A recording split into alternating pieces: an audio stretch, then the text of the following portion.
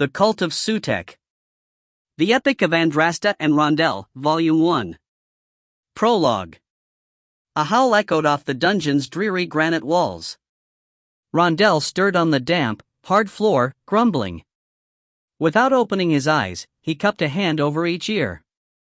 He had heard all sorts of screams during his imprisonment, and he knew these would stop eventually. They all stop when they're dead, he thought.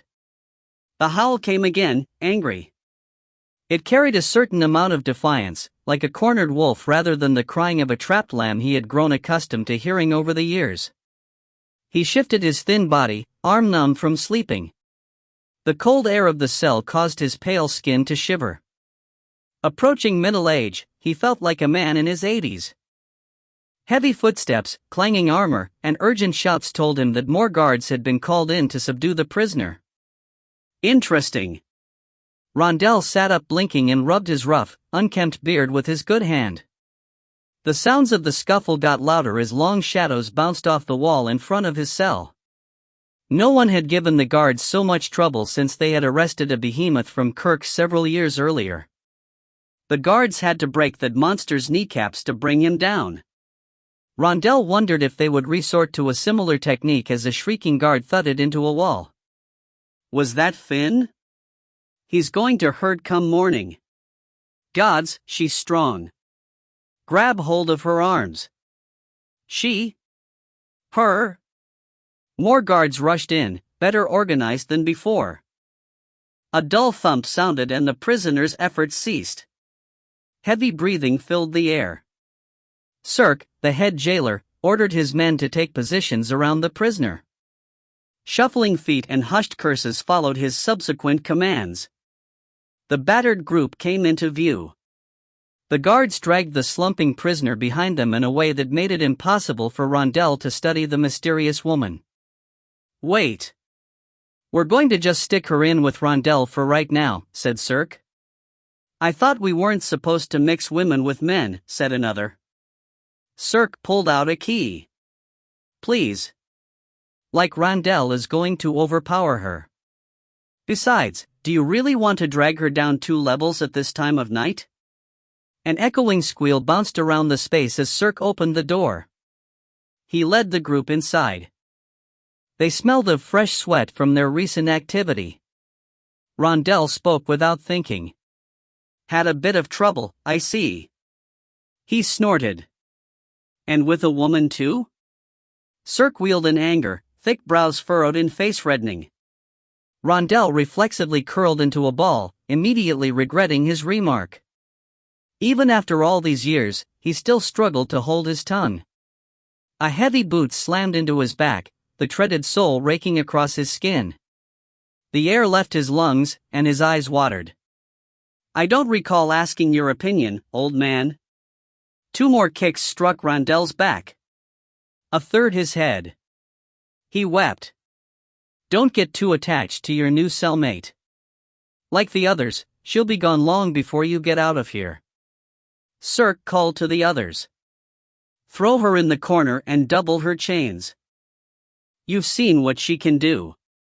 It wasn't a fair fight, a guard muttered as chains slid across the course, gray granite and locks clasped into place. She knew we had orders not to kill her. And 6 against 1 was fair? Asked Cirque. Shut up and get back to your posts. All of you. The cell door closed. Footsteps faded down the hallway. Rondel's curiosity begged him to turn over and examine the woman who had handled 6 men, but the lancing pain in his side pleaded for him to sleep instead. He managed a glance before the pain won the battle. Pust. You awake? The thickly accented voice slipped into Rondel's subconscious and interrupted his dreams. Those dreams had become the one salvation he had from the miserable hell his life had become. As a result, he tried to spend as little time as possible awake. It was also why he often woke in a sour mood. I hate that question, he huffed in a raspy voice, eyes still closed. If I was asleep, I couldn't very well answer you, could I? And if I was awake and didn't respond, then chances are I was trying to ignore you. Yet, you would keep persisting until I answered, thereby waking me if I actually had been asleep. What's your problem, old man? Rondell opened his eyes, blinking at the wall he faced. Old man? I'm still in my 30s. He paused. I think. The years had rolled by too quickly. That's what the guard called you. That's because he's got the brains of a donkey. Rondell rolled over. I thought you were out when they chained you, Dot. Rondell's voice trailed off as he took the woman in. She sat hunched over with arms resting on bended knees, back against the wall. Her long, thick limbs caught his eye as she wore little in the way of clothing. Muscles flexed beneath her brown skin. Fresh scrapes competed for space with the plethora of scars already adorning her body. Broad shoulders. Lean. Thick hands. No wonder the guards had trouble with her. Rondell's eyes reached the woman's face only to see it covered in a mat of dark, stringy hair that hung down from the top of her head. A loud sob from somewhere deep in the dungeons rang out. It broke him from his trance as he realized he was staring at the woman. The wail elicited little more of a response. Years in prison had hardened him against the misery of others. He doubted any felt sorry for his pain, so why should he feel sorry for theirs? He sat up, wincing from his fresh injuries. You weren't really unconscious when they brought you in? She grunted in what could have been laughter. It made more sense to wait for a better opportunity. I bet. Rondell knew what the woman would say next and decided he wanted no part of it. He slid back a few feet to make sure he was out of her reach and yawned. He shrank to the floor, mindful of his latest bruises. He bit the inside of his cheek to redirect the focus of his pain. What are you doing? She asked. Going back to sleep. I thought you were getting up. I was, but I know where this conversation is heading, and I have no interest. You can plan your own escape. You won't help? No. Dot. Are you a coward? Rondell thought about the beating he had received the last time he tried to escape and shivered. Absolutely, he whispered before falling asleep. The stabbing pain of a full bladder woke Rondell with a start. He stifled a moan as he climbed to his feet and shuffled over to the chamber pot in the corner. The throbbing in his back brought on by Cirque's boot caused him to hunch while he fought with the tie around his threadbare trousers. He cursed his damaged hand until the tie came loose. Biting his lip and leaning against the wall in front of him, Rondell pressed his head against the cold granite while relieving himself. He stayed there long after finishing, catching his breath. Tying his trousers, he moved away from the corner. The whites of the big woman's eyes peered through the shadows over her face. Pupils tracked his every move. He eased down to the floor, his calloused feet scraping against stone. I'm Andrasta. What's your name? Does it matter? Just trying to pass the time. He closed his eyes. Rondell. He waited for the inevitable reaction, but none came. His eyes opened. Well, what? My name. Rondell. Don't you recognize it? She shrugged her wide shoulders. No. Seems like a good enough name. Rondell started. Of course it is. He raised an eyebrow. You really don't know who I am? Should I?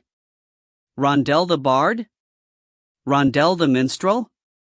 She shrugged again. Unbelievable, he muttered, shaking his head. I've made kings laugh, queens swoon, and soldiers cry with a lute or even just my voice. When that failed to elicit a response, he continued. I've traveled from one end of Untan to the other. I've played before Emperor Bakhal in the south, King Ursi in the west, and the great Sultan Sabdin in the east, along with every man in between who had his own castle. Each one offered me a place in their court, and in many cases their daughters offered me a place in their beds. People know me everywhere. Not in Juntark, they don't. Juntark? The name tasted funny on his tongue. That explains the color of her skin. Though she looks lighter than the few from there I've seen. Andrasta doesn't sound like a Yuntarkan name. More Gaelic, I think. I didn't know you were an expert on my birth country, she hissed. I'm not. I guess that's why you've never heard of me. I'd never set foot in that place. Rondell paused and smiled. No offense. He cleared his throat.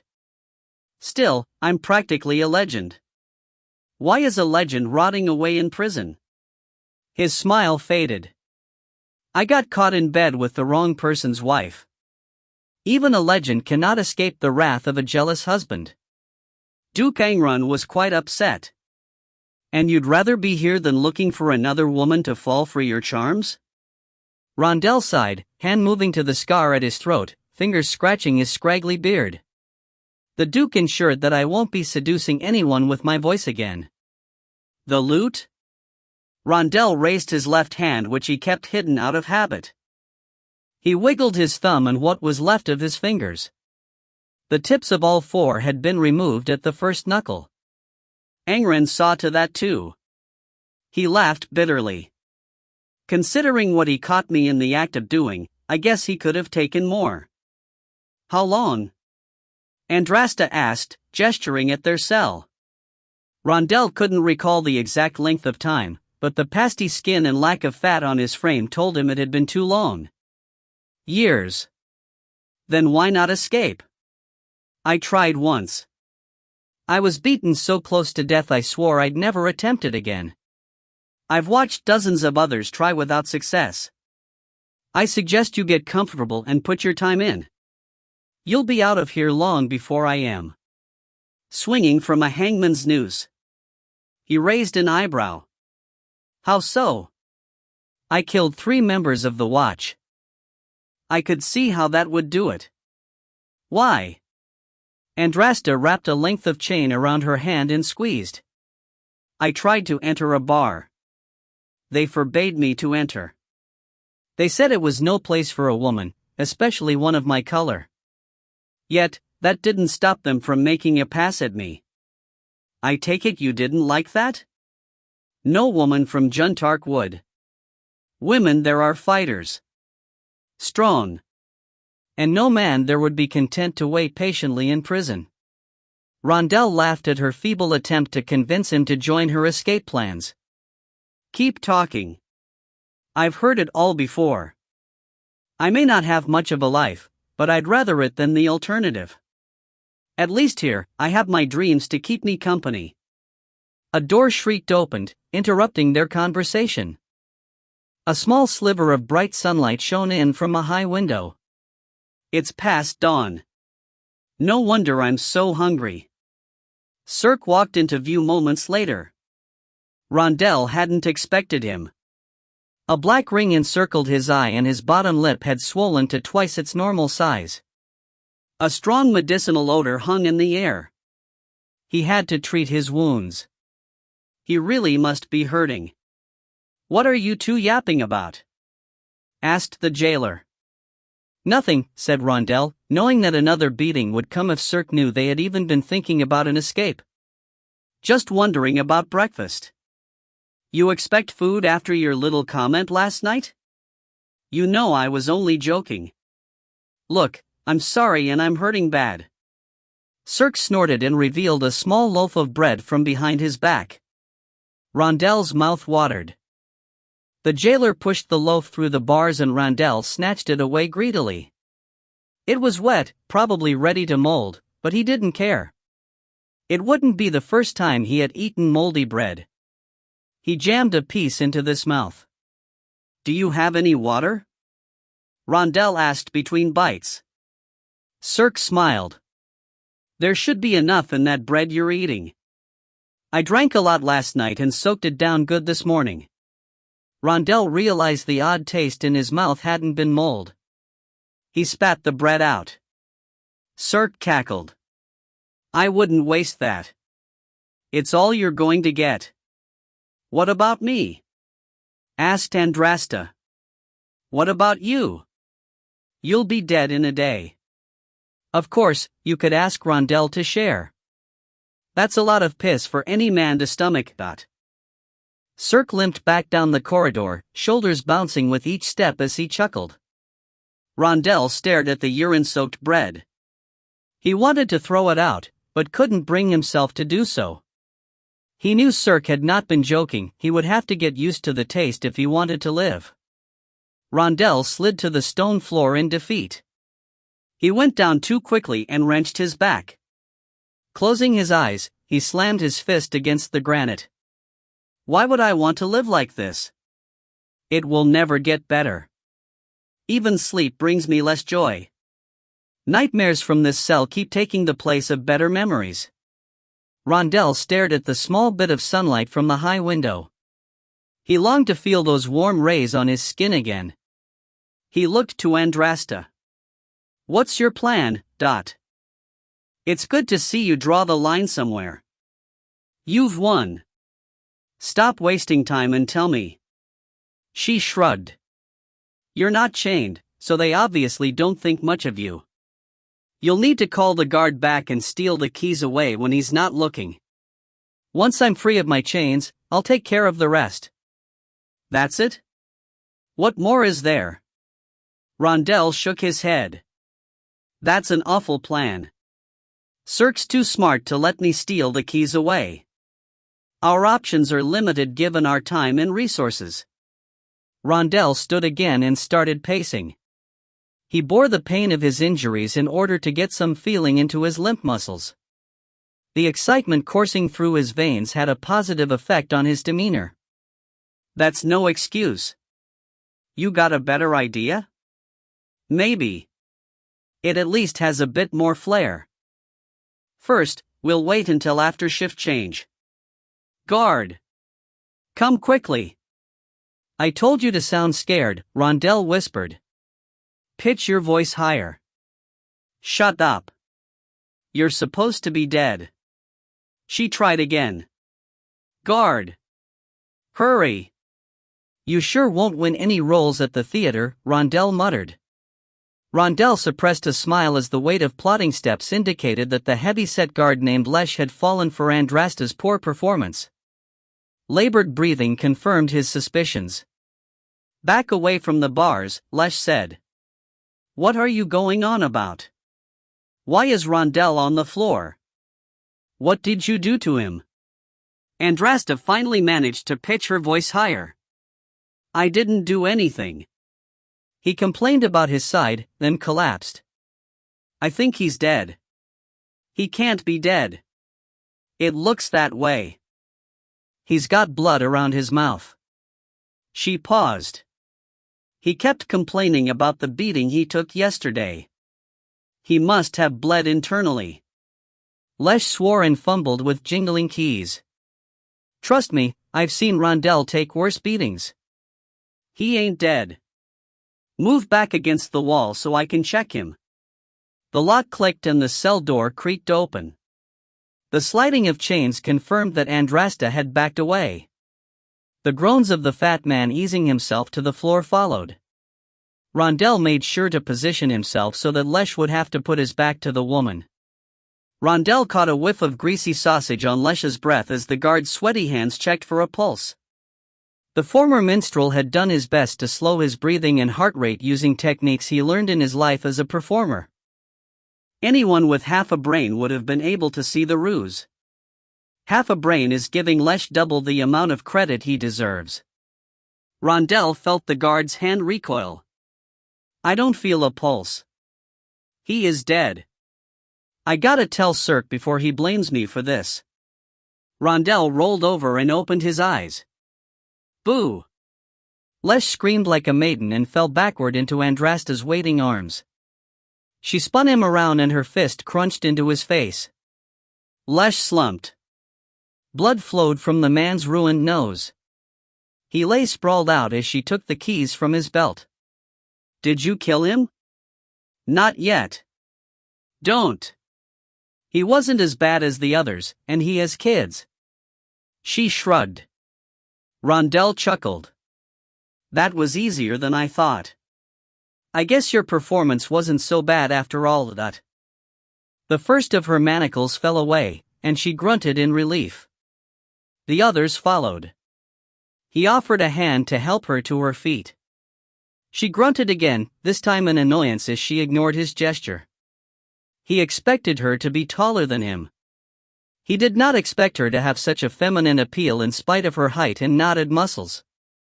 I suppose the skimpy attire has something to do with that, he thought, eyes drifting to the loincloth hanging from her waist and a thin piece of fabric draped over her breasts. He managed to tear his gaze away from her body, moving his eyes upward. Her hair had fallen away, revealing a long scar that ran diagonally from her hairline on the left, to the right of her jaw. "What are you staring at?" she asked, shifting back into the shadows. "Sorry, I was just thinking that I understand why the guards stopped you from entering the bar. Other people in Juntark may dress like this, but most people here would consider it lewd. These are my undergarments, you fool. The guards stripped me of clothes and armor before sticking me in here. Now lead the way so I can get them back." Andrasta shoved him forward. "How was I supposed to know? No one knows much about Juntark." They moved quickly down the hallway, slowly at first, until the prisoners in cells they passed began begging for help. Andrasta paid them little mind, and Randell did the same. He was risking enough already without trying to orchestrate the escape of the entire prison. They picked up their pace as the begging turned into shouting. Surprisingly, they didn't come across a single guard while traversing the dark hallways. Must be nearing shift change. That worked out well, then. They reached the guard station and found Andrasta's weapons and armor hanging by hooks inside of an enclosed metal cage that stood at the center of 4 intersecting hallways. Rondell didn't see anything remarkable about the attire except that they appeared well used. He bounced in place, glancing around nervously, as she dressed. All semblance of womanhood disappeared with each layer of clothing and armor she added to her frame. They both turned at a scraping sound that came from the hallway to the right. A lone guard stood some distance away. Rondell and Andrasta both froze, barely breathing, as if doing so might stop the guard from seeing them in the open space. The guard took a step forward, paused, glanced to his right as if reconsidering the situation. He disappeared down a side hallway. Ringing bells followed as he sounded the alarm. Andrasta cursed as she finished with the last of the straps on her shin guard and picked up her shield. Guards poured in from another of the hallways carrying rope and drawn swords. "Can we go a different way?" she asked. "The only way I know to get out is up ahead." Rondell felt something jammed into his grip. It was Andrasta's short sword. She held her long sword in one hand, her shield in the other. "What do you want me to do with this?" he asked. "Fight. But I've never killed anyone. Seems like a good time to start." She roared and sprinted toward the guards. "What was I thinking? I've placed my life in the hands of a crazy woman." Out of the corner of Rondell's eye, the lone guard who sounded the alarm had returned from the other hallway. The guard grinned. Why wouldn't he? "I'm alone." Rondell realized he hadn't been in a fight since he was a boy. And that was with nothing sharper than our fists. The guard jogged forward, confident, sword held loosely. The clash of steel and anguished screams from where Andrasta met the other guardsmen echoed in the enclosed space. "She's fighting how many? And I'm afraid to handle just one. A flood of anger washed over Rondell as he thought of all the pain and ridicule he had endured over the years. Bile boiled up his throat, burning the back of his mouth as he screamed in fear of spending more years in his cell. He rushed toward the guardsman, noticing briefly that the man's eyes had widened. Closing the distance, Rondell thrust his sword out. He tripped over his feet and lost his weapon as it struck the guard. The man gasped before Rondell slammed into the ground. Rondell opened his eyes to blurry vision and a pounding headache. A streak of blood ran down the bridge of his nose. Andrasta stood over him. He swiveled his head. "Where are we?" She inclined her head to the solid oak door and whispered. We've made it to the main office. Can you stand? No way of knowing until I try. She lifted Rondell to his feet. The dimly lit landing swayed for a few moments, but he willed it to cease. I can manage. By the gods, did you carry me all the way over here? Yes. You blacked out. Well, that's humiliating. He paused. I take it we won, then? Shoo, Andrasta put her ear to the door. I don't hear anything. Recalling the small horde of guardsmen that had been running toward them earlier, he snorted. You may have killed everyone on duty. She tried each key on the ring she had confiscated from Lesh until the lock turned. They stepped into the empty main office of the prison. 2 large desks filled with paper sat in the room's center. Benches and stools rested against the walls. Chains and manacles were anchored into the walls next to the benches. The room had no windows and the stale air lingered with the odor of ink. A thick door stood opposite to where they entered. Rondell's breath caught in his throat as the reality of the situation sank in. I didn't make it half this far last time. What's wrong? Asked Andrasta. That door leads to the main street. We're going to make it. We still need to get out of the city. That sobered him. Then let's get going. He took a step forward when Andrasta's hand darted out and pressed against his chest. Wait. The lock spun, and the front door flew open. Rondell's mouth dropped as Duke Engren's personal bodyguard stepped through the entrance sideways, his broad shoulders preventing him from clearing the doorframe otherwise. It had been years since he last saw the man, but it was hard to forget Fern. The man stood at least a head taller than Andrasta. Fern's eyes narrowed when he caught sight of Andrasta's drawn sword. He drew his own blade in less than half a breath. Duke Engren followed his bodyguard inside and closed the door. He wore all purple, which Rondell thought did the man little favor as the Duke reminded him of a plum. So close. An impressive scowl took shape on Engren's round face. What do we have here? Andrasta crouched next to Rondell in silence as she and Fern sized each other up. Just going out for a stroll, my lord, said Rondell. Engren's gaze flicked over to Andrasta's bloody sword. I take it you've left quite a mess downstairs?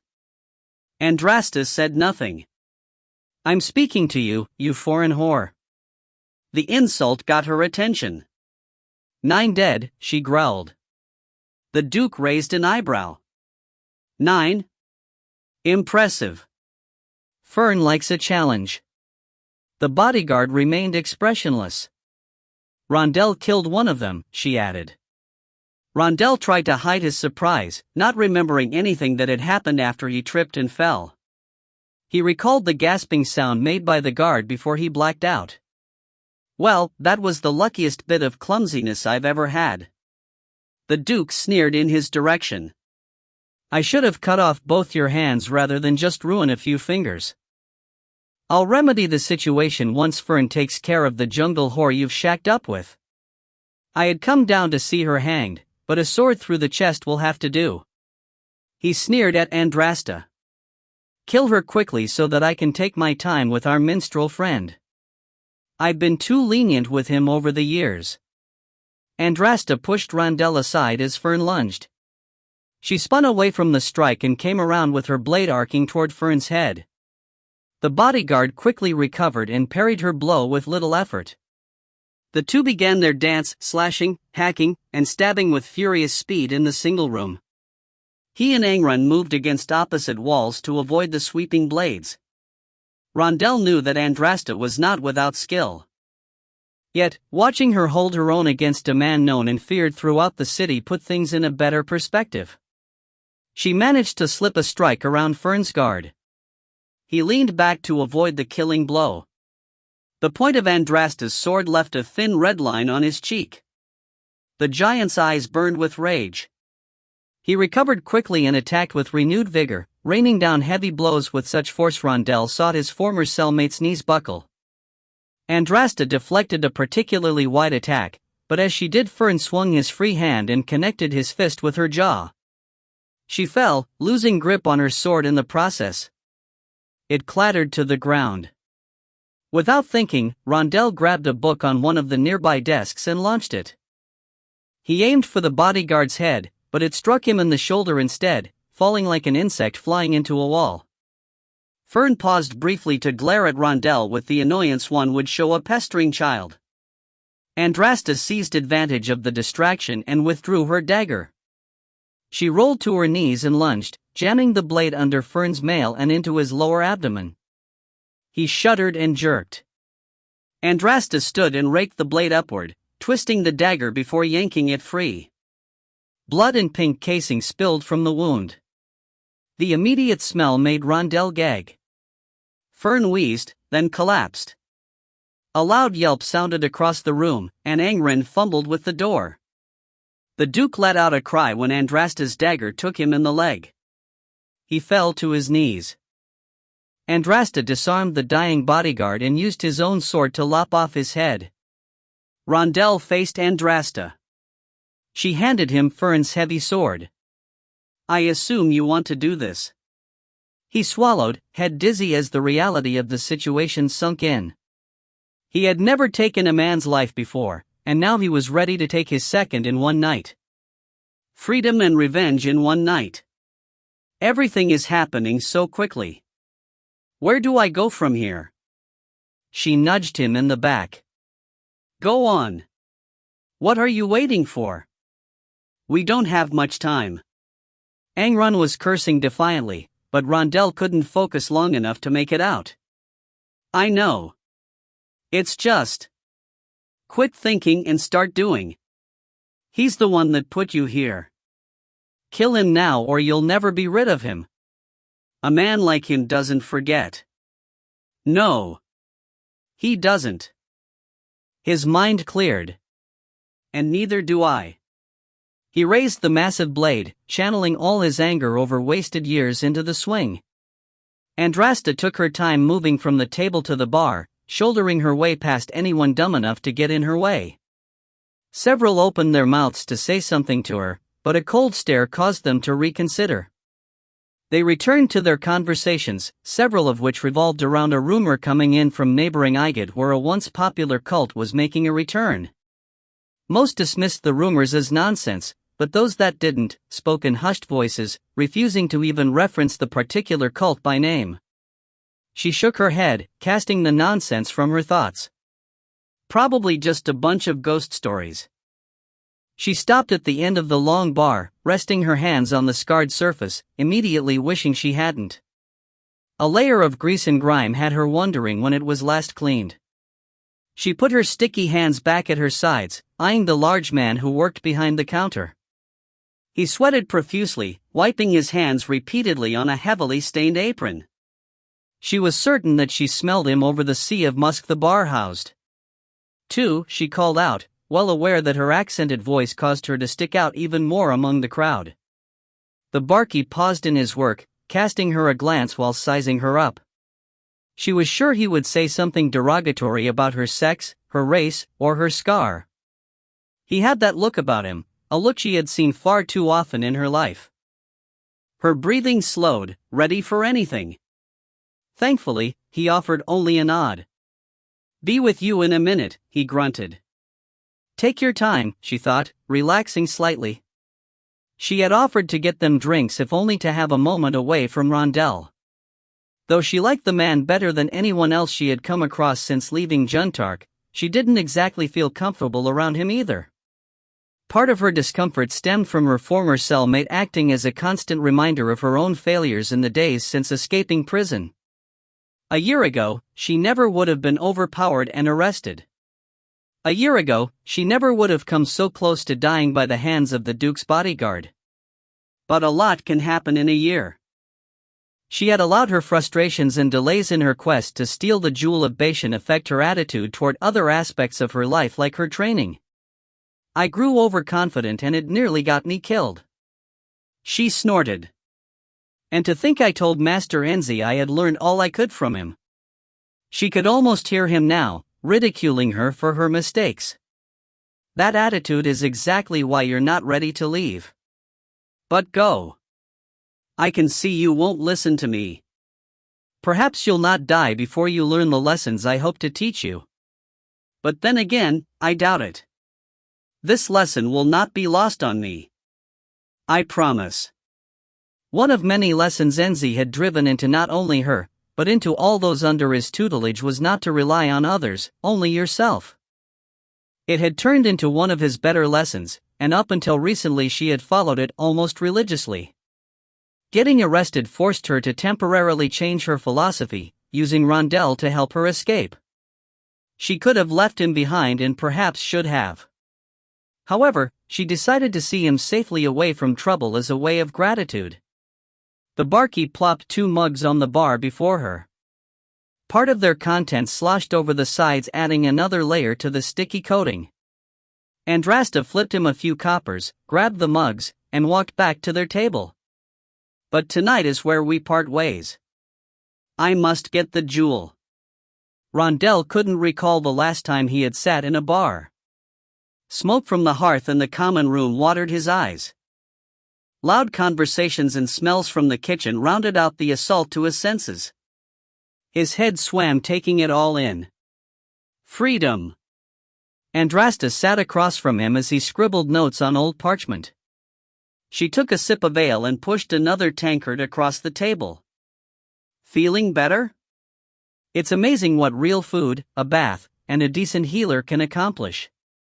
He paused awkwardly, trying to find words he had rarely spoken sincerely. Thank you. For what? For not leaving me behind. She took another swallow, ignoring his gratitude. You'll want to get on the road again come morning. Patrols will eventually come out this way searching for us. We're parting? She nodded. I travel alone. Besides, you said you were famous. You've got friends to look after you, Dot. And she doesn't, he thought, finishing what Andrastus seemed to be holding back. Rondell chuckled bitterly. I wouldn't count many of the people I knew in my old life as friends. His good hand went up to the small creases around his eyes. He pushed back the graying hair that had once been a solid brown, then rubbed his newly trimmed beard. Most wouldn't even believe it's me. Where will you go? I have plans. She grunted. Good. Me too. Now's my chance. He took a breath while hesitating. What's the worst she could do? He leaned forward and whispered. The jewel of Bashan? She reached across the table and grabbed him by his shirt. You searched my things? He gulped. Not intentionally. Your map fell from your pack yesterday when you were out hunting, and I couldn't help myself. She snarled as her free hand came up with a dagger. Wait. I'll explain myself if you put that thing away. It's not like you need it to kill me. He looked around uneasily as the other patrons stopped and stared in their direction. She let him go and leaned back. Heads turned away. Talk. You're thinking of stealing it, aren't you? He asked in a low whisper. She said nothing. I think it's a mistake to do it alone. The jewel is too closely guarded, and there are too many traps. The Guardians. I know the stories. I've stolen things before. Not like this, you haven't. I promise. But, I can help. He took a chance and raised the sheet of paper he had been writing on. It depicted a crude diagram. These are just the details of the entrance. I have more in my head. How do you know this? He tapped his temple. One of the perks of my travels is that I've gained more than a bit of knowledge and picked up a lot of useful skills in exchange for a song or even a night of pleasure. And I've got an excellent memory. Her eyes narrowed. What do you want? A partnership. You're a skilled woman. I have knowledge. We'd complement each other well. He took a sip of ale.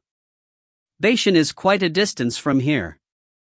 We could work some small jobs on our way to get a better feel for each other, and use the money to buy things we'll need to obtain the jewel. Andrasta inclined her head to the side. Thievery seems quite the change from your former life. Rondell snickered. Hardly. A minstrel is just a more sophisticated thief. I stole hearts and had them giving me money.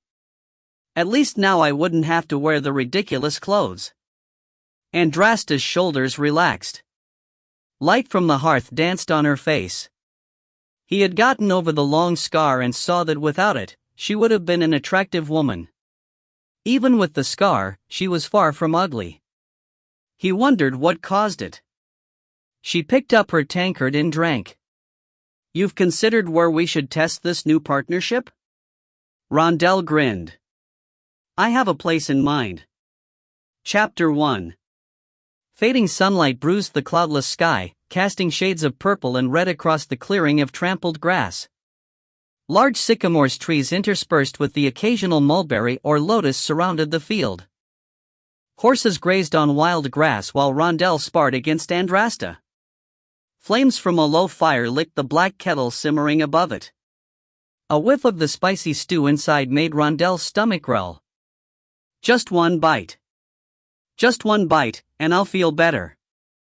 Andrasta had pushed a hard pace, anxious to reach the next city where they might earn some coin. She would not allow them to stop for a midday meal, and Rondell had to content himself with dried beef and a few nuts in the saddle. Pay attention, snapped Andrasta. Her blade swept in and crashed against Rondell's short sword. His arm shook from the impact. Even my nose hairs are vibrating. He took a haggard step backward before she came at him with another sweep. One of the first purchases Andrasta had insisted on was a weapon Rondell could call his own. He had gone to the blacksmith with visions of picking up some hellish, intimidating weapon that might compare to those carried by the legendary warriors he once sung about. Lifestealer, the axe of Farah the Slayer. Harbinger, the great sword of Barak the Unholy. Andrasta had laughed at his comparisons and handed him a rusty sword. His dreams deflated. We don't have the coin for something like that. Even if we did, they'd be a waste on you. Those weapons would require great strength or two hands to yield them. You have neither. Is this all we can afford? He had asked. Yes. It seems so, plain.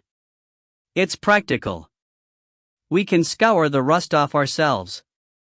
A short sword will be easier for you to wield with one hand. Shouldn't I also get a shield? If we get more money, she had said, bitterly. Eating is more important right now. An open hand the size of a bear's paw slapped Rondell's cheek. It left a dull sting and a watered eye in its wake. By the gods, he shouted, blinking away his thoughts and bringing a hand to rub at what was sure to be a red mark spanning the entire left side of his face. You're lucky I didn't close my fist. Andrasta glared. How many times do I have to tell you to focus? I'm tired. You've been beating on me every day for the last 3 months. We've already been at it for over an hour. Rondell noticed the pinks in the sky had mostly faded, making way for dull gray. When you're tired is when you need to focus most. Do you think those brothers we ran into would have been half as gentle as I am now? Rondell frowned. They were pretty upset with us trying to steal their silver, huh? You calling them apes didn't help. They started it. Rondell winced, recalling how they had cackled at him when he drew his sword, saying they'd call in their daughters to handle him. And don't tell me you didn't think the same. I've never seen a family so ugly. You could barely see their eyes the way the hair on their heads and beards met. You're the one that always wants to stop and think. If you would have kept your mouth shut and done that, then we might have gotten more of the loot. Instead, you had to explain the insult to them. Sorry. It was too good to let it go to waste. Even you have to admit that. I don't have to admit anything, she snapped. She turned her back and started mouthing off in her native tongue. Rondell understood not a word, but based on its tone, none of it sounded pleasant. Look, I'm sorry She spun. Shut up. No more apologizing. I debate with myself every day why I ever agreed to partner with you. Maybe it was pity. I do have knowledge that. Yes, you do. And that knowledge is the only reason I haven't left you behind. You have just enough knowledge to compensate for one foul-up after another on these jobs. She took a step forward, peering down at Rondell like a mother scolding a child. But I'm running out of patience. I need to see more from you, Rondell. Much more. Am I making myself clear? He swallowed, the saliva hanging up in his damaged throat. It had once housed the most famous voice in all of Untan. Yes. Good, because your inability to fight is our greatest liability. Now focus. Andrasta raised her sword, and Rondell did the same. She attacked. Rondell rubbed a pungent salve into the blisters and sore muscles on his rear and thighs. It warmed his skin immediately. He wiped the last bit of residue on his trousers before yanking them back up around his waist. He picked up the jar and took a step out from behind the tall bushes. I thought I'd be used to all this riding and training by now. Too old. Everything is taking so much longer to heal. In his youth, the aches and blisters from physical work never seemed to bother him like they did since leaving prison. Perhaps that's because I was always too busy thinking about a recent party I had attended while entertaining nobles. Or the after-party while entertaining their wives and daughters. He smirked. Or the after-party when I enjoyed the company of a young servant working late. Those were good times. He ran his left hand through his graying, brown hair and sighed as his shortened fingers pressed against his scalp. Old song lyrics tickled the back of his mind. The past contains memories. Both happy and sad. It matters little to a man in reflection. Turning them all into something bad. Better to quit thinking about the past, Rondell. Just move on. Rondell told himself that every day since he and Andrasta had decided to partner in what so far had amounted to a fruitless endeavor. Best to move on, he muttered, the rough whisper from his damaged throat barely audible. He hoped that if he said those words enough he might convince himself that moving on was something he wanted to do, rather than something he had no choice but to do. Each day since gaining his freedom, he could not stop himself from thinking of his old life and how he might find a way to return to it. Rondell opened and closed his sorry excuse for a left hand. I won't regain that fame by picking up a lute again. That's for sure. He looked off toward the campfire where Andrasta sat with her back to him. Months later, she still remained a mystery. He had tried to initiate conversation early on, but it soon became evident there was little common ground between them. The only time they seemed to connect was when they spoke about the next job and how it would lead them to the Jewel of Bashan. The jewel was an obsession with Andrasta, and she grew more agitated each day with their lack of progress toward obtaining it. She's my best chance at happiness and I'm throwing it away. How long before she gets tired of me and leaves? Then what? I have no skills. I'm too old to be an apprentice. And I could never attempt this sort of life on my own. Get your act together, Rondell. Limping back to the fire, he took several long strides, stretching out his hips and thighs as Andrasta had shown him. He began twisting his body several steps later to incorporate his lower and middle back. He was sure that anyone who happened upon him doing the bizarre exercises would think him a lunatic. The exercises might look ridiculous, but he couldn't argue with their results. Already, his limbs and joints began to loosen. Andrasta had worked him doubly hard after their brief conversation. The woman even had the audacity to withhold Rondell's share of stew until he ran several laps around the clearing where they made camp. He almost asked if she was joking. Almost. Rondell finished his stretches while covering the last bit of ground to the fire. He patted his horse on the way by, slipping a thick leaf from his shirt into its mouth, hoping that the extra moment of care might ingratiate it to be more kind to his aching muscles on the morrow's ride. Considering the immediate response of his mount was to break wind, he doubted it would be any better. He eased down on the log at the opposite end of the crackling fire where Andrasta sat examining a dagger she kept strapped to her boot. Despite the way Rondell felt, he was not ready for sleep. He looked up into the bright night sky. A half-moon sat to one side while stars littered the rest of the blackness, blinking. He spotted a few constellations without much effort, recalling a lesson from a female astronomer he slept with some years ago in Yale.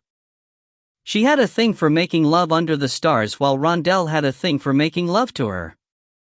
Their relationship, like so many of his others, was brief, yet satisfying. His thoughts drifted to those wild nights rolling on the grass. He shook his head. The last thing he needed were those memories keeping him up. Who would even want me now? True, he had the coin for a whore, but that was something he always looked down on. Even after all these years, he refused to lower his standards. Steel glided along a whetstone and Rondell's eyes flickered to where Andrasta sharpened her long sword. He doubted the warrior would care if he visited a whore just once, but her presence made him self-conscious for even considering the matter. He fed more wood into the fire, hoping the warmth might ease the soreness in his legs.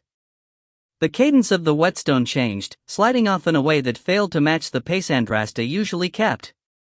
Rondell looked up. "What's?" he started to ask. Her hand shot up, calling for silence. She stared into the dark woods beyond. Rondell did his best to remain still and heard it, the faint sound of wagon wheels bouncing on rocks and branches as it drifted off the road. Voices joined the chorus of sounds unnatural to the forest. "Should I douse the flames?" he whispered. "No. The water will make too much smoke and the night is too clear to mask it. Spread out the fire so it reduces the light. Let the fire die out on its own." She stood. "Are we leaving?" "Not yet. They might hear us riding out and follow. Should see if they're a threat first. Grab your sword." "You want me to come?" She frowned for a moment as if considering the wisdom in such a decision. "Better I have you next to me than wonder what you're doing here." She started toward the woods. "Just be quiet, or I'll take you back to those brothers." Head covered in a burlap sack smelling of mildew, Dendera bit her lip to stifle a yelp as the wagon she lay in left the bumpy highway for something far worse. Unable to see, she heard and felt the wheels bounce and roll over rocks and trampled bushes. The scraping of low-hanging tree limbs against the side of the wagon sent a shiver down her spine. Her heart raced in fear. They're leaving the road. Bound in the wagon's bed, and crammed between piles of junk, she was certain her body was black and blue from the jarring impacts of her travel situation. Of course, the bruises on the outside of her body were the least of her worries. Only the gods know what they're going to do to me. Broke and destitute in a strange town, she had allowed herself to be conned by an ugly old woman who seemed harmless at the time. She was supposed to help the woman out on the road. In turn, she would gain food and a free ride away from her home in Gurga. But the old woman's true self, one just as ugly as her exterior, came out shortly after Dendera agreed to her terms. She learned the woman had family, a husband and 2 sons. Her blood had run cold in fear upon meeting them. Despite her discomfort, she did not back out of the agreement. In her mind, she had no options left. However, once the group cleared the town, the deranged family made her their captive, gagging her so no one they passed on the road might discover her. She had begged and sobbed to be released, but the family only laughed in return. She dried her tears quickly then, and had refused to shed another tear since, no matter how hopeless or painful her situation. I say that now, but can I really do it? She bit her lip again, unsure what the family's ultimate intentions were for her. Dark thoughts drifted into her mind. She put them away quickly before they took root. I think this looks like a good place, Ma, said one of the sons. The wagon came to a lurching stop. As good a place as any. Start making camp. She thought of her brother who she had selfishly left behind with her father. She'd give anything to see his smiling face one more time. I'll never see either of them again. The tears she refused to shed were ready to burst from her welling eyes. Rondell let Andrasta lead the way through the woodsy gloom. He focused on stepping where she stepped and not running into the back of her when she paused to gather her bearings.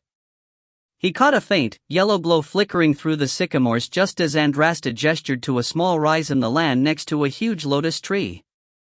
She set off, and he followed, realizing the purpose of the approach as they slithered on their stomachs near the peak of a grassy hilltop overlooking the camp.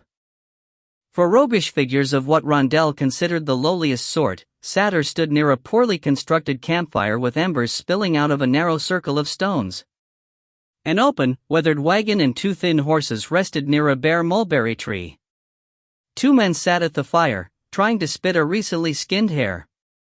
Between them, they shared 1 suit of armor. One had shin guards, gorget, and helm while the other wore breastplate and vambraces. Watching them struggle with the spit, a task even Rondell could handle, he wondered if the 2 shared a mind as well. They argued and picked at each other like children. One of the other figures who had been fumbling in his sack near the wagon turned. Dirty, gray hair hid the old woman's face. Based on the grating voice that came forth, Rondell wanted no part in seeing what lay beneath the hair. "You boys better get that rabbit cooking, or I swear I'm going to put you both over my knee. Don't think you're too old for it." The 4th person, an old, but hard, bald man who had been digging in another sack next to the woman, stood with a handful of sickly-looking vegetables. "Better listen to your ma, boys. She's in one of her moods." The woman elbowed the old man. "What do you know about my moods?" The couple went at each other's throats, making enough racket to wake the dead. The 2 at the campfire chuckled, probably thankful that they were no longer the focus of their mother's ire. Rondell leaned in and spoke in a low voice. "Seems like they would have set someone up here to keep a lookout." Andrasta gestured. "That's giving them too much credit. They shouldn't have camped here to begin with. Look at the wagon's wheels. Their wagon rested in a rain puddle from the night before. The back wheels already sat lower than the front in the wet earth. They would have a terrible time moving it in the morning. Nothing to worry about then, I'd say." Andrasta nodded. "Let's go." The old man's voice rose above the shouts of the angry woman. "I thought you'd be in a good mood on account of us being rich once we get to our. Don't put your cart before the horse. We gotta sell our prize first. Besides, you've been hearing all those rumors about the cult of Sutek. We have to be careful. I don't want to mess with any of that. Just a bunch of stories to scare foreigners. They ain't no cult no more. I hope not." She sighed. "You boys better go get our prize. She'll be getting hungry." Andrasta grabbed Rondell's arm, stopping him, then peering back into the camp. She wore an intense glare. The 2 boys walked over to the wagon. Standing, they looked far bigger than Rondell had guessed. They reached into the wagon bed and lifted out their prize. Rondell swore to himself when he saw a girl struggling against her binds. Chapter 2. With hands tied behind her back, the girl flailed her legs as the 2 men lifted her out of the wagon and carried her to the center of the campsite. She wore a double-strapped, light green dress that extended just below her knees. A burlap sack covered her head. The 2 sons set their prize down and tugged the sack off. The girl looked to be 16 with hair so blonde it appeared white. A large rag covered her mouth. What do we do? Rondell had never considered himself a hero and doubted he ever would. Yet, he felt the urge to act, to rush in valiantly and save the girl. Perhaps it was the epic tales he used to recite nudging him to act. But those heroes were big, strong, fast, confident, and incomparable fighters. He was none of those things. Bold words and bolder action. I don't even have 2 complete hands to my name. He could never help the girl by himself. He looked at his partner. I'll need to be delicate in how I approach this. Otherwise she's likely to say no. Now what? He grunted, doing his best to appear indifferent. A vein pulsed on the left side of Andrasta's forehead, just beneath the scar that started near her hairline. We free her. His mouth dropped. Really? In their brief time together, Andrasta had not shown herself as someone charitable in her time or efforts unless the good deed somehow benefited her. Yes. Her tone was harsh. Oh. Well, good. I was hoping you'd say that. Andrasta worked her way down the rise. Rondell worked hard to keep up with Andrasta as she traversed the forest's carpet of dry leaves and broken branches. It amazed him how quickly and soundlessly the woman moved in armor. He did his best to mimic her actions while ducking under branches and maneuvering through clumps of deep green bushes. Rondell had been no slouch in the skills of slinking at night, having tiptoed his way through many dark hallways, often past a king's own door in an effort to leave a castle before morning. It had been safer that way lest a father discover his princess had not been the maiden everyone thought she was. However, walking down a dark, stone corridor while barefoot was not half as challenging as keeping silent in a wooded area. Thankfully, the idiots at the campfire made more than enough noise to drown out any of his missteps, arguing like a bunch of gutter rats fighting for the last crumb. Andrasta stopped several strides from the campsite and drew steel. Rondell slid his short sword out and posed a silent question with a cock of his head. We killed them, whispered Andrasta. You don't want to talk first? They won't listen. How do you know? Andrasta glared at Rondell in a way that made him feel small. It was a look the woman used often and not just with him. He hated that look. He pushed the issue. It won't hurt anything to try. We would give up the element of surprise. But why kill if we don't have to?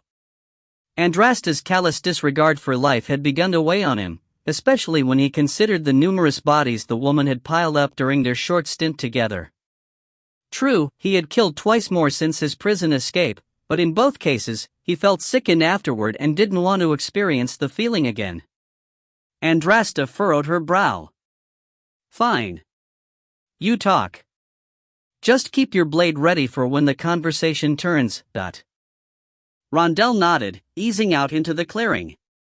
Andrasta followed, footsteps pounding the earth as she no longer cared about silence.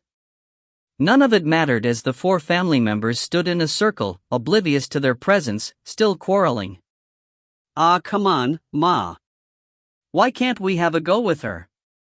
She's old enough, and we're going to sell her off anyway, said one of the boys. Because I said so. She ain't worth half as much without her maidenhood in place, said the woman. We don't even know if it's in place, said the other son. Maybe one of us should check to make sure we ain't wasting a good opportunity. They got a point, Mother. You too? She asked, scowling. Well, it's not like you're interested in that anymore, but.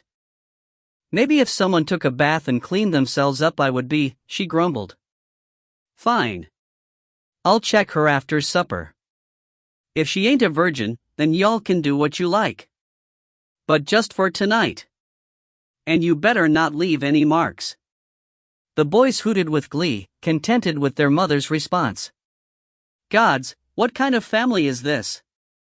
Father and sons wanting to share the same girl and the mother facilitating it? Having heard enough, Rondell cleared his throat and whistled loudly. The old woman looked his way. Up close, he saw that beneath the gray hair falling over her face she was every bit as ugly as he thought she'd be. Warts decorated skin that resembled old leather. A hook nose with wide nostrils flared so broadly Rondell thought some creature might crawl out of them. She ran her tongue along empty gums and then cuffed her husband and two sons to grab their attention. Rondell raised his free hand as a sign of peace while tucking the other hand that held his sword behind his back.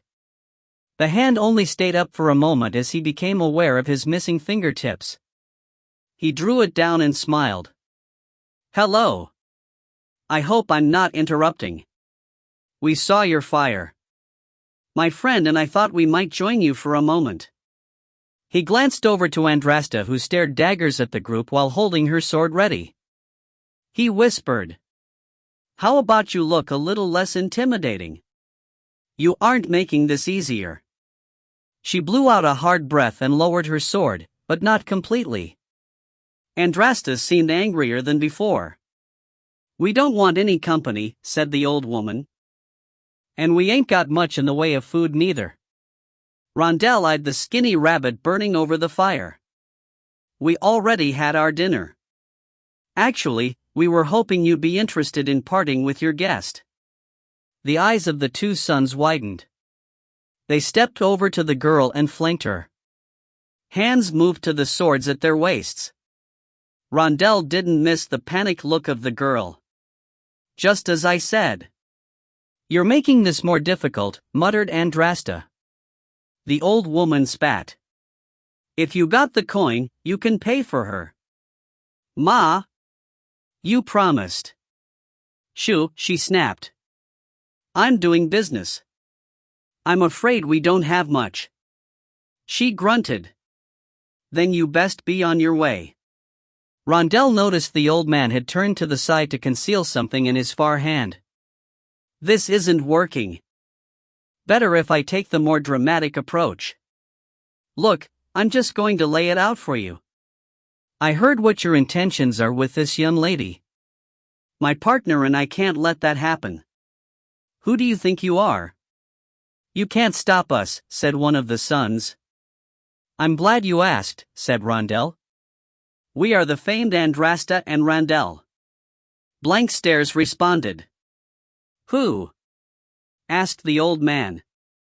"Only Rondell I know is the prissy minstrel we seen years ago." "Last I heard, he was dead," said the old woman.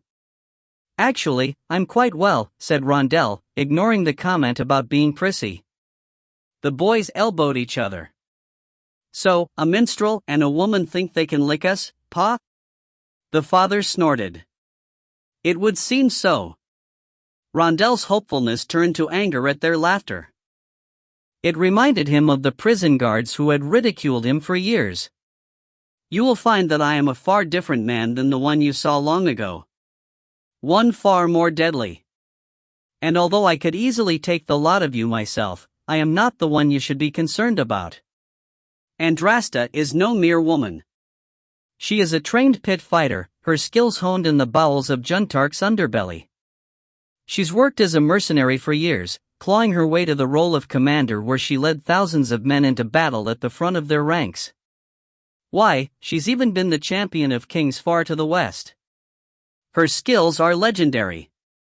Andrasta blew out a slow, exaggerated breath at his tail. "She don't look old enough for that," said the woman. Rondell continued undeterred. "She's killed more men than the plague and dines only on raw meat. She developed a taste for blood as a babe when her mother weaned her on it after her breasts went dry. The only thing holding her back now is my command, and I tell you that if you do not release the young lady into our custody, I will not be held responsible for the destruction rained down upon all of you." The four looked at each other while considering Rondell's claim. For a moment he thought he had them.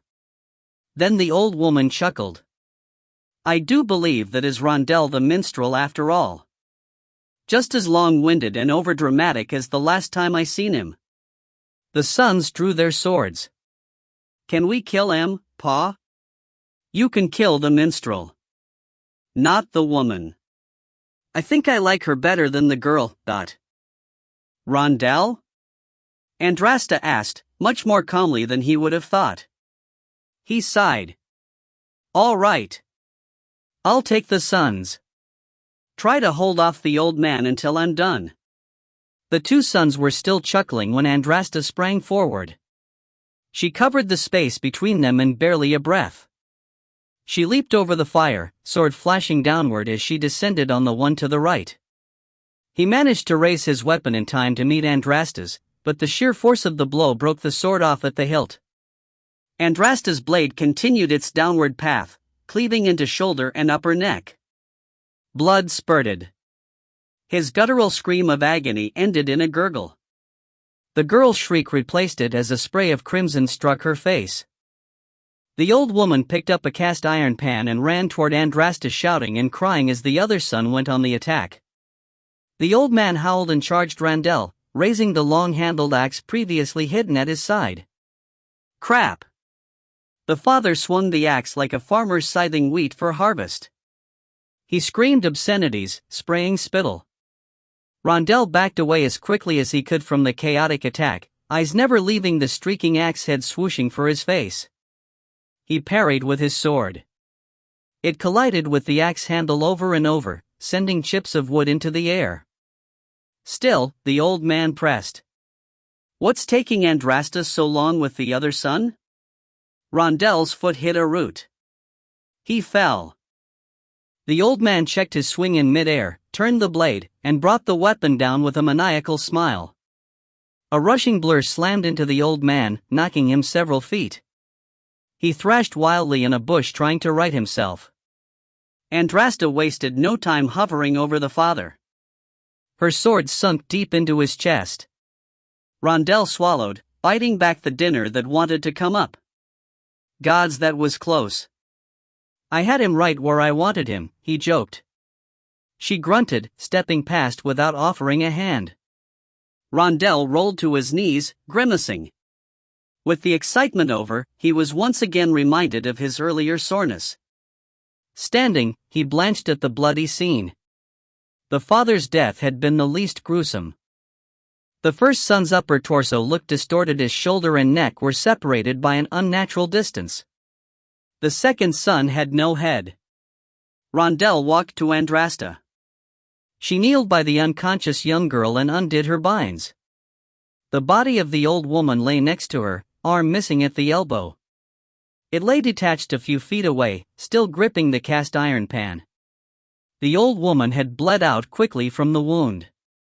What happened? He asked. The old woman tried to kill the girl. I guess out of spite. I killed her first. It was close though. It wouldn't have happened like this if we had done it my way. Point taken. Is the girl all right? She shrugged while undoing the ties at her feet. She passed out when the old woman lost her arm. Not surprising. Yeah. I guess some just can't handle the pressure.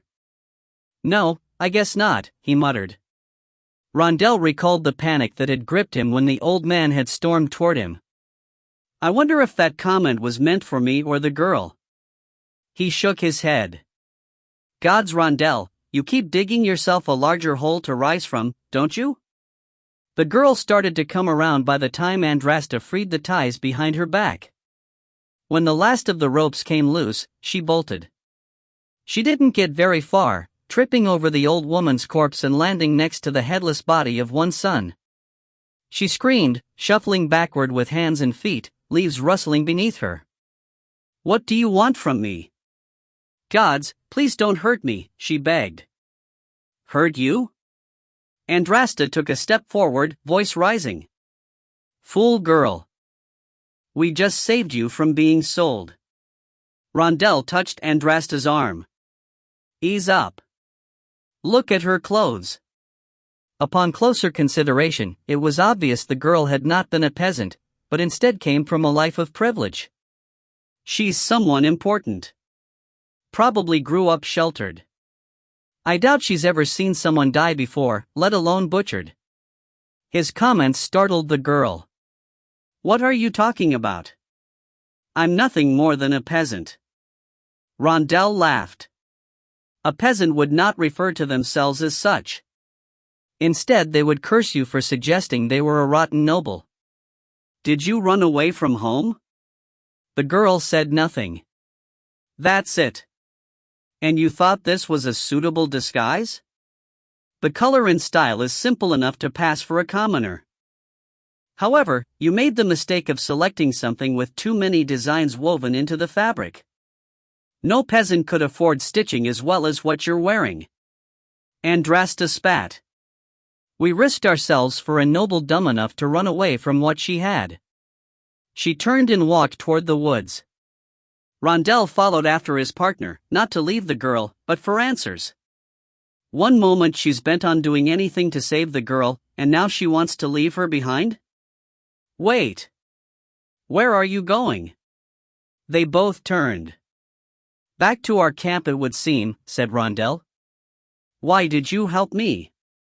He looked to Andrasta, waiting for her to answer since it seemed she had her own motivation for acting.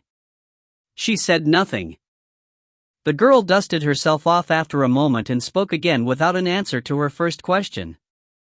My name is Dendera. May I come with you? At least for the night? No, said Andrasta. Take what you can from this mess, unhitch the horses, and go on your way. Hopefully you'll be wiser. Dendera frowned as she gazed at all the bloodshed. But I don't, never mind. Andrasta wheeled and left. Rondell hurried after her. What's the matter with you? We didn't even search the things ourselves. It'd be nice to have something for our trouble. You know good and well a group like that has nothing we'd want. We could help the girl get a travel pack together. After all, we did go through all the trouble of saving her. I mean, there's no harm in letting her share our fire for the night, right? Besides, we don't even know where she's from.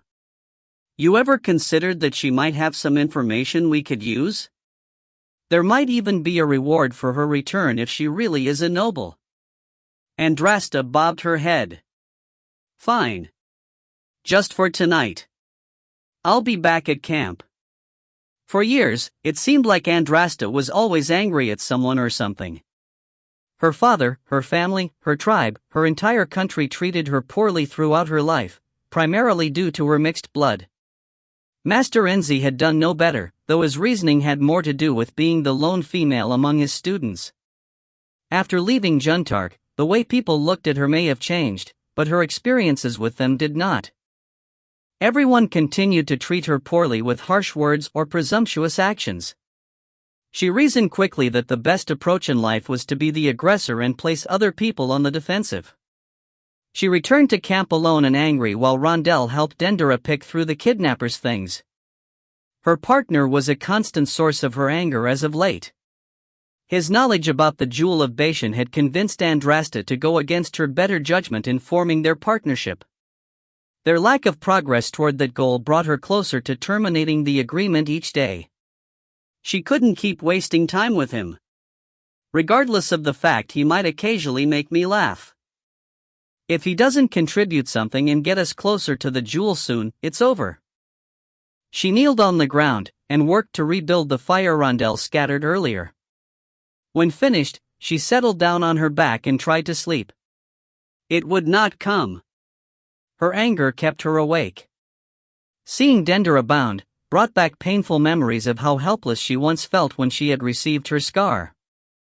It was before becoming a student of Master Enzi's and she hadn't the skill yet to defend herself.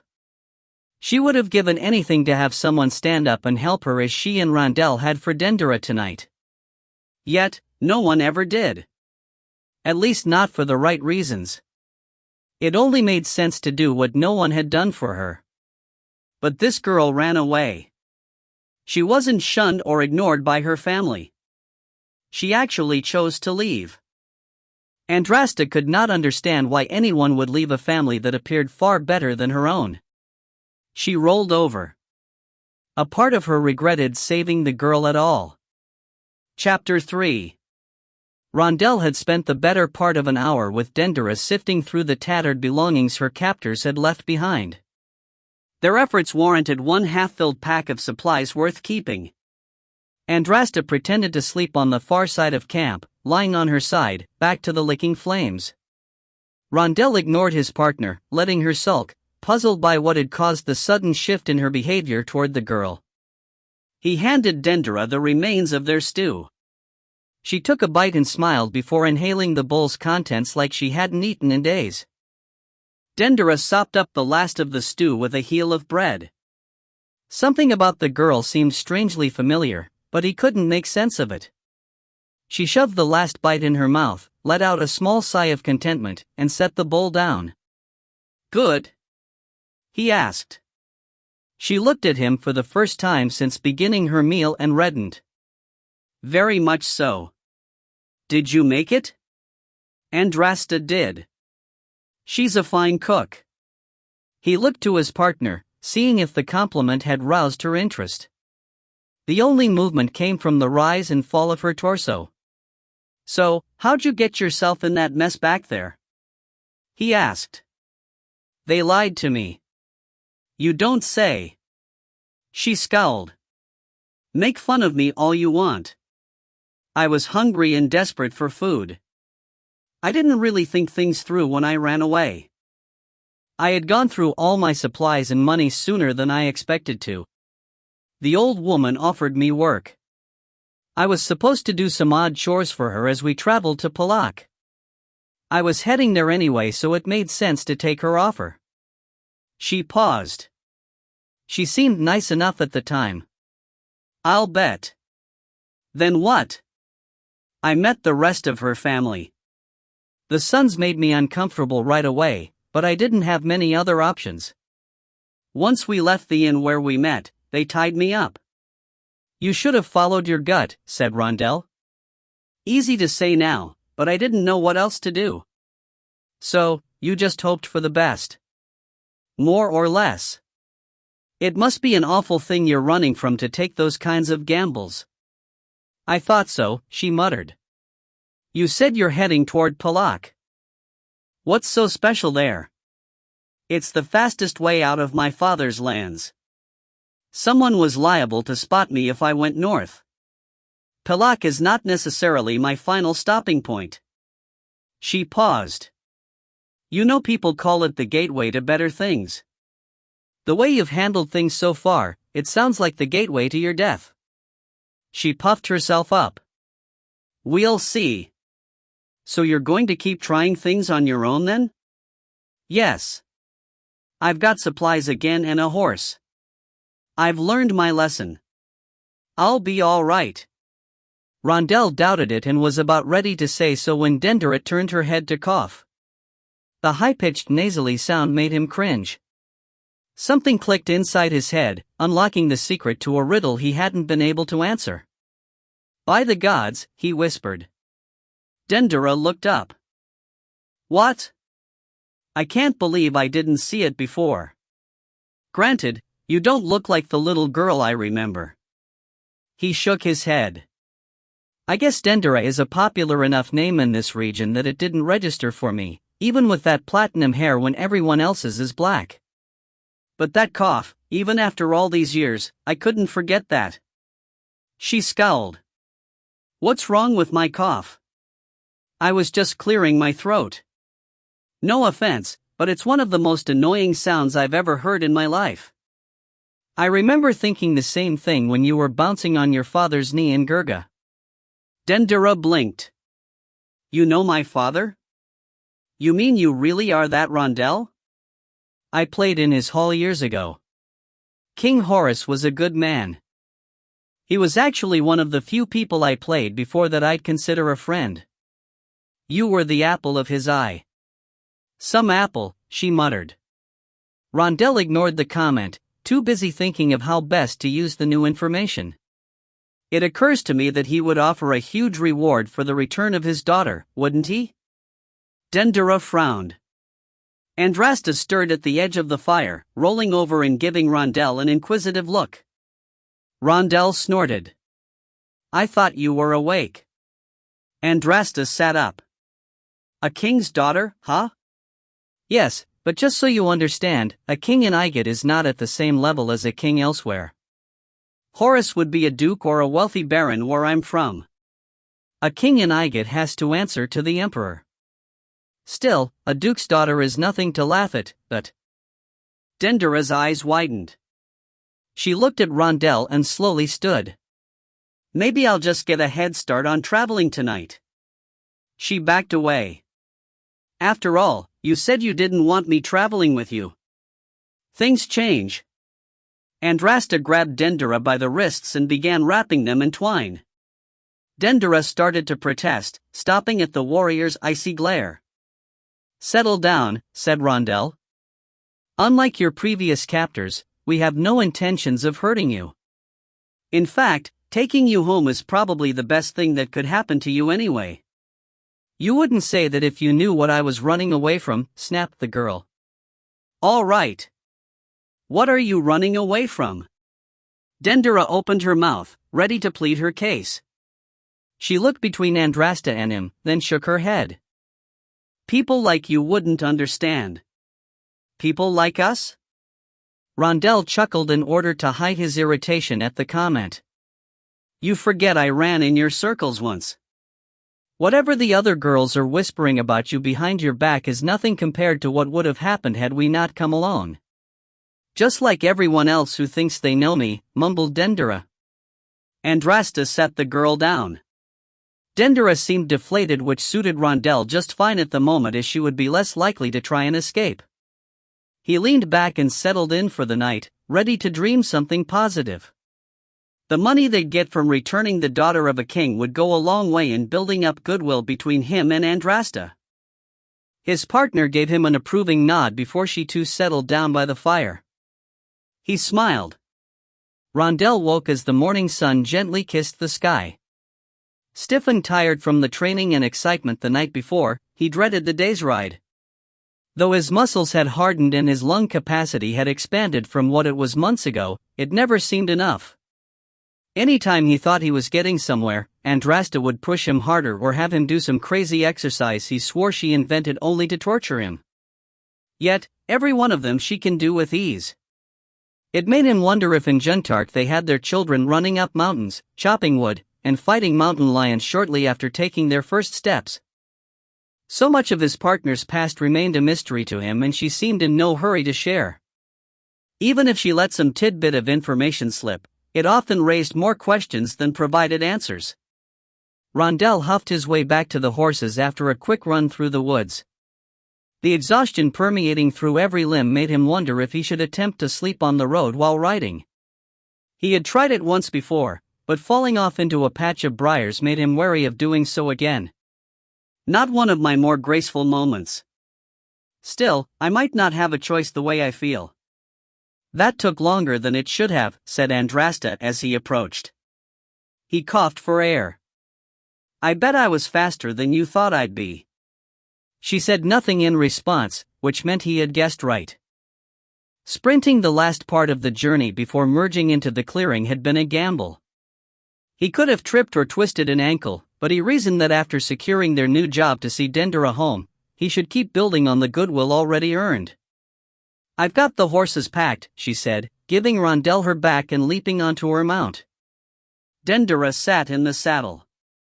Head down, she stared at her tied hands. Defeat covered her face. She hadn't spoken a word since they bound her last night, and it didn't seem like that would change any time soon. You're not going to give me a chance to catch my breath? You can breathe while you ride, can't you? Quit wasting time. We've got 5 days of travel before we reach Gurga. All business. But then she gets like that every time we've got a goal. Rondell hid his pain while stretching his legs before climbing into the saddle. Andrasta kicked her mount forward while holding the reins of Dendera's horse. Rondell grabbed a plum from his pack to eat on the road. He kept telling himself that one day he'd get used to this life of riding, training, and fighting. With my luck it will be right before my life ends. Midday, 3 days out from Gurga, Rondell eased his mount beside Dendera's as they journeyed the dry road. The girls still clung to the silent treatment as the dust clung to their skin and clothes. I actually wouldn't mind it to rain for once. Anything to get the taste of grit out of my mouth. All right, I'm ready to listen, he said, hoping to coax a conversation out of her. Minutes passed without a response, but Rondell refused to say anything more. Small birds, mostly dark-capped bulbuls, sang their songs while bouncing from branch to branch along the large sycamore and lotus trees bordering the road. Their grayish-brown color contrasted against the bright blue and yellow sunbirds chirping in the sky. The clomping of the horses' hooves filled the spaces between the birds' songs. What are you ready to listen to? She finally asked, voice scratchy from lack of use. The reason you ran away. I already said you wouldn't understand. Besides, why do you care? Like I told you before, I liked your father. I'm curious what was so important that you'd hurt Horace by running away. The man's got to be sick to his stomach not knowing where you are.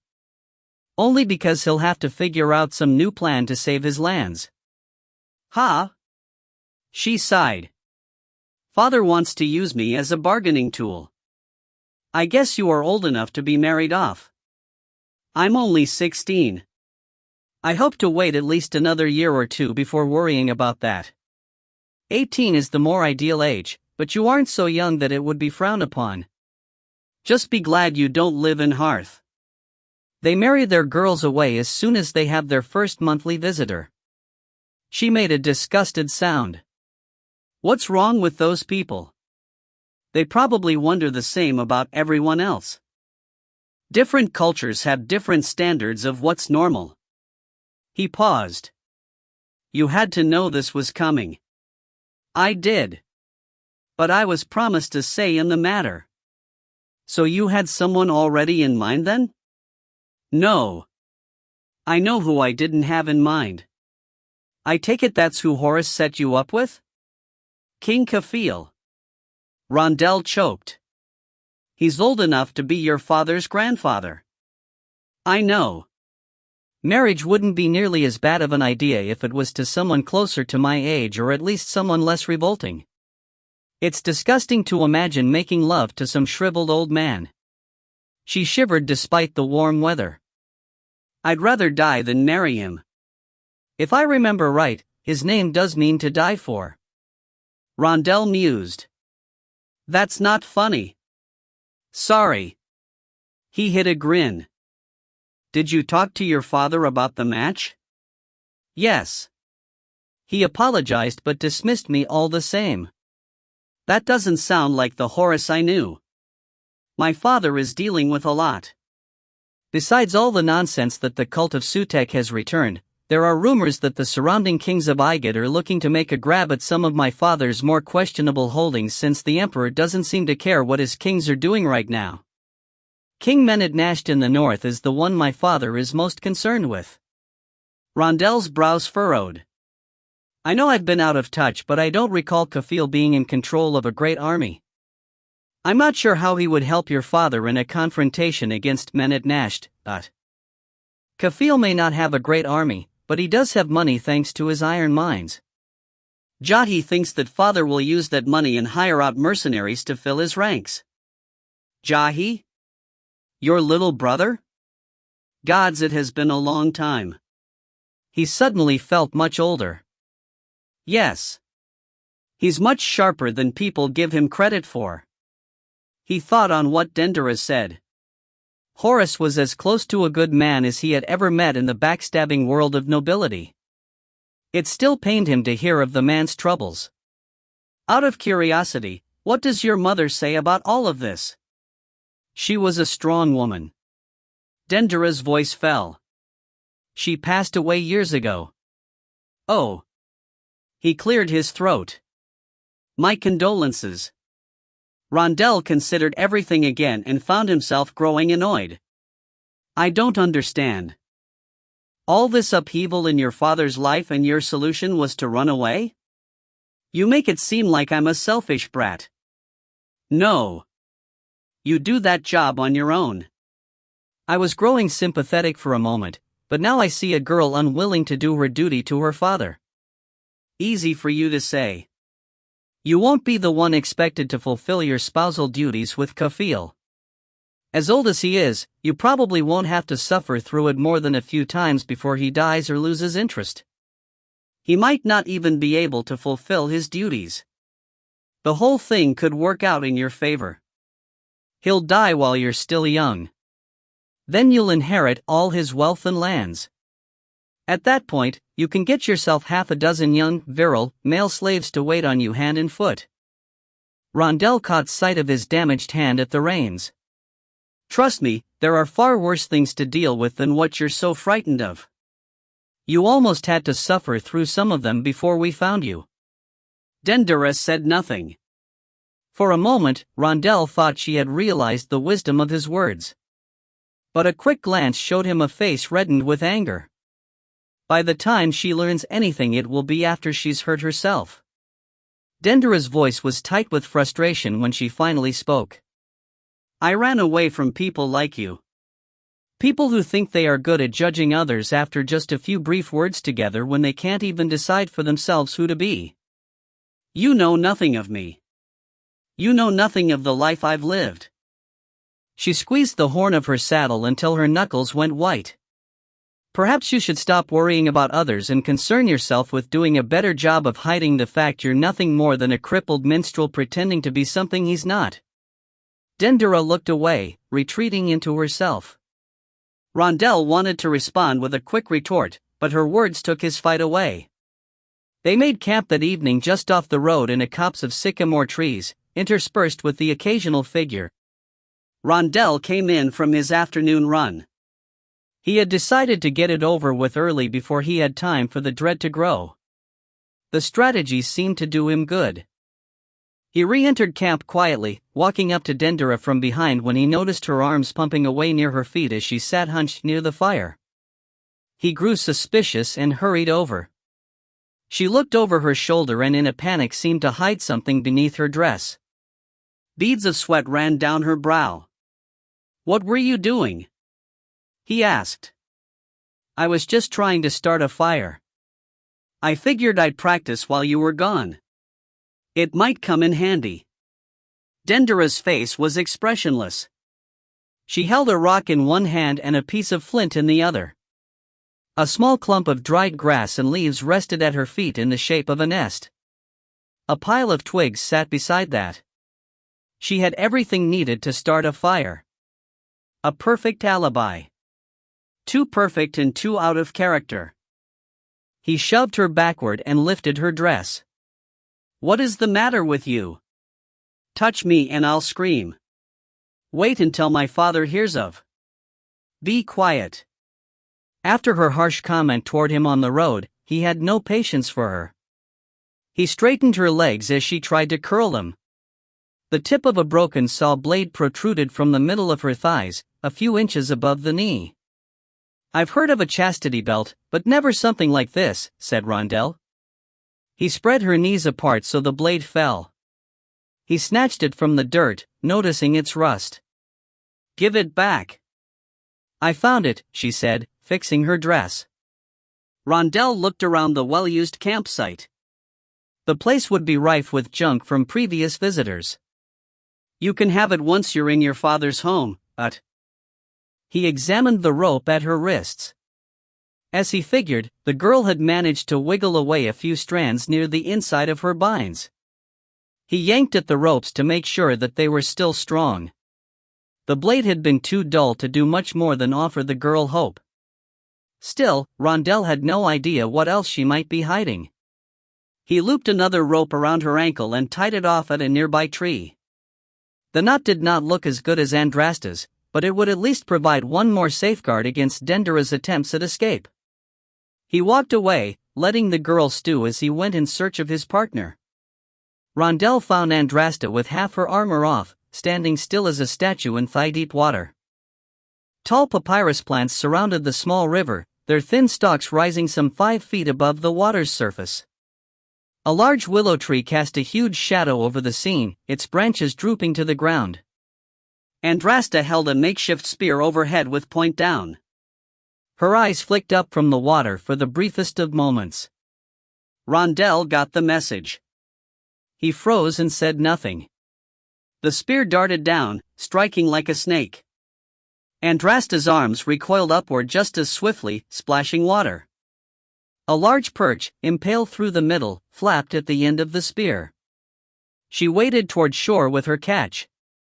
Rondell noticed 2 other fish of similar size laying on the riverbank near the rest of her clothes. I haven't had fish in a while. It'll be nice for a change.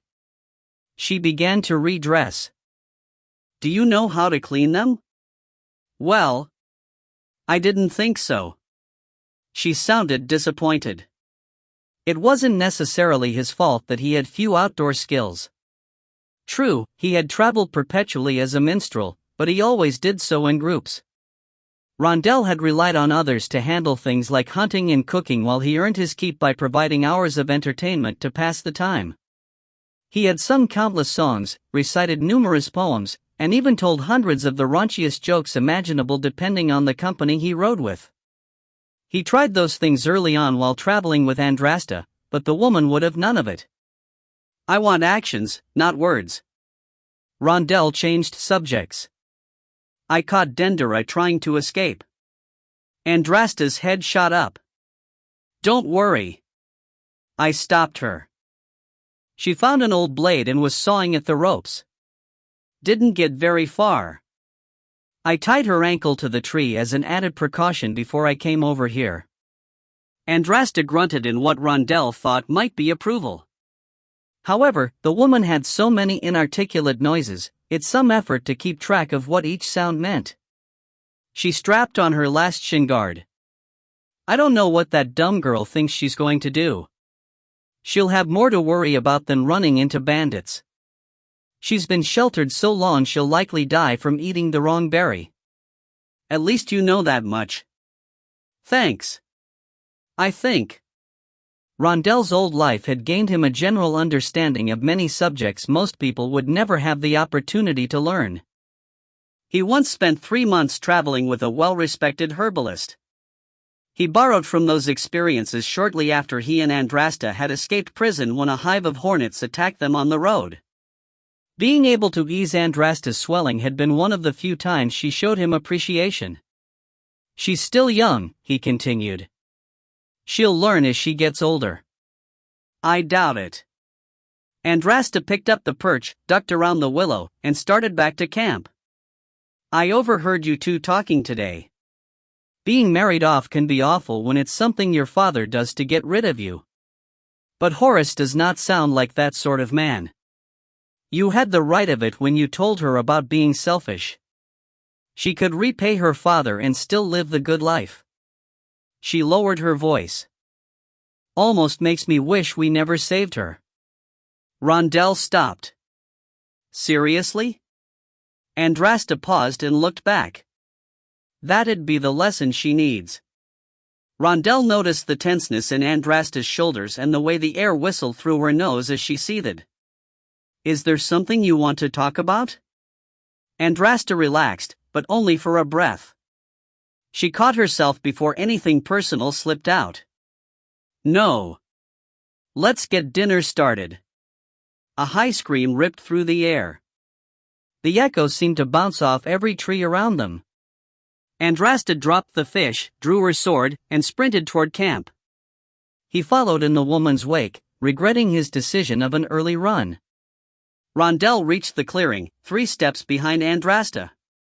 He froze, not out of fear, at least at first, but out of shock. A large animal with the body of a lion and head of a wolf had its snout buried deep in the open cavity of a downed horse. Their other 2 mounts were nowhere to be seen. He had sung countless songs about strange creatures such as the one before him, but never did he expect to see one up close. As he watched the thing casually rip off the horse's hind leg, he had no desire to see one again. Standing dumbfounded, the incessant high-pitched screams continued to fill his ears from a tree where Dendera stood on a low limb. Should the wolfren lose interest in the horse, it would have little difficulty reaching her. However, because of the rope he had left around her ankle, she could go no higher. He felt a twinge of guilt. How was I supposed to know this would happen? "What is that thing?" asked Andrasta. "A wolfren." "A what?" "Basically, it's one of the abominations created during and left over from the Sorcerer Wars thousands of years ago. The more powerful sorcerers created legendary creatures like dragons and unicorns to fight for them. None of those survived the wars though, and in fact, many would have believed they never existed if not for creatures like the wolfren. The lesser sorcerers without the skill to create their own beasts of war simply mashed together animals already at their disposal. They had hoped to gain the advantages of each one's strength and dampen the respective weaknesses. The wolfren looked up from its meal long enough to raise its head and issue a howl so guttural it shook Rondell's bowels. It's signaling the rest of its pack. Wait. They run in packs? Asked Andrasta. Yes. Large packs. Not like a small pride of lions. And when the pack arrives, it won't be content with just one horse to share. So, what do we do? Asked Rondell. Kill it. Just like that, huh? A wolfren doesn't exactly seem like the type of animal you can domesticate. Rondell blinked. Did you just make a joke? Andrasta ignored him. Since it doesn't seem to be paying us much mind yet, I'll enter the woods and try to come at it from behind. You circle around the left and keep it distracted. Attack after I make my move. So, I'm bait. Someone has to be. Andrasta sprinted off into the trees. Rondell swore. He crouched low and took a wide berth of the creature, closing in along the left side as Andrasta suggested. He flicked his eyes to Dendera. The girl had finally stopped screaming. However, the pale face and panicked expression told him that she could start again at any moment. Which the pack would only hone in on. The beast had yet to acknowledge him, but he felt the thump of his heart in his throat. Swallow it, Rondell. Hey! Nothing. He cursed at it, calling it every filthy name in the book. And your mother slept with a wildebeest. The wolfren paused in its meal, looking up briefly at Rondell, snout bloodied up to its neck. Strips of muscle and entrails hung from its lower jaw. It chewed slowly while its yellow eyes seemed filled with hate. He swallowed hard, concentrating not to relax his suddenly full bladder. The wolfren turned back to its meal. As long as it has its dinner, the world could burn, and it wouldn't care. He took a deep breath. Only one thing left to do. Rondell edged closer to the animal, mindful of the stench pouring off it and the fresh kill it guarded. With each step, the beast regarded him more closely, chewing slower as it contemplated Rondell's intentions. Though he was still some distance away, Rondell raised a free hand toward a small piece of the horse that had been flung from the main body. The second he leaned forward, the wolfren growled. It regarded Rondell much differently than before. Now, I'm a threat. The beast snarled. Drool and blood cascaded from its muzzle. The massive paws it inherited from the lion portion of its ancestry touched lightly against the ground as it crept toward him. He withdrew his hand slowly, turning his body to the side, presenting a smaller target. He wondered if Andrasta was watching him do so, proud that he remembered at least something she had shown him. The wolfren halted, lowering its shoulders and head. Its hind legs flexed. Sweat poured down Rondell's face. Andrasta emerged from the woods in a full sprint. She took several long strides and leaped. The creature whipped its head around to meet her, twisting unnaturally to do so. Andrasta's blade struck the upper shoulder near the neck while the wolfren's paw swiped her across her side. The weight of the blows sent both beast and woman tumbling. The wolfren rose in a rage. Andrasta started to roll away, but Rondell saw she wouldn't be fast enough to beat the attack. He charged, short sword extended. The wolfren spun. Injured from Andrasta's initial attack, it could not move fast enough, and Rondell's blade sunk into the animal's haunch. The beast snarled and clamped its jaws around his shin guard. It pulled and whipped him to the ground. Teeth crushed the metal around his leg, scraping the skin over his bone. He closed his eyes, screaming in anguish. A spray of hot blood fell across his face. He tasted copper and opened his eyes. Though lessened, the pain remained in his leg as the wolfren's jaw released its hold. Andrasta stood over the dead creature, blade dripping gore. The woman heaved a deep breath, then extended a hand which Rondell gladly took. She yanked him up. He winced while placing weight on his injured leg. The shin guard was mangled and would need to be replaced. However, it did its job. He bled, but not from anything serious. That was interesting, he said. Can you walk? She asked. A slight frown adorned her face, Wow. Is she actually concerned? Distant howls ripped through the air. The pack answering the call. Never mind, Andrasta said. Can you run? The howls sounded again. Rondell's rear clenched. It's amazing how good my leg suddenly feels. She offered a slight smile. Let's get the girl. Andrasta ran over to the tree. With a swipe of her sword, she severed the rope at the girl's ankle. She quickly cut the binds at Dendera's wrists too. You're letting me go? Dendera asked. No, said Andrasta. Just run. Andrasta grabbed the most important of their things and took off. Dendera and Rondell followed behind. Where are we going? Asked Dendera, her head constantly looking over her shoulder in the direction of the last set of howls. Andrasta pointed toward the hoof tracks behind them. Away from the horses. Why? We could use them to get out of here. The howls sounded again, much closer. It's doubtful we'll reach the mounts before they're overtaken. And we don't want to be around any of those things while they eat, added Rondell. Oh, said the girl. Still wish we had left you alone? Asked Rondell. Dendera scowled. Chapter 4. After escaping the Wolfrans, they traveled on foot for a full day before coming across a couple of bandits resting by a small stream. The bandits were asleep and without a watch. Therefore, it took little effort for Andrasta to steal their horses and make up lost time. Maybe that was the beginning of some luck finally coming our way. She considered that while resting in the saddle and staring at Gurga's outer walls crowning a white hill. A long line of merchant wagons, men on horseback, and families traveling by foot, patiently waited to enter the city through its main gate. Andrasta had seen bigger walls since leaving Juntark, but she had never seen one so unique. The stone held a golden hue, sparkling against the rays of the evening sun. Rondell explained that centuries ago builders had embedded pyrite, a rock that resembled gold but lacked its value, into the 30-foot walls. They had hoped the site would give Gurga the appearance of wealth, encouraging travelers to visit the city and spend their coin, thereby actually becoming wealthy in the process. Andrasta had scoffed at such reasoning. Only a fool would believe such nonsense. Yet, according to Rondell, Gurga was one of the richest cities in the country of Igat. Apparently the world contains nothing but fools. She squinted at the gaudy walls, trying to see them once more through the eyes of an idiot. She could not. Even with the proven success of the builder's strategy, the effort seemed wasteful when compared to what could have been accomplished instead.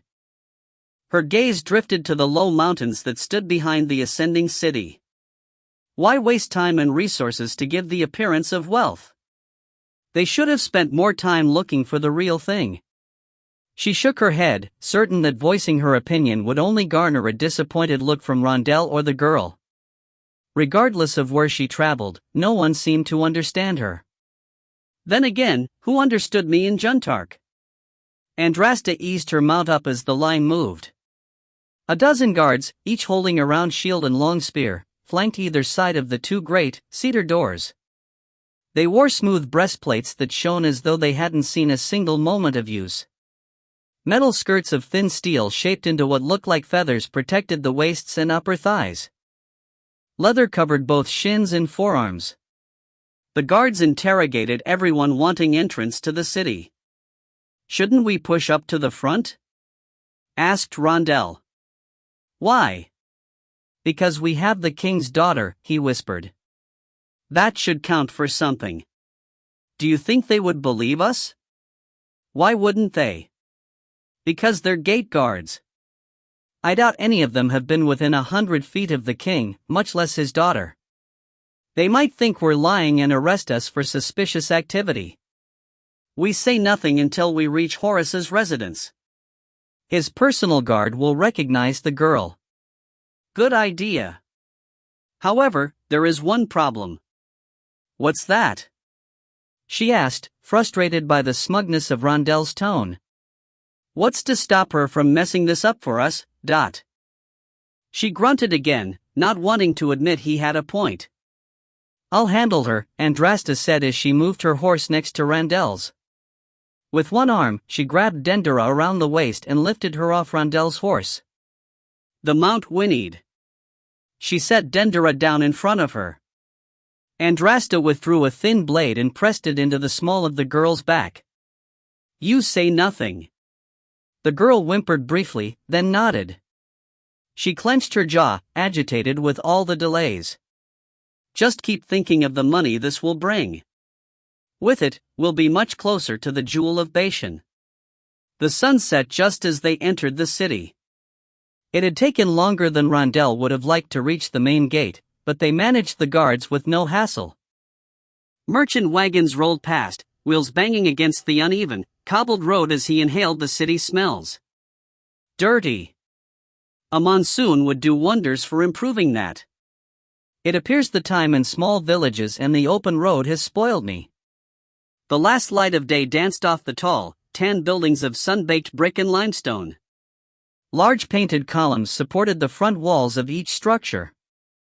Adorned in various colors, greens and yellows dominated the spectrum. Statues of current gods and past rulers marked the edge of the main road.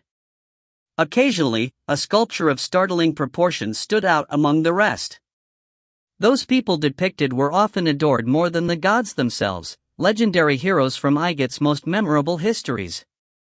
Rondel smirked. As a minstrel, he knew that many countries boasted similar tales with heroes and villains barely discernible from their neighbors. Sometimes the only difference was a change in name. He had brought that observation up to a prince once and vowed never to do so again. "I thought I'd have to pry my lips from the man's backside by the time I was done smoothing things over." Even without the sun, the streets were well lit with star-shaped lamps hanging from ropes that crisscrossed buildings on either side of the road. "I don't remember Gurga being lit like this." He looked to Dendera. She frowned. "We only do this for the festival of Nut." "As in the food?" asked Andrasta. "No," snapped the girl. "Nut is the goddess of the sky who protects us from the harsh rays of the sun and the worst of the rainstorms. The lamps are shaped like stars as a way to honor her. They hang above our streets just as the stars hang in the sky to light our path at night." "I never got a chance to visit during the festival," said Rondel. Dendera's frown deepened. "What's wrong?" "It's just. I didn't think Father would hold the festival with me gone." Andrasta laughed. The sound caused Rondel to jump, for he had never heard more than the rare snort or chuckle escape the woman's mouth. "What's so funny?" asked the girl. "You run away from your father when he needed you, not caring how it would affect him. Yet you're hurt because he chose to continue living. Would a covering of black draped over each of your silly lamps have appeased you?" "I hope Nut drops the sky on you both," Dendera hissed. The crowds began spilling out into the street. Conversations ran together into a mess of noise that reminded Rondel of old women gossiping loudly over tea. He cleared his throat. "We should find a place for our horses and continue on foot. Staying mounted in the middle of the celebration will only draw attention." "Do you know any stables we can trust?" asked Andrasta. "If I remember right, we take this left and there should be a place half a block down." They secured one of the last available stalls. Based on the pungent smell of manure, Rondel determined business had been good for the owner. He and Dendera waited out front as Andrasta gathered what they didn't trust the stable hands to watch over. The girl leaned against a post with arms crossed over her chest, angry and defeated. It surprised him that she had not tried to flee since their run-in with the Wolfrin. Even now, he wondered why she hadn't tried to escape with Andrasta gone. "You know, the festival really doesn't mean anything," said Rondel. Dendera's head snapped toward him. "How dare you insult?" He raised a hand, cutting her off. "I didn't mean the idea of the festival. I meant the fact that your father still went on with having it. You shouldn't consider it a reflection of how he feels for you." "I don't understand." You feel slighted that he kept with tradition, right? Yes. I thought he might delay it, or at least not make it so grand. Given what you told me about your father's situation, why do you think he would do that? It should be pretty obvious. Her thin eyebrows came together and her nose crinkled. Rondell assumed she was trying to recall some lesson, but to him it looked as though she'd caught a whiff of the stables as the wind shifted. She hesitated. This is all for appearances? That's the way I see it. Even though you've only been gone for a few weeks, I'm sure most of your father's enemies know of your disappearance. To cancel the festival out of worry would make him appear weak. Even vulnerable. By throwing a bigger celebration, it shows his enemies that he's confident in his position. It also shows his callousness since it seems that he isn't concerned about the disappearance of his eldest child. But wouldn't it be wiser to use all this money to strengthen his defenses? Rondell shrugged. Possibly. However, I once entertained the great General Leviticus from Edoma. He said that most wars are won off the battlefield by making your opponent see what you want them to see. You want them to think you're wealthy, act wealthy. You want them to think you're strong, act strong. He tapped his cheek. Besides, there are a lot of people spending their coin in Gurga. Taxes on all this revenue will surely be high. Horus might expect to make back everything he spent and then some. Dendera inclined her head. You know, when I was younger I thought you were like a jester. What? Well, you did wear ridiculous costumes. Rondell's eyes narrowed. Anyway, you're actually much smarter than I gave you credit for. Is that an apology? Just an observation. Rondell was ready to fire back something about her being even more of a brat than he remembered when a sack hit his chest. I'm not carrying your share as well, said Andrasta. She grabbed Dendera by the arm. Let's go. And keep your head down. Rondell took the lead once more upon re-entering Gurga's main thoroughfare. He glanced over his shoulder as the crowd thickened, noticing the tension tug at Andrasta's face with each person that bumped her. The first few instances she seemed to take in stride, but when one particularly large man jostled her, she lashed out a string of profanity so foul the man recoiled. Rondell hurried them along before the man composed himself enough to get killed. Dendera, on the other hand, remained emotionless until they neared Gurga's market. Standing in front of a whorehouse, a slender woman showing entirely too much skin, and wearing far too much perfume, reached out and cupped the young girl's breast while grabbing Andrasta's shoulder. Dendera let out a yelp. She is not a relative or a friend, yes? Asked the woman. I'll give you 18 senyu. Andrasta shrugged the woman's arm away. She looked down at the whore's partially exposed chest and midriff with disgust. Both of which Rondell thought could do with more covering. Droopy skin marked her as someone much older than she pretended. He coughed after inhaling the prostitute's heavily applied perfume. She is not for sale, said Andrasta. 25? The woman grabbed Andrasta's arm again. She fluttered her thick eyelashes, accentuated with painted blue lids. Come now, there must be a price we can agree on. I must have her. She paused, gliding her tongue across her lower lip while letting her eyes travel up and down Andrasta's body. Perhaps there is something extra I can do to sweeten the deal. Andrasta yanked her arm away. I don't want you, whore. And the girl has enough sense not to debase herself. The woman's face twisted from seduction to outrage. Her mouth curled into a circle as a wad of spit flew out and smacked Andrasta in the cheek. Oh, this is going to be bad. Rondell's hand drifted to his short sword. You dress like a man and think to judge me? Only the gods know what's between your... Andrasta's forehead smashed into the woman's face, cutting off the rest of her insult. A sickening crunch from a broken nose preceded the spray of blood that took to the air. People nearby barked in surprise as the woman collapsed to the ground. No one in the crowd came to her aid.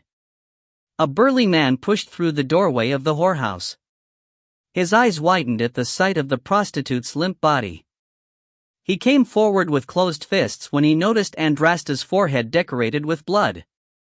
Andrasta let him close the distance, then stepped into a punch that collided with his jaw. He fell on top of the whore, dazed.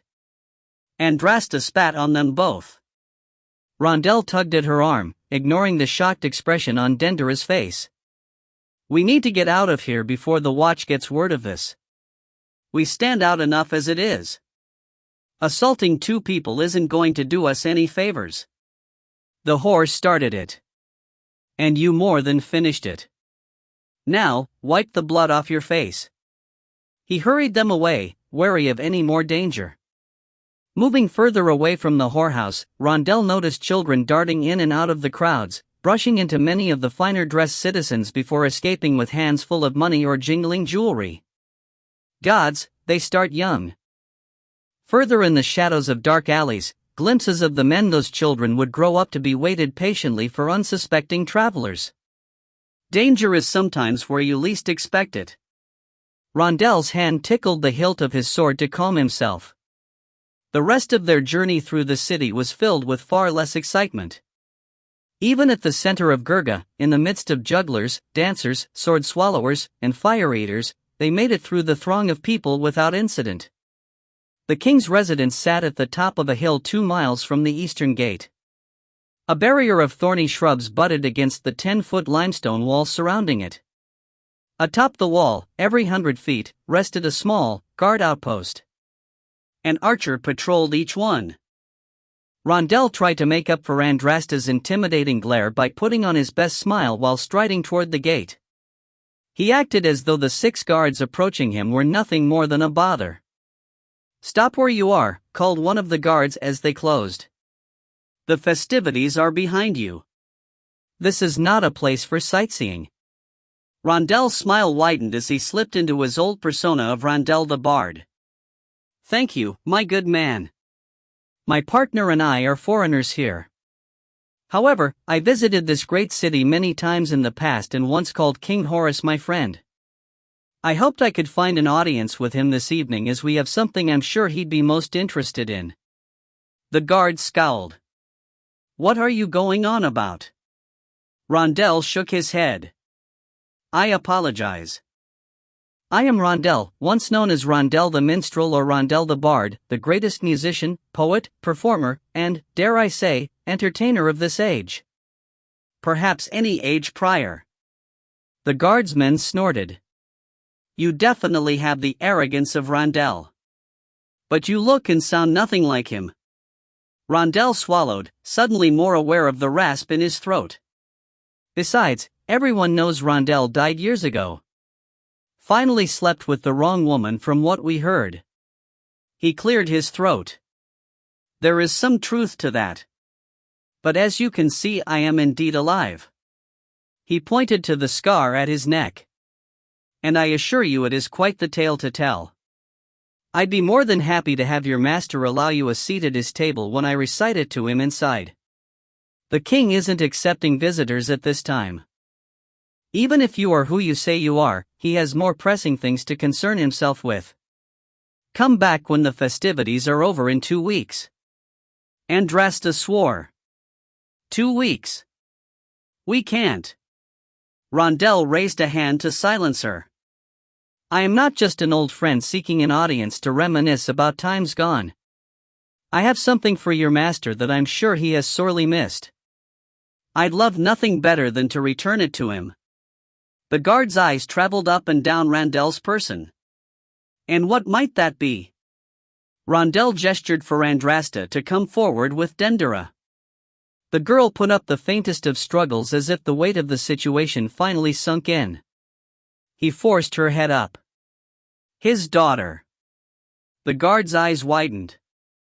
"Dendera," he whispered. He called over his shoulder. "Open the gate. Send word to the king. His daughter has returned."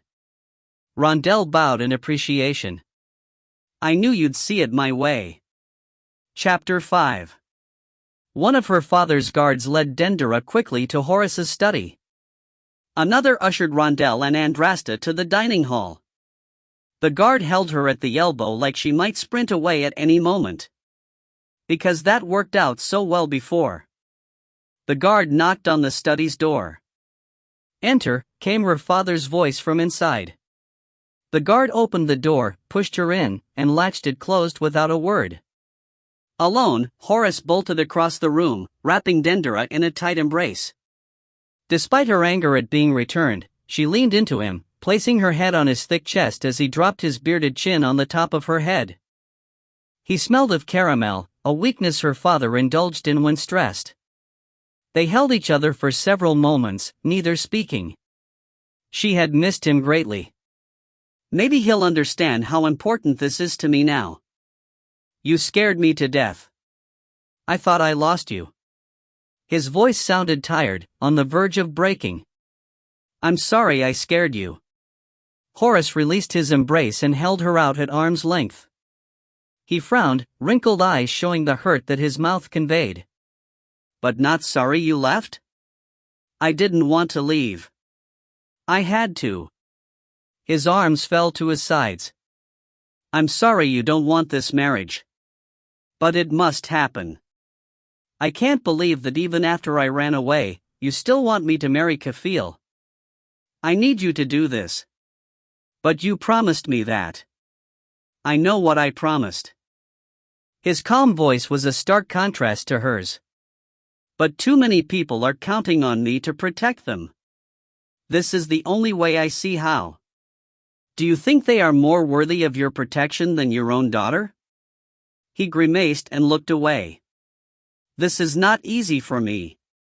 He wheeled. "I know it will be hard, but you will have more than most could ever dream of. Land. Clothes. Servants. Money. Yes, you will have a man you do not love sharing your bed. But there are far worse things in life than that. Emperor Chuma refuses to do his duty and stop Menetnasht's encroachment on my lands. Therefore, it is up to me to protect them. Otherwise thousands might die, young and old alike. Are their lives less important than your perfect marriage? Dendera said nothing, casting her eyes down in shame. "What can I say to that?" He nodded. A small sigh passed his lips. "We can speak about this more tonight. There might be things I can negotiate with Kafil as part of the marriage contract to make the situation more bearable for you. Right now, people are expecting to see me. Us. We can't hide here any longer, and I still need to speak with Rondel in private about what happened. Knowing him, he's itching to tell the story to all who would listen. I wouldn't be surprised if he isn't already telling it to all who'll listen. With any other bard, I'd agree. But Rondel was never like that. He had class most others lacked." Dendera rolled her eyes. "I wonder if he'll still think so highly of Rondel when he and Andrasta start asking for money." Her father grabbed her by the shoulders, forcing her to meet his eyes. "I love you." He gave her a hug that Dendera did not have the will to reciprocate. Her father didn't seem to notice. "All right. Let's go. You can help keep Jahi away from Rondel and Andrasta. At least for a little while. I'd rather him not bring up his silly rumors about the cult of Sutek before they've at least gotten settled." Andrasta had seen only glimpses of Rondel the bard. An occasional comment, a piece of knowledge beyond what she had expected, perhaps even a shift in his tone or a mannerism around the campfire all spoke of a life so unlike hers. None of that prepared her for the sudden change in behavior outside the walls of the king's residence and every breath thereafter. It was as if her partner had slipped into an entirely different skin. The transition had been so seamless it made her question which Rondel was real, the man she had traveled with, or the one she saw laughing and carrying on around the king's dinner table. Regardless, she gained a new perspective of him while listening to him recount how they saved Dendera from bandits and the battle with the Wolfren afterward. The way he wove the tale, he made it seem like even the time she spent catching perch in the river was a struggle so mighty that if she had failed, the world of Untan might collapse. After Rondel completed the tale, the king thanked them profusely. Andrasta seized on the moment of gratitude and asked about their reward. Rondell seemed appalled she would suggest such a thing. The king ignored her comment and said that with his daughter home the real celebration would begin. They received seats in the great banquet hall. Servants and cooks hustled about seeing to everyone's needs. When she finally had a moment alone with Rondell, she demanded they seek out their reward. There is a time and place to bring up such things. Now isn't it? Enjoy yourself for the evening and leave things to me, he had told her. She sneered, recalling the comment. Enjoy myself? Here? She watched Rondell laugh and joke with the king and those in his inner circle. I'm as uncomfortable as you are relaxed. Despite being partners, servants sat her far away from Rondell. Wouldn't want me to say or do anything that might embarrass someone. She overheard Rondell tell old stories from his past between bites. He deflected questions about what happened to his hand and throat several times until he was practically forced to address the issue. She snorted while listening to him speak of his imprisonment and escape. The man could make cleaning one's nails a harrowing adventure. And those idiots hang on every word. Eventually, Andrasta stopped listening. She could only take so much of his nonsense. Is everything all right? Came a voice to her right, rising over the din of conversation. Andrasta turned and met the eyes of the king's son. He had tried speaking with her and Rondell earlier, but Dendera had ushered him away before any real conversation began. Jahi looked to be around 14 years of age and much like his sister, had blonde hair and fair skin, in contrast to the tanned, dark-haired look of most in the region. From what Rondell told her, they inherited the physical traits of their mother, a foreigner to Igat. Jahi had that tall, lanky look most boys get when they start to come into their own. What? She snapped. The boy gestured to her plate. Amidst the pile of fat and bones rested a chunk of lamb. She had stabbed the food with her knife, but rather than slice off a piece to eat, her hand had twisted it, creating a hole in the center of the cut as if she was opening someone with her dagger. She drew her hand away. I'm fine. The boy took the seat beside her on the bench. He smelled clean with a hint of vanilla. She sneered. Nobility. She snatched up a buttered roll. Rondell holds your skills in high regard. Don't believe everything that comes out of his mouth. The boy grabbed a roll for himself and took a bite. Oh, I don't. I'm not as gullible as many here. However, I know that the best lies have truth to them, and I can tell you are more or less what his stories say you are. Which is? A great warrior. I see. She grabbed a goblet of wine, taking a drink. There is a lot of turmoil in our lands right now. My father could use more great warriors. So your sister said. Will you join my father's army then? She chuckled. The boy looked young, but spoke like a man. Does your father have you do all his recruiting? I'd have thought he'd have a general or someone with more experience. He does, but they are skeptical of outsiders, especially women. They always are, she spat. I'm not, and I do have influence. If you are interested in joining, I can set up a place for you to showcase your skills and prove your worth. I prove my worth to no one. I know what I can do, and I have no desire to die for someone else's cause. My father's a good man, and there are those who seek to do him harm. He's not the first. The boy leaned in close. Some say the cult of Sutek is involved. Don't care about it. I was told warriors like yourself had honor, he said with a bunched face as if confused. I thought you said you knew what not to believe in those tales Rondell spins. Warriors like me care only about two things. Wealth and glory. She thought of the jewel of Bashan.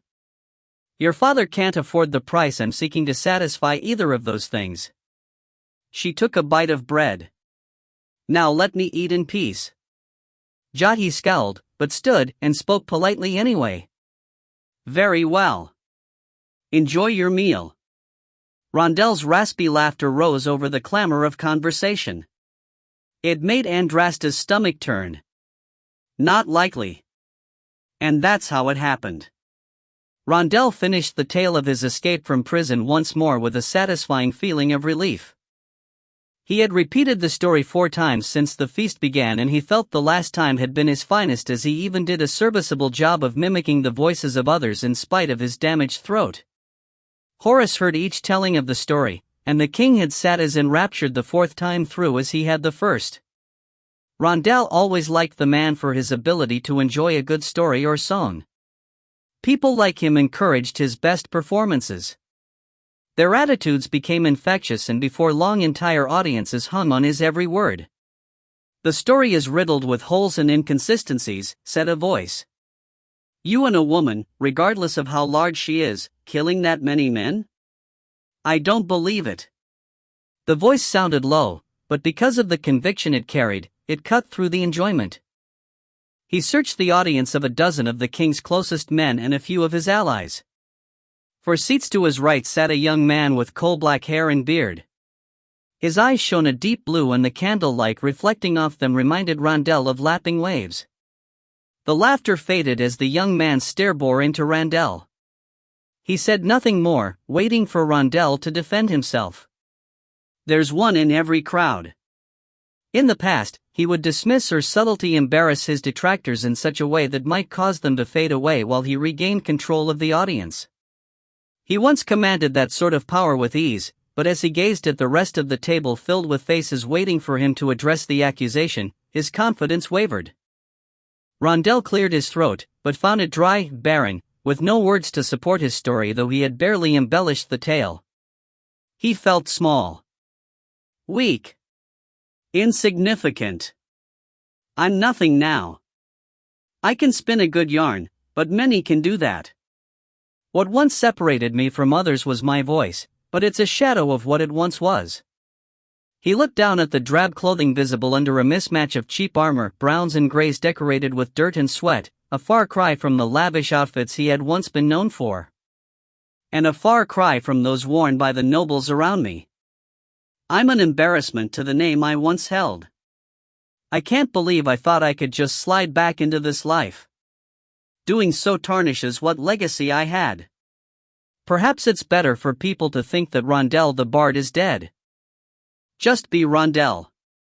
Nothing more. Better to move on."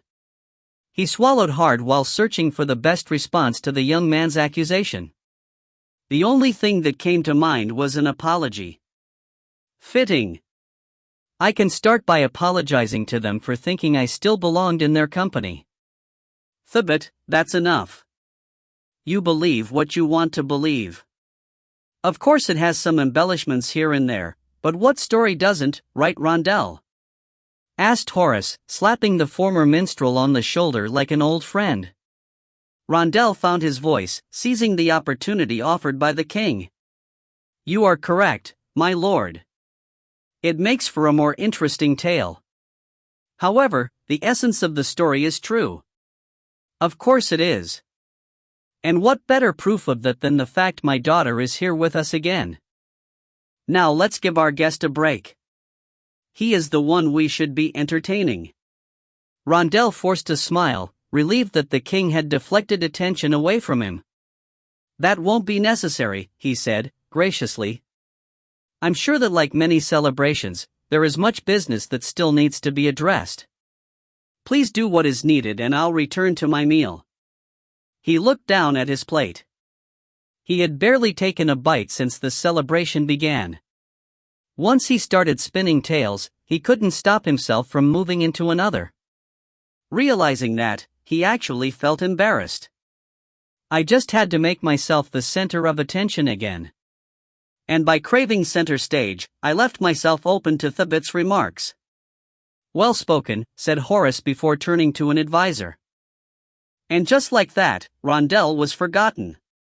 Conversation shifted to the political climate and the king's worries of an imminent war. Gradually, he was pushed down the long benches lining the table as people of more importance took his place in order to join the discussions. Maskine, one of the lesser nobles, stood out as he tried to work his way into various exchanges. The gangly man kept stumbling over his words as much as he did his feet when moving from one person to the next. Despite his best efforts at inclusion, he inadvertently offended several powerful people. Once upon a time, Rondell would have snickered at the man's ineptitude. Instead, sympathy tugged at his heart, for he finally understood what it meant to be pushed aside in such a setting. Duke Angren took more than my voice and a few fingertips. But you must help me convince Horace, said Maskine, his voice rising as he spoke with the noble 2 places down from Rondell. The proof I have is irrefutable. Just like the proof you had about Akar's wife sleeping with Salatis' nephew, said the other noble, eyes practically rolling out of his head. That was nearly 8 years ago, hissed Maskine. And the damages from your claim are still being felt. How was I supposed to know that? The noble raised a single finger. Tell your silly tales to someone else. I'm not interested. He gave Maskine his back. Maskine left the noble's side and settled next to Rondell in a huff. Nervous sweat beaded on the man's forehead. Cheeks red with embarrassment peeked through a thin beard. He took a long swallow of wine before muttering a few curses to himself and something that sounded like, I was never proven wrong about Akar's wife. Everything all right? Rondell asked without thinking. Gods, do I really care? Maskine looked up. What? Oh, yes. Everything's fine. He shook his head. Well, no. Not really. A hard crowd to please, he said, surprised at his efforts at conversation when moments before he wanted to crawl under the table and die. Very. Unfortunately, not everyone has the ability to captivate an audience as you do. Really? The man must be blind. The bit humiliated me. Not everyone was captivated. I definitely didn't end on a high note. The bit's a donkey's rear, Maskine whispered. Because of recent rumors, no one will believe what I have to say. Rumors I know he started. Rumors? Maskine turned his head. I'd rather not talk about them. If you're truly interested, I'm sure someone will inform you. No. My apologies. A short silence passed before Maskine spoke again. They're fools, you know. Menet Nasht is stockpiling Kilogen. Some say he managed to secure a large supply of Eurylaudium as well. Rondell raised an eyebrow. He knew from previous travels with a famous alchemist that Eurylaudium was a dangerous and highly volatile substance. The alchemist had told him that the rarity of it put many rulers at ease, since hardly enough of it could be found to make a difference in a war. With Kilogen's primary purpose being to amplify the effects of other chemicals, Menet Nasht wouldn't need a lot of Eurylaudium. And Horace doesn't believe you? No. Eurylaudium is so rare that no one believes anyone could have obtained enough of the substance to be a threat. He shook his head. They're wrong. It is possible, and from what I heard, it wouldn't matter how many soldiers Horace could recruit. A compound of Kilogen and Eurylaudium would wipe them out in a matter of moments. He sighed. If I could just speak to Horace in private and show him my proof, then perhaps he'll listen. However, few took me seriously even before Thebit's rumors. Being the 4th son of a minor noble is only 1 step above peasantry in their eyes. And at least 2 steps above a crippled minstrel. Rondell took a bite of the spiced lamb and chewed, unsure how to respond. Well, at least the food is good. The long dinner came to a close, but as Rondell expected, the festivities had only begun. As was the case on the streets where citizens enjoyed the festival of Nut, King Horace had every intention of celebrating the return of his daughter until dawn. In the past, Rondell would have no problem enjoying himself, but after his embarrassment at the hands of Thebit, the celebration lost much of its appeal. Servants skillfully ushered patrons out of the dining area through wide double doors and into the adjoining large hall with high ceilings. Entertainers swarmed the center of the room. Women dressed in bright oranges and reds danced seductively with long, flowing ribbons, spinning and twisting to the music played by a small group of musicians in the far corner. Sistrums, drums, and cymbals joined the melody of harp and trumpet. The style of music being played had never been one of Rondel's favorites. But it is music, and that's enough for now. Despite his phantom fingertips itching for the caress of a lute, he relaxed to the sound of familiar melodies. He watched the musicians until two jugglers tossing scimitars and daggers across the room caught his attention. The projectiles arced above the fire eaters and baton twirlers between them. Rondel smirked as he caught Andrasta taking everything in. The woman looked even less comfortable than he felt. After a few minutes of appreciating the skill of the entertainers, Rondel regained some of his confidence. He began to mingle with other guests, knowing it was still too early to approach Horace about a reward for the return of Dendera. Gods, I hope Dendera's claims about his financial difficulties aren't as bad as she let on. Not wanting to open himself up to another embarrassing encounter, he took a passive approach to the conversations, keeping them centered on areas the person he spoke with would be most interested in. Rondel was in the midst of one such conversation when he noticed a familiar woman approaching. Jamila. His former conquest had been absent at the dinner, arriving fashionably late only after the entertainment began. He shouldn't have been surprised at the woman's appearance, as Jamila had always enjoyed making an entrance. However, the last thing on his mind had been running into her. The years had been less kind to Jamila than they had been to him. Nevertheless, the moment he saw her lust-filled gaze, he knew her immediately. He also knew he wanted no part of what might still be lurking behind those eyes. I'm not that desperate. Rondel ended several conversations prematurely, disappearing across the hall when she would drift his way, starting new conversations where she could not spot him easily. Most discussions he participated in gravitated toward the political tension present throughout the realm and how King Horus would respond to pressure from the other kings under the emperor's rule. Horus had more going against him than he or Dendera had let on. Rumors insinuated that the powerful kings in the north of Igat held sway over Emperor Chuma. If true, that explained why the monarch seemed to care little about aggressions against Horus, comfortable to hide in Igat's capital of Acre. Menetnasht, Horus's chief rival, was the name thrown around most often among the northern kings. It seems that Menetnasht can't take complete control of the emperor or perhaps even the monarchy itself with Horus still in power. Horus is too much of a loyalist and too powerful among Igat's southern kings. He made that observation to the person he spoke with, a middle-aged man, bald and clean-shaven except for the faintest line of a mustache over his lip.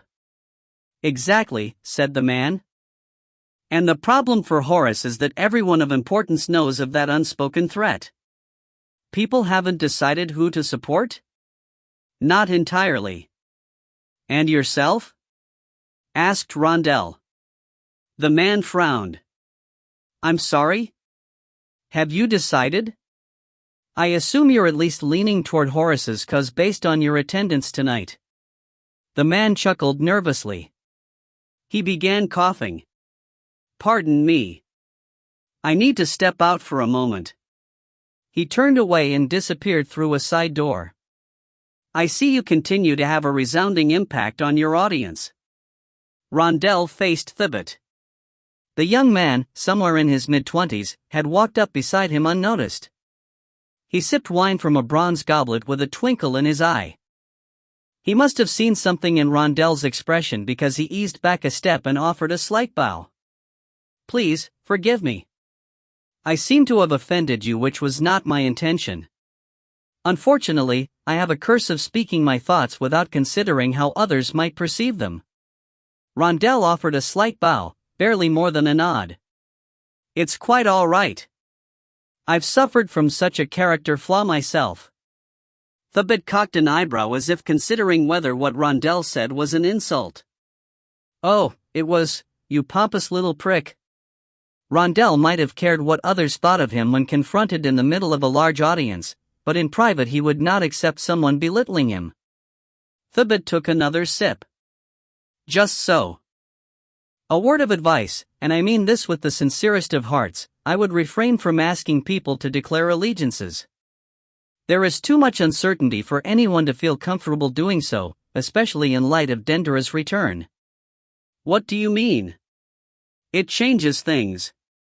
Some were ready to denounce their support of Horus, quietly and with tact of course, since it appeared that his alliance with King Kafil was negated with his daughter's disappearance. Now, the marriage seems to be back on. People may have already reached out to Horus's enemies, and now they must decide who will be the least offended at losing support. No one wants to be on the losing side, Rondell muttered. Well said. Thabit seemed suddenly distracted. If you'll excuse me, I believe someone is looking for me. Thabit walked toward two men waving him over. They patted each other on the back like old friends. Give them a knife and they'd be stabbing instead of patting without a second thought. How did I ever enjoy these events? A ribbon dancer wrapped in blue silk and smelling of lavender brushed by Rondell. She threw him a wink on her way to Thabit's small group.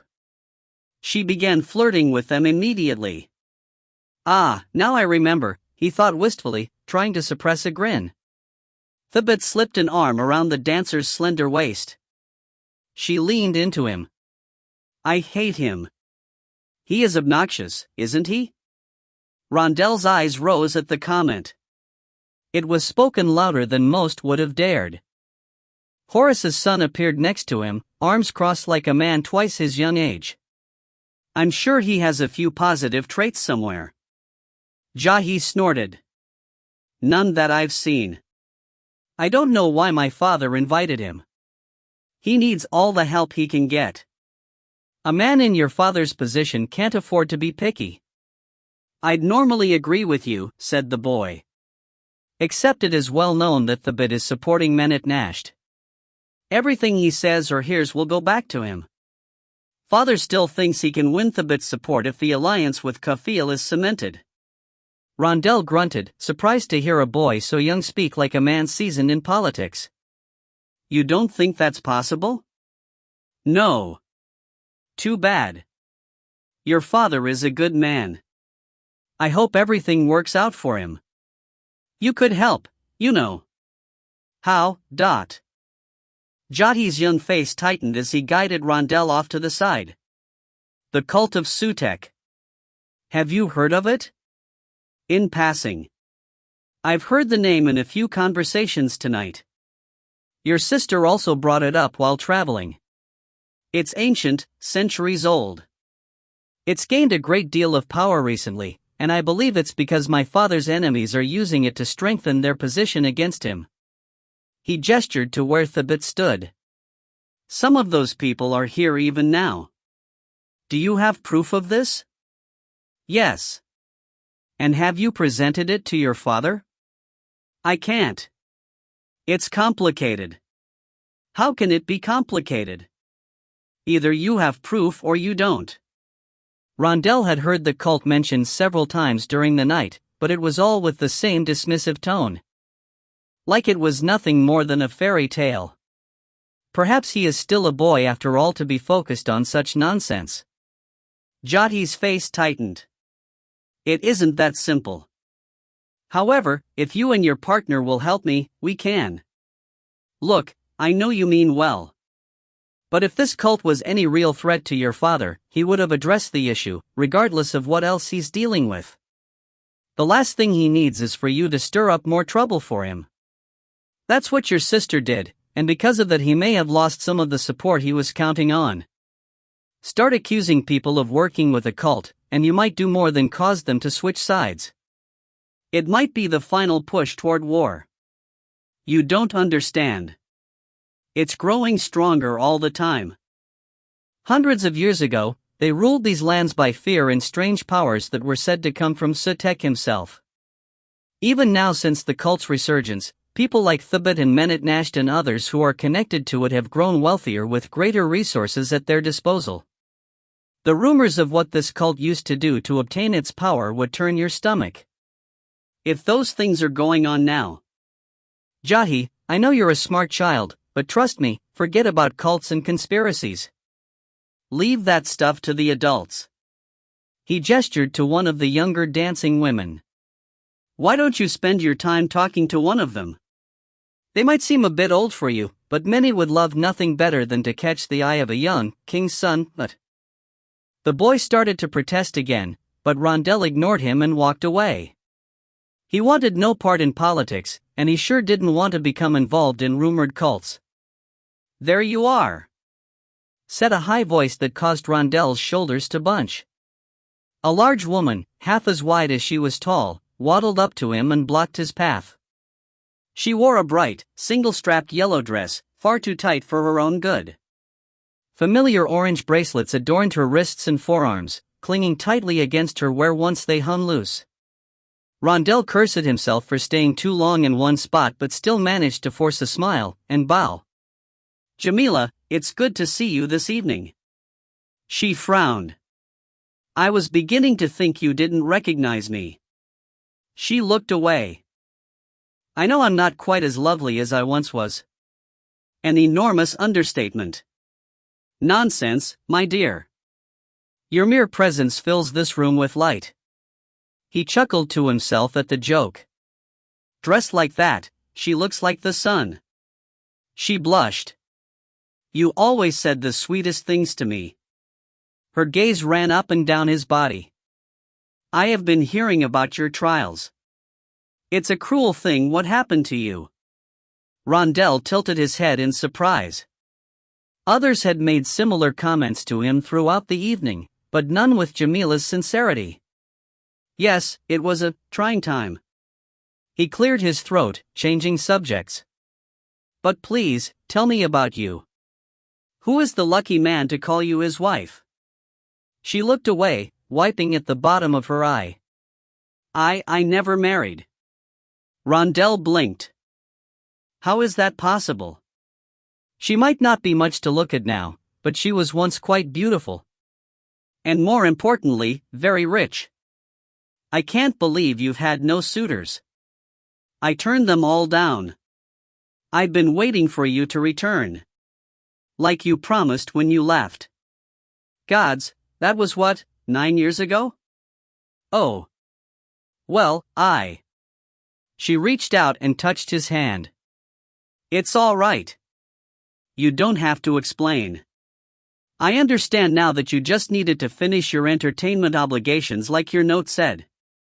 And then on the way back, you were imprisoned and unable to return to me. Yes, of course. But Jamila, you see. Andrasta stepped between them, angry. We need to talk. She snatched Rondell by the arm and dragged him away, leaving a confused Jamila behind. He breathed in relief. You saved me. Andrasta ignored the remark. When do we get paid? I told you when it's time. There's a certain decorum we have to abide by. We can't just march over to Horace with our money bag open and ask him to fill it up. We gave him back his daughter. I know. It's just. I don't care. I am sick of all this talk about politics, alliances, and marriages. I'm even more tired of being looked down on for my race and my sex. Rondell grunted. This hasn't been what I expected it to be either. She gestured to Jahi, who stood some distance behind Rondell. And then there is the talk of cults. She lowered her voice. I want the jewel of Bashan, and this is not getting me any closer to it. He sighed. All right.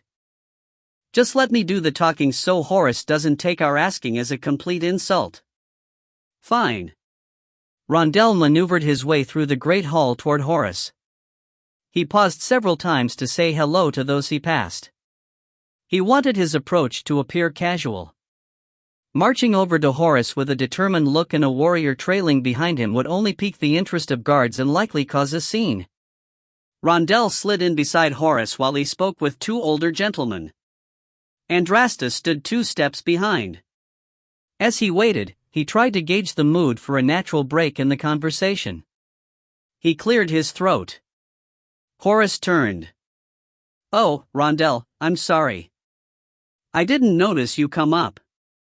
He bowed. My lord. I was wondering if we may have a small word with you in private. Is it serious? No, not at all. Just something that we haven't had a chance to discuss. I promise it won't keep you from your guests for very long. Horace turned back to the two men and gave a curt nod. Excuse me, gentlemen. We'll pick up our conversation shortly. The older men bowed at Horace, but gave Rondel a slightly perturbed look as he and Andrasta followed Horace from the great hall, through the dining hall, and into a nearby study. 2 armed guards followed. When the door to the study closed, Horace collapsed in an armless wooden chair decorated with swirling patterns of gold leaf. The wicker seat rustled as he got comfortable. He offered the other chair to Rondel rather than Andrasta. He doesn't like her. Horace cleared his throat. Since we're in private, I wanted to tell you I was sorry about your imprisonment. Like most everyone else, I heard you were dead. I felt dead. And you have nothing to apologize for. The error was mine. Just the same. You were always a good friend to me, and regardless of your error I would have seen to your release from Duke What's-His-Name's custody. Run. Yes. Him. I truly appreciate that, my lord, but I doubt the Duke would have released me under any set of circumstances. I bet 1,000 swords at the border of his tiny tract of land would have done the trick. You would have threatened war for me? Horace nodded. Rondel blinked in shock. His throat tightened. I don't know what to say to that. Thank you again. Horace waved off the gratitude. Now, what can I do for you, old friend? I wanted to talk to you about returning Dendera. He smiled. I hope you understand how much that meant to me. Unfortunately, I haven't been able to show my appreciation as completely as I should have to either you or your friend. But please know it feels like a part of me that was once empty here, he said, pointing to his chest, has returned. Rondel relaxed. It pleases me to hear you say that. Gurga was always a favorite place of mine to visit, and that was mostly because of my respect and admiration of you. Horace nodded once more, but said nothing. Does he expect me to ask? Why is he making this so difficult? He looked at Horace's smiling face and saw the tension present behind his eyes. He's too stressed with countless worries. Probably never even considered how to compensate us for our trouble. Yes, that's it. In normal circumstances, Rondel might have taken the hint and waited for a more opportune time to press the issue. However, he couldn't do that. Andrasta was right. They needed to be moving on. Andrasta and I won't be able to stay long. I'm sorry to hear that. We were wondering if you'd be so kind as to. Rondel's voice trailed off as he searched for the right words. Horace coughed. Compensate you for your troubles? Yes, my lord. I admit I'm a bit embarrassed to even bring the matter up. He waved a hand. You have no reason to be embarrassed. One moment. He gestured for one of the guards to come forward. The man bent down and Horace whispered something in his ear. The guard quickly left the study. Abu Bakr will be but a moment. Abu Bakr returned with a dark, medium-sized chest, metal clinking around inside. Rondel's heart quickened when he thought about the contents. Surely, he isn't going to give us everything. Of course, Horace has always been generous. Horace positioned the chest so the lock faced him. He unlocked it, opened the lid a couple inches, and withdrew a small pouch. The lid thumped shut as he held the pouch out to Rondel. Maybe it's filled with rare jewels. Before he could grab the small bag, Andrasta snatched it from Horace's hand. Andrasta, he snapped. Are you trying to insult our host? It's all right, said the king, voice weary. Andrasta peered inside. A moment later she looked up and growled. I say it's an insult to be paid such a small reward for the return of one's daughter. She threw the pouch in Rondel's lap. 20 silver sinew? Even the whore in the market offered us 25 for the girl. Horace's eyes narrowed. He didn't look at Andrasta, but stared daggers at Rondell. You've gone too far. Rondell couldn't meet the gaze, embarrassed. But when he picked up the pouch and felt its weight, he found himself siding with his partner. Should I just roll over and accept this because he expects me to? I might have long ago. But not anymore. Still, there is a better way to handle this. He took a slow breath. I understand that you're upset, my lord. And though we would never have dreamed of selling Dendera to a whorehouse, he said, looking at Andrasta out of the corner of his eyes, you have to understand things from our perspective. We risked our lives saving your daughter. Your reward for our efforts will barely sustain us for a couple weeks. The Rondell I knew would never have questioned me as you're doing right now. The Horace I knew would never have thought to take advantage of that Rondell either. Horace glared at Rondell for several moments. The former minstrel felt the weight of those dark eyes. He refused to look away. Horace let out a massive sigh and rubbed at his bearded face. He shook his head and spun the chest around so the latch now faced Rondell. Open it. Rondell hesitated. Go on. It's not a trap, Dot. When Rondell didn't move, Horace grew tired of waiting. Fine, he huffed and flipped the lid. Rather than the jewels and coins Rondell expected, the chest contained metal shavings and worthless trinkets. I don't understand. The king laughed. It held no joy. I'm broke. Well, I'm not completely broke. I can continue running my estate, and hopefully once the taxes come in from the festival, I'll be able to refill at least a portion of the coffers, but overall my wealth is a shadow. I apologize for insulting you with that, he said, gesturing to the bag. But I'm afraid I have little else to give without making matters worse for me. He looked down in shame. I'm a proud man. I had hoped to take advantage of our past friendship rather than expose myself to you. Wow. That's so unlike him. It's worse than Dendera thought. Andrasta snorted. Horace gave her a look of annoyance. Believe what you want. But my word has always been good. I didn't have to admit what I've just said. I could have just had my guards kick you out of my home without anything and no one would be the wiser. Rondell nodded. How did this happen? He eyed Andrasta. Can your friend be trusted? Rondell looked over his shoulder, understanding Horace's concern. She won't say a word. Who would she even tell?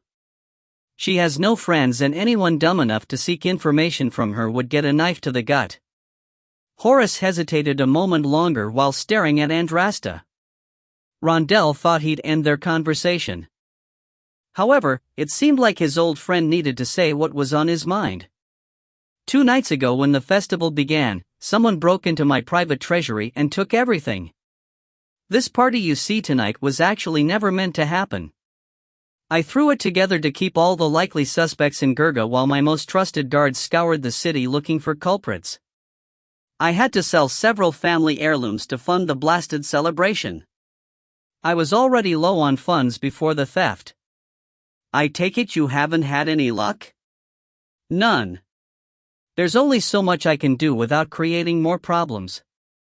If I begin to search houses without cause, I may not find the money, and I could end up insulting the very people whose allegiances I'm trying to gain.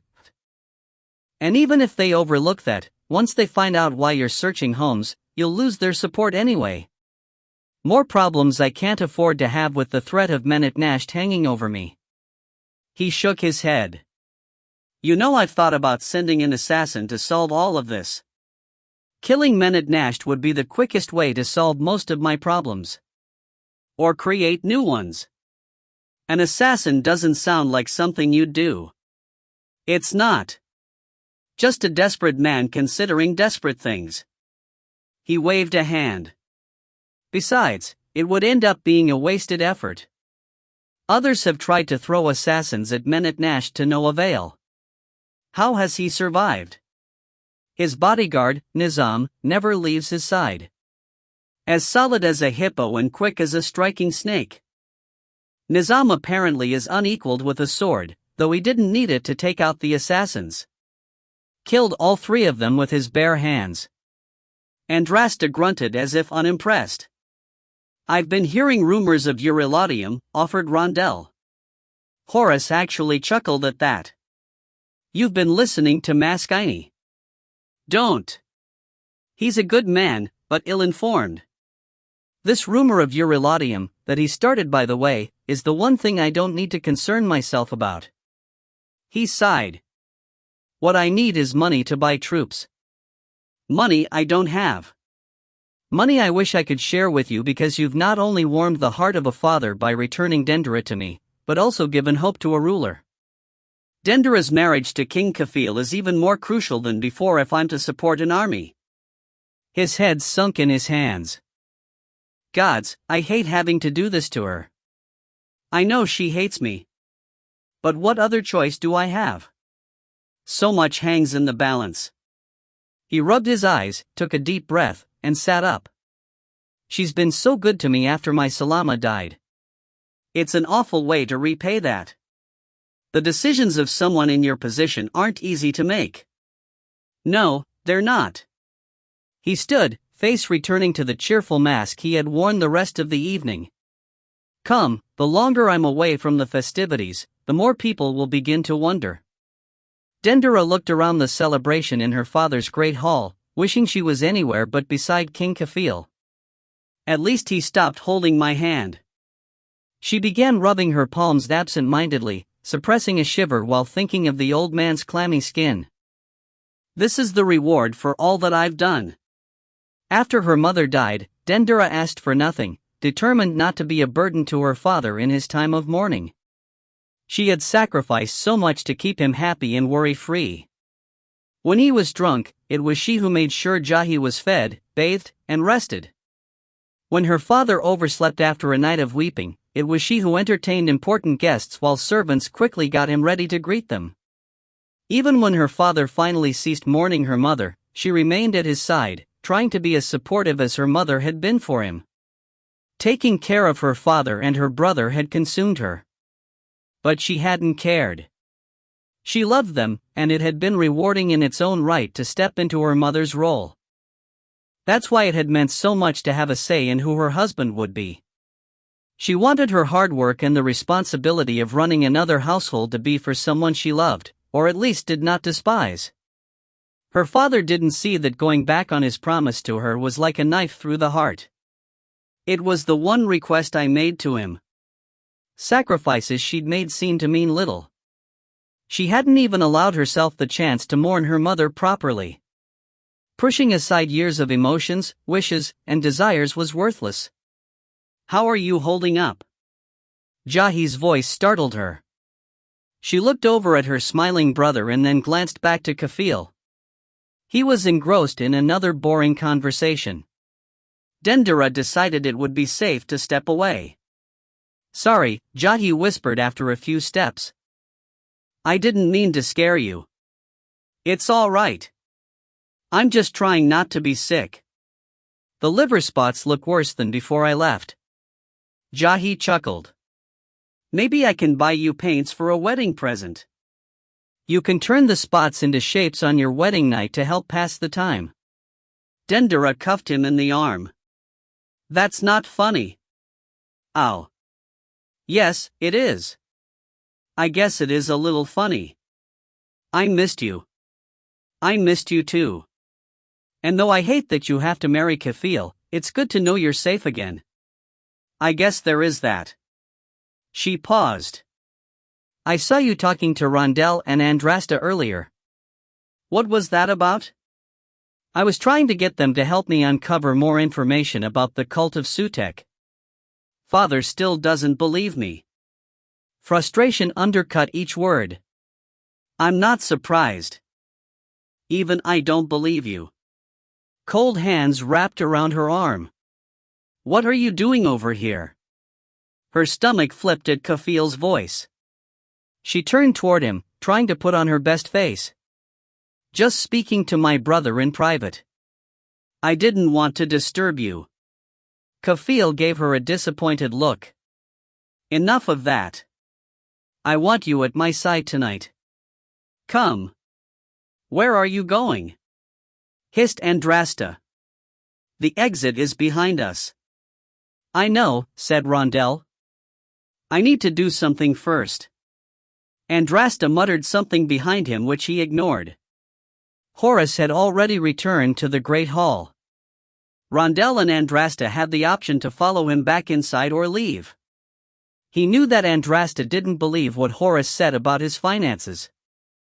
He could tell by the scowl on her face and the set to her shoulders that she thought he was lying. But Rondell disagreed, and though he wanted to leave as badly as Andrasta, he needed to do something first. It was his way to repay Horace for the favor from earlier when he had saved Rondell from complete embarrassment at dinner. Then I can worry about trying to convince Andrasta to continue to trust me. 20 senyu is still more than we had before. He hustled through the hall and darted toward Dendera. Rondell realized that he had ignored her completely since their arrival. A guilty conscience had much to do with it. Whether the marriage to Kafil was the right thing to do or not, he still felt sympathy for her. Dendera stood next to King Kafil, looking bored, disgusted, and dismayed. Kafil spoke with another lord that Horace hoped to gain support from. The Count occasionally glanced down at his much younger bride-to-be, lingering at the hint of cleavage peeking out of her top. A tiny smirk, absent of several teeth, shone between his thin lips. Kafil noticed him approach and raised an eyebrow. Rondell forced a smile. Excuse me, King. My partner and I were just about to leave, and with your permission, I would like to say goodbye to your future wife. Well, I would rather. Thank you. Rondell cut the man off as he pulled Dendera aside. What is it? Making sure I marry that shriveled old man isn't enough? She hissed when out of earshot from anyone else. He let go. I just wanted to say that I really am sorry that your father wants you to marry that man. However, you have to promise me you won't run away again. What do you mean? Your father needs this marriage. Far more than you realize. Did he say something to you? Yes. But it isn't for me to tell. Just don't mess this up. Rondell turned on his heels and left before Dendera could argue with him. He knew that if the girl wanted to run away again, she could. His last-minute plea would probably mean very little to her, but he couldn't leave without saying something. Across the hall, Andrasta waited in front of the double doors that led out of the hall. Horace walked in front of her, blocking Rondell's view of her disdainful expression. The king and a southern noble standing near her began talking in earnest. Rondell looked back to his partner just as she straightened. Sniffing the air, her arm went down to the sword at her waist. What? He smelled it too. Like a rotting corpse. The great hall went dark. Swords clashed, people screamed, and chairs and tables clattered to the floor in the pitch-black chaos. Rondell drew his own sword and dropped to the floor, not wanting to be a casualty in the mayhem. He didn't have to wait long as the hearth, candles, lamps, and even the torches of the fire eaters all relit themselves as quickly as they had been extinguished. Screams continued as people pointed toward the doors. Andrasta stood over the prone bodies of King Horace and 2 of his guards. Blood dripped from the edge of her sword. She looked down and then across at Rondell, confused. Guards surrounded her and demanded she drop the weapon. She scowled at Rondell as if it were all his fault. What did she do? Dendera! Where is my Dendera? Came the shout of an old man's voice. By the gods, not again. Heads turned toward a panicky King Kafil. She's not here. His eyes drifted to Rondell. They widened as he pointed. He was with her last. Arrest him!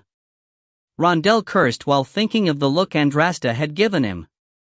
We should have left when we had the chance. Chapter 6. Rondel thought his heart might jump out of his chest as the beats matched the flickering torchlight dancing off the limestone walls of Horus's dungeons. Twice the guards struck him across the back of his head, threatening far worse. His head throbbed from the blows, but the pain was nothing compared to the fear gripping him. He tried to remain calm, taking deep breaths, but he could not inhale or exhale slowly enough to ease his anxiety. Each echoing footfall along the walls of the cool, underground dungeon brought back jolting memories from the hell he had once known. Gods, look how scared he is. Is he going to make it? One of the guards asked. Who cares if he doesn't? They're bringing the other one behind us, said another. She's tough though, whispered the first. They all think they're tough. Rondel's tongue felt as thick as a pillow and as dry as a harsh desert. The meaty hand squeezing his arm urged him to take a right at a fork in the dim corridor. It looked darker that way and Rondel's feet refused to move. A curse sounded from behind at his hesitation. Something struck him across the shoulder. He cried out while being yanked in the intended direction. Gods, I can't live like this again. I'll kill myself first. The guards stopped in front of iron bars. One fumbled with a set of keys until the tumbler turned. The cell door creaked open. They threw Rondel inside. It smelled of mildew and piss. He careened to the floor, turning his shoulder so it took the brunt of the fall. Andrasta followed him in. Guards dragged them to opposite walls of the cell. They were chained to thick, metal rings hammered into the rough limestone. You're not going to loosen these? Asked Andrasta. Head down and staring at the floor, Rondel didn't see the slap that struck his partner, but he heard it. Andrasta spat and cursed. He looked up as a guard backhanded her again. Andrasta clamped her mouth shut over her bloody lip, but could not wipe away her venomous expression. The guards left, locking the cell. You better pray to the gods that the king doesn't die. Footsteps faded away and with it the torchlight that had illuminated the space. Lyrics from one of the darker songs embedded in his memory pushed to the forefront of his mind. Lost again in nightmares. Even in the company of others, I feel alone. There is no escape from these horrors. Hell is now my home. Andrasta's hand clenched in anger as the welt on her face throbbed. She used that anger to flare and flex her chest, arms, and back. She pulled and twisted, joints screaming for her to stop. She didn't stop until her head spun with dizziness. The manacles were too strong for her to break. She rested her head back against the cool, limestone wall, allowing her burning muscles to relax. Blood pumped in her ears as she caught her breath. Why did I ever agree to this partnership? I always worked alone. Something about Rondel had caught her attention. It was the same something that had stopped her from leaving him behind in the city after they escaped the prison. He did distract the bodyguard. It bought me enough time to kill the behemoth. Is that why I helped Rondel escape the city? Out of guilt for him helping me? The thought of once needing his help continued to anger her. She had doubled her training efforts after her fight with Fern, remembering the harsh words of her old master. Why do I waste my time with a girl? You will never be a match for the men of our tribes. He had meant those words to belittle her. To get her to quit. But they drove her. They still did. The hasty inhale and exhale of breath from Rondel jarred her thoughts. Calm down, she snapped. Perhaps the better question is, why do I continue to stay in this partnership? What has it brought me other than frustration and headache? I can't live in a place like this again, he muttered, voice shaky. The likelihood of us living here for any length of time is slim. Ha! They're going to kill us. Sooner rather than later, I'd imagine. So, calm down and test your binds. Perhaps yours are weaker than mine, but. Andrasta couldn't see anything, but she heard Rondel grunt and struggle as chains slid across stone. After a few moments the scraping stopped. Any luck? No. I didn't think so. She blew out a heavy breath. I guess we wait until the guards return. And do what? We try to escape. She paused. How do you want to handle it? We won't be able to do the same thing as before since both of us are bound. She paused, considering their situation. What is it with you and prisons? I could say the same thing of you. And are you trying to say this is my fault? Rondel's voice was beginning to find life. Good. Anger is better than pity. Anger gives us a chance. She pushed. It was your idea to bring the girl to Gurga. It was your idea to stay for some ridiculous celebration rather than getting our money and leaving. It was your idea to accept that pathetic reward. And it was your idea to go talk to the girl before leaving. It was you who stabbed Horace. She sucked her teeth.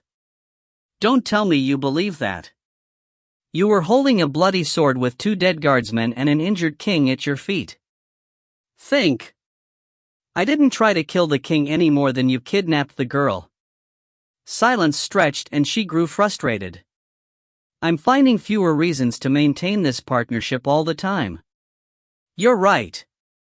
I'm sorry. His voice came out calm and even. Finally. He's getting his wits together. Now, I did kill the guards. What? I had cause for that. Before the lights went out, there was a smell of old death in the air, like a decomposing corpse.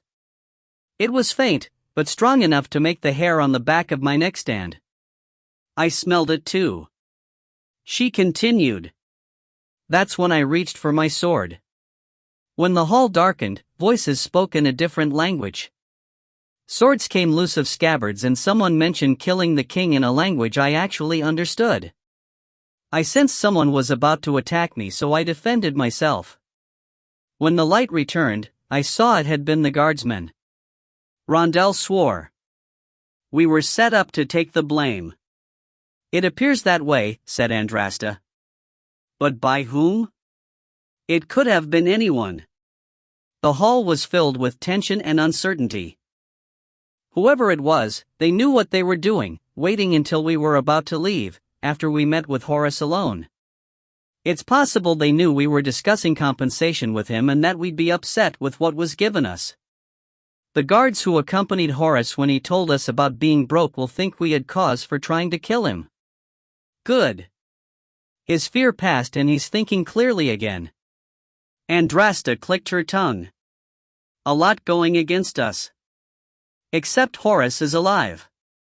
He'll listen if we explain what really happened. Maybe.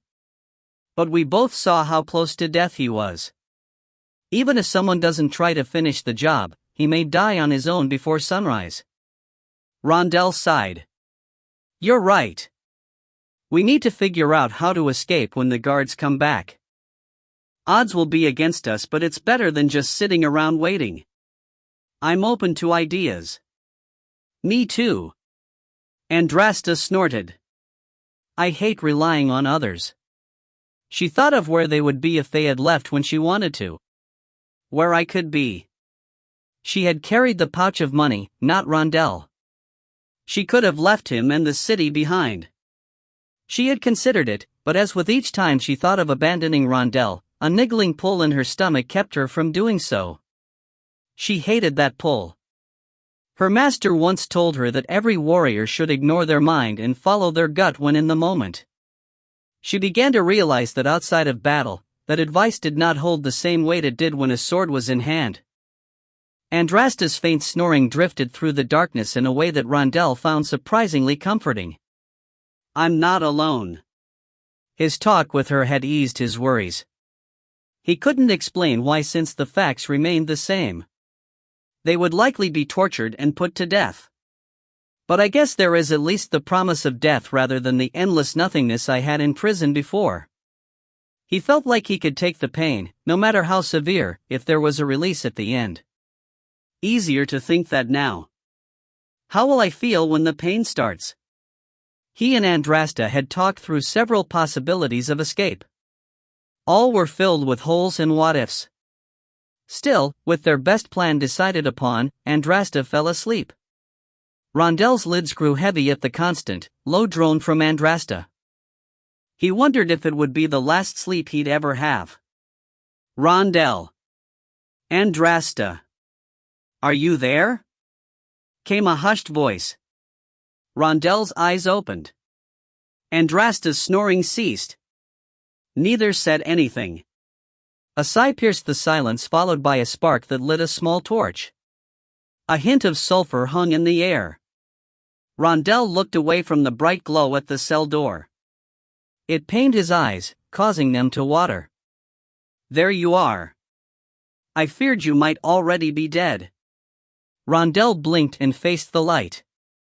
Jahi stood on the other side of the door, fumbling with a set of jingling keys. What are you doing here?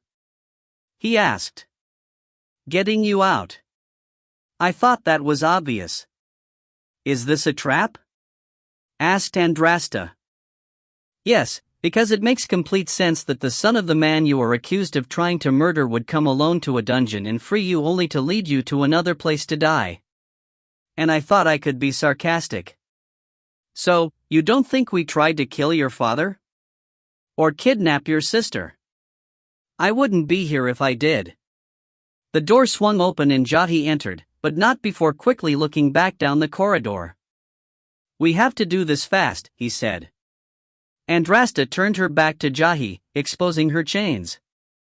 Then, hurry. Not yet. We have terms to discuss. Jahi came over to Rondel, knife in hand. His free hand went to the leg of his trousers. What are you doing? Stay still. I promise I will not harm you. I will explain after I check. The boy yanked down Rondel's trousers, exposing his inner thighs. He grunted and went to Andrasta. You touch me, and I'll kill you. I don't need my hands to do that, said Andrasta. Maybe. However, if you kill me, then you have no chance to get out of here. What are you looking for? I said I would explain afterward. Andrasta growled. Fine. To the boy's credit, he checked Andrasta as quickly as he had Rondel, not lingering as most boys his age would have. Jahi stepped back. I need your word that you'll help me. Help you? Asked Rondel. You both dismissed me when I tried to talk about the cult of Sutek. I figure that since you've been set up by them, you might be inclined to not only agree that they are a real threat, but also be willing to help me do something about it. The cult was behind what happened. Yes. The captain of my father's personal guard stripped the bodies of the guards that died near Andrasta. We found the mark of Sutek on their inner thighs. Afterward we searched every guard and servant on staff. We found a half-dozen others with the same mark. They all managed to avoid questioning by killing themselves with a pill they kept in their mouths. Idiots, hissed Andrasta. What does the marking look like? Rondel asked. It's a tattoo of an upside-down skull, fractured down the middle by a burn on the flesh. You saw we have no mark. You have no right to hold us then, said Rondel. Sure we do. You are in our city, said Jahi. And my father's captain isn't entirely convinced you weren't involved in what happened.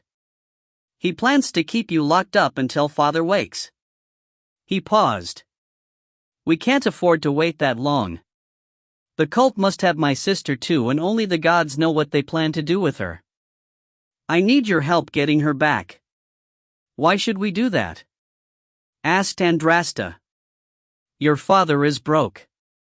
Because I will otherwise leave you here.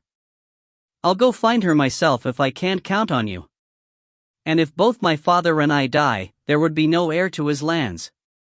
What do you think will happen to you in that case? At best, you'll hang.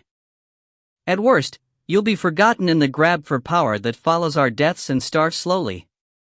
Rondel cleared his throat.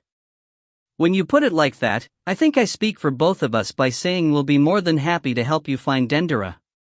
Besides, your father is a good man and a good friend. I saw how happy he was to have his daughter back. Why wouldn't I want to help him again? Good. Your weapons and things are outside the cell. Jahi led Rondell and Andrasta through 2 more levels and at least a dozen turns before exiting the dungeons at an unguarded, narrow tunnel that acted as a back entrance. The warm night air was a relief against Rondell's skin from the cool cells below. Why does your father not have anyone watch this exit? Asked Rondell, standing. Assigning a guard would only make others aware of it. Father made sure no one but me and Dendera knew of its existence. We're only supposed to use it in the case of an emergency. He gestured to the opening as Andrasta squeezed out. The opening is barely noticeable, and we're mere feet from it. From down there, he said, pointing to the lower parts of Gurga, it's impossible to see. Does every noble have a secret exit out of their home? Fair enough. What's the plan? Asked Rondell. The boy frowned. I don't have one. I only thought far enough ahead to get you out. What? You seem to have all the answers about this cult. Not where they're taking Dendera. I told you that those within the cult died before we could question them. What does it matter? Isn't this what you two do? Find people. We did it once. By accident. Jahi cocked his head. Then what do you do? Things that are unpleasant, hissed Andrasta. She looked to Rondell. We're free. Let's tie him up and go. Someone will find him eventually. Rondell gave her a look. People of the cult could still be out there. We don't have time to get involved in politics. We have more important things to consider. The jewel. Rondell felt torn. Horace is a good man, a friend, but Andrasta is my future. Still struggling with a decision, Rondell said, we can't just go off like a bunch of fools hoping to stumble across something. You agreed to help me, said the boy. I know, it's just Rondell started. Things change, said Andrasta. Jahi clenched his jaw. I hoped it wouldn't come to this.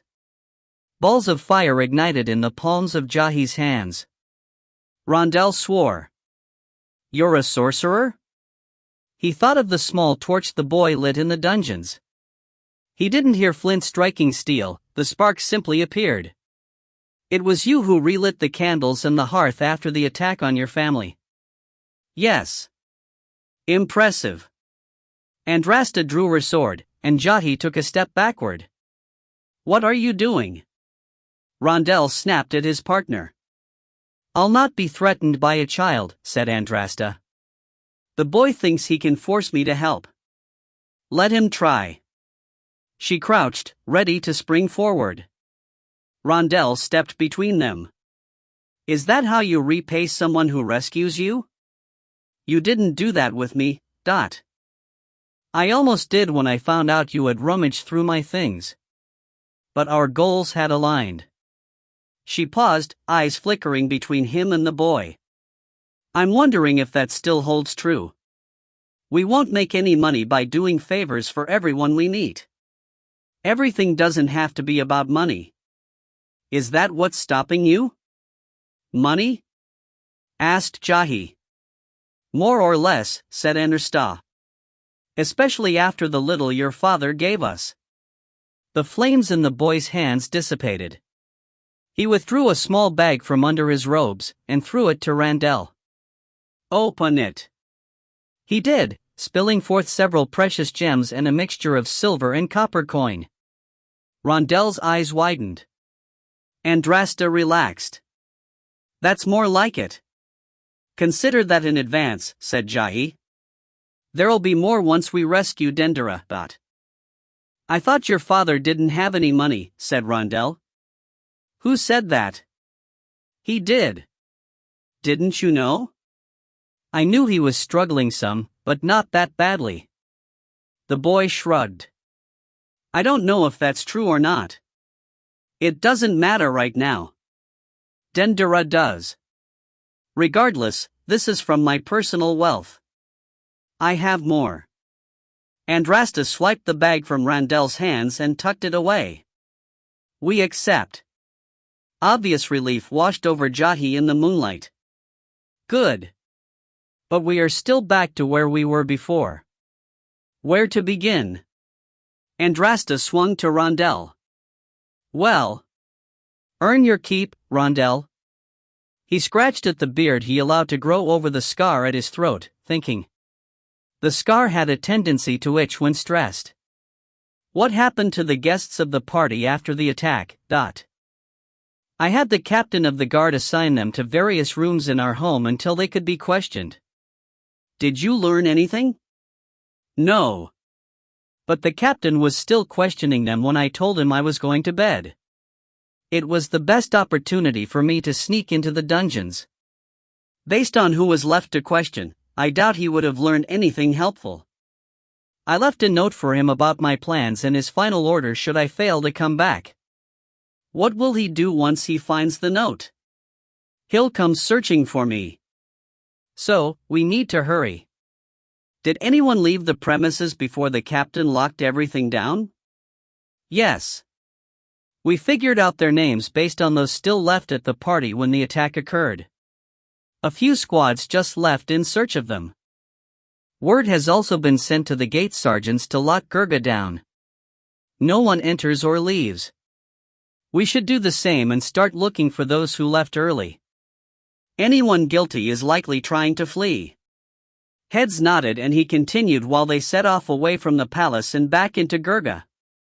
So, what kind of sorcerer are you? What do you mean? It would be nice to know what you're capable of in case we have use of it.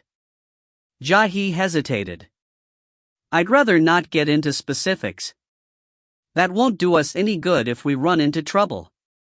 I can handle myself. I'll be ready if we run into trouble. You need to give us something more, said Andrasta. No, I don't. I'm paying you to find my sister, not evaluate my skills with sorcery. Focus on getting Dendera back. Blasted mages and their secrets, muttered Andrasta. Chapter 7. They moved quickly into the city while Jahi gave Rondel the names of guests who had left the celebration before the assassination attempt and kidnapping. Despite dawn only hours away, the thick crowds of revelers had not abandoned Gurga's streets. Rondel watched Andrasta use the cramped avenues and jostling thrones to their advantage, weaving deftly around patrolling guards. Members of Horus's personal bodyguard had beaten them to the first person on Jahi's list. They arrived in time to watch Horus's men escort the individual in question outside their lodgings. Though the politician looked annoyed, he cooperated dutifully. Studying the man's behavior, Rondel didn't think he appeared guilty of any wrongdoing, but he couldn't be sure unless given the chance to interrogate them. Too late for that now. Control what we can. Rondel turned away from a corner he peered behind as a guard helped one of the nobles into a wagon. He looked to Jahi. Where to next? Either Maskini or Thibet. We'll have to make a decision on which one is there in opposite directions. And we can't let the guards get ahead of us again. Rondel recalled Maskini bumbling through things at the celebration and their brief conversation. It can't be him. Of course, Maskini's behavior could have all been an act. He bit his lip, thoughts drifting to Thibet. Intelligent. Handsome. An arrogant mule. A man who would do anything to seize power. Plus, I just don't like him. Thibet, answered Rondel. We go south. Near the market. Jahi faced Andrasta. 5 streets down, then take a left for 2 more blocks. It's the most expensive in Gurga offers. It will be on the right. The woman set off. He and Jahi followed. Surprisingly, Rondel had yet to feel winded. All that running is finally paying off. Several buildings away from the inn, Rondel eased into the shadow of an awning the 3 stood under. Unlike the surrounding buildings of sun-baked bricks, granite, and limestone, the inn was constructed entirely out of sandstone. The architect who designed the inn left his mark by making use of natural patterns in the stone, creating straight lines of eggshell white, pale yellow, and deep tan around the first floor walls. The transition of each color appeared so seamless it looked like the thing had been carved out of one solid block. On the second level, designs and colors shifted from straight, even lines to swirling patterns. The patterns increased in complexity with each level as the walls sloped upward like that of a pyramid. The fact that Rondell saw all of these details from the light provided by the star-shaped lamps hanging over the street impressed him even more. "How do we know what level Thabit is on?" he asked Jahi. "The extravagance of the inns in Gurga traditionally increase the higher one goes. Thabit doesn't strike me as the sort of person to settle for anything less than the best." "He isn't," said the boy.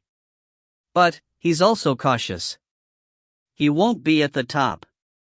So the third level then." Rondell looked to Andrasta. "How do we handle this? You and the boy go in through the door and work your way upstairs. And you? If I go with you, we'll be stopped immediately. I'll come in through the back. For security reasons, I don't think there is a back entrance," said Jahi.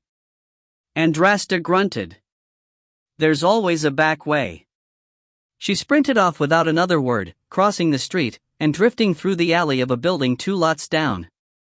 Jahi looked at Rondell, confused. He shrugged. "Let's go." They entered the inn. Behind a low table sat a middle-aged man. A lone candle burned atop the table, casting a shadow across the man's bald pate. He glanced up for only a moment as Rondell and Jahi entered, eyes returning to the tabletop before him where a series of cards lay in a circular pattern. Some bore letters, other numbers, and others still had simple pictures adorning them. Upside down, Rondell recognized a goat, a tree, and something resembling a cart. He took a step closer and noticed more cards in the man's hand. Rondell cleared his throat. "Hello, we have no rooms available. Sold out because of the festival. You'll find the same response elsewhere. Your best bet is finding a space in the back of a stable or camping outside the city. Actually, we aren't looking for a room. We wanted to see one of your guests. Vizier Thabit. It is against our policy to divulge the names of any guest. However, I can see if someone, whether the vizier or someone else, has included you on our list of allowed visitors." "Name?" "Well, I doubt he would include my name as we only met hours ago." The man placed a new card down on the table in the center of the pattern. "A son. Well, then I'm sorry. No person may be admitted past this point unless he or she is on the list." Rondell considered the man behind the desk more closely. He was of medium build, and though sitting, didn't appear to be of considerable height. The skin on his hands and face looked soft, almost like a woman's. "Even I can take this one." Rondell gestured to Jahi and took a step toward the stairwell at the far wall. A tall, thin man stepped into their path. He seemed to appear from nowhere, but acted as if he had been there the entire time. He held 2 scimitars, one in either hand. They hung loosely at his sides. The curved shape of the weapon's blades matched the uninviting grin slashed across the man's face. "Please proceed if you like," said the man at the desk, once more without looking up, "but be mindful of the consequences." "Now what?" As Rondell weighed several possible courses of action, all ending with him calling out to Andrasta for help, Jahi stepped forward. "I am your king's son. You will move aside." The man with the scimitars cocked his head, looking at the man playing cards. "He's lying, you fool," said the man. "Horus would never allow his son to travel the city at this hour, especially in the company of one lone man. If they do not leave at the count of 5, remove them by force." The man began counting. 1. Rondell swore, taking a step backward as scimitars came up. "What are you doing?" hissed Jahi. We need to get upstairs. 2. That won't happen with us dead. Why don't you just? No, said Jahi, cutting him off. I know what you're thinking. That sort of thing is frowned upon. My father would be shamed. 3. Just a small trick? Seems better than the alternative, said Rondell, backing up farther. 4. A loud thump sounded. The man with the scimitar jerked to the side and collapsed to the floor, eyes rolled back in his head. Andrasta crouched behind him with fists clamped together. I wondered what was taking you so long, she said. Rondell straightened. I was just about to do something. She sucked her teeth. The man at the table swore, finally looking up, face masked in disbelief. How did you get in? He asked Andrasta. A window. There is no window on the first floor. I know. But the walls are more than 15 feet high and completely smooth. She offered a shrug. Gag him and tie him up. We've wasted enough time. Jahi took care of binding the man, much to Rondell's gratitude. He hated fumbling through knots on account of his damaged hand. While Rondell helped Jahi tuck the man behind the desk, Andrasta barred the front door. Thabit? She asked, standing before the inn's manager. He paused briefly as if weighing his options. 3rd floor. End of the hall. Andrasta led them upstairs. They slowed at the 3rd level and slid into a long, dark hallway. 6 doors, 3 on each side, lined the narrow space. Andrasta eased down the hallway's length, pausing when a sound like a chair striking the floor cut through the silence. Loud voices followed. One sounded angry, the others apologetic. Andrasta darted toward the direction of the voices. Stopping just outside the door at the end of the hallway, Rondell made out hushed voices. What are you doing? I said burn all of it. Even muffled, Rondell recognized Thabit's voice. But these came from Menat Nasht himself. We should treat them with more respect. He's just a man. Arrogant and selfish like any other, the way he wastes Sutek's powers to make himself look younger. But a slap sounded. Quit arguing. Destroy all of this so we can leave and catch up with the others. I'll not have them take credit for capturing the girl. Dendura. Andrasta took up position on one side of the doorframe. She gestured to Rondell's waist, frowning. He had yet to draw his short sword. The woman's entire body seemed to sigh in frustration as he drew the blade.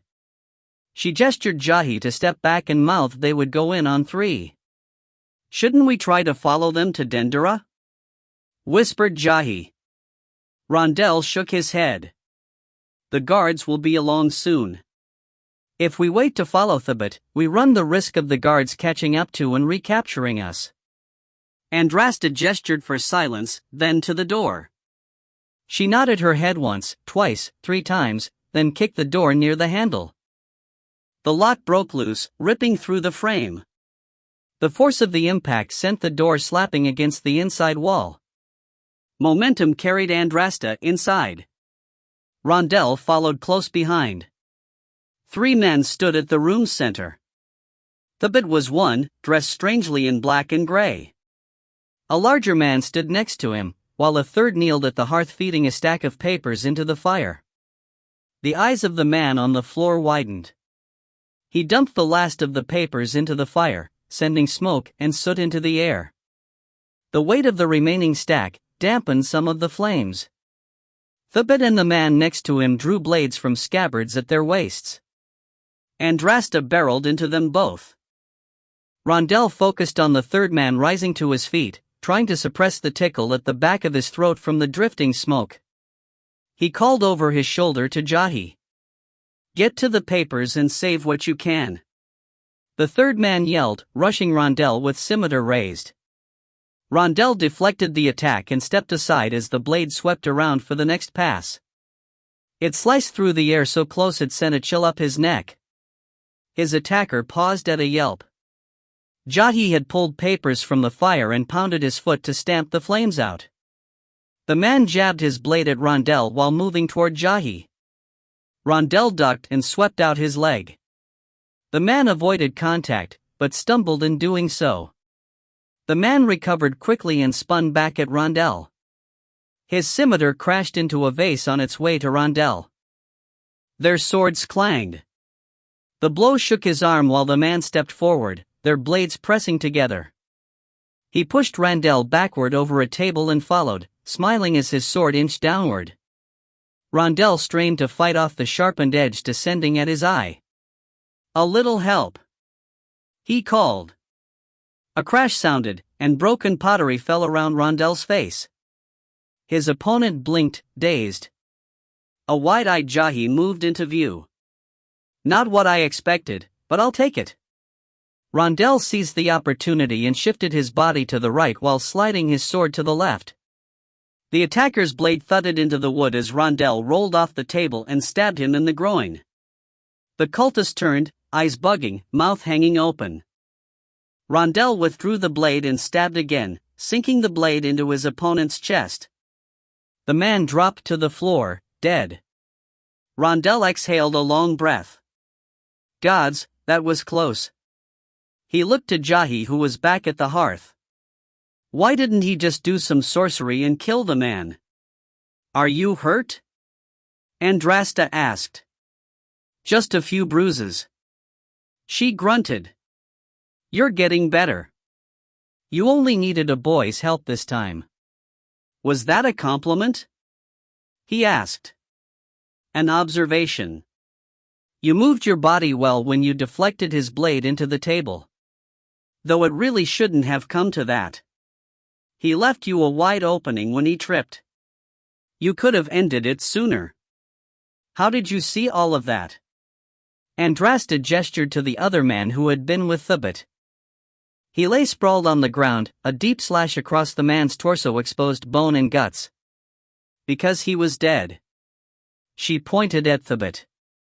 "I caught the end of your fight while trying to save him. Must have swallowed the same pill Jahi mentioned the others using. It would have been nice to ask him questions." White foam oozed out of Thubit's gaping mouth. Blood trickled from his nose, eyes, and ears. It poured out of a gash in the man's throat. "You tried to save the man by slicing his throat?" Rondell asked. "No. I tried to cut a hole in his windpipe, but the whole thing closed up. That's a big hole. I got frustrated." "You could have used that frustration to help me kill the last of his goons," Rondell snapped. "You need to learn how to get out of those situations without my help or that of little boys." "And what if I had died?" Jahi interrupted with the tone of a mother lecturing her children. "Can you two finish arguing later? It would help if you checked for the markings of the cult while I look through what little I managed to save from the fire." The boy went back to sifting through piles of ash and blackened parchment, setting anything that could actually be read off to the side. Andrasta pulled out a dagger and sliced through the robes and trousers at Thubit's legs. Rondell knew that it mattered little what was on the legs of the others. If Thubit had been marked by the cult, then they would have more than enough proof to connect him to the events at the celebration. And after all of this, I don't see how he can't be. Andrasta exposed a tattooed inner thigh. The skull seemed simple at first glance, but the longer Rondell stared at it, the more it radiated dread. He looked away, out of breath. "It's there," said Rondell, clearing his throat of the shakiness it held. Jahi said nothing as he continued his search, seeming to grow more frustrated as the moments passed. He stood and kicked at an overturned chair. "That bad?" Rondell asked. "Well, there's proof that he had a hand in stealing from my father's treasury." "That's good, I suppose. But there is nothing here that tells me where they took Dendera." Jahi's chin sunk to his chest. Rondell came over and placed a hand on the boy's shoulder. "We did learn something of value before we came in. Thubit was getting his orders from Menetnasht, and he spoke about catching up with others who are already outside of the city. They must have gotten out with Dendera before the city was shut down. We can give that lead to your father's guards to pursue. No. They won't leave Gurga without my father's say-so, regardless of the reason. Those that listened to me tonight did so because they thought it would help catch the real assassins. Their first duty is to father. Jahi shook his head. It could be days or longer before father wakes to tell them to go after Dendera. By that point, who knows where she'll be. If I had money to wager, I'd say Menetnasht's territory, said Rondel. My guess too, said Andrasta. Jahi sighed through his closed teeth.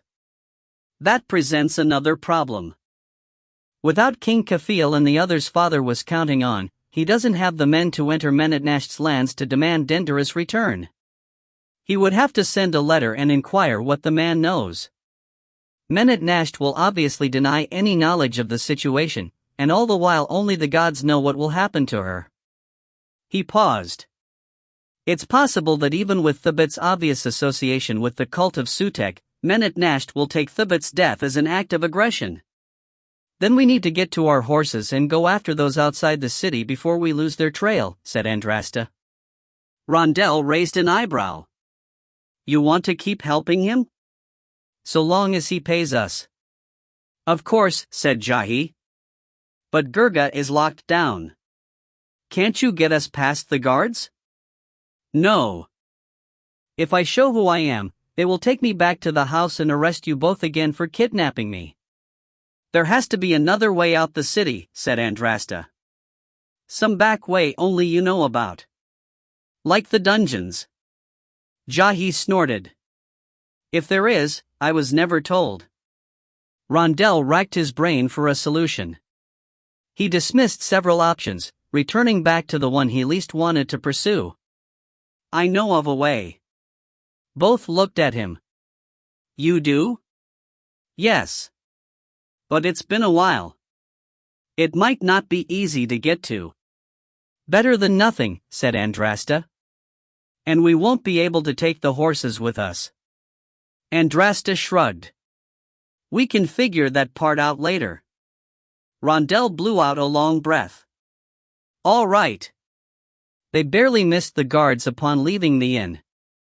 In hindsight, Andrasta realized they had grown careless after a successful fight. She couldn't let herself make that same mistake again. Racing through the city, they followed Rondel's lead. The man moved with purpose. He went out of his way to pass by several merchants who were finally closing their stalls shortly before dawn. Without pausing, Rondel stole a blue silk shirt from one of the merchants and a half-full skin of water from another. What is he up to? After several more blocks, Rondel came to an abrupt halt and began pacing, trying to catch his breath while taking off the armor and clothes of his upper body. He threw them to Andrasta. Hold those. I'm not your servant. By the gods, I don't have time to argue. Just do it, dot. Andrasta started at his outburst and did as he asked, too surprised to respond. I've never seen him this focused before. Rondel uncapped the water skin and poured it over his head and torso, rubbing vigorously with his hands. He shivered. That was colder than I expected. Andrasta held onto Rondel's things. What are you doing? Getting ready. Rondel grabbed his old shirt and used it to pat himself dry. He then slipped the deep blue shirt over his head and began fixing his wet hair as best as he could manage. Ready for what? Asked Jahi. Rondel ignored the question. How do I look? Not nearly as ridiculous as I expected in that shirt, said Andrasta. Good enough. He turned up the street. It's just half a block down. When we get there, let me do all the talking, dot. They stopped again in front of a large, lavish residence surrounded by others just as grand. Bright torches illuminated the vibrant blues and greens painted onto the smooth outer walls protecting the home. Lush gardens filled with exotic plants not known to Igat flourished inside the iron gates. Andrasta heard the sound of a bubbling pool somewhere inside. Rondell stood tall and knocked on the gate. A young, sleepy-eyed guard materialized. "What are you doing making all that racket? Don't you know what time it is?" said the man. Rondell cleared his throat, speaking once again in the voice Andrasta heard in use when telling tales at Horace's celebration. "Of course I do. Now run along and call for the lady of the residence. The beautiful Jamila is expecting me. Is she now? And who should I tell her is calling?" Rondell hesitated. "Tell her that her wild stallion is looking to be tamed." Andrasta snorted just as the guard's eyes bugged. Still, after a shake of the head, he disappeared. "Wild stallion?" asked Jahi. "I said no talking," snapped Rondell. A short while later, the guard reappeared and unlocked the gate. He spoke in a low voice, confused. Her ladyship will see you in the drawing room. She said you knew where that was." "Yes, of course." "Thank you." Rondell marched through the garden along a cobbled path until reaching a half-open door to the home. He paused and gathered himself before slipping inside. Before Andrasta could even make it in behind Rondell, a loud voice cried out. "Oh, Rondell! You're free!" "Well, of course you are. I never believed that you could do something as sinister as kidnapping a young girl." A large woman with wide legs ran across the drawing room and practically dove into Rondell's arms. The two collided with a stone column, which Andrasta was sure was the only thing preventing them from crashing to the floor. The woman pressed herself against Rondell and began groping the man like Andrasta and Jahi weren't there. "And I just knew you couldn't stay away. You know, I thought you were avoiding me at the dinner." Rondell's hand came up to stroke her cheek, fingers running down her thick double chin and resting on her meaty shoulder. "My sweet, beautiful princess. I could never avoid someone as breathtaking as you." Andrasta rolled her eyes. "You've got to be kidding me. You still say the sweetest things. I love you so much. I always have." Rondell leaned down and kissed her on the forehead. "I know, my dear." She leaned in close, lowering her voice though Andrasta heard every word. "We can go upstairs while your friends grab a bite to eat in the kitchen." Rondell cleared his throat. "I would love nothing better, but I cannot. We are on a secret quest." He gestured to Jahi. "One we must begin right away." "But..." Rondell put a finger to Jamila's lips, then removed it and kissed her with sincere passion. "I'm going to be sick." He pulled away. "I know it's hard, my love. But we must go. That will have to be enough to sustain us until I return. Then we can finish what we started. But please, my love. For me. Jamila smiled wide and finally released her hold on him. Andrasta couldn't have been more thankful. "I assume you're here to use the hidden passage in the basement?" she asked, disappointed. "Hidden passage?" "Yes, my love. Even after all these years, you know me better than anyone. It's as if you can read my thoughts." Jamila blushed slightly, her attitude improving. Rondell continued. "Will you take us to it?" He turned to Andrasta as Jamila led them through her home. The passage leads to an underground river that supplies the city with water. "And you've used it before, I assume?" Andrasta asked. "More than once." "Why?" "Well, sometimes it made sense to sneak away rather than draw undue attention from an upset noble." Jahi asked. "Why were they upset?" Rondell hesitated. "Another time." On their way downstairs, Jamila agreed to deliver a coded message from Jahi to the captain of his father's guard that would let him know they had left the city. Also along the way, Rondell sweet-talked the woman into providing them with supplies for their journey.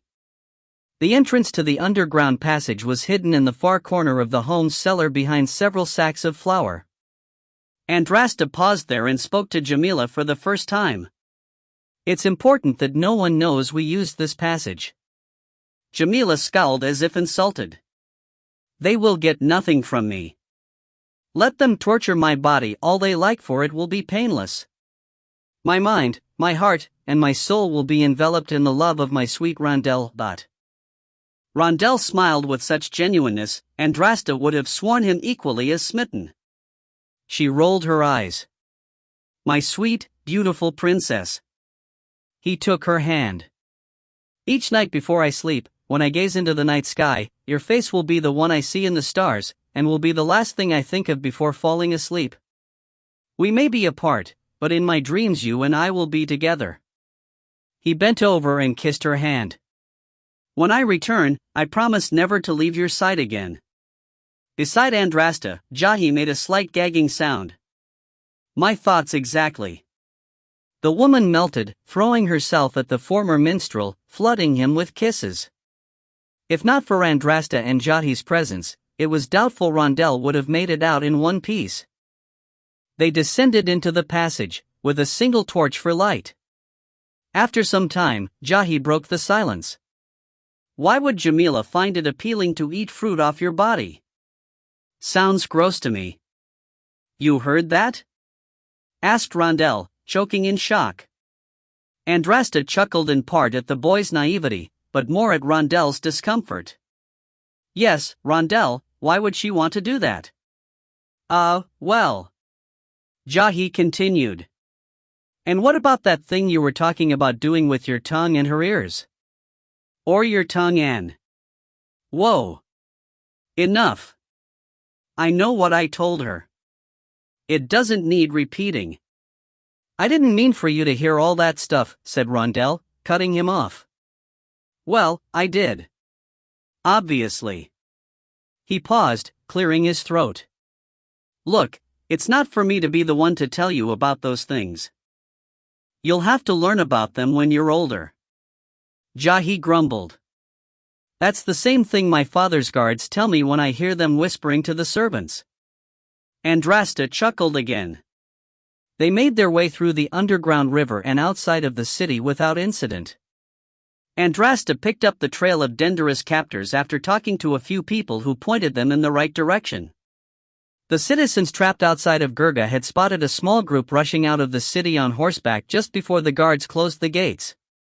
Running down the road beside Rondel, Andrasta finally spoke. Did you mean any of the things you told that woman? Gods, no. I know I'm not half the man I once was, but she is at least twice the woman she used to be at. Then how did you keep a straight face? It was so convincing? Rondel snorted. I told you I was a great entertainer. Andrasta grunted. I'm beginning to see that. Maybe I haven't given him enough credit after all. Chapter 8. Jahi's body hurt in places he didn't know could hurt from all the running. He had never been one to play physical games with boys his age. They never worked out well, him being the son of a king.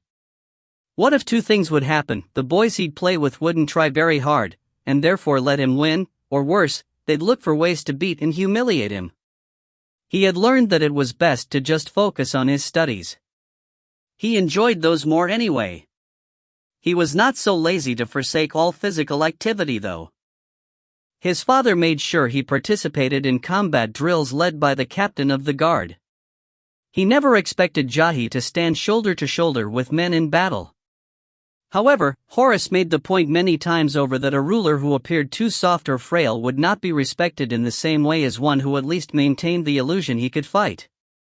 Seeing the wisdom in his father's words, Jahi had trained religiously each day. Often he felt good, almost refreshed, when the sessions ended, a welcome break to the hours at his books. Just a day ago, Jahi would have considered his conditioning to be good, definitely above adequate. However, after running beside Rondel and Andrasta through Gurga and then outside the city, he realized his conditioning paled in comparison to theirs. Are my father's guards inept? Or have they been going easy on me all this time?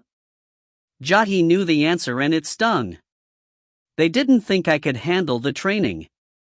How many jokes have been told at my expense? After hours of travel, Andrasta finally called for a rest. The woman's breathing appeared labored but not as ragged as Jahi expected, especially since she wore armor and carried most of their supplies. Even Rondell appeared to be in better shape than Jahi would have expected. He bent over for a few moments to catch his breath, but stood quickly and walked around the clearing, performing a series of odd stretches. It took Jahi much longer to stand, having collapsed once his legs stopped moving. They began to seize on him. Cramps had him groaning between heaving up the contents of his stomach. Too much rich food last night. Gods, I'm going to die. He felt an arm slide under his, hoisting him to his feet. Despite his muttered protests, Andrasta forced him to walk in circles. Be quiet. Focus on your breathing, she said. Stopping, no matter how tired you are, will only make things worse. Jahi winced with each step as lances of pain ran up his legs. Give him some of this, Jahi heard Rondell say. A skin of water touched his lips. He turned away as his stomach rolled. No. I'll just throw it up. Andrasta grabbed his head and jerked it backward. You need to drink. Do it slowly. Jahi opened his mouth. A splash of cool water brushed across his lips and rolled down his throat. His stomach convulsed, but he managed to keep it down. He took a few more steps and was rewarded with another sip of water. The process repeated several more times until he felt better. Andrasta sat him next to a tree, then went to speak with Rondell in private. Eventually, she walked away into the woods. Rondell sat beside him.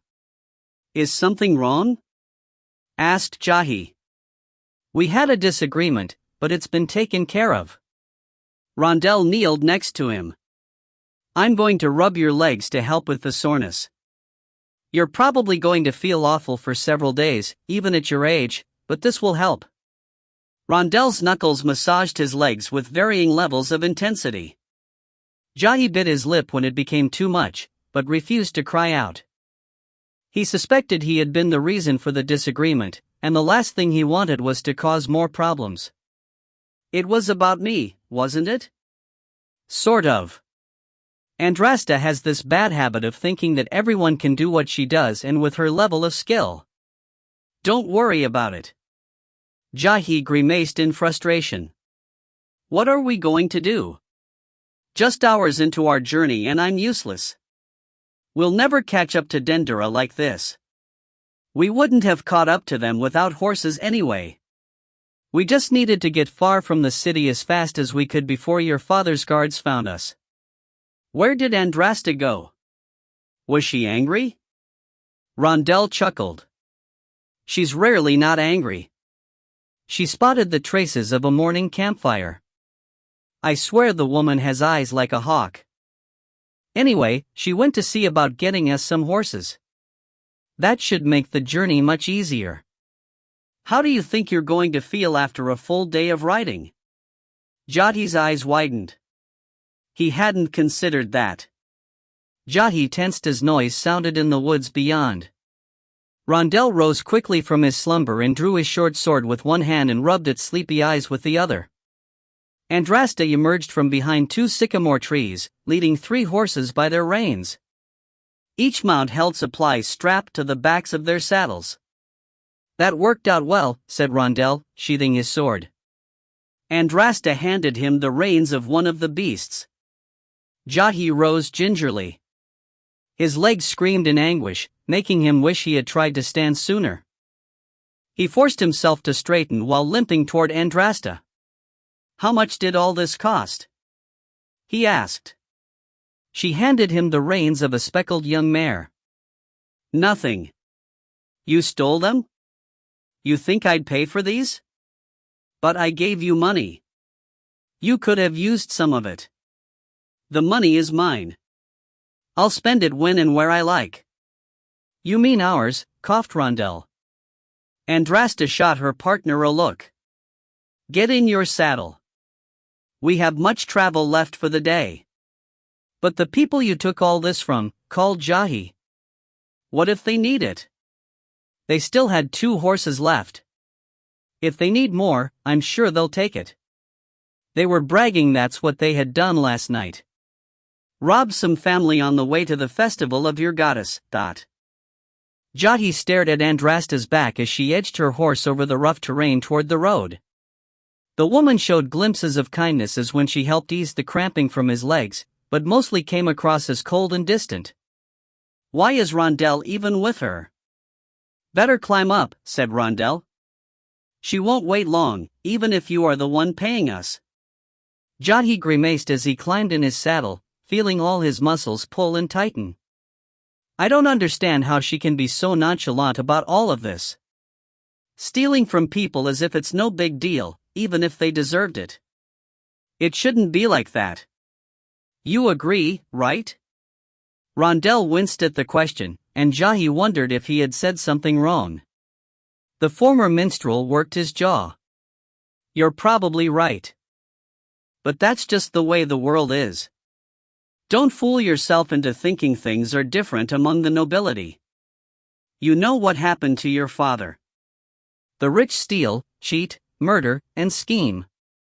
The only difference among the nobility is that the stakes are higher. He paused.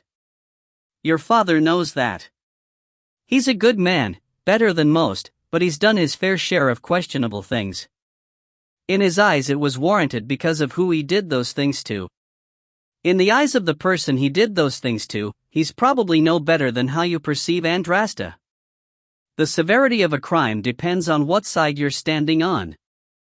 The sooner you understand that, the easier it will be for you to succeed at the life you're going to be involved in. Jahi scowled. He had not expected a lecture in morality. I don't want to play by those rules. Then you won't have a long life. Certainly not a rich one. I don't believe that. It's possible to do the right thing and still live a long life. He snorted. Let's talk in 10 years. Hurry up. Andrasta called from the road. Rondell kicked his mount forward, leaving Jahi in thought. Jahi no longer felt each bump tighten the muscles in his lower back and buttocks or the saddle chafe his inner thighs. He had grown numb from the chest down, not long before the sun dipped below the horizon. He had been grateful to see that pink and purple sky, knowing at any moment Andrasta would call for a halt to make camp. However, she kept going, and hours later when Jahi asked when they would stop for the night, the woman looked at him like he was mad. They are still far ahead of us, and I promise you they have not stopped yet. Jahi frowned. He was ready to fall off his horse, but given their goal he could not say anything. Once the numbness truly set into his limbs, Jahi no longer cared about the pain. He could travel for days without feeling anything. He was surprised when Andrasta finally called for a halt with the moon at its highest. We're stopping now? He slurred the question. Andrasta swung off the saddle, her movements as fluid as if she had gone for a short evening ride. The horses need rest. I don't want to push them anymore without knowing if we'll be able to find fresh mounts. Jahi dismounted. When his feet hit the ground, his legs fell out from under him. Footsteps sounded. Rondell appeared in his line of sight. Are you all right? I can't feel my legs. Tired from all the running and riding, I guess. His voice sounded so much weaker than it did in his head. I'll be fine after some sleep. He closed his eyes, intent on sleeping right where he landed. Andrasta walked up and hissed a curse. She grabbed at his legs. If he hadn't been so exhausted he might have blushed at his trousers being pulled down, but modesty was the last thing on his mind. He opened his eyes to Rondell staring at his legs, shaking his head. Andrasta swore again and went back to her horse, searching through their gear. What's wrong? Asked Jahi. Rondell sighed. Why didn't you tell us you were hurting this bad? I didn't want to be the reason we were unable to reach Dendera. You're bleeding. Blisters are running up and down your legs. Bruises everywhere. I guess your legs were too tired from running to sit in the saddle properly. What does that mean? It means we aren't going anywhere for a while. Andrasta is getting some stuff to put on the blisters.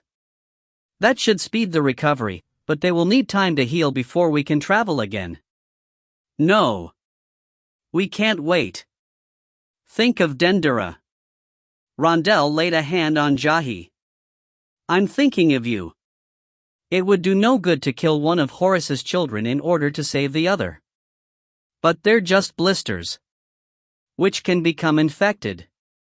Can't we do anything more? Not unless you know some healing spells.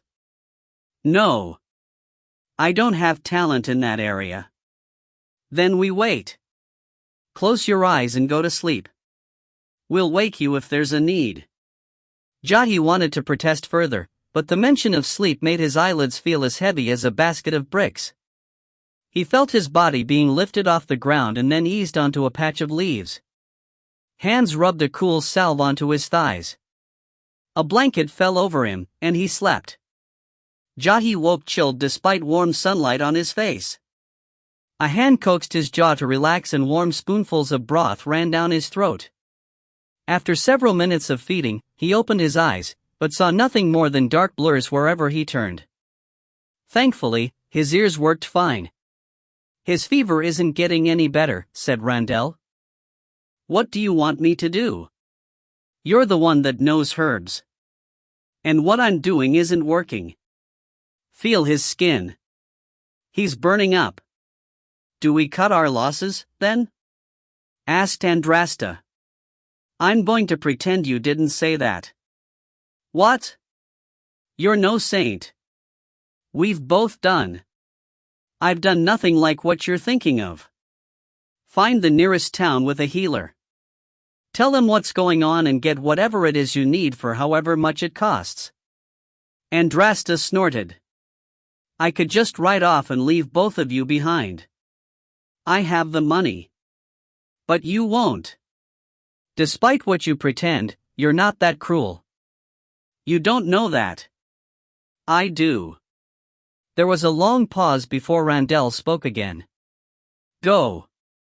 It can't be more than a few hours' ride. Jahi couldn't make out Andrasta's muttered response. He began to grow tired once more. The last sound he heard before drifting off was fading hoofbeats. The next time Jahi woke, he felt like a new person. A weaker person, but one much better off than what he last remembered. He sat up slowly, noticing the crick in his back as well as the taste and texture of dried leather in his mouth. Hey! He's up, said Rondell. He and Andrasta sat by a small fire. The woman looked his way. Rondell got up and brought Jahi a skin of water and a small heel of bread. Only bread? Asked Jahi. You've had nothing more than broth for 2 days.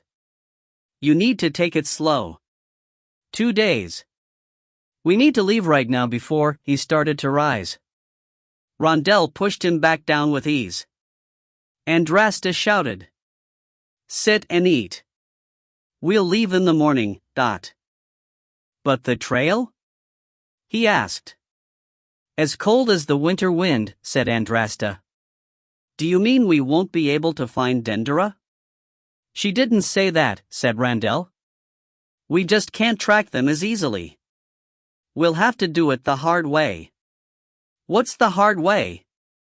Taking our time, asking around, doing some guessing and hoping we're right. He must have seen the look on Jahi's face as he added. Don't worry, we'll find her. You think so? I know so. Get to work on that bread. Andrasta glared at Rondell as he sat back down at the fire. Her partner had too big of a heart. Master Enzi would have called it a weakness. What? He whispered. You shouldn't have lied to him. It wasn't a lie. We still have a good chance of finding her.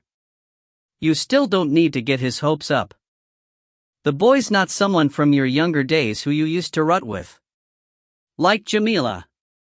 Rut with? Rondell shook his head. Do you have to be so lewd? Can't you come up with something else to describe lovemaking? Like what? Anything. Call it something juvenile for all I care. But rut with? He made a disgusted sound. Andrasta rolled her eyes. Anyway. You don't think we can find the girl? We can. But can we rescue her once we find her? And more importantly, when we get there, will there be anything left to rescue? There are always crazy stories surrounding cults. The girl could be a shadow of what she once was. Chapter 9. When Dendera's eyes opened, she woke to the soft morning air against her face, the hot breath of the man behind her on her neck, and the up and down jostling of a galloping horse between her legs. Her mouth opened to let out a scream when thick arms pulled her tight. Do it and you will be gagged. She clamped her mouth shut and looked down at those thick arms holding the reins. Black and gray cloth covered them. Realization struck her as her brother's stories ran through her mind. A member of the cult of Sutek? Seeing another 4 similarly garbed men riding beside them caused her to suck in a quick breath. One of the men had bits of silver on his torso, possibly signifying a rank of sorts. Definitely members of the cult. Jahi was right. She blinked, trying to clear her mind. The last thing she remembered was a brief conversation with Rondell. Then something bit her in the neck and the lights in her father's dining hall had gone out. A dart. I'd been drugged and kidnapped. Whatever drug they had given her made it hard to concentrate. Still, she remembered the conversations with Jahi about his theories and deductions. Menet gnashed. Things must be worse than I thought. Is that what Rondell was getting at when he said it was important I marry Kafil? Kidnap me and father is made weaker. Her eyes watered, wind whipping her face. Slowly, her mind cleared. A knot formed in her stomach. She had begun to remember some of the horrors Jahi discovered about the cult from long ago when it held more power. Kafil doesn't seem half as disgusting as before. A short and slightly bemused laugh escaped her throat. Dendera had calmed considerably, coming to terms with her situation by the third change of mounts on their journey north. When Captain Haji, the man with silver on his garb, called for a halt the next day near a thick copse of sycamores, she told herself that all hope was not lost. If they wanted me dead, they would have killed me in Gurga. This means I'm probably a bargaining piece. Her father might not be willing to let her choose her own husband, but she could not imagine him letting her die. Eat? Dendera looked up from the old mulberry stump she sat on. One of the Sutek followers held a small wedge of cheese and a heel of bread. She accepted them eagerly, taking a large bite of the cheese first. It was sharp, but after almost a day without food, one of the best things she had ever eaten. Thank you, she said out of reflex, mouth half full. She considered taking her thanks back until she realized it might be best to stay on the good side of the men who kidnapped her. The man grunted and set a skin of water at her feet before walking away. She watched him check on the horses for several minutes until he settled next to a lotus tree to keep watch. The beautiful white flowers adorning the branches above him contrasted against the ugly black garb worn by the man. A slight breeze pushed against her, bringing with it the scent of the beautiful flowers. Their smell reminded her of her father's private garden. Pay attention. Now isn't the time to daydream. She glanced to the other 4 men. They slept on the hard ground despite the rising sun, arms across their chests and black cloth covering their faces. The position, coupled with the color of their attire, reminded her of bodies ready for embalming. She wondered what sort of men would join a cult and worship a god who most looked down upon. A shiver ran up her back when she thought of the atrocities associated with Sutek, most of which involved torture. The kind of men you wouldn't want to be kidnapped by. No longer hungry, she had to force herself to eat the rest of her meal. She didn't know when the next might come. Each time her kidnappers stopped to rest, Dendera switched mounts and rode with a different cultist. She assumed it was so no one horse had to bear the burden of 2 riders for too long. Or possibly to better mask our tracks? Gods if I know. She attempted to initiate conversation throughout these rides, hoping she might develop sympathy from at least one of the men. I'm Dendura. What's your name? Do you think the weather will hold? The cheese we had earlier was lovely. How did you come by it? My mother taught me how to ride. Who taught you? Each question was met with thundering silence. Dendura had no clue where they were taking her or how long she had until they reached their destination. Because of that, she realized her approach of childish questions would take too long to develop any sort of relationship with the men. She swallowed hard, realizing what she'd need to try next, hoping that neither her father nor Jahi would learn of it. What other choice do I have? I can't fight my way out of here. They stopped for the night and made camp well off the road. Dendura sat against a tree, bound at the wrists and ankles. One of Sutek's followers brought her dinner. Cheese and bread again. Dendura pushed aside her annoyance and put on a bright smile. She wished she knew the man's name, but they rarely spoke or she could hear them. The man handed Dendura the meal. She reached up, but rather than accept the food right away, she rested her hands over his and softly stroked each of his digits, hoping that it somehow came across as seductively as she intended. Dendura met the man's eyes peeking through his face covering. I would love some conversation. Won't you sit by me for a while? The man froze and Dendura smiled wider, thinking she had finally made a connection. The back of the man's hand lashed out, slapping her across the cheek. A sharp knuckle cut her lip and the force of the blow threw her head back against the tree. Blinking through cloudy vision, someone else had appeared at her side. Harsuf. Have you gone mad? Captain, I was teaching her manners. The little whore tried to seduce me. It's not your place to teach anything. A hand grabbed her by the jaw and forced her head up, turning it to either side. You are lucky her lip should heal by the time we make it back. You know she was not to be marked. Get the whip from my bag. 5 lashes for going against the high priest's orders. But 10, since you are having trouble obeying mine as well. Dendura's vision cleared as Harsuf bowed his head. Yes, Captain. The captain turned back to Dendura as Harsuf walked away. He spoke in hushed tones. Don't think this excuses your behavior. This is your one and only warning. If you talk to or touch any of my men again, you will be the one to suffer. He paused. There are many ways to inflict pain without leaving cuts or bruises. He tilted his head to the side. Those are my favorite. Chapter 10. To Jati's surprise, Andrasta took it easy on him their first day back on the road, stopping several times for him to stretch, eat, and apply more of the salve to the remainder of his blisters and bruises. Though he wanted nothing more than to push a harder pace for Dendura's benefit, the fever had sapped him of energy, and his thighs and rear reminded him how much he needed that slower speed. Just after midday, they came upon a small, haphazard town where buildings had been constructed with no real roads or paths. It was like the citizens had never expected the town to grow in size. Few people were in town, unsurprising with hours left in the day to work the fields. Rondell did his best to ask subtle questions about the cult of Sutek as they passed through, hoping to glean some sort of information that might help them make up for lost time. The friendly faces that first greeted them turned dark at the mention of the cult's name. The women out washing clothes pretended ignorance and quickly made excuses to rush playing children inside. The obvious fear of those in town did little to ease Jahi's worries. Andrasta led them to the town stables to buy feed for the horses. She dismounted.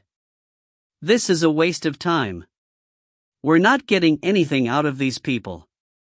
People are too scared to talk about the cult. I've never seen so many turn down good coin, said Rondell. Cult? Which cult? They spun toward a thin, old woman pitching hay into a stall. Despite her age, she used the tool like someone decades younger. She straightened and looked their way. Kepri? Min? Wosrit? I know them all. Sutek, said Rondell. She bobbed her head. Ah. Now I see why you ran into so much trouble. They've got a nasty reputation. Still, no reputation is strong enough to frighten me, especially when it means adding a bit of money to my pocket. Andrasta tossed the woman a silver sinew. There's more if we like what we hear. The old woman squinted at the coin. It's a start. What do you want to know? Rumors? Truths? Half-truths? Fairy tales? Everything, said Rondell. The old woman spoke for some time about everything and anything she had ever heard about Sutek. Rondell redirected the conversation as needed when she veered off topic. Most of what she spoke of, they already knew from Jati's past research. However, they listened anyway, making sure there were no significant differences in information. Eventually, the old woman spoke of things less familiar to them. And then there's the sacrifices, she said, making some strange sign in the air like she was warding off spirits. We know about them, said Jati. Do you, boy? What do you know? That the cult uses them to gain power from Sutek. She bobbed her head. Yes, do you know how they get that power? What do you mean? They ingest the flesh of the victims after Sutek blesses the offering. What? Cannibals? Great, cursed Rondell. Jati's stomach rolled. He held back a sob, thinking about Dendera. Eating human flesh had not been something he believed would return with the cult's resurgence. People are supposed to be more civilized now. Yes, cannibals, said the old woman. And it will get even worse than that if they start bringing back more of the old ways. What do you mean? Asked Jati. How can you get worse than cannibalism? Well, it's what they do beforehand. Awful things. Rape. Sexual and physical torture. I won't get into specifics though. There's no need. Just use your imagination and hope you never see them. Sutek apparently feeds off the pain of his sacrifices. How do you know all this? Asked Rondell. She shrugged. I'm old. Live as long as I have and you just pick things up along the way. She began to snicker. Gods, I can't remember the last time I took a bath, but I remember all that stuff about Sutek. What a life. I like you, woman, Andrasta said. You don't have the same fear as others around here. At my age, the fear of closing my eyes each night with the uncertainty of whether I'll open them again in the morning is far greater than what the cult of Sutek could do to me, she said with a chuckle. Torture? With my heart, I'd die long before they put me through anything worse than what I've already suffered in this life. And being sacrificed? Well, I don't fit their ideal description. What is the ideal description? Young. Beautiful. The same as any other cult. What god do you know prefers their women old and ugly? And, of course, the sacrifice must be a virgin. Someone pure. She rolled her eyes and cackled. It's been decades since I called myself that. And even then I was lying. Andrasta grunted, wearing a faint grin. She tossed the old woman payment for the horse feed. You never told us where the cult resides, said Rondell. The old woman shrugged, wild hair bouncing. That's because I don't know where. Not with certainty. Some say east. Others west. Most north. The old woman picked up her pitchfork and began turning hay. That's all I have. You could try one of the larger cities down the road. Any in particular? Asked Rondell. She paused and tossed her head to the side, thinking. Mayer. What's in Mayer? It's the place to go for information. Especially at this time of year. Some person calling himself Imanand is usually there. Rondell's eyes widened. What does this person look like? She shrugged. Gods if I know. I've never met him. Just telling you what I heard. Jyoti listened patiently as Rondell tried to coax more information out of the woman, but it was obvious she had told all she knew. As they left the town, Rondell spoke. Mayor, then? Andrasta shook her head. No. That's right after crossing the border. We don't need to draw attention to ourselves so soon after entering Menetnasht's lands. What other option do we have? We need to make up for lost time. I'll find the trail. We just have to keep going north like she said. I think I might know this Imanand.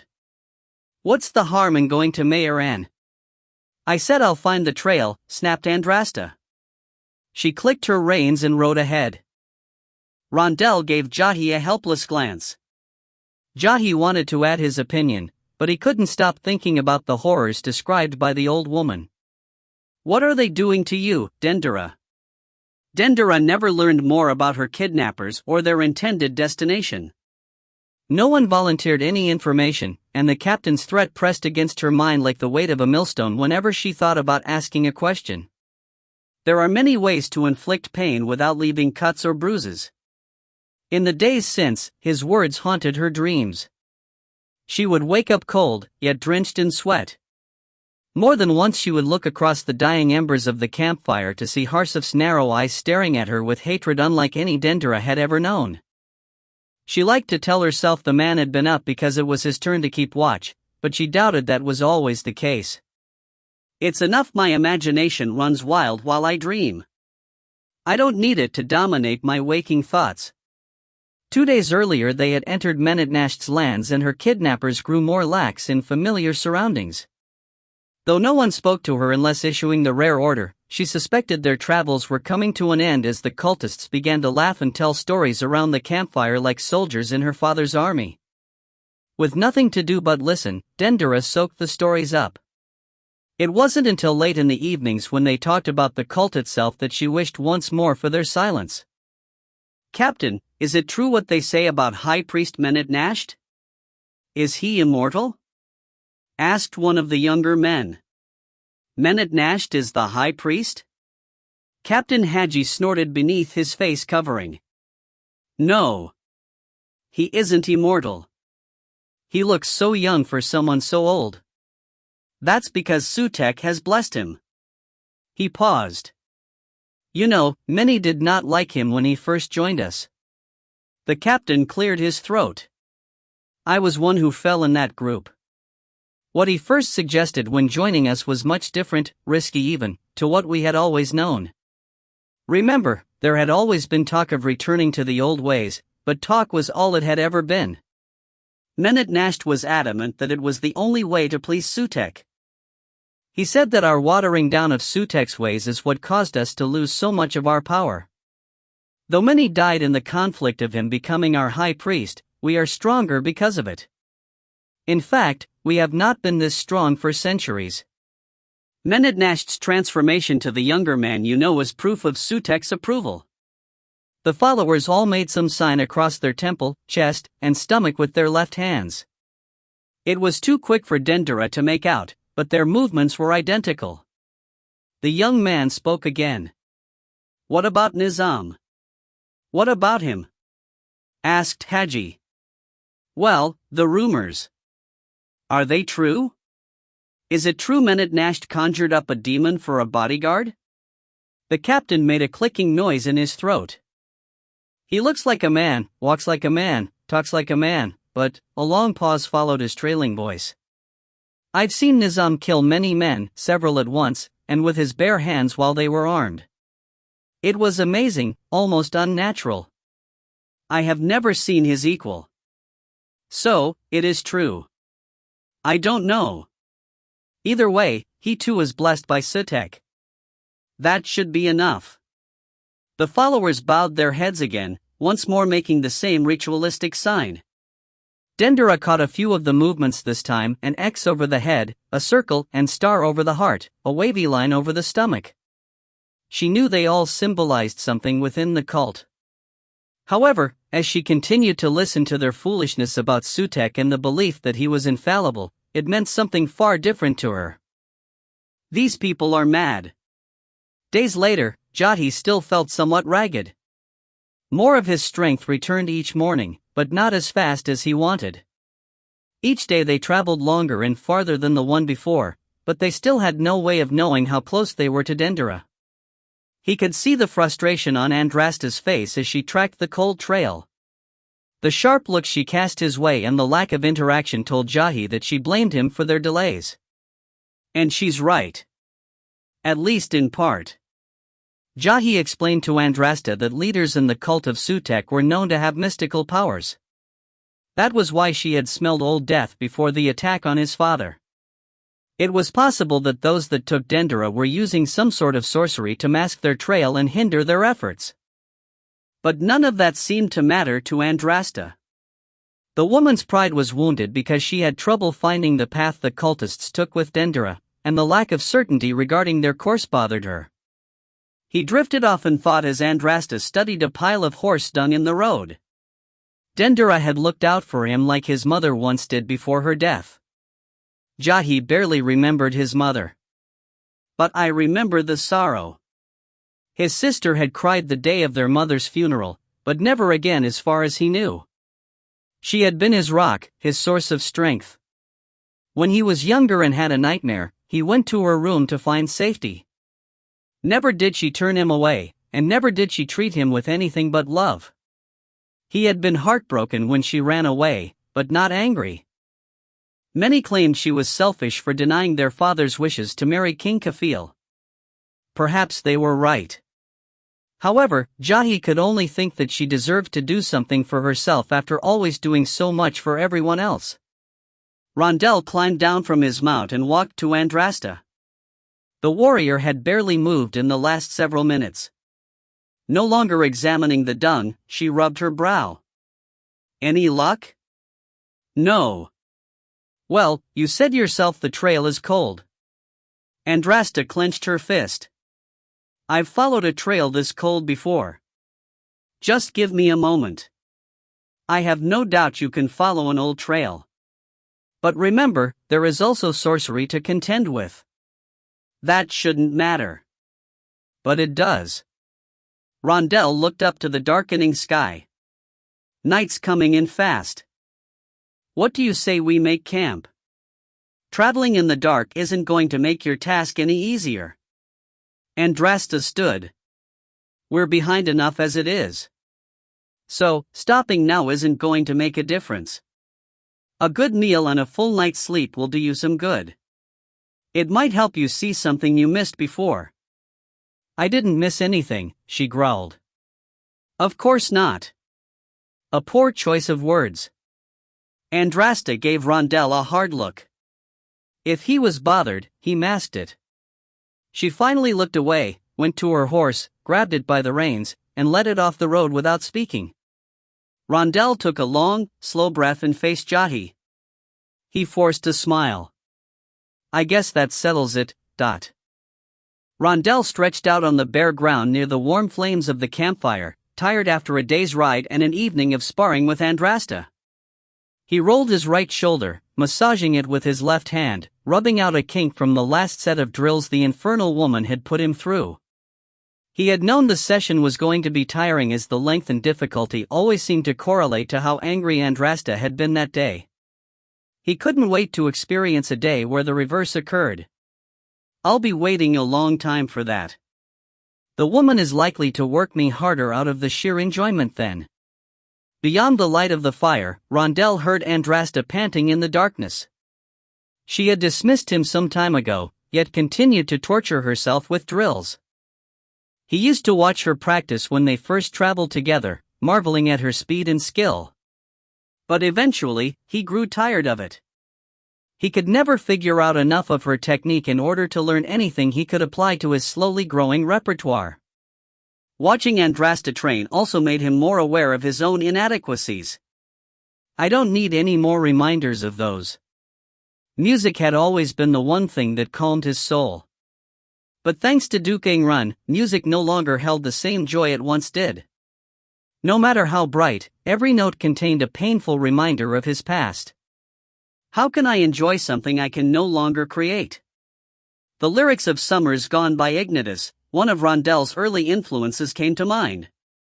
When a man is no longer what once defined him, he becomes a leaf drifting in the wind, searching for answers, trying to find the hole in his soul to mend. He wrote that just before he died. I never fully grasped what that meant until now. He sighed. Except Ignatius's skills faded naturally over time. Mine were taken. Without music to soothe him, Rondel spent each night at the fire thinking, which lately turned out to be less than ideal. The more he thought, the more he considered his current life. He knew it could be worse. In fact, it had been worse when he had rotted away in prison. Gods, my thoughts grow worse by the minute. I need to find a hobby. He closed his eyes, hoping his dreams would at least be pleasant. After another disappointing day on the road, he could use something positive. A faint sniffle, followed by a concealing cough, caught his attention. Rondel cracked an eyelid and turned toward Jahi. The boy faced away from the fire, head down. Hunched over, Rondel felt a twinge of guilt for his own self-pity. I'm over here feeling sorry for myself, and I keep forgetting it's his sister we're going after. He climbed to his feet and moved over to Jahi. The boy heard him coming and quickly wiped his face. Rondel sat next to him, pretending not to notice the dampness still present on his cheeks. How are the legs? He asked. Jahi cleared his throat. They're toughening up. Just tired, mostly. That'll start to go away in time. Do you know when? I could use something to look forward to. Hard to say, Rondel snorted. I'm still waiting for that to happen to mine. I was just repeating something Andrasta told me. Was she lying? Nothing like that. I just have the misfortune of having a slave driver for a business associate. Anytime I start to get used to something, she makes me do something harder or different. 3 rapid thuds hummed over the crackling fire behind them. Jahi wheeled. What was that? Andrasta throwing knives at some tree, unfortunate to draw her ire. In the dark? How can she see anything? I have no idea. The woman hissed something faint. Great. What happened? She must have missed one of her targets.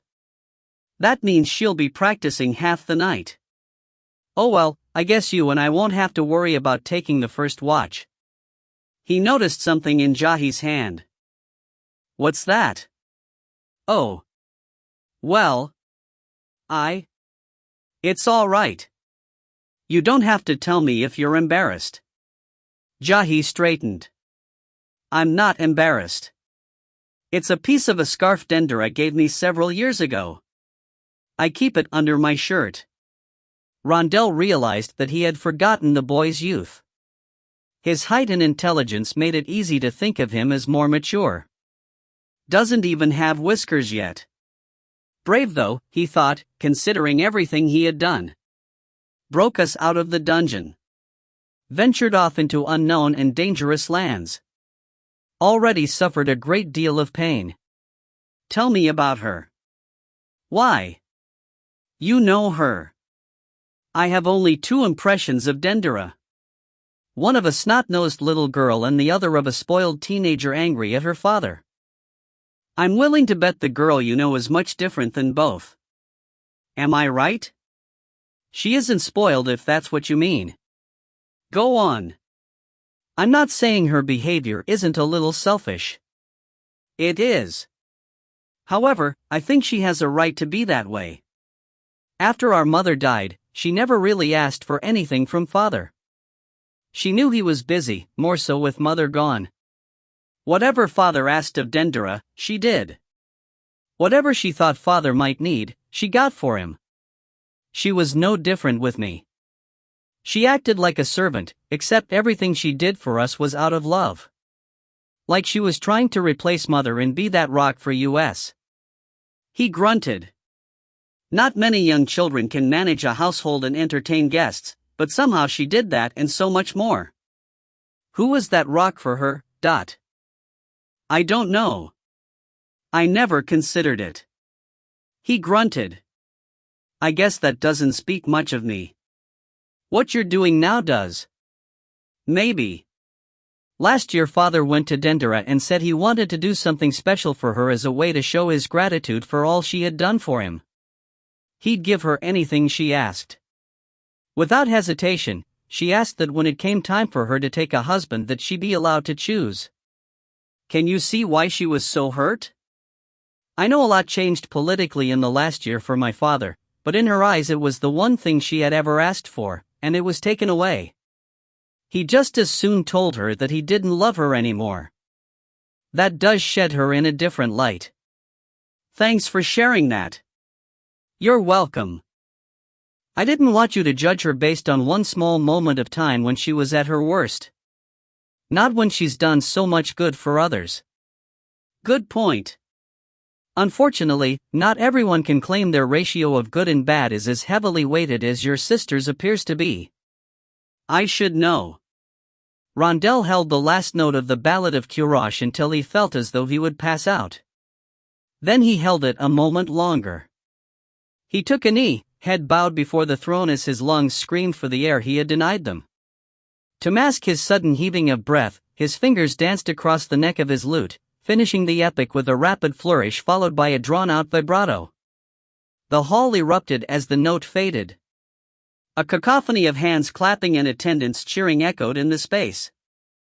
Rondell savored every sound though he dared not let himself show pleasure. Instead, he stayed bowed, waiting for the prompting of King Ursi of Spurgal to rise. He didn't have to wait long as a hand fell on his shoulder. He looked up, surprised and excited to see that King Ursi had left the throne to meet him personally. It was a rare honor. You are blessed by the gods, Rondell. Please, stand. Rondell obeyed. Your Majesty is too kind. It pleases me that you enjoyed the performance. A man would be mad not to. How long will you be staying? Only a few days. His eyes widened.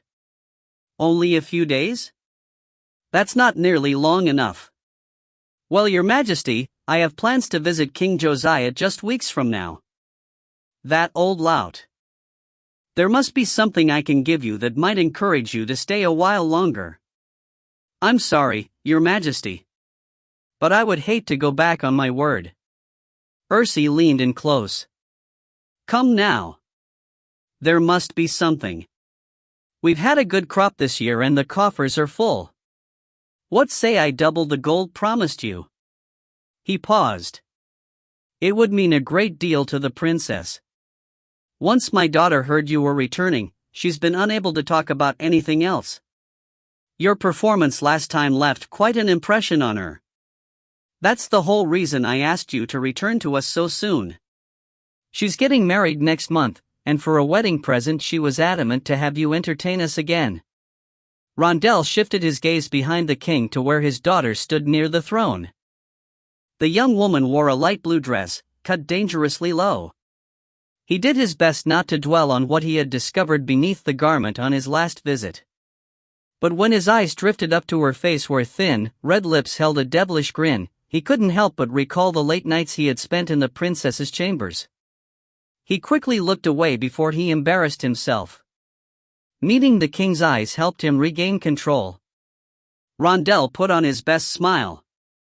Your Majesty, how could I possibly deny your dear daughter's request? And Josiah? Well, he will just have to accept my apologies for my tardiness. The king breathed a sigh of relief. Thank you. My daughter is a hard girl to please.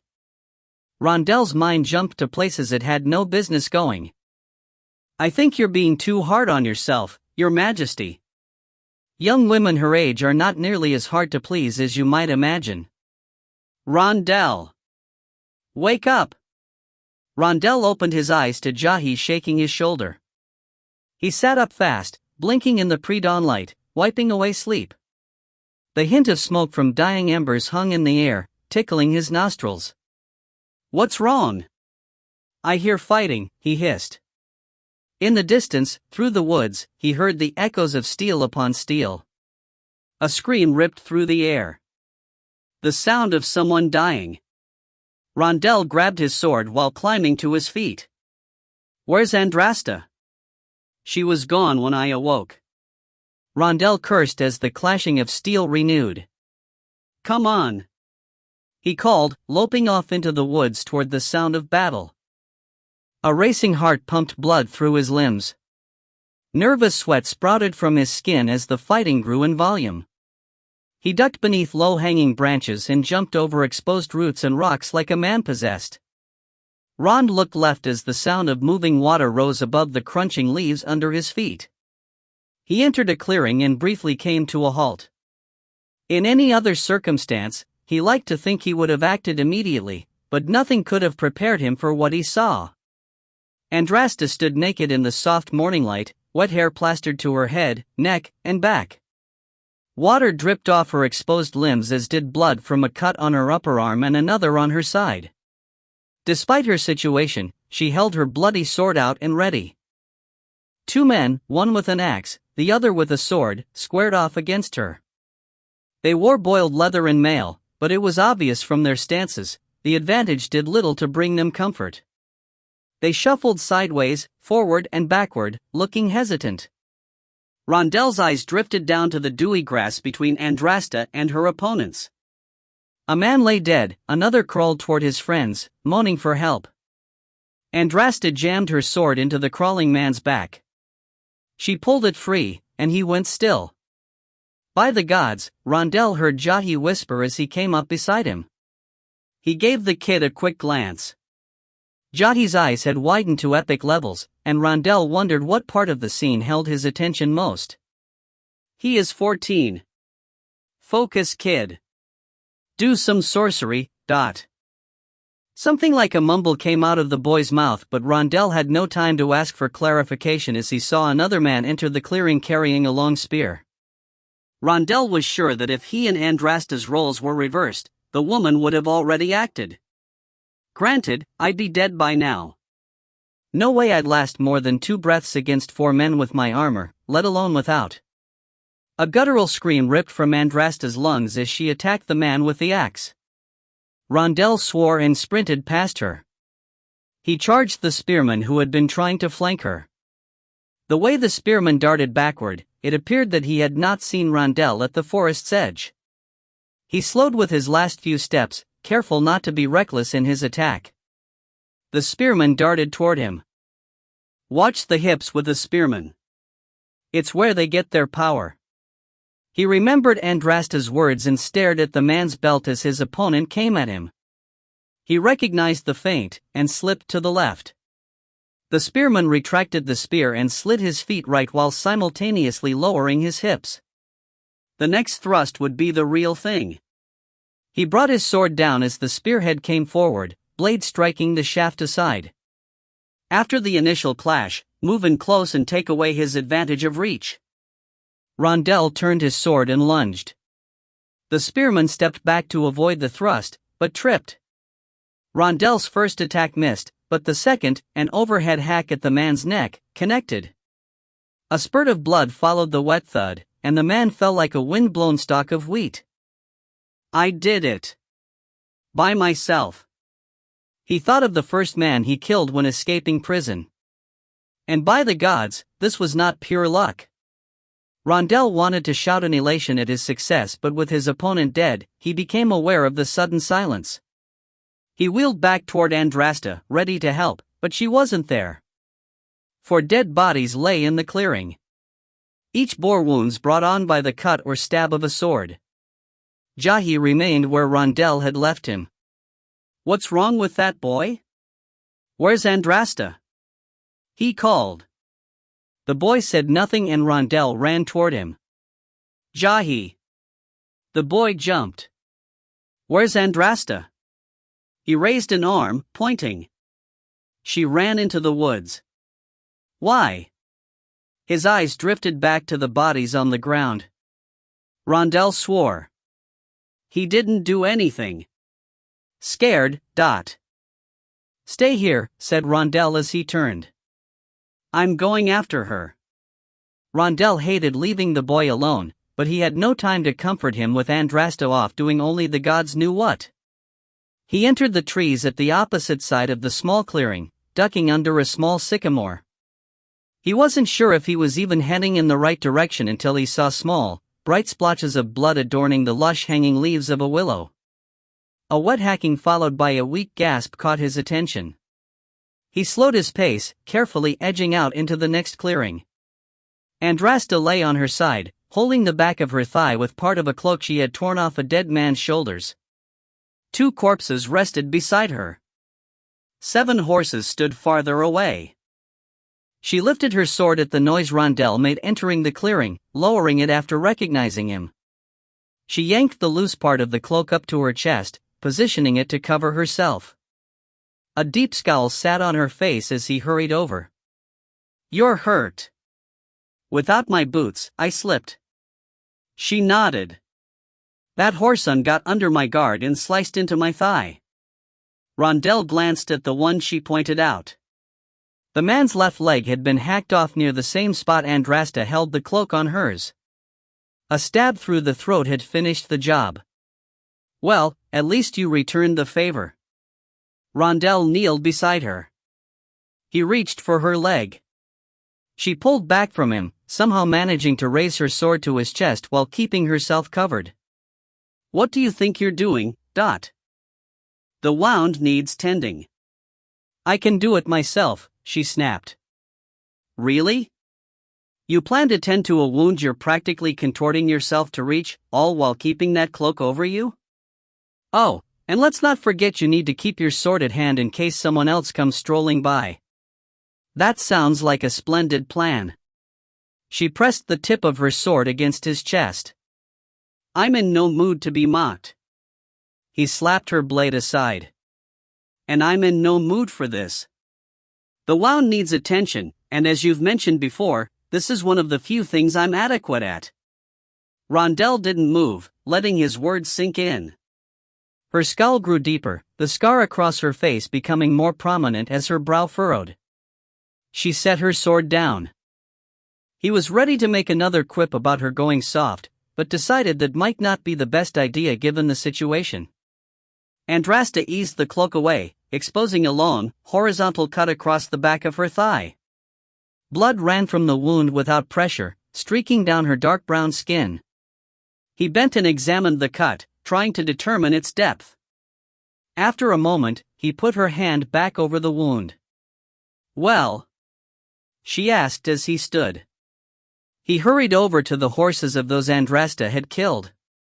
You're lucky, he said, while searching their packs. I don't think it's deep enough to cause any permanent damage. However, it may take some time to heal considering its location. After some digging, Rondell found some needle and thread as well as a clean shirt he could use for bandages. He gathered the supplies and walked to Andrasta where he began ripping the shirt. Done with the shirt, he threaded the needle. Kneeling beside her, he asked, "Do you need something to bite on? I think I can find a stick or..." "Just do it." He moved her hand away from her thigh.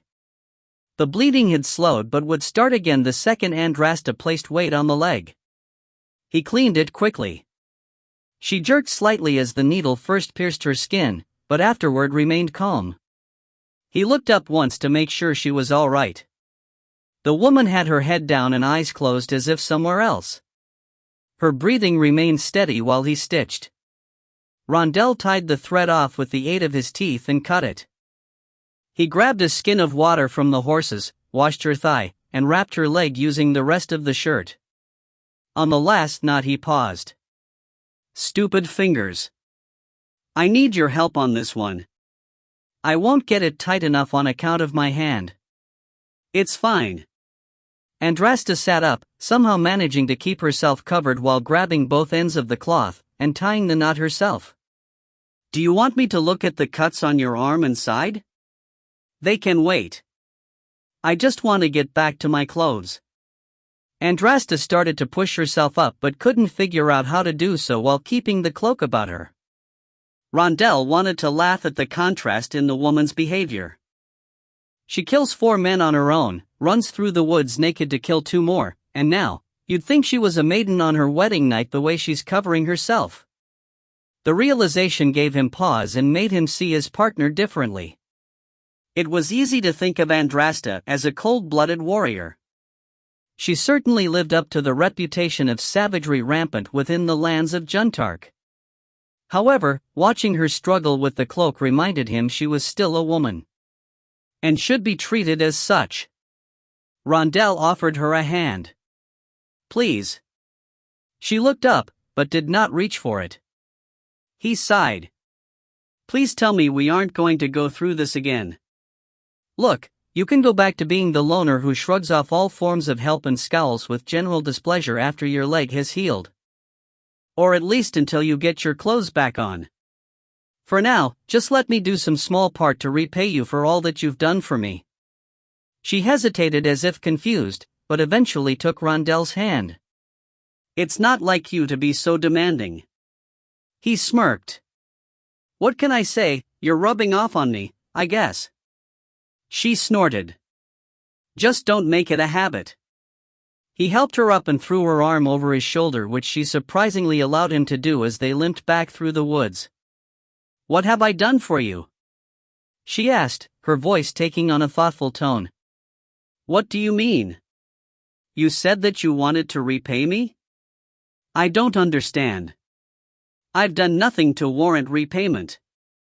You got me out of prison. You helped. Barely. You've also taught me to fight. Granted, I have a long way to go, but I never thought I would be able to dispense of a spearman as I did earlier. I was wondering if you were going to do anything or seize up like the boy.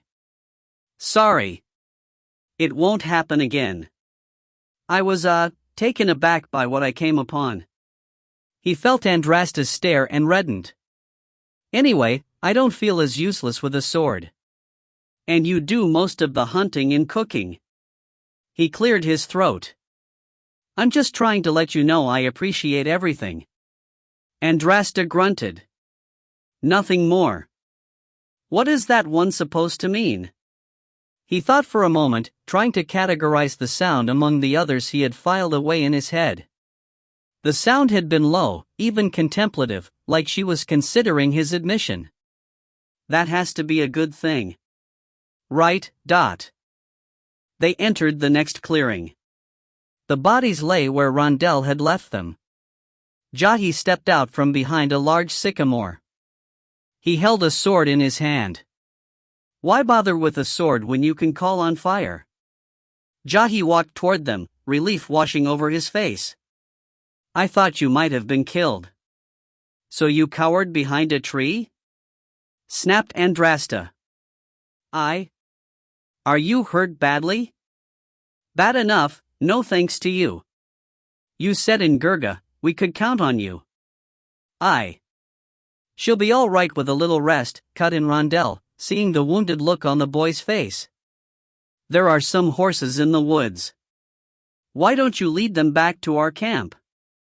Make sure to bring the supplies with you. We can use a good bit of what's there and sell the mounts at the next town we visit." Jahi hesitated. "There isn't anyone else to worry about," Rondell assured him. "It isn't that. It's just," he shifted his gaze to Andrasta. "I'm sorry." He turned and disappeared quickly through the woods. Andrasta muttered something in her native language Rondell could not understand. He only knew it to be a curse by the tone and frequency he had heard the words uttered. "Usually directed at me." He walked Andrasta over to a fallen willow and set her down. "Ease up on the boy." "Ease up?" He's supposed to be a sorcerer. Yet, he didn't do anything. Well, it's not because he doesn't know how. You saw the fireballs in his hands when you two argued after we escaped the dungeons. And he did relight all the lights in his father's hall. Those aren't simple spells. Then what happened? I don't know. Lack of focus maybe. A lot of men twice his age would have frozen up in that situation. He probably didn't even fully understand what was going on until it was over. He understood enough to realize I didn't have my clothes on. Rondell went to the edge of the river and began collecting Andrasta's clothing and armor. He brought them back and set them near her feet. How would you know that? You had your back to us.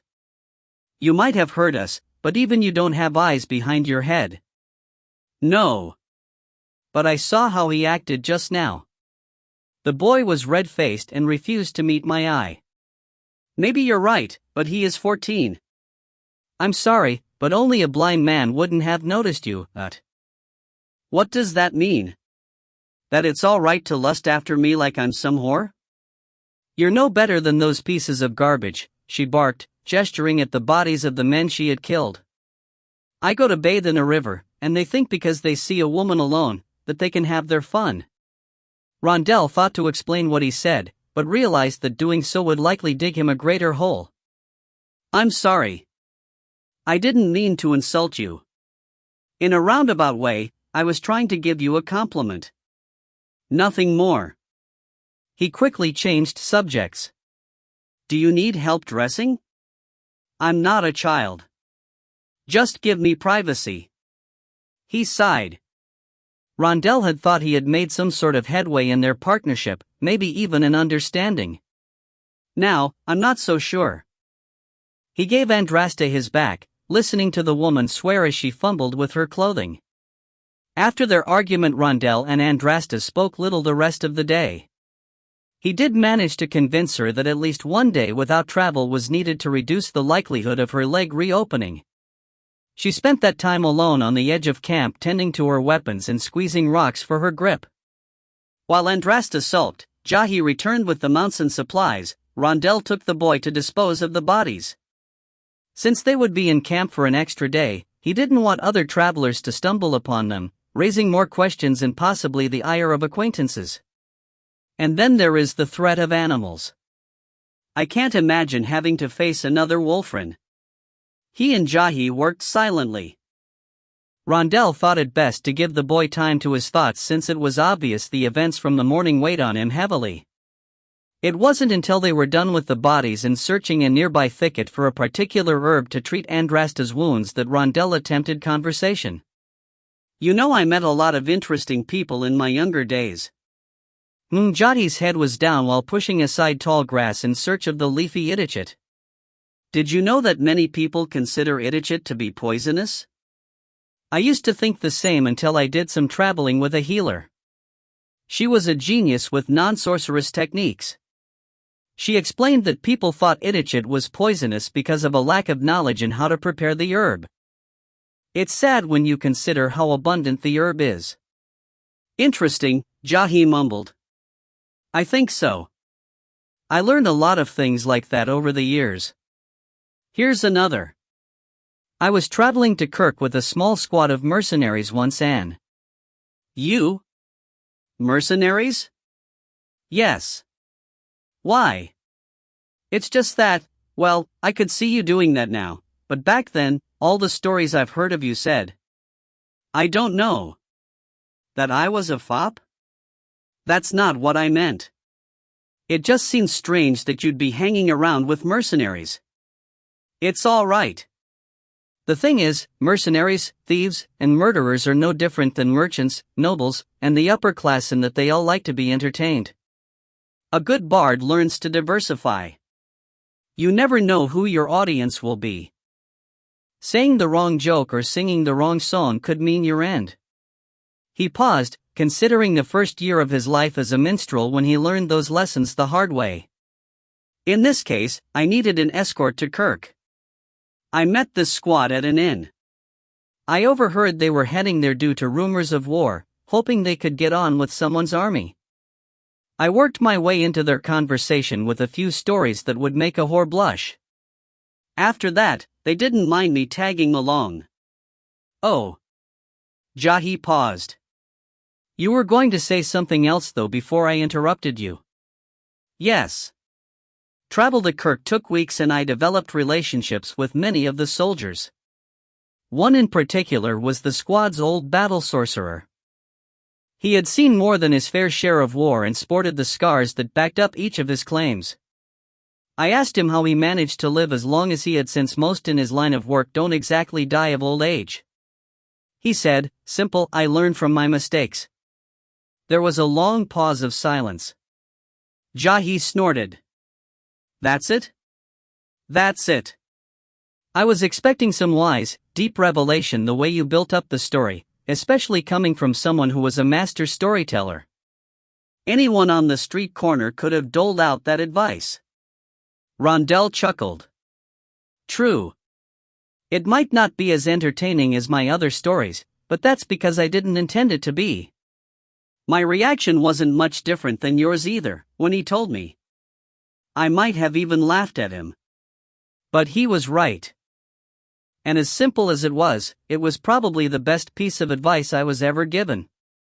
He paused, thinking of all the mistakes he had made in his life before his imprisonment. Gods, I was so arrogant. And lucky. I never saw those mistakes until they all caught up to me at once with Dukangrun. He blew out a long breath. Unfortunately, I didn't see it that way for a long time. Jahi broke off a twig from the bush he stood beside. I can't say I'm sorry enough for this morning. I'm not asking you to. Andrasta won't either. No? She seems really upset with me. She is. But words mean little to her. It's your actions that she remembers. Or inaction in my case. Rondell frowned. This wasn't going as he intended.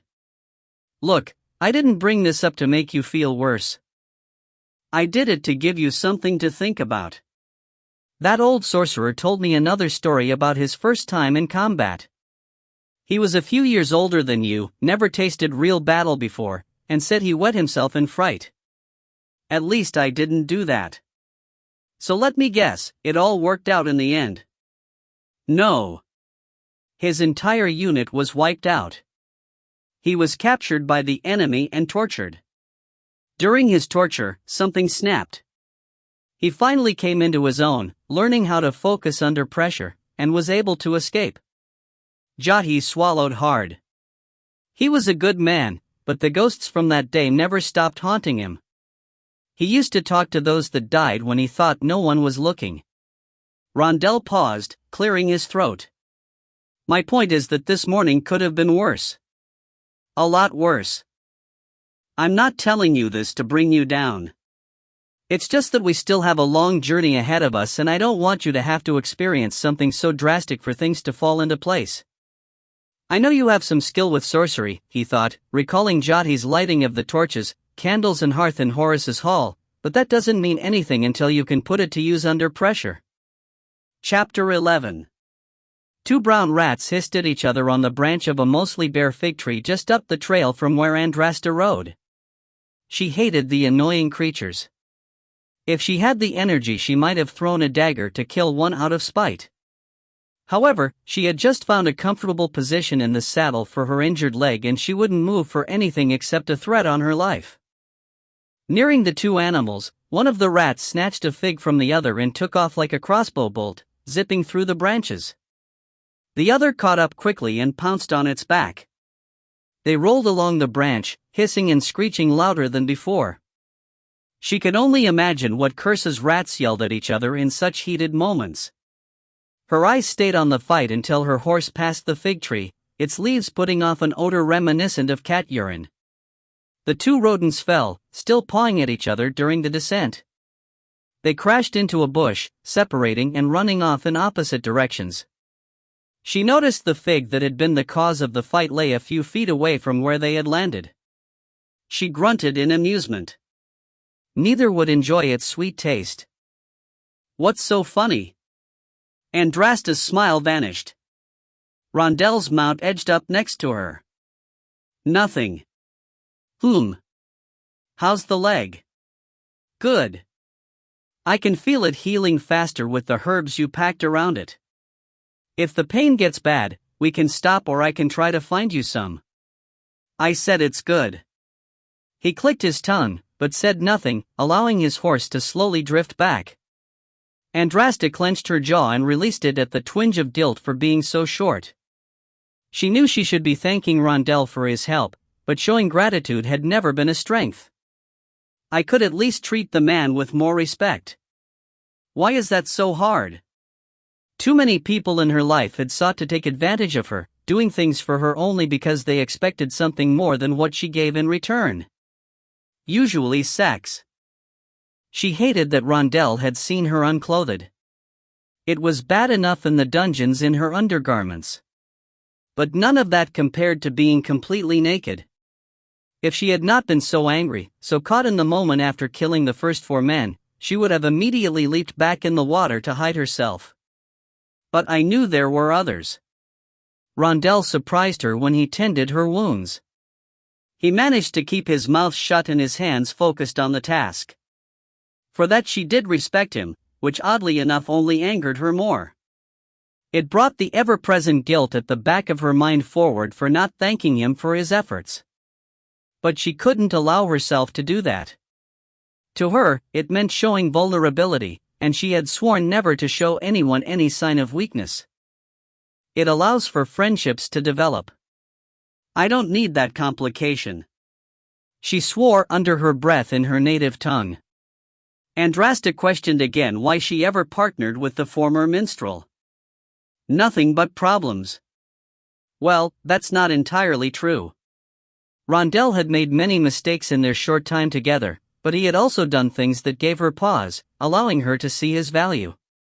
Even though they had little to show for it yet, she had to admit his wisdom in taking the girl to Gurga had been sound. I would have never known who she was.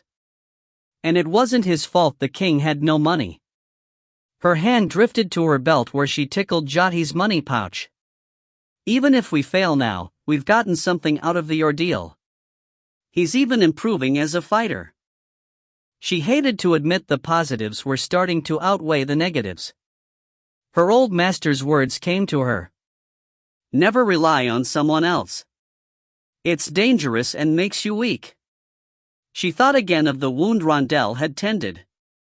It may have been difficult for her to handle on her own, but in the past she would have managed it somehow. I'm letting it happen already. Chapter 12. Dendera watched the large mountain rise out of an unforgiving landscape of rock, sand, and dirt. Very little vegetation littered the mountains in the Talmis range. In fact, other than a few mice, snakes, birds, and insects, the only true sign of life she saw was when they passed the blood forest on their way into the mountains. Like most people in Igat, Dendera had never seen the blood forest before. She had no reason to. Even from a distance, the sea of red leaves sent a chill up her back, especially when the wind picked up. The swaying branches made the forest appear as a pool of spreading blood. Though they gave the blood forest a wide berth, entering the Talmis range through the main road, she still shuddered from the proximity of the place. More than a mile away and I still feel its dread. Through a series of valleys and concealed paths off the main road, they reached a cave at the bottom of the highest mountain within the Talmis range. 6 men walking abreast could easily pass through the mouth of the cave. 10 cultists stood guard at the entrance. She thought of the horrors recently associated with the Talmis range. If this is the base of the cult of Sutek, no wonder they'd been hearing stories in Gurga. Guards took their mounts and led the animals to a side passage not far from the mouth of the tunnel. Someone had carved alcoves out of the stone and filled them with hay. Dozens of other horses waited inside. The smell of manure and old straw overpowered her as she passed the underground stables. The rest of her kidnappers had been dismissed, leaving her alone with the captain. He grabbed her arm and jerked her forward. An assortment of oil lamps and torches rested in wall sconces every 50 feet. It wasn't enough light to mimic the outside world, but more than needed to illuminate their path. They walked for what felt like miles into the cool caverns, going up and down stairs carved into limestone, in and out of numerous side corridors. In some places she had to duck or turn her body sideways to pass. In others, the tunnel widened enough for 2 wagons to pass without touching. How is the mountain still standing with so much of it hollow? Everyone seemed to have somewhere to be or something to do inside the underground network. Some cultists guarded doors. Others stacked barrels in crates. Several sparred and exercised in groups while more prostrated themselves before the numerous shrines of Sutek. There must be hundreds.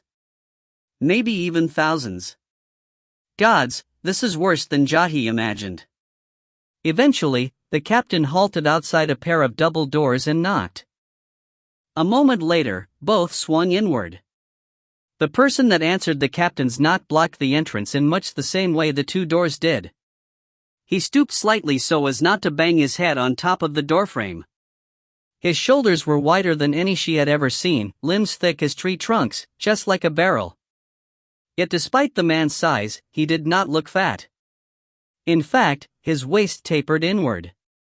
She recalled the stories her kidnappers had told at the campfires toward the end of their journey. Nizam.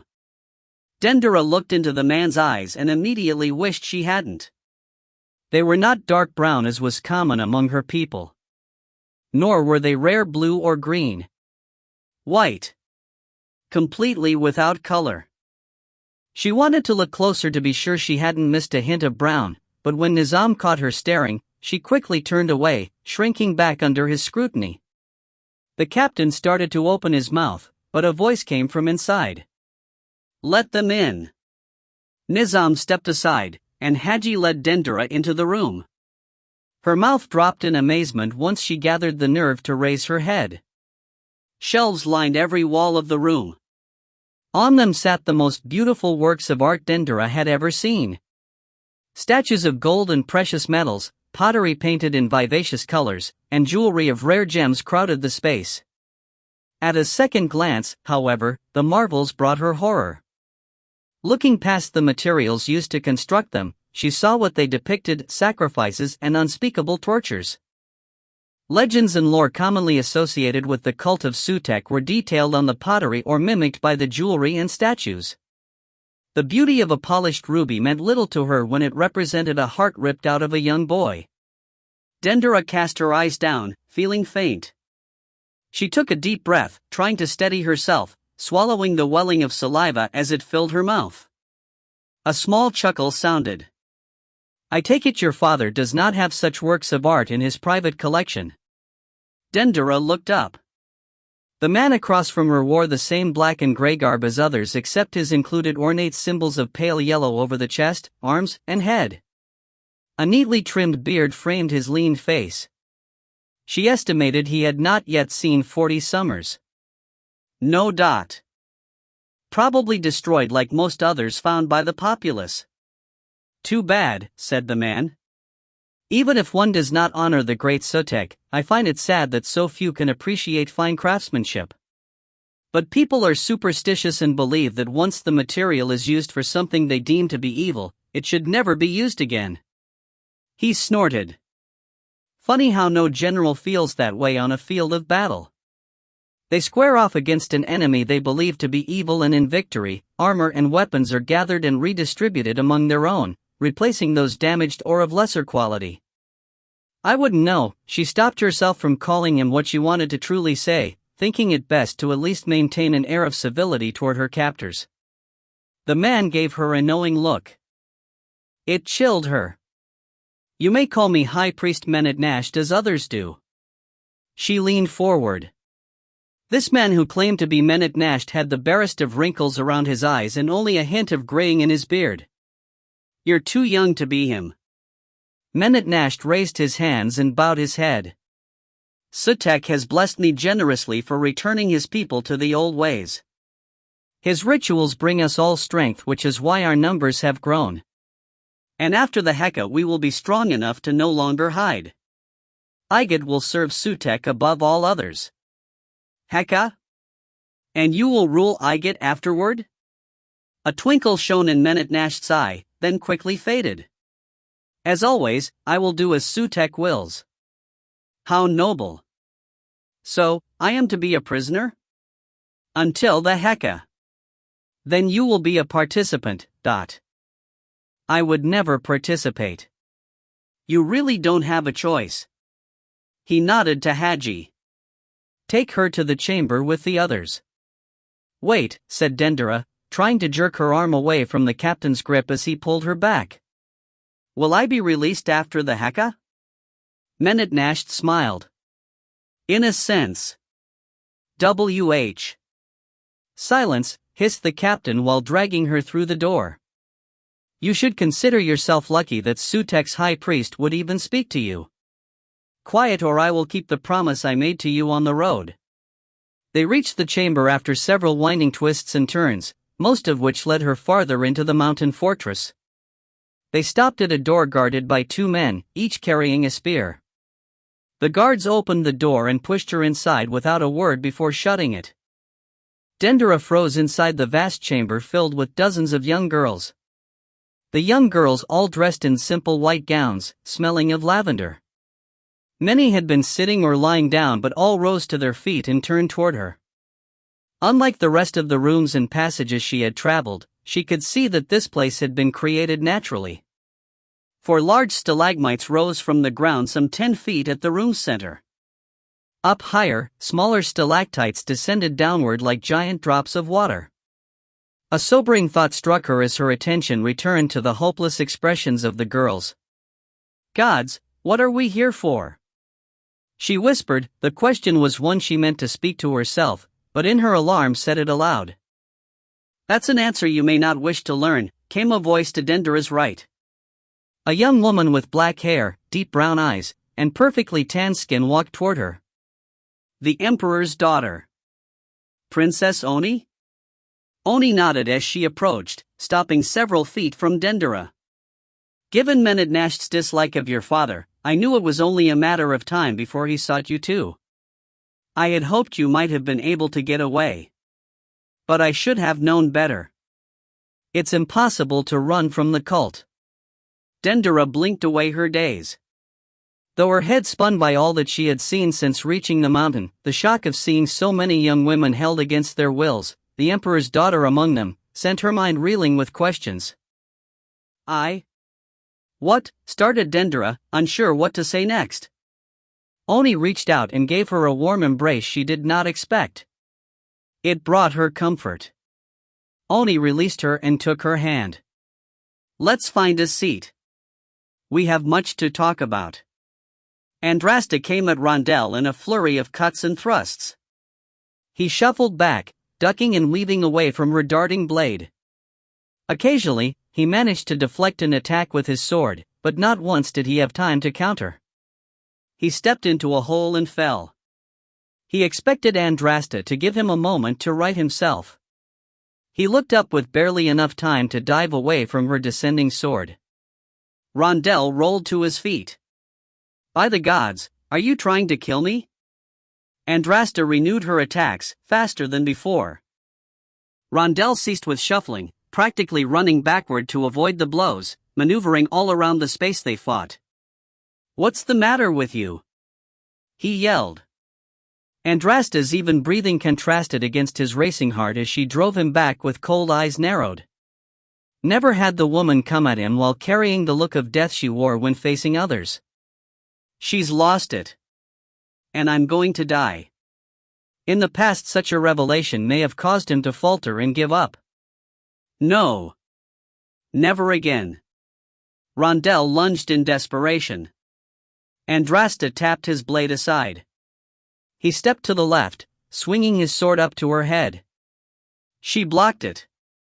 He tried to twist away before Andrasta countered, but she caught his wrist and disarmed him. In one fluid motion, she spun him around, came up from behind, and rested the edge of her sword against his throat. Rondel held his breath. Just get it over with. She released him. Your defense has improved.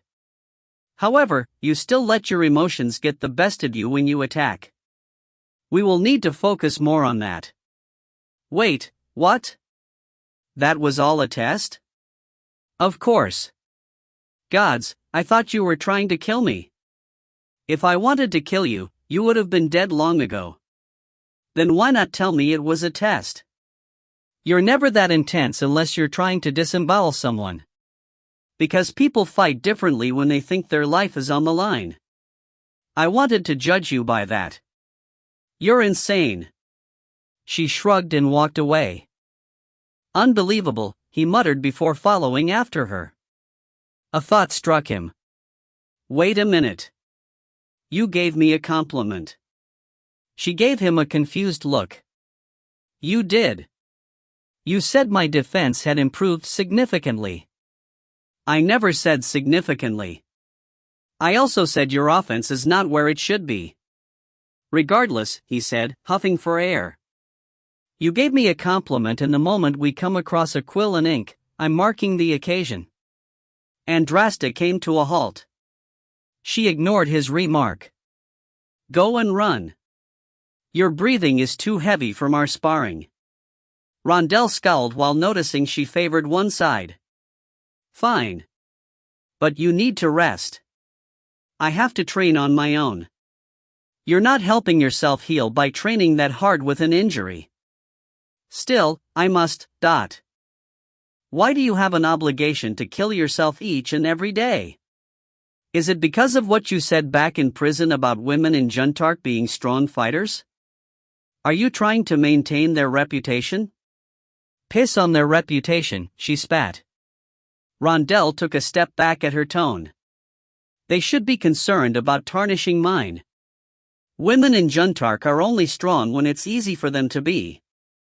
They never make a stand if they think it'll draw the ire of the men. The women of Juntark can rot in hell for all I care. The men too.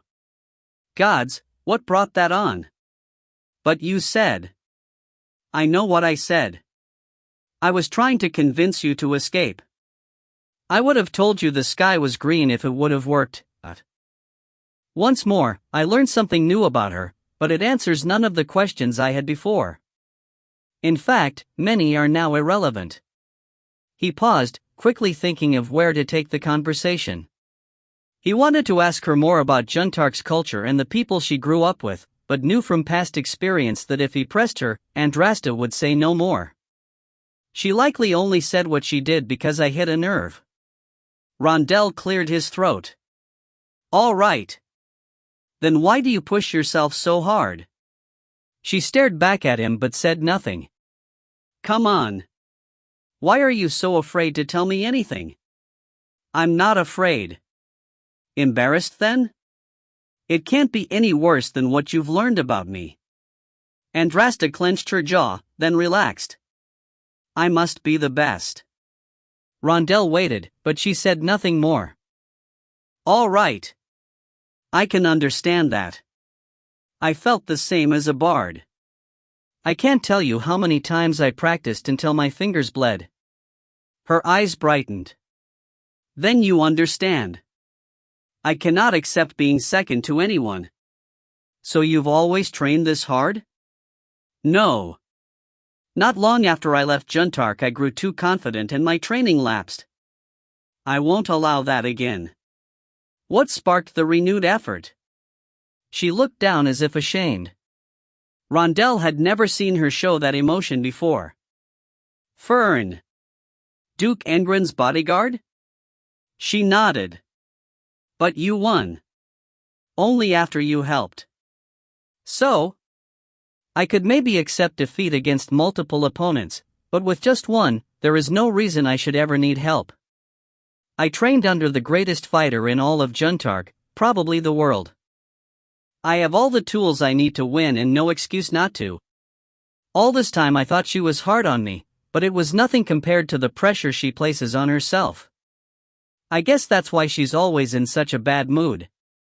Fighting her own inner demons. What can I do to help? Help with what?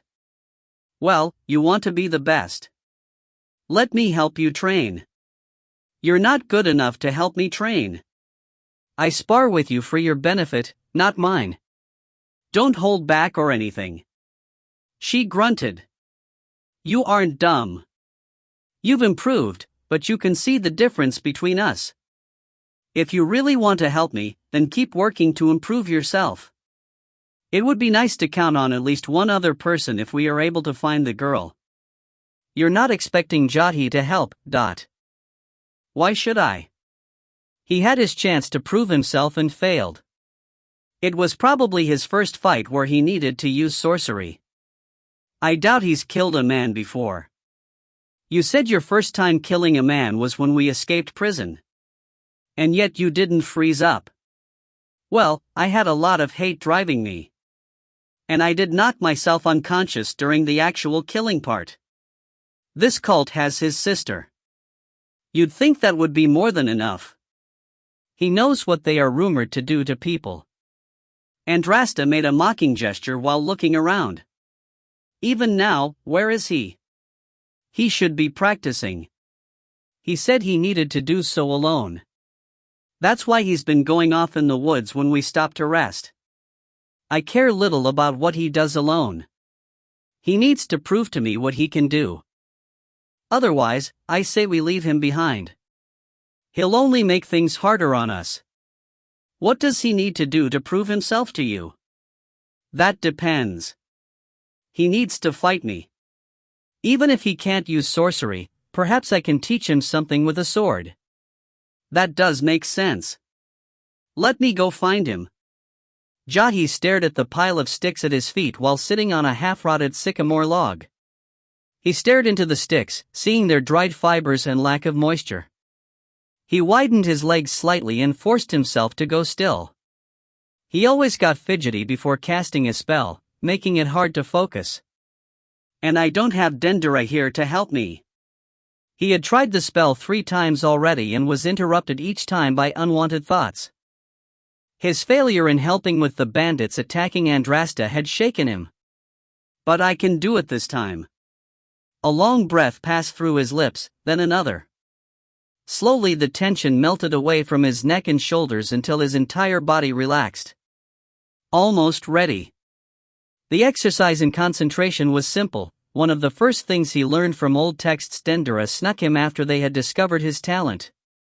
She never told him how she obtained the items, but he knew every time a new book appeared his sister would suddenly be out of money.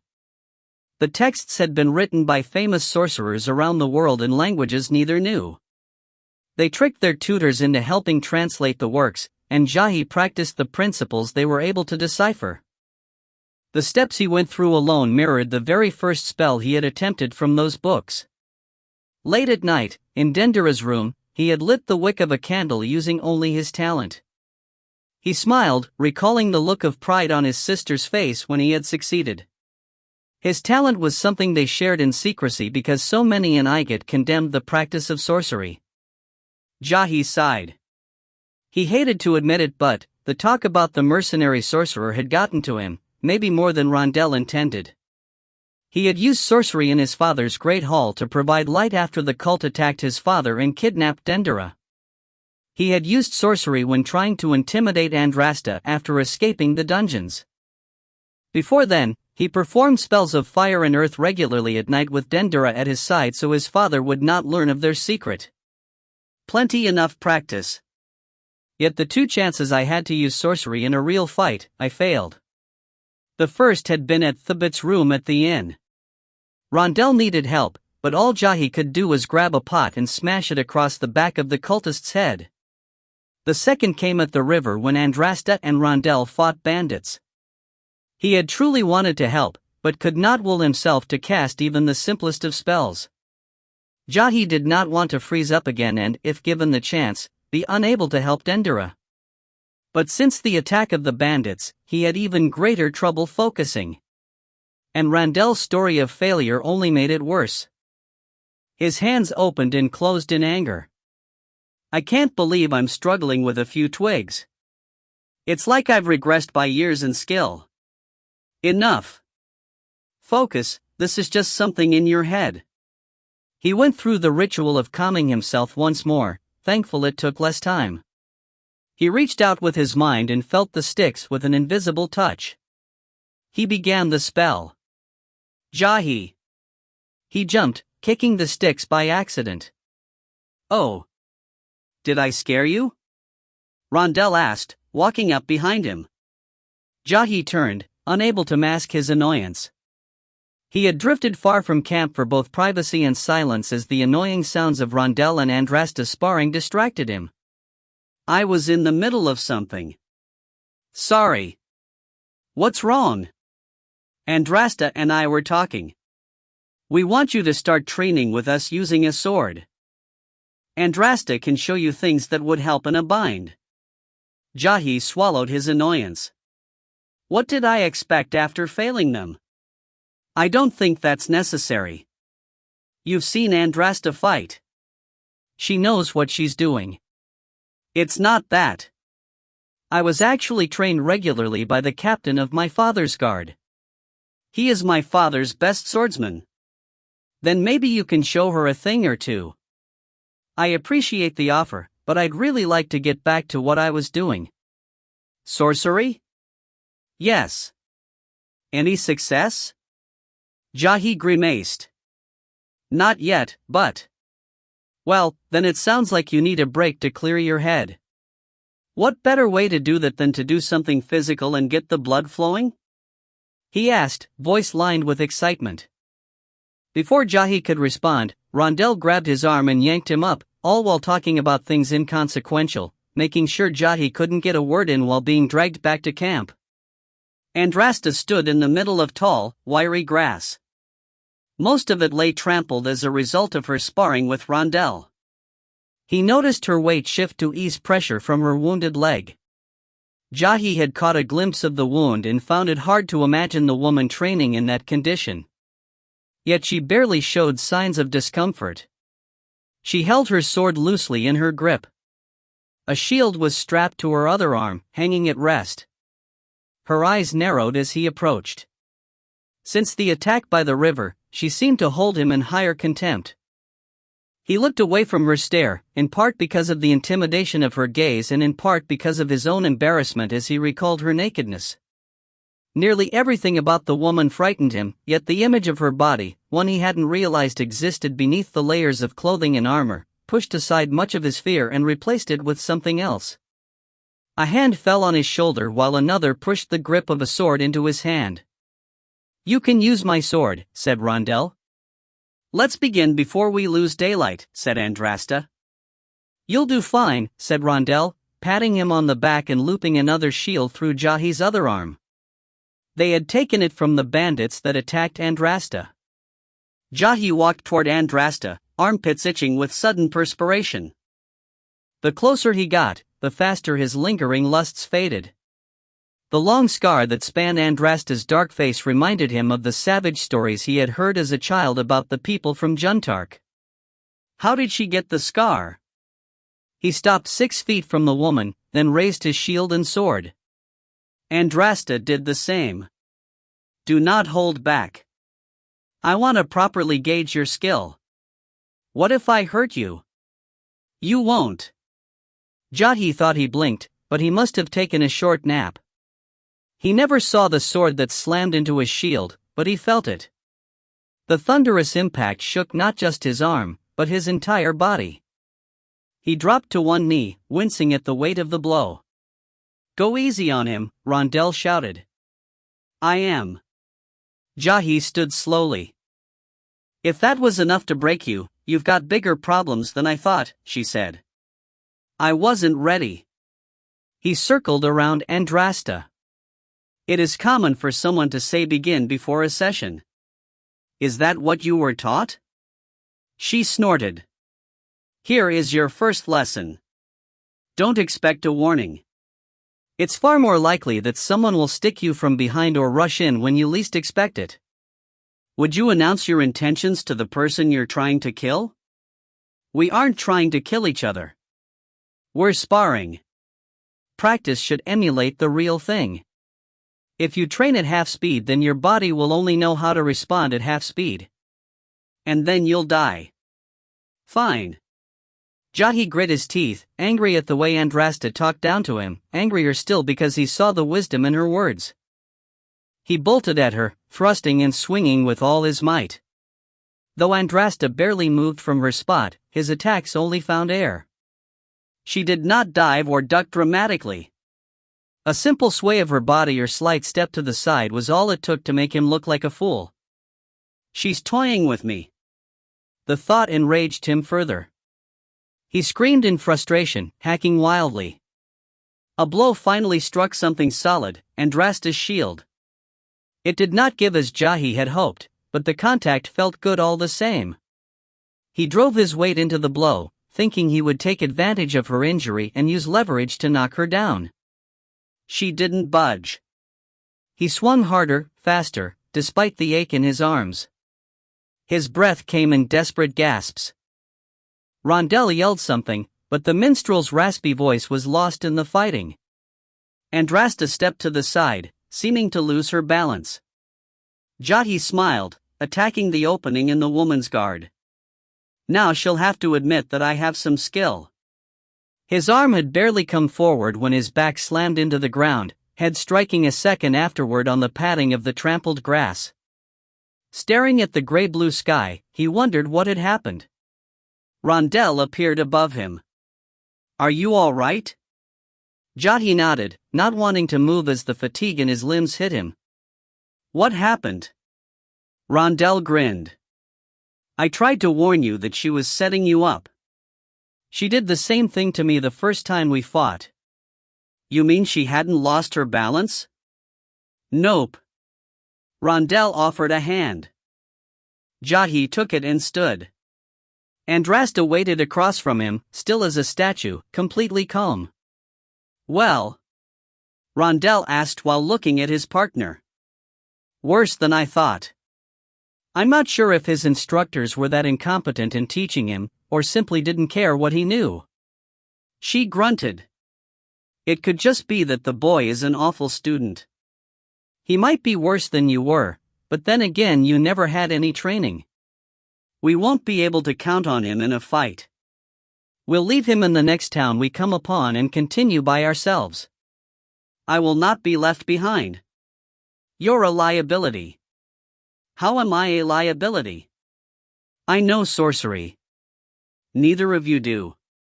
We need someone who can perform sorcery when we need it. I can do that. Then why haven't you already, Audot? Jahi opened his mouth, but said nothing. Admission of a faltering confidence and inability to focus would not help his argument. Andrasta spat. You could have lit the cloaks of the men who attack me. Instead, you did nothing. And just now, you lost all control and lashed out in a blind rage. Gods, Andrasta. Lighten up, said Rondell. He needs to know the truth. It'll be hard enough trying to save the girl. Watching out for him isn't something we can afford to do. I want to help my sister. I need to help her, he nearly begged. No. I thought you were a sorcerer. That was the only reason I didn't care about your youth. But you can't heal wounds, and you're no good in a fight. You can't even use a sword. Jahi seethed. Dendera was his sister, the most important person in the world to him, and they were going to just drop him off somewhere and make him wait while they searched for her. But, she's right. What have I done to prove myself to them? Rondell might not be half the warrior Andrasta is, but he did kill that spearman. He can at least tend to wounds. What do I need to do to convince you I should come? Andrasta raised her sword. Beat me. You've already proven I can't. Not with a sword. With sorcery. But you have no talent. Rondell clicked his tongue. You can't be serious, Andrasta. He could kill you. She shrugged. I've fought sorcerers before, much stronger than him. And what happened? I'm here. They're not. She turned to Jahi. Well, Dot. Jahi, there is no shame in waiting for us, said Rondell. Yes. There is, he whispered. He dropped Rondell's weapons. I accept. Andrasta ducked behind her shield. Begin when you're ready. I'll even let you strike first as you're accustomed. The mocking remark made Jahi's face redden in anger. He forgot all about his hesitation and self-doubt from earlier. All he wanted to do was shut Andrasta up and save Dendera. He knew that compared to most sorcerers, he lacked experience, having only mastered a small number of spells. However, he had always been good at improvisation and doing the unexpected. He could get the most out of what he knew. Without a shield or even any real armor to ward off Andrasta's attacks, he needed something to act as a mode of defense should his first attack fail. They've only seen me use fire. She'll be expecting that. But not in this way. Jahi canted 2 spells, one after the other. He used the dry grass for the basis of his first spell. It was the hardest as he needed to ensure the sorcery stayed concentrated in one area so he didn't light up the entire clearing. An 8-foot-high ring of fire erupted around him. Heat blasted his skin. It felt wonderful. It worked. My focus is back. I can do this. You might want to do something, Andrasta, said Rondell. I said I'd let him attack me first. He hasn't yet. Jahi suppressed a grin, controlling his excitement from the success of the first spell. I don't want to disappoint. He reached down into the earth with invisible fingers at Andrasta's feet. He felt the moist dirt, wet roots, and hard rocks as if his physical hands were doing the work. He pulled his invisible hands apart. It all took a matter of heartbeats. Through the licking flames, he caught the look of surprise on Andrasta's face as she dove to the right to avoid falling into the hole he created. Earth and rock rolled and tumbled into the small gap now present in the earth. Jahi quickly created another hole where Andrasta landed. She avoided it again. Twice more this happened until on the 5th try she caught him off guard.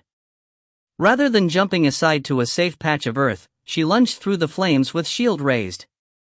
Is she crazy, Odot? He ended the spell of fire while jumping out of the circle. After several steps, he fell, half hanging over one of the large tears in the earth he had created. It was much deeper than he expected. Rocks of various shapes and sizes slid down the walls of the hole. Here and there, worms and beetles frantically tried to get back into the soil. Gods, that was close.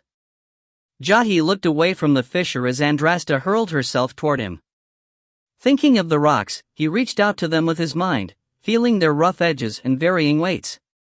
He lifted several he felt he could manage with invisible hands and launched them toward the charging woman. Jahi had never tried anything like that before and it showed. Most of the rocks flew off in every direction but where he aimed. The few that stayed on course pelted Andrasta's shield or skipped off the armor at her legs, giving her pause. Quickly he tried once more, this time reaching for the largest stone he sensed. He flung it forward with all his might. The effort felt like he pulled a muscle in his mind, but it was worth it as the rock careened into Andrasta's shield, staggering her. Jahi used the moment to climb out of the hole and get his feet under him. He did so while reaching back with invisible hands and snatching up another rock. He was bringing the rock forward when the sharp edge of a sword pressed against his throat. He froze. "Drop the rock," said Andrasta. He hesitated. "I can open you up long before that rock hits me." Jahi let the rock fall and with it his hope of continuing with Rondell and Andrasta. Andrasta lowered her blade and stepped away. He scanned the area at his feet where small fissures and holes littered the clearing in front of a circle of black scorch marks. The smell of smoke and burnt grass tickled his nostrils. "I did this?" He blinked. He had never tried to use sorcery for fighting before. Nothing even close to this. A realization struck him. I am better than I thought." His gaze rested on Andrasta, sword and shield still in her hand. The warrior looked to be deep in thought. "But I'm not good enough." She won. He scowled. "Fine. Let them leave me behind. I'll just go after Dendera on my own." Rondell sprinted up, shouting. "That was amazing. Both of you. Are either of you hurt? "I'm fine," said Andrasta. "The leg?" asked Rondell. Gods, I forgot she was injured too. I may have pulled one of the stitches, but it'll be all right. Andrasta's gaze never left Jahi. You? Why would she care? Sore from the fall, he admitted. And your head? She asked. Huh? Your eyes won't stop blinking, and you're swaying on your feet. I am? Jahi looked down. He started to stumble forward until Rondell grabbed his arm. He shook his head. What happened? Have you ever done anything like this before? Asked Andrasta. No. I didn't think so. You haven't pushed yourself enough. Sorcerers who overexert themselves often pass out. Your talent is like a muscle. You need to use it. Rondell gave Andrasta a surprised look. How do you know all that, Dot? The man who trained me was thorough in preparing his students for all types of opponents. Sorcerers included. She looked back at Jahi. What did you use to push yourself? To help you focus? Dendura. Andrasta gestured. This was a start. But you have a long way to go. Rest. You'll practice again after dinner. She walked away. Jahi looked at Rondell. What just happened? Looks like you're coming with us. But I lost. I don't think she expected you to win. She just wanted you to try. But if I can't beat her, how can I be of help to anyone else? I've learned not to judge myself against her, only my own improvement. Most anyone else would have fallen in that first hole. Not many are like Andrasta. He patted Jahi's shoulder. Come on. I'm not sure what she has in store for you after dinner, but whatever it is, you'll definitely want to rest first. Rondell sat at the campfire, staring out where flashes of light erupted from the darkness. Flames flew through the air, bright balls of orange with streaking tails of yellow and white. An odor of sulfur lingered on the breeze. Andrasta came into view, lowering herself to the ground across from Rondell. The fire ended and sounds of rocks pelting wood followed. It reminded Rondell of a bad hailstorm. Well? He asked. I told him he could come in for the night, but he said he wanted to practice a little longer. That's good. Her mouth thinned slightly. He might be worth something yet. Is that a smile, Dot? I know you said that your old master prepared you for the weaknesses of a sorcerer, but how would you know what drills to have Jahi perform? I didn't. We talked things through while figuring out what he did and didn't know. His knowledge is mostly elemental, but he doesn't know much about water or air yet. It only makes sense to have him hone his skill with what he's already comfortable with for now. Fire and earth? Yes. Most of what he's working on is about control and accuracy. Speed will come later. Makes sense. I've seen sorcerers do some interesting things with fire and earth over the years. I'll talk to him about it. Maybe he can figure out a way to do the same. He paused. So, now we just have to find Dendura. I'm working on it, Andrasta snapped. I didn't mean that as an attack on you. Mayor is only 2 days from here. Why can't we go there? As I've said before, we go asking about the cult or Dendura in a place like that, and we'll draw unwanted attention to ourselves. You mean a light-skinned man, a boy, and a Yuntarkan woman traveling together isn't going to draw attention anyway? I once knew someone named Imanand. If it's the same person, I know I can find out the information we need. And if it isn't? Then we ask around, and if no one knows anything, we move on. Look, I'm not saying you won't eventually get us to wherever the cult took Dendura, but we both agree that the longer it takes us to get there, the less likely we're going to find her alive. She worked her jaw. Fine. Mayor it is. Chapter 13. Dendura learned from Oni that Emperor Chuma's erratic and unusual behavior all stemmed from her kidnapping nearly a year ago. She couldn't help feeling a little bitter about it all, considering her own father's steadfastness in marrying her off for the good of the people. It contrasted the emperor's willingness to sacrifice the well-being of an entire country by allowing Menetnash to influence him so that his daughter might continue to live. The situations are not the same, so quit dwelling on them. She and Oni spoke about many things over the next several days. There was little else to do but talk, as none of the girls could leave the chamber. Since she had been the newest of the captors to arrive, many listened eagerly as she filled them in on the happenings of Igat. During that time, the only other people she saw were lowly, young servant boys, dressed plainly in tan robes. They would enter the chamber with a half-dozen guards and replace chamber pots, deliver meals, and draw baths for everyone in attendance. Though Dendera had known Oni for years, she and the princess were not close. Therefore, it took time before she felt comfortable speaking on things that it was obvious the other girls were too afraid to discuss. "Princess, may I speak with you in private?"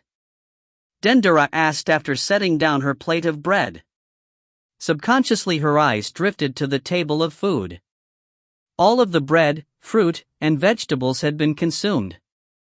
However, the large bowl of cooked meat lay untouched. Oni had warned her at the first meal that it was best not to eat such things, as the rumors of the cult practicing cannibalism were not as far-fetched as one might imagine. Oni looked up at Dendera's question, head cocked to the side in a way that caused her hair to fall haphazardly down one shoulder. "What is it?" Dendera shifted on the thick pillows and sheets beneath her. The surprising comfort and fresh food made it hard at times to remember she was essentially in a prison. "Why is it that whenever I mention the Heka, no one acknowledges it? Why would they? For many, it is too hard to think about. What is it? Gods. I keep forgetting that most of us have been here for months and have known about it for some time." She took a deep breath, then another before clearing her throat. "The Heka is an awful ritual. The worst I have ever heard of. Centuries ago, Sutek's followers devoted half of each year to plan for the event. The ritual magnifies their powers for a finite amount of time, gradually decreasing until the following year's Heka." Oni breathed deep again. "It involves the sacrifice of 100 virgins, one after the other over the course of a single day." Dendera looked around at all the women milling about, eyes vacant or distant. "You don't need to count," said Oni. "You are the 100th. Dendera's stomach dropped as she thought of Menetnash's phrasing when answering her question about being released. "In a sense." She swallowed. "I take it our deaths will not be quick." "No. We will be raped on their altar. One at a time. Each by a different man. When the man is finished," she said, spitting the word out like a curse, "they will carve out the girl's heart and eat it." Oni's eyes glazed over.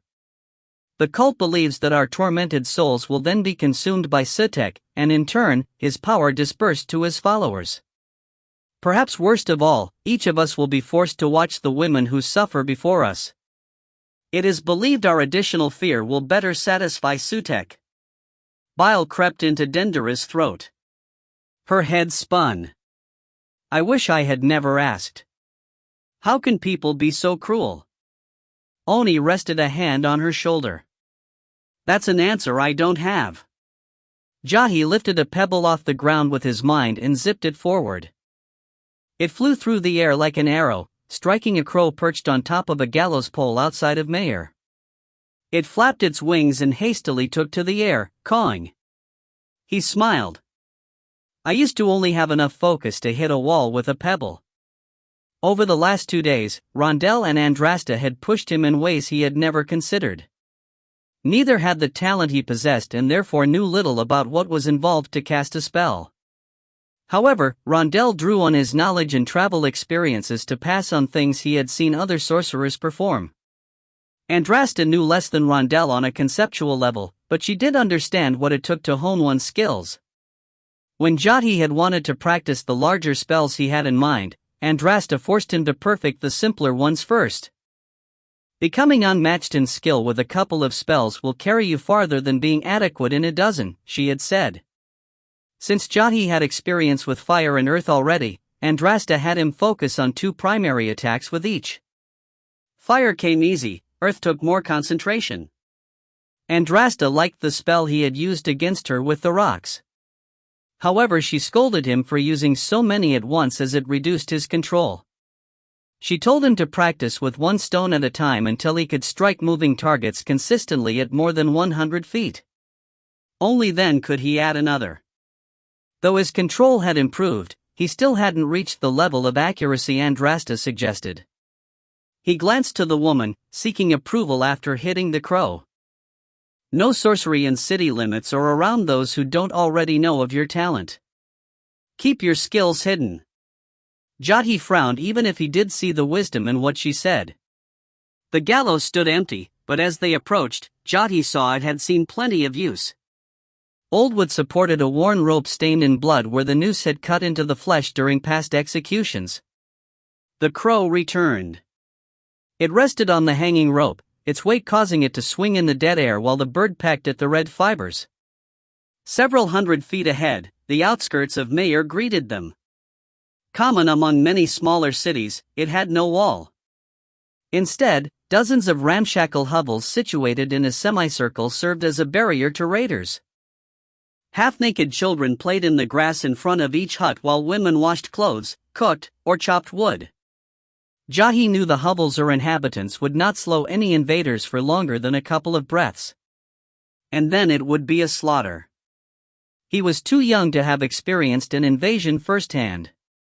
However, his tutors had lectured on the famous campaigns of old when it was common for lords to squabble over the same tracts of land. It wasn't until the first emperor united Igit 400 years ago that peace settled. And now with the current emperor uncaring, the wars will begin again. He eyed an old woman stirring a cauldron boiling over a small fire. She had the face and the posture of someone who had lived a hard life even without the worries of war. If he failed in bringing Dendera home, his father would invade Menetnasht's lands, adamant to have his revenge. And since Mayer sits just inside Menetnasht's borders, it would be one of the first places to suffer. Are you all right? Jahi blinked at the question, turning toward Rondel. I'm thinking about all who would suffer if war breaks out between my father and Menetnasht. He sighed. We have to save Dendera, not just for her benefit or mine, but for everyone. Rondel said nothing, nodding instead, his mouth a thin line. They passed through the outer rim of hovels, down Mayer's main road, muddy from rain.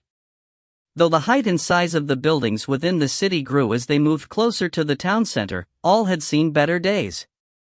The few people on the streets looked no better than the structures they passed, bent, tattered, and covered in grime. The smell reminded him of a sick animal unable to control its bowels. This is an old place, said Andrasta. Very, Rondel said. Before the first emperor came into power, it was destroyed many times in border wars. He pointed to the foundation of a local feed store. People kept rebuilding on the remains of what came before. I forget that he traveled these lands extensively when he was a minstrel. Andrasta eyed the foundation Rondel singled out.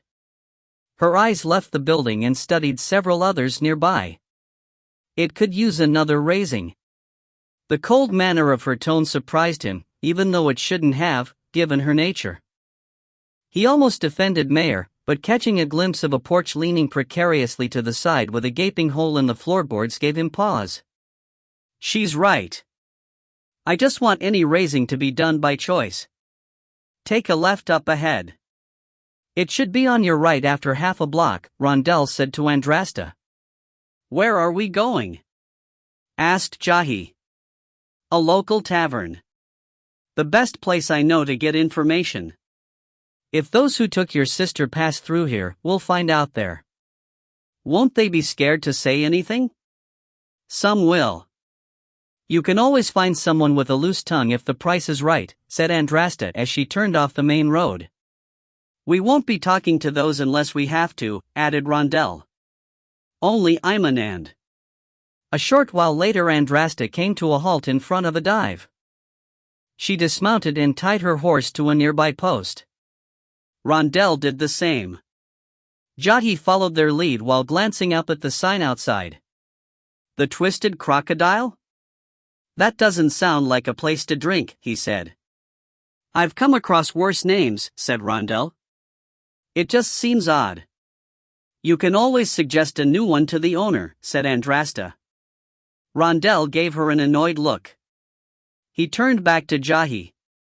A word of advice, never say anything offensive about the place you're visiting to the owner. It would be like insulting the man's wife. Worse, actually, grunted Andrasta. Rondell took the lead, walking up several steps to the open doorway as conversation spilled out into the streets. Andrasta followed, then Jahi. They stopped just inside the door as Rondell surveyed the place. The first thing Jahi noticed when entering the bar was not the rising volume and the voices of its patrons, but rather the wall of odor. Even with the door propped open to let in air from outside, alcohol-infused sweat, dried vomit, and the layering reek of stale urine made his stomach revolt. He opened his mouth to breathe, but then all the smells he sought to avoid tickled his tongue, and he nearly lost the contents of his stomach. He clamped his jaw shut and did his best to take slow shallow breaths as he followed Andrasta farther in. They maneuvered around rickety tables, sprawled out chairs, and passed out patrons lying in their own filth. Though the Twisted Crocodile didn't look like much, it was obviously popular for some reason. Jahi could tell that the owner had added on to the place at least twice to cram in more seating. Based on the quality of craftsmanship in each edition, he didn't doubt those who worked on the place did so while drunk on its offerings. He hated to be visiting during a rainstorm. A hand latched onto his wrist as he turned to the side when passing a table. He faced an ugly man with bushy eyebrows and a long pointy nose that hung over the hope of a mustache. The man leered. "You're a pretty one. What's the price?" "Price? Why bother paying, USI? Just take the boy out back and let me know when it's my turn." Jahi's eyes widened in understanding. Fear washed over him as the man stood. "What's the matter with me? I'm not helpless." A wisp of smoke formed in his hands. He was jerked back before he could finish the spell. Andrasta stood between Jahi and USI. "What's the matter with?" the man started to ask, his words cut off by a blurred fist crashing into his face. The man careened backward into his friend, jaw a crooked, bloody mess. They both hit the ground. Conversations in the tavern stopped, but only for a moment before life resumed. No one even cares. Andrasta snatched Jahi by the arm and dragged him to the back where Rondell stood behind a table with his hand on his sword. He eased it away and Saturday. "Gods, I can't take you anywhere," he said looking at Andrasta. It was the boy. "You didn't even try to talk to them. Talk is your strategy." Rondell shook his head and looked at Jahi. "You all right?" "Fine. They just took me off guard." "I was ready to take care of them when Andrasta stepped in." "I told you no sorcery unless you have to," said Andrasta. "They were ready to use me outside. Can you think of a better time to cast a spell? I'm here. Call for me next time." "Because a 6-foot-tall, dark-skinned woman in full armor won't raise people's eyebrows?" "That's enough," said Rondell. 2 lessons. 1. Always pay attention to your surroundings. Especially in places like this. And 2, maybe you should work on a more subtle spell that won't draw attention like torching the place will. Make them go into an uncontrollable sneezing fit or something. Spells of the body are very difficult, and I haven't studied those." Rondell shrugged. "Something to shoot for. But you get the point." His gaze drifted to the door. There he is. Jahi watched a shriveled old man enter. He was hunched so far over he barely stood 4 feet. He hobbled inside and took a seat at the first empty table. "Doesn't look like much," said Andrasta. "That's the idea. Imanand was always a good actor." He stood. "Both of you should probably come with me. However, don't say a word. Imanand will likely ignore both of you completely. He started to walk away, stopped, and quickly turned while looking at Andrasta. Try not to kill anyone on the way over. I make no promises, said the woman. Rondell shook his head. Rondell came to a halt, clearing his throat at the foot of the table. The old man looked up. Rondell offered a smile and received a scowl in return. There are other tables available. Go find one, the man said in a shaky voice. Is that any way to greet an old friend? The old man narrowed his eyes, studying Rondell. I'm afraid you have me confused with someone else. Now, I'm expecting someone along shortly. Rondell grabbed a chair and sat. Andrasta and Jahi also took seats, though Imanand failed to acknowledge either. Come now. You really can't think this persona is going to fool me, do you? It's an exact replica of the one you wore when performing the hermit and princess at King Josiah's castle. He paused. What was that, 10 years ago? Imanand froze. He placed his hands in his lap, then leaned forward and squinted. By the gods, he whispered. Rondell? He nodded. Everyone said that you were dead. As good as. Imanand collected himself. What happened? A long story. One I'll have to tell another time. Let's just say that I finally rested my head against the wrong woman's pillow. Imanand snorted. I doubt having your head on a pillow is what got you in trouble. True enough. The old man cocked his head to the side. You've gotten much better with your disguises. I can see the resemblance now, but you definitely had me fooled. The scar under the beard and the raspy voice are a bit much, though. He frowned. What you see is no disguise. As I said, it's a long story, but the years have not been kind. Rondell lifted his chin, exposing his neck. He revealed the left hand he had hidden under the table. The man I offended was not very forgiving. That's an understatement, he grunted. So, why are you here, Dot? I'm looking for someone. A girl, actually. Imanand chuckled. You haven't changed. Who is it, the emperor's daughter? Not quite. A king's daughter, actually. Well, I guess you have lost part of what made you so irresistible. Still, a king's daughter is much better than most can manage. It's not like that. The girl is only 16. So? And she's the daughter of a friend. Never stopped you before. Well, it would now, he said, hiding his embarrassment that there was some truth to those comments. The man leaned back. Dendera, I assume? Still as quick as ever. It's not very hard to deduce considering you're traveling with her brother. Jahi blinked, but remembered not to say anything. Can you help? Not this time. Imanand made a small circular motion on the table using his middle finger. The old man crossed his arms and coughed. Too bad. Rondell stood after sliding a few coins out of his money pouch under the table. Well, we won't waste any more of your time then. No waste at all. It was good seeing you. Even if it was only for a moment. Imanand turned in his chair. Just out of curiosity, where are you traveling to? We came across some travelers just a few hours ago who said they saw a group similar to those we're looking for heading south. I guess those we were following must have doubled back on us and we missed it. Well, hopefully they don't head southeast. Imanand wiped his brow. The gods know how hot it can be this time of year, especially with so many people down there near Thonis for the festival of Bast. I never understood why so many people care about festivals.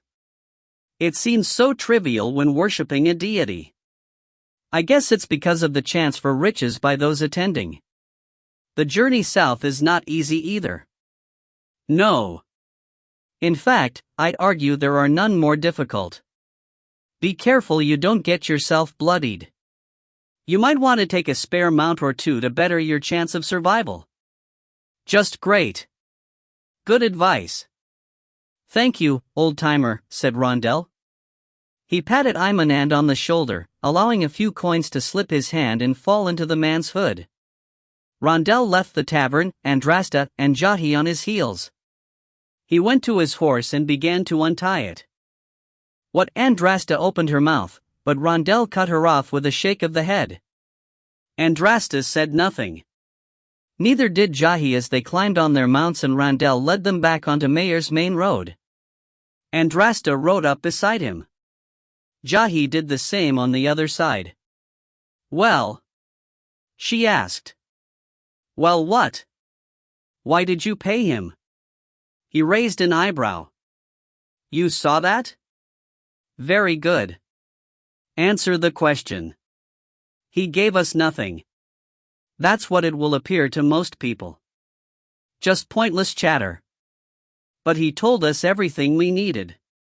He signaled me that people in the tavern were likely listening and he didn't want to be endangered. Apparently, the cult has a large presence in Mayer. We used an old code that entertainers use amongst themselves when they don't want others to hear what they have to say about the nobles in the city they're visiting. Explain. I suggested south when I meant north. That set things off. He said southeast, which means we need to go northwest. He mentioned the weather. Said it was hot. That really meant it was going to be cold where they were taking Dendera. The mountains. The Talmies ranged to be exact since his fingers came together and created a peak. So, he says the opposite of what he means? In some cases, but not all the time. He referenced the festival of Bast and a lot of people being there. What he was getting at was the mountain they chose in the Talmies range. Mount Sekhmet is the highest mountain there and Sekhmet is often associated with Bast in Igit's religion. Based on his mention of the festival having a lot of people, I expect it to be the cult's headquarters. Andrasta swore. How does he know all this? Rondell shrugged. I wish I knew. Back in our youth, he used to tell stories about his mother being a famous seer. Maybe there was truth to those stories and he shares a familiar talent. Regardless, I've never known him to be wrong. What else did he say? Asked Jahi. He said it wasn't going to be an easy journey. I expect Mount Sekhmet will be heavily guarded. So, how do we get in? He also said the journey would be bloody. That's the key. There must be a back entrance to the headquarters through the blood forest which borders the other side of the mountain. Jahi paled. Is there any good news? Asked Andrasta. Well, he did say there were riches to be had. That one I'm not sure about, but it could mean that the money they stole from Horus is there. Or all the money the cult has ever stolen. Andrasta grunted. Rondell smiled as he noted his partner's satisfaction. Anything else? She asked. Yes. Rondell nodded ahead as 5 mounted men came down the road toward them. He spoke of extra mounts in addition to our own. What he was really saying is that there were already people watching us. He just wasn't sure if the number was 4 or 5. Now we know. Andrasta drew her sword. Good. I really want to kill something. She looked to Jahi. Let's see how much you've improved. The woman kicked her mount into a gallop, screaming. Rondell followed as a rock zipped past his head and cracked the closest cultist in the temple. The man careened off his mount. A ball of flames flew between him and Andrasta next. It set another cultist on fire. The 3 survivors looked less confident as Andrasta reached them, engaging the 2 on the right. Swords clashed as Rondell took the last one on the left. 3 quick moves and his man died. Gods, I'm getting better. Andrasta finished the last of the 2 she fought, saw his success and gave him what looked like a nod of approval. Jahi joined them. Well. How'd I do? Rondell looked at the 2 dead cultists Jahi took down, one bleeding from a hole in the head, the other smoldering. I definitely see an improvement. Hello, Dendera said again while staring at the servant as he busily laid out their food. More than half a dozen did the work, but she chose to speak with the youngest one, a boy near Jahi's age.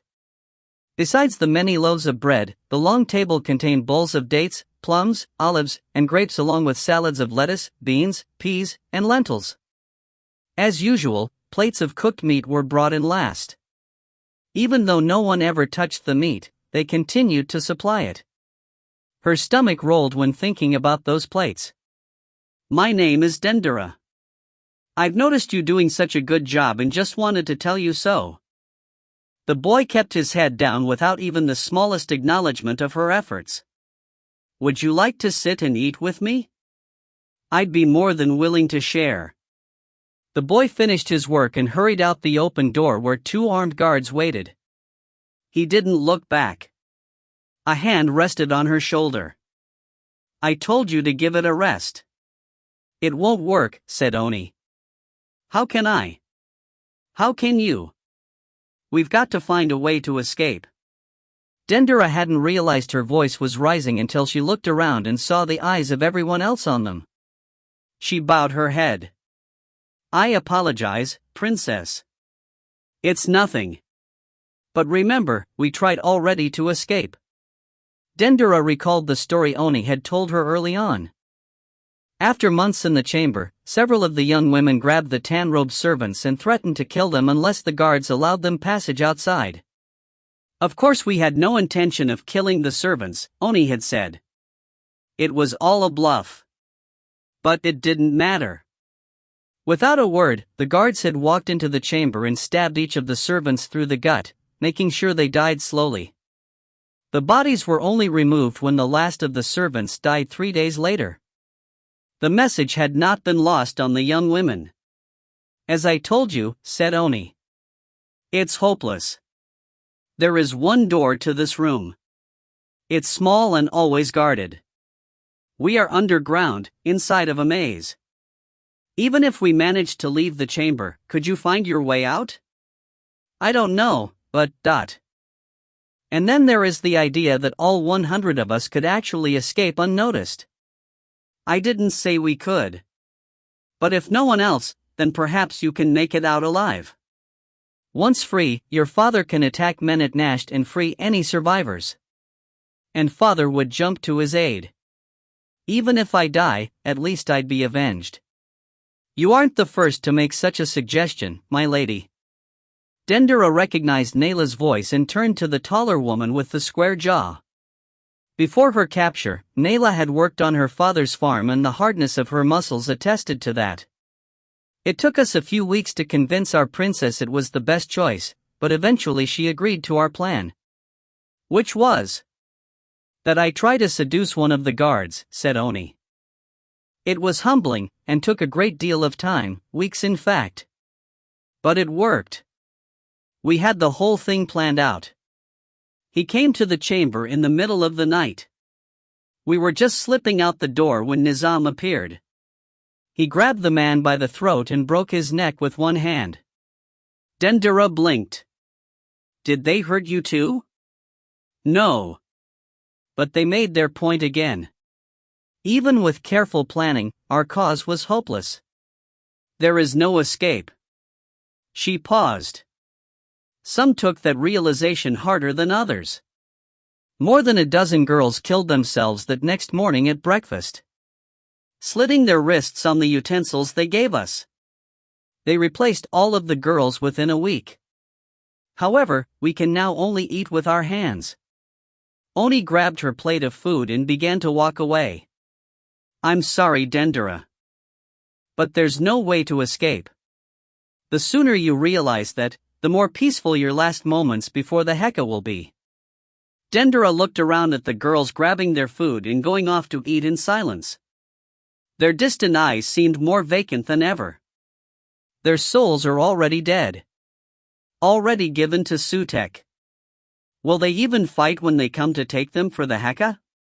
She clenched her fists, digging her nails into her palms.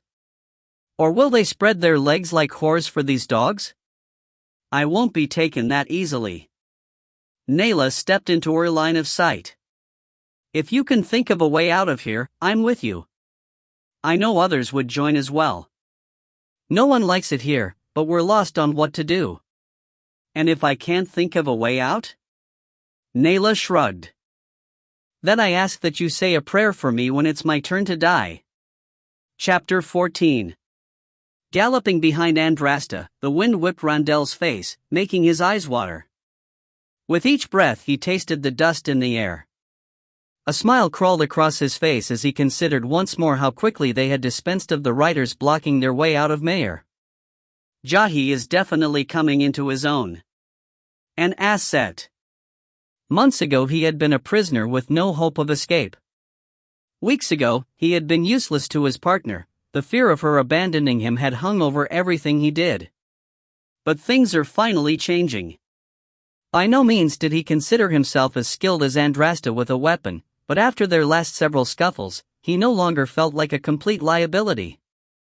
He had also proven himself useful by tending his partner's wounds, helping Jahi with his sorcery, and giving them a solid lead on how to find Dendera. A moment of desperation and the fearfulness of being alone had coaxed him into suggesting a partnership with Andrasta. Oddly enough, his new life seemed normal. Despite the dangers they had faced, he knew far worse was to come. A part of him didn't care. The excitement of the unknown gave him a rush he hadn't felt since performing before the lords and ladies of the world. Who would have thought that Rondel the minstrel would actually enjoy a life not surrounded by riches, fame, clothes, and women? I believe I've finally moved on. I can't believe you're doing this, said Oni. Dendera adjusted the extra silk she had wrapped around her arms and legs to protect her skin. I refuse to give up, she said while walking over the pile of pillows she had positioned on the floor. Frustrated by Oni's attitude and encouraged by Nayla's, Dendera thought of different approaches out of the large chamber. Several dozen came to her as she lay on her back staring at the ceiling. She eliminated all of them after working through each scenario in her head.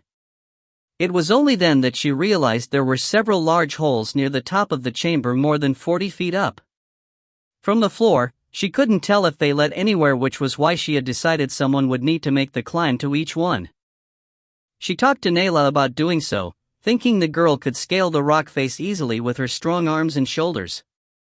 Just my luck the girl is afraid of heights.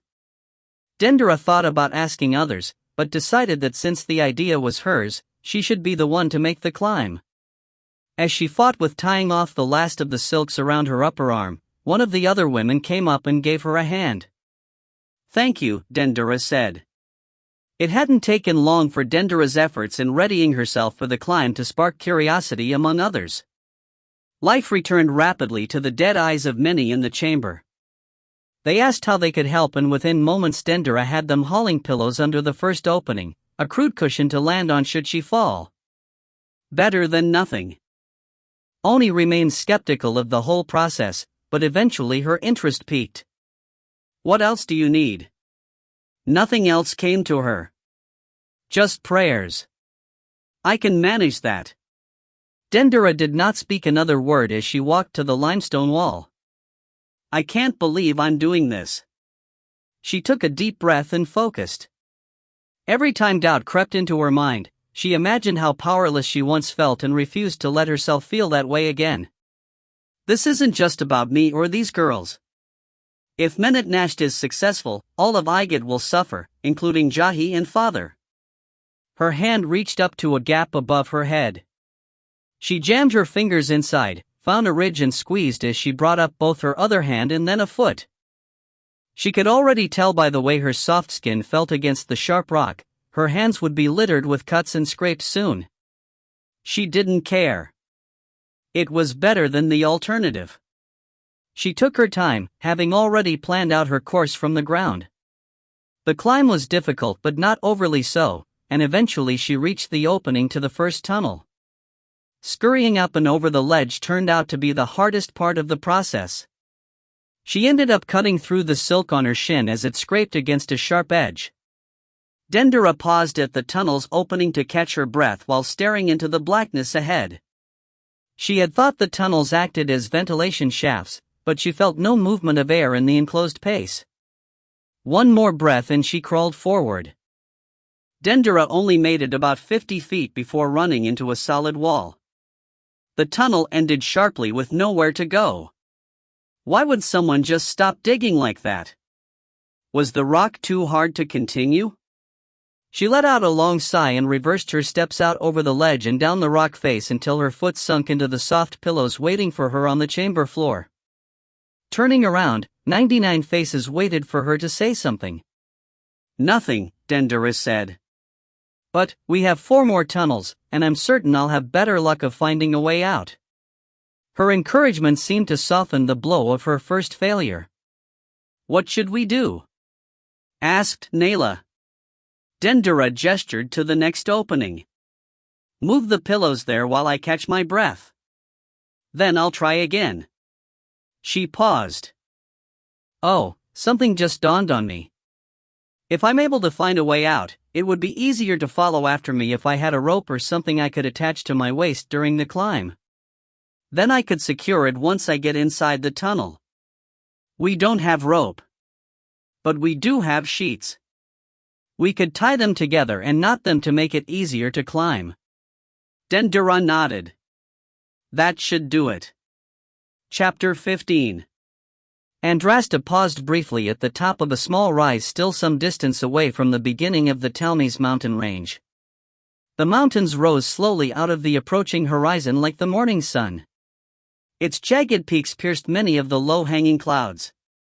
She raised a hand to block out the sun and scanned the land before her. With their course so clearly defined since Mayer, they had saved days in travel. Her gaze rested on what looked like an ocean of blood surrounded by green farmland that faded to brown, barren land at the foot of the mountain range. Behind the red splotch of the blood forest, stood the tallest peak in the range, the one Rondel said was named after Sekhmet, the warrior goddess of Upper Igat. Despite the ominous nature of the scene, she was taken aback by the landscape's beauty. She kicked her mount and descended the rise, hooves pounding the earth at a furious pace. Rondel and Jahi followed her lead. Eventually, she reined in at the edge of the blood forest, studying it closely. An obvious name, she muttered while staring at the sea of bright red leaves. The leaves are only part of what gives the blood forest its name, said Jahi. The beasts that call the blood forest home torment those who are not of their own. When adventurers journey into the sea of blood, their picked clean bones will reside in mud. Rondel's voice droned out the words in a low tone. What was that? She asked. He gave her a look. You mean you're interested? Considering the subject matter, yes. It's part of an old song. It's well known among my people, said Jahi with a shiver. One used to scare little children from venturing off on their own. Rondel snorted. I've scared more than little children with that tale. Before my unfortunate imprisonment, I made more than one noble woman faint and several men wet themselves in fright. He sighed. Speaking the words just doesn't hold the same weight as a lute-accompanied voice. How long is this song? Asked Andrasta. Pretty long. It tells of a journey through the blood forest, said Jahi. 59 verses, added Rondel. Pretty challenging melody now that I think of it. Rondel's eyes had glazed over, his lips moving without a sound as if he sang the song to himself. Unbelievable, she cursed. He blinked. What? The song. You basically have a guide on what we're likely to run into and you've only brought it up now. That's not like you. Well, it's just a song. A story. Who's to say that any of it is true? Considering how little we know, it'd be safe to assume it is. Rondel nodded. Good point. All right then, said Jahi. Are we going to leave while we still have a few hours of daylight left?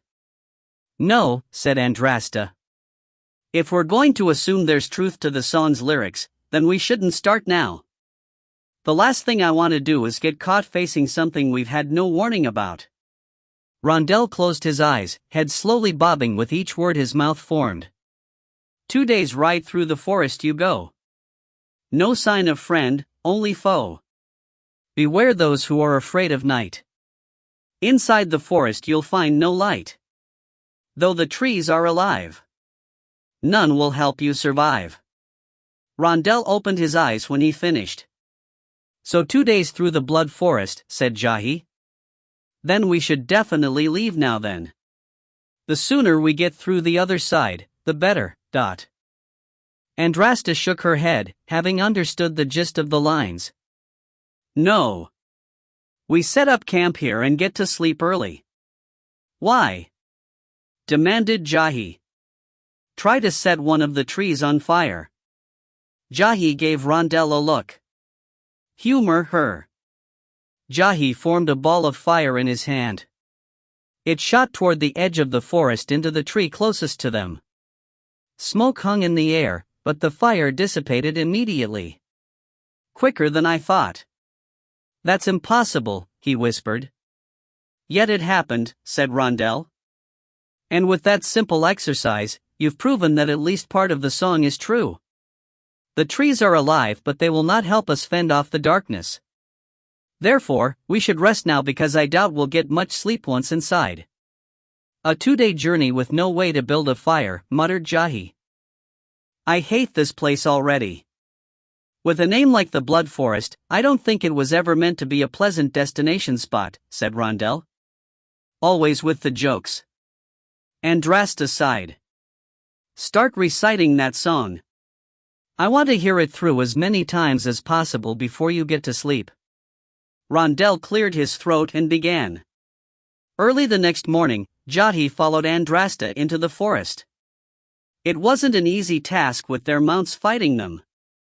Jahi made sure to keep a hand tight on the reins in case his horse tried to throw him. One moment, the yellow light of a rising sun shone down on him, the next he was blanketed in a shroud of gray. Somehow the crimson leaves of the forest's trees forbade even the smallest ray from peeking through its dense canopy. He squinted into the gloom, an uneasy feeling creeping over him. The feeling worsened with each breath. Just a few feet behind him, insects chirped and swallows sang while seeking their breakfasts. Inside the blood forest, he heard none of those sounds. In fact, he heard nothing except the echoing clomp of hooves on the tightly packed earth. A ball of fire took shape in the palm of his hand. The comfort the glow brought eased the tension in his shoulders he hadn't realized was there before. Who needs a torch anyway? He thought, recalling from yesterday that the trees would not burn. Andrasta spun as the fire in his hand brightened. What are you doing? Giving us more light. Does that weaken you? Jahi frowned. A little. Then stop. But it's hard to see anything. Hard, but not impossible. Our eyes will adjust. You heard the lyrics to the song. Wouldn't you rather have your full strength if we have to face any of the things mentioned? A cold sweat washed over him. The fire in his hand dissipated, sending a small wisp of smoke into the air. She turned back around and edged her mount forward. The tension in Jahi's shoulders returned, and with it, a growing knot in his stomach. It moaned with a low gurgle. Andrasta kept a steady pace, following the leftmost of several clearly defined paths visible. According to the song, a traveler wanting to choose the right path must always make the wrong choice. Jahi was proud of himself for figuring out that line. The forest held little in the way of shrubbery. A few sickly plants, mostly bare, sat near the edge of their path. On the rare occasion, scraggly vines wrapped themselves around dense trees of white bark bordering the road. Trampled, black earth and thick, protruding roots rising up like bones from the ground made up most of the forest's floor. Is that where the line about bones comes from? He swallowed. I can only hope. The forest produced odd, out-of-place scents, a slight odor of copper like freshly spilled blood, rot from a gangrenous wound, and pus from a bursting blister. But still no sound. Despite the underlying sense of dread that they would find death around the next bend, one of the worst parts of their journey related to what felt like an absence of time. He estimated they had been traveling for most of the day, yet the dim gray light hadn't brightened in the slightest. Does that mean it won't darken at night? Not likely. Gods, I hate this place, he muttered from behind a tree while tying his trousers after relieving himself. It was the third time they had stopped since morning. Who wouldn't? Snorted Rondell over by the horses.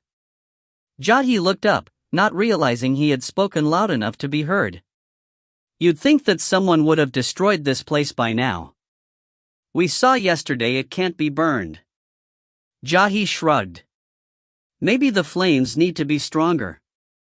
Hire a sorcerer with enough power, and I'm sure they could figure it out. He paused. Really, you don't have to burn it.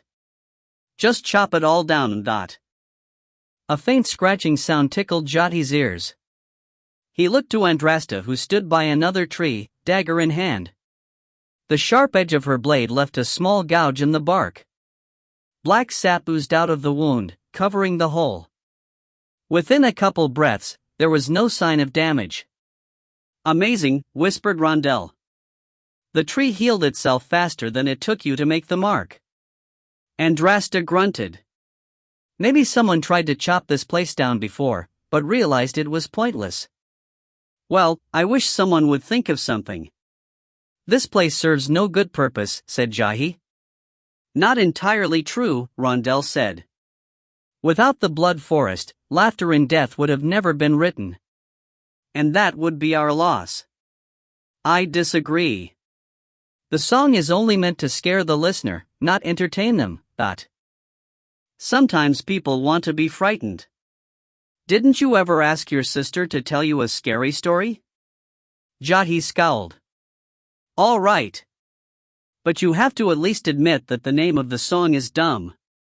I mean, what's so funny about dying? Where did the title even come from?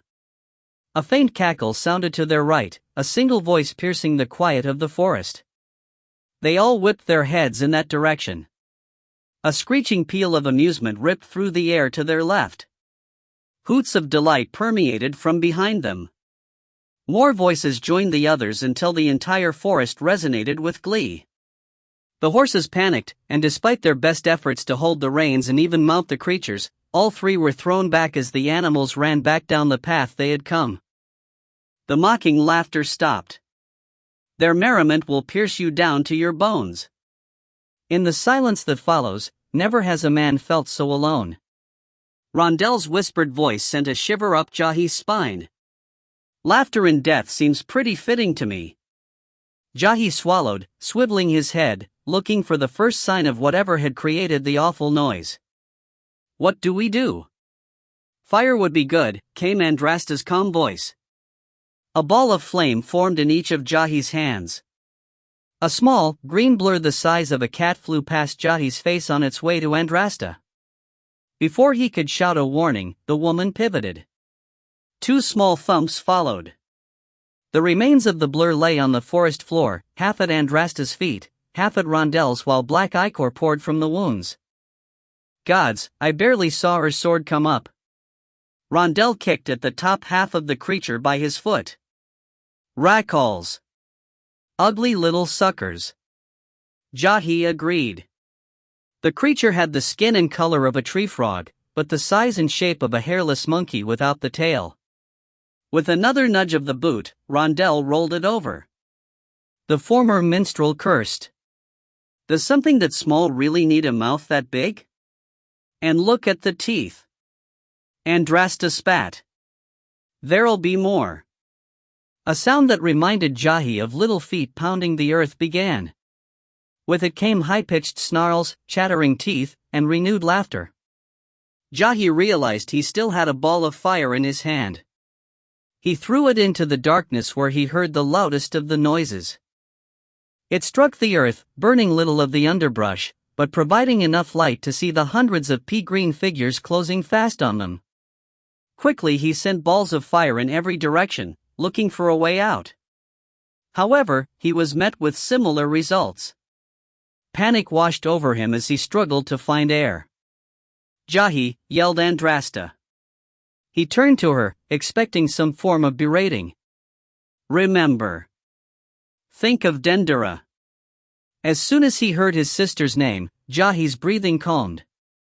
Fire reformed in his hands. Rondell touched his arms. No. Earth. Bury the things. Jahi nodded, the flames dissipated. He focused on the ground just in front of the creatures closing in on them.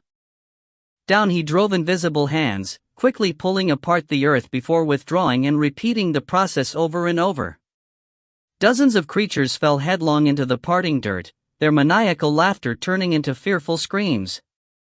The creatures behind the first wave had enough time to clear the gaping holes with giant leaps. Some chose not to chance the ground any longer and continued toward them through the trees, swinging limb to limb. A yank of his arm jerked him to the side. Good. Now, we fight back to back, said Andrasta. If time had gone slow to Jahi before, it felt like it lost all meaning with flashes of his young life flying across his vision. An image of Dendera's kind face rested at the front of his mind. He clenched his jaw and focused. In one hand Jahi created a ball of flame, in the other his invisible fingers lifted rocks from the ground. He flung both fire and rock forward, immediately readying the next spell. A satisfied smile formed on his face as rocks knocked the creatures backward or zipped right through their small bodies, black ichor gushing out in fountains. Unlike the trees, his fire spells worked on the creatures and their skin crackled from the heat. The stench of the burning rackles caused him to gag. Behind him, grunts, curses, and wet hacks mixed with the continuing laughter and snarls of the creatures.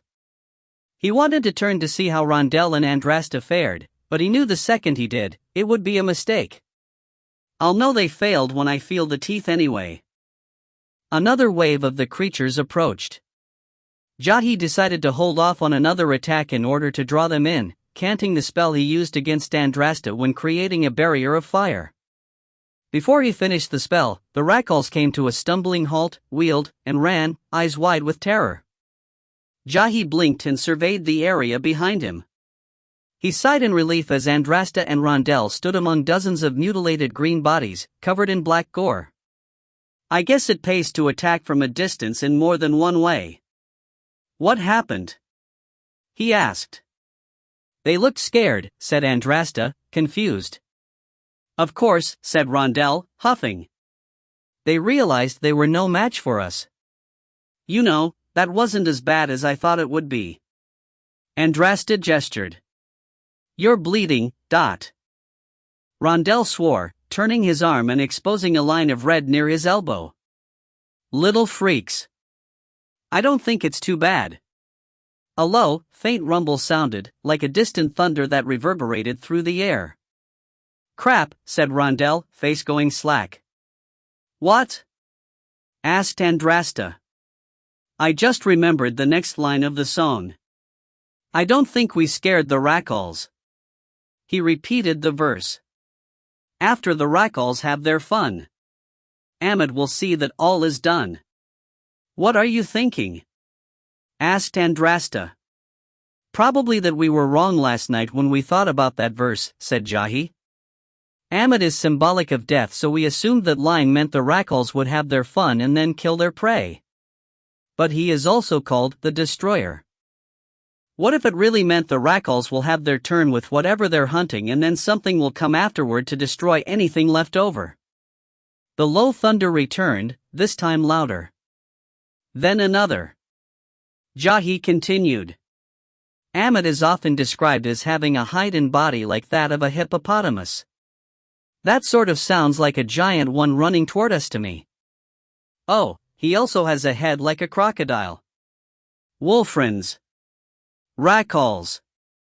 Amit. Why can't we fight something like a bear? Even a really big bear. Just something remotely normal. Said Rondell. A deep roar shook the forest.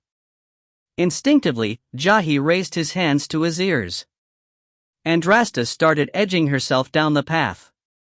We should probably run now. A branch of red leaves whipped Rondell in the face. He would have cursed if breathing wasn't already so difficult. But he barely had enough air not to pass out. He looked over to Andrasta, who dragged Jahi as they stumbled forward. They were supposed to be running.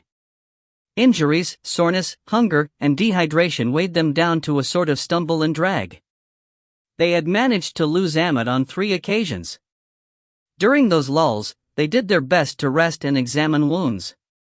However, some other hazard of the forest would hamper them, placing them back in peril. Giant lizards, spitting beetles, and shrieking birds amongst other things all tried killing them. They might have succeeded if not for the low thunder that always returned. Then, as quickly as a battle would begin, it would end. Every creature regardless of size or type recognized Amit as king. None dared face him. At least the king isn't light on his feet, Rondell thought as the pounding footsteps rose in volume. We get more than enough warning. Forget the sorcery. Just worry about moving your legs, said Andrasta. Jahi had been craning his neck to see behind them, a ball of fire in his hands. The flames had weakened with each round of battle. Rondell knew from his travels with sorcerers that they cannot cast spells endlessly. Even the most powerful would eventually tire. Rondell was glad Jahi had finally come into his own. He doubted they would have made it so deep into the blood forest without him. A deafening roar sounded. The weight of the cry, which started low and ascended into a shrill, caused Rondell to stumble. He caught himself before he fell. He was sure that if he hit the ground, there would be no amount of coaxing that could get him back up. His legs screamed at him with each step to stop, just as his lungs begged him to slow down. Sharp cracks of branches snapping and tree trunks breaking before collapsing to the forest floor rang out. Dear gods! How big is this thing? Every ounce of his being told him not to look back, that if he did he would regret it. However, Rondell had always been a curious man. Asking questions to travelers was how he obtained his knowledge. Even his choice in profession had been in part the result of his curiosity to see the world. I could have just stayed home. Played my lute and sung my songs at dances each new moon without a care in the world. He peered over his shoulder, wincing as he stretched the slashes in his neck obtained from a bird as large as a small dog. A massive hoof the size of a stump from an ancient oak appeared through the veil of darkness behind him, slamming into the earth. He gasped, looking quickly for the head of the creature, but all he caught was shadow as the foliage from the trees hid most of it. He spun, somehow finding the strength to increase his stride. He pulled ahead of Andrasta. His panic must have sparked something in them, because they quickened their pace as well. Look! Jahi shouted. A faint ray of sunlight pierced the gloom of the blood forest some 100 feet away, near the floor. Andrasta mouthed something, but it was lost in Amit's next roar. Rondell put his head down, pumping his legs with everything he had. Andrasta and Jahi did the same. All three honed in on that small fleck of yellow as if they were starving and searching for the last crumb in the world. A loud snap sounded beside Rondell. A smell that reminded him of dirty river water tickled his nostrils. He recalled what Jahi said about the head of Amit being like a crocodile. His stomach jumped into his throat. Leaves rustled, branches broke, and trees fell all around them as they reached their goal and left the forest. It was like pushing aside a curtain from a dark room. Sunlight blinded Rondell to the point that he had to shut his eyes from the stabbing rays. Yet, still he ran. Stop! Stop, Rondell, dot. Andrasta's voice cut through the fog of exhaustion. Trying to stop, he tripped and careened to the ground in front of a solid rock face, skinning his knee and jarring his shoulder. He found the strength to roll over, gasping. Jahi lay on the ground 30 feet away in the small, empty patch of land between the forest and the mountainside. Trees surrounded them on 3 sides, rock on the other. Andrasta did her best to stand over him, sword in hand. She swayed on her feet, staring back into the forest. Amit's cry rang out once more, bouncing off the rock behind Rondell. He saw the briefest glimpse of the snout of a giant crocodile with eyes as dark as onyx. Why did it stop? She asked. In the song, it said the creatures inside could not leave the forest, answered Jahi. Right, Rondell? He nodded, too tired to repeat the verse. Did it say how to get out of this? She asked, gesturing around at the trees butted against the rock face except in the area where they rested.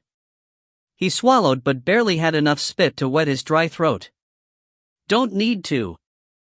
We're here, he managed in a hoarse whisper while thinking of the song's lyrics. Going back the way you've come is a task suited for the deaf, blind, or dumb. Unless despair has gripped you tight, escape will take hands of might. He pointed up to the side of the mountain. His hand rose with the rock face. There were far too few handholds or places to stand. Only a master climber and someone possessing a great deal of strength could scale the thing. He realized the hand he held in the air was his damaged one. He looked at the shortened fingers and then the climb ahead of them. The gods truly are cruel. Chapter 16. For a few fleeting moments, Dendera had lost hope. It wasn't completely surprising given her situation, but in her mind that was no excuse for such behavior. She had reached the end of the last tunnel, practically beaming with excitement after rounding a turn and coming upon light shining from above. However, her excitement faded when she looked up. A narrow shaft of smooth walls rose countless feet in the air to the outside. The task of climbing the chute seemed daunting at best. Bracing her arms and legs against the sides, she tried to shuffle herself upward but only made it a few feet off the tunnel's floor before falling, limbs shaky. She would never make the climb and chances were neither would any of the other girls in the chamber. It is too tall and too smooth. I failed. She sat there in the taunting sunlight for several minutes, debating whether she should even bother returning to the chamber. A death of dehydration is slower, but it has to be a better option than the Heka. She thought of all the other women who would have to suffer the ritual and pushed her selfish thoughts aside. It was a silly thing to think, barely knowing any of them except for Oni, but Dendera felt obligated to brave the horrors with them. She traveled back down the tunnel, pausing only when a brief reflection of sunlight struck her eyes near the tunnel's floor. She squinted and groped with her hands, pulling out a chisel and hammer. The tools were old and worn, metal rusted, wooden handle rotting. Still, Dendera's hope returned in droves. Escape might not be an option, but retribution was a possibility. Once everyone caught their breaths enough to hold an actual conversation, they began planning their next move. Jahi mostly listened as Andrasta and Rondell talked over the best course of action. He had been out of his element the second he decided to rescue them from his father's dungeons. Every moment since then had been a learning experience, each more valuable than the dozens of tutors his father had provided him. Rondell has actually seen the places I've only read about. Gods, he's met those authors. And the way Andrasta fights. I don't think any of my father's men could defeat her. And these lessons aren't just boring theory, but real in application. Granted, some are a bit too real, he thought when considering the horrors of the Blood Forest. I can't believe I not only fought the fairy tales, but I survived. Jahi wasn't sure what his father would say when he learned what they had gone through to find Dendera, but he decided he would not hide any of it. He would tell his father about his talent. There was no telling how much he could help his father if he and Men at Nasht came to war. Think on that later. One step at a time. What was the verse again? Asked Andrasta. Going back the way you've come is a task suited for the deaf, blind, and dumb. Unless despair has gripped you tight, escape will take hands of might. Rondell paused, voice changing back to normal before speaking again. Jahi wondered if the former minstrel realized each time he spoke a verse, the pitch went higher, the cadence slower. Pretty obvious what we need to do, Rondell said. Andrasta stared at the rock face. Tough climb. If you think so, that doesn't say much for me or Jahi. He looked at the woman's muscular arms. No kidding. Not necessarily. We'll rest first. It won't matter, said Rondell. You're the only one with the strength, endurance, and 2 hands. Andrasta pulled out one of her daggers. Relian steel. Nothing can break it. I could use it like a chisel and make hand and footholds. That might work if we had several weeks, but we don't have the time or supplies for that. He lifted his head and pointed. We just need to reach that ridge. From there, the climb looks like something Jahi and I could manage. Maybe I can sneak back into the blood forest and pull loose some of the vines to make a rope. I can climb up, tie it off, and lower the other end to help you up. Not an option. Why? Rondell bent down and picked up a rock. He wheeled and threw it into the trees. There was a small thud. The head-pounding cry of Amit sounded. Jahi covered his ears until the cry ended. That's why, said Rondell. I swear I heard it leave, said Jahi. It was a ruse and a fairly clever one. But the echo of the footfall wasn't right. They didn't match what we heard when it closed on us inside the forest, said Rondell. You have a strong ear, said Andrasta. Any good musician should. Now what? Asked Jahi.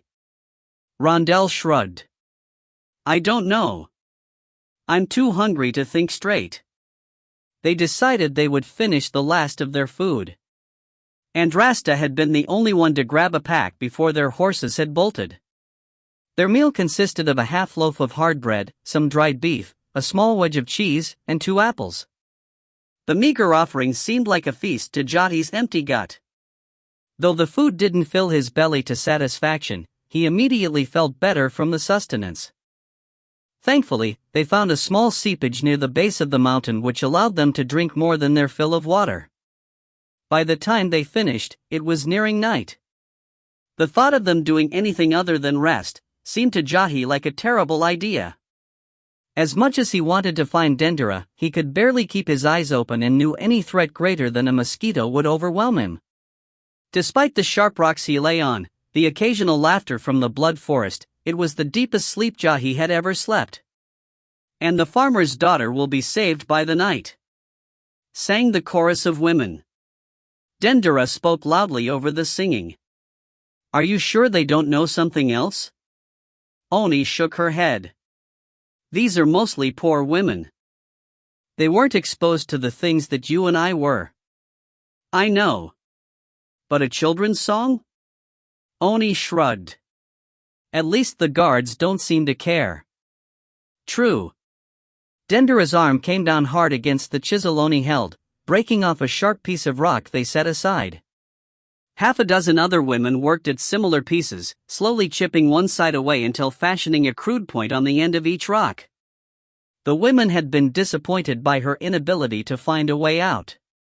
However, they put aside their despair and seized on the thought of revenge when Dendera outlined her plan. Since then, the women had worked almost non-stop, trying to create weapons they could conceal inside their clothes. They planned to lash out in unison at all the cultists present for the Heka, hoping they would not only ruin the ritual, but bring about their own bloody slaughter in the process. I don't know how to use something like that, one girl had objected. Just think about what they plan to do to us and do the same to them. Take the point and jam it between their legs. What would Rondell and Andrasta say if they saw me now? I doubt they would still think of me as a dumb little girl. She paused, thoughts growing somber. Then again, what would Father and Jahi say? To mask the sound of Dendera's pounding and the steady chipping away by those creating edges, Oni had suggested the women sing songs. The guards had checked on them with the first tune, but did nothing more than laugh before leaving. Dendera considered the song being sung about a girl rescued from peril by a great hero.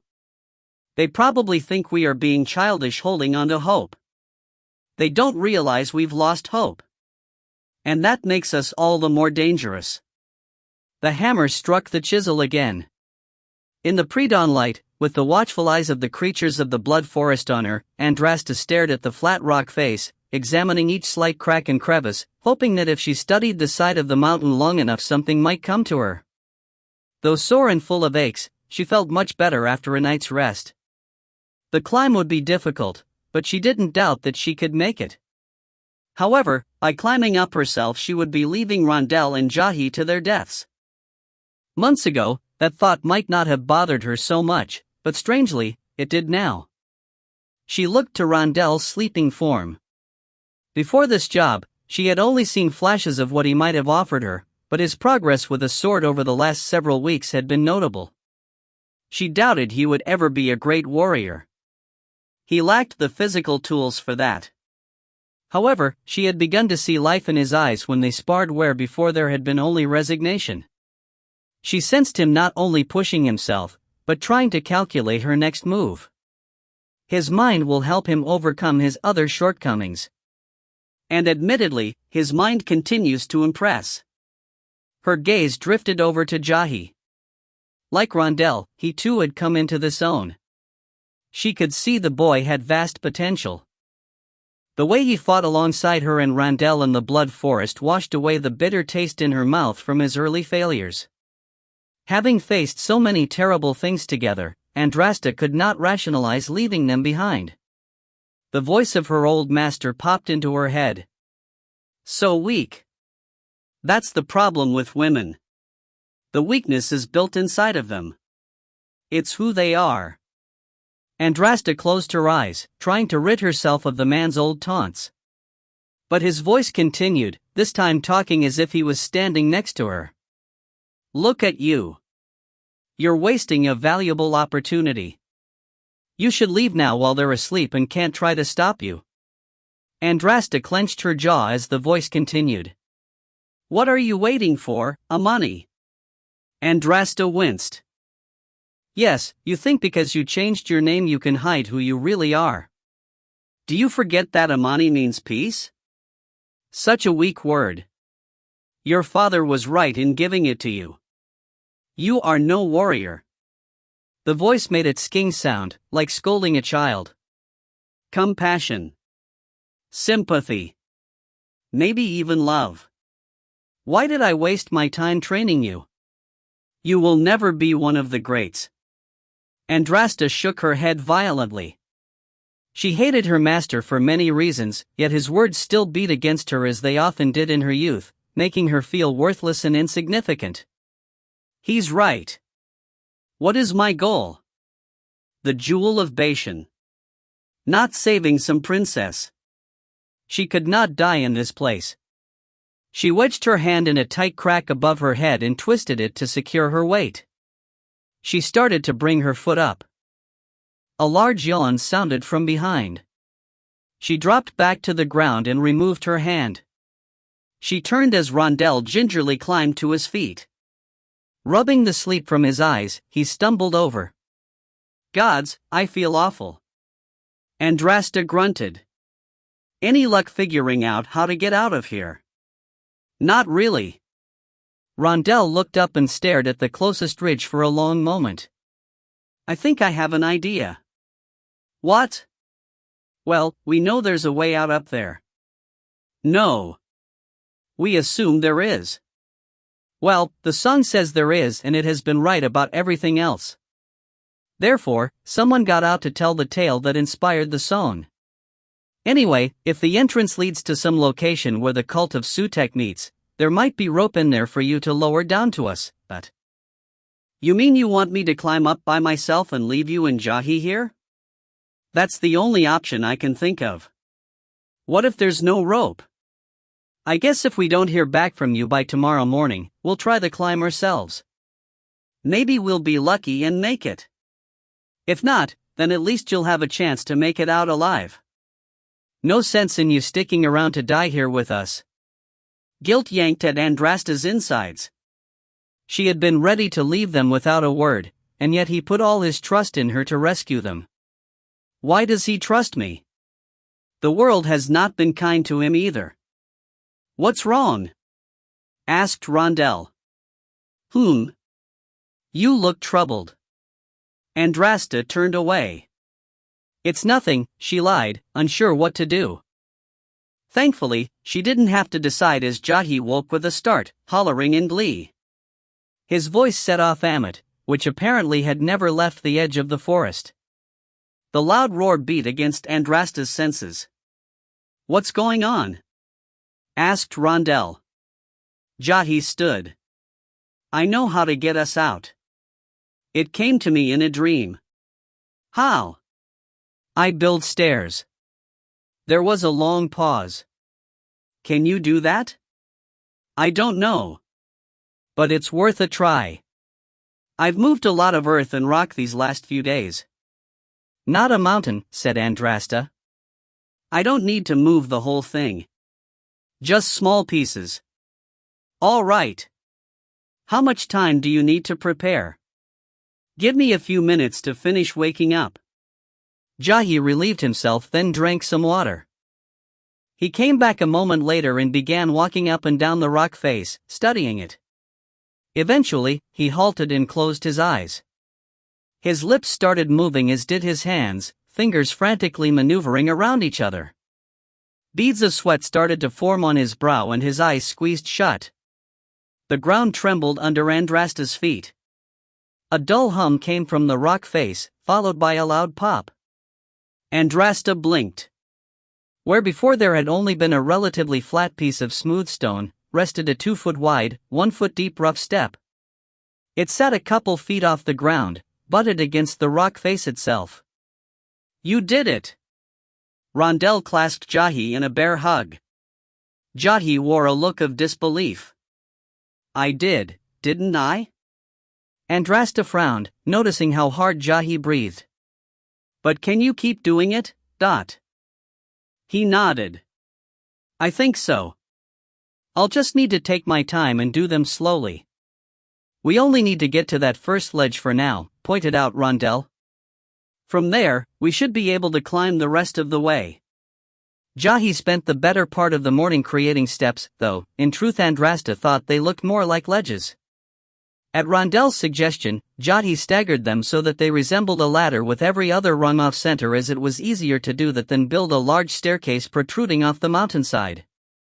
They refilled the skin of water, gave Jahi a chance to rest, then started climbing.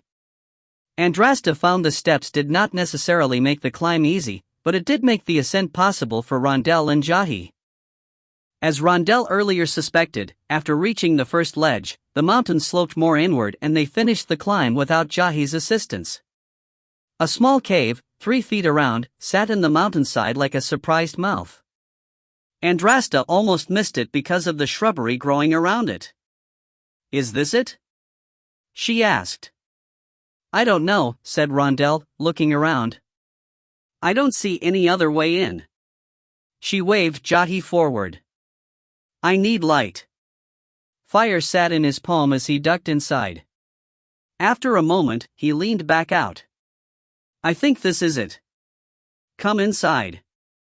Andrasta crawled her way through. She rose to her feet. Jahi stood beside the bones of someone long dead. From the knee down, the skeleton had no right leg. Rondell came up behind her. "Gods, he made the climb with an injury like that? Now, I really feel pathetic." He examined the dusty remains of the man's armor still wrapped around his skeleton. "Must have spent himself coming up," said Andrasta. "Sat against the wall and bled out." "The armor is from the Vene dynasty in the Far East," said Rondell. "Where does he learn all this stuff? Better yet, how does he remember it?" "That ended almost 1,000 years ago," whispered Jahi. Rondell tapped the skeleton's breastplate. It sounded strong. They sure knew how to make them back then. Probably worth a small fortune. Too bad we can't take this with us. He stood and looked to Andrasta. "Thoughts?" After the last several days of exertion, Andrasta felt the effects of the climb. She knew that Rondell and Jahi would be feeling far worse. Based on what they dealt with in the Blood Forest, she had no idea what they'd face going forward. She pulled out the water skin and took a long swallow. She handed it off to Jahi. "Let's take a few minutes to recover, then move on. This may be our last chance to catch our breaths." Chapter 17. Rondell followed Jahi and Andrasta into a downward-sloping tunnel that narrowed and widened several times. They reached an intersection where the tunnel branched off into 3 others. Andrasta turned back to him. Which one? Rondell stared at the 3 openings, each identical in size and shape. Gods if I know. The song? No. The last verse talked about the hands of might needed to escape. That's it? She asked. No explanation of what to do once we got in. Nothing. I've often wondered about the abrupt ending myself. My guess is that there was more to the song at one point, but eventually it was shortened. Why would someone do that? Because I doubt anyone ever thought about it being a set of instructions. We told you it's meant to frighten or scare. An entertainer singing the song might want to emphasize those points while downplaying the hope at the end. So one man's creativity could lead to our end, she muttered. We could split up? Offered Jahi. Bad idea, Rondell said. We might never find each other again. Besides, you have the light. Then we'll just need to pick one, said Andrasta. What if we pick the wrong one? Asked Jahi. Then we backtrack and hope we have better luck with the next choice, Rondell said. That sounds like an even bigger waste of time. We need to find Dendera. And we need to be smart when doing it. Jahi sighed. Which tunnel do we start with? A faint, droning chant sounded. Jahi put his ear to each opening. It's coming from the middle one. Rondell smiled. I vote we start there. At Andrasta's urging, Jahi dimmed the light significantly. She took the lead with the boy close behind, leaving Rondell to once again guard the rear. They took at least a dozen turns into new or intersecting passageways while following the continual chanting. All the while Rondell marked their choices with loose rocks piled at the entrance of each tunnel. Rondell nearly ran into Jahi's back as they came to an abrupt halt. Andrasta hissed something to the boy and the fire in his hand went out. Rondell's chest felt tighter in the pitch black until he looked past Andrasta and found a small speck of light. Andrasta inched toward it. Slowly, more light spilled into the corridor and with it the smells of dinner around a campfire. Great! They're having a feast. His stomach tightened. She stopped at the edge of the opening and took her time peering around in all directions. After a moment, she stepped out with sword raised, gesturing them forward. They were alone on a high ledge near the ceiling of a vast cavern. The ledge wrapped around the top of the open space with a half-wall protecting them from being seen by those below. Openings similar to the one they exited blocked the path. Is that lamb? Whispered Jahi. He sniffed the air. No. Boar? Whatever it is, I bet I can eat an entire one by myself, Rondell murmured. I doubt you'd want to, Andrasta said, barely audible over the loud chanting. She squatted near the half-wall, looking down. Rondell and Jahi joined her. Rondell blanched. At least 100 people dressed in the same black and gray worn by Thibet bowed on their knees, head to the floor, chanting. They were in a circle and at the center was a raised dais. Upon the dais sat 2 stone slabs. On one slab rested a young, naked boy, probably near Jahi's age. A man dressed in black and gray with yellow accents stood next to the slab. The man did not bow like the others, but instead held his hands toward the ceiling. An elaborate headdress sat on his shoulders, covering his face. That scene was disturbing enough, but paled in comparison to what rested on the other altar where another nude form lay. Rondell assumed it also to be a young boy, but could no longer tell. The torso had been opened up and emptied of its organs. Pieces of legs, arms and face were cut away. Organs and flesh sizzled on heated stones next to the altar. 3 individuals tended the cooking meat, removing it when ready and carrying it down to those still chanting on their knees. Individuals looked up to receive their meal, devouring the prize before returning to their chanting. Rondell took it all in with eyes wide. A rush of bile jettisoned up his throat. Only with the greatest of efforts did he manage to keep his stomach in control. Jahi didn't fare as well and turned away to vomit silently. "Still hungry?" asked Andrasta. The slightest hint of a grin tugged at the corners of her mouth. "Now you joke?" asked Rondell. "That's sick." "No. What's sick is that everyone in this cursed world thinks my people are savages. Yet things like this do not exist in my lands." Rondell thought about that for a moment. He too had been guilty of thinking of her people that way. Yet, what can be more savage than this? He cleared his throat. "You're right. The world is full of idiots. Myself included." A wet sob erupted, quickly stifled. Rondell turned to Jahi. Tears poured down his cheeks. What Rondell started to ask but was cut off. "Dendera must be dead. And they..." Jahi's voice trailed off as he began to dry heave. "We don't know that," said Rondell. "Look, there are passages all along the bottom. They may be keeping her down one of those for all we know." Andrasta grunted.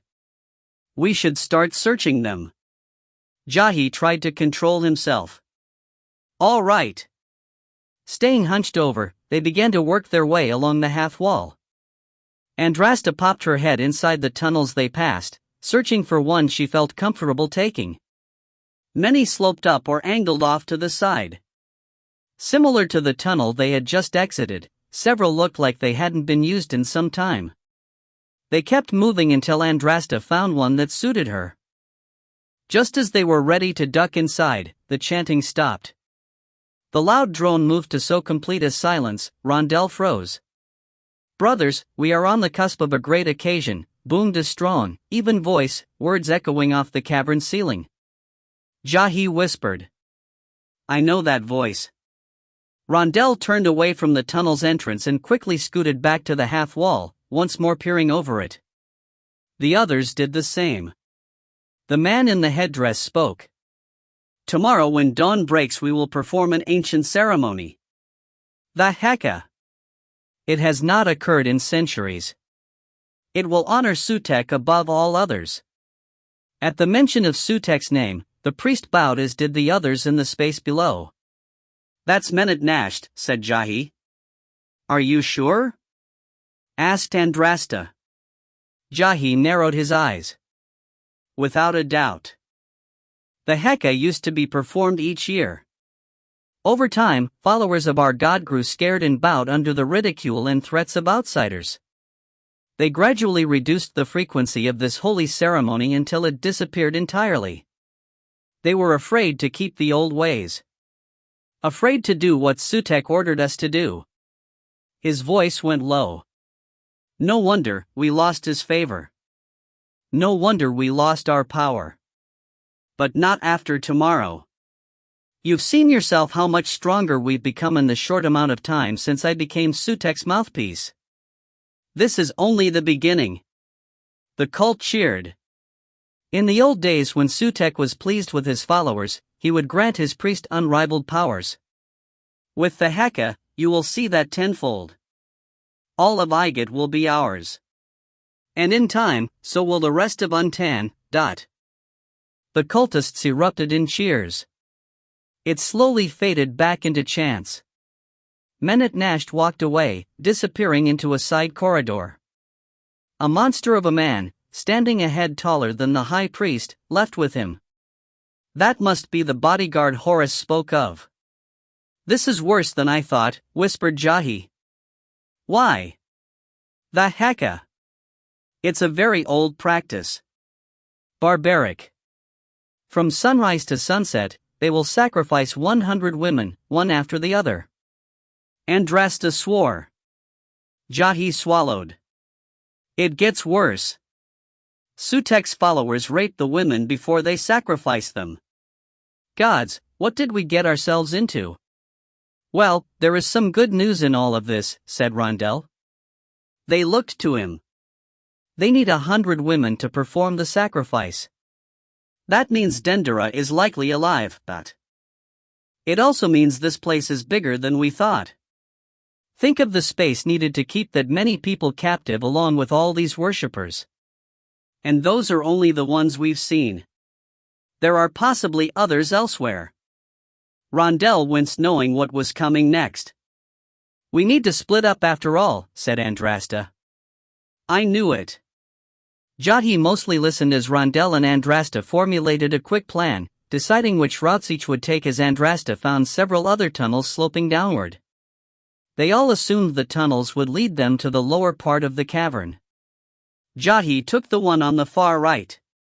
He had been frightened by the horrors of the blood forest and revolted by the sacrificial scene, but as he slowly worked his way down the looping tunnel he learned a new fear. He knew he could defend himself with his sorcery, but the uneasiness of not having Rondell or Andrasta at his side had him constantly looking over one shoulder.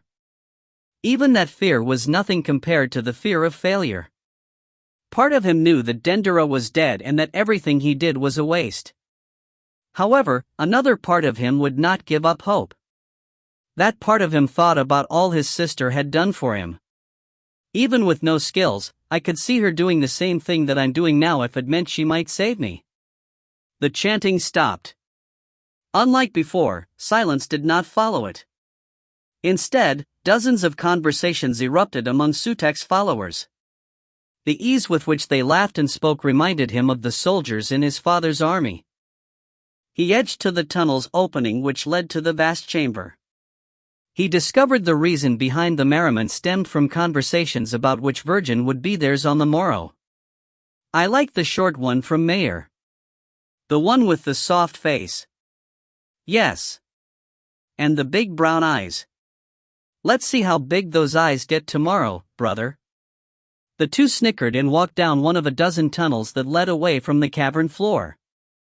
Jahi took a breath to calm himself, feeling heat rise in his palms. If only I had the power, I'd bring this whole mountain down on them.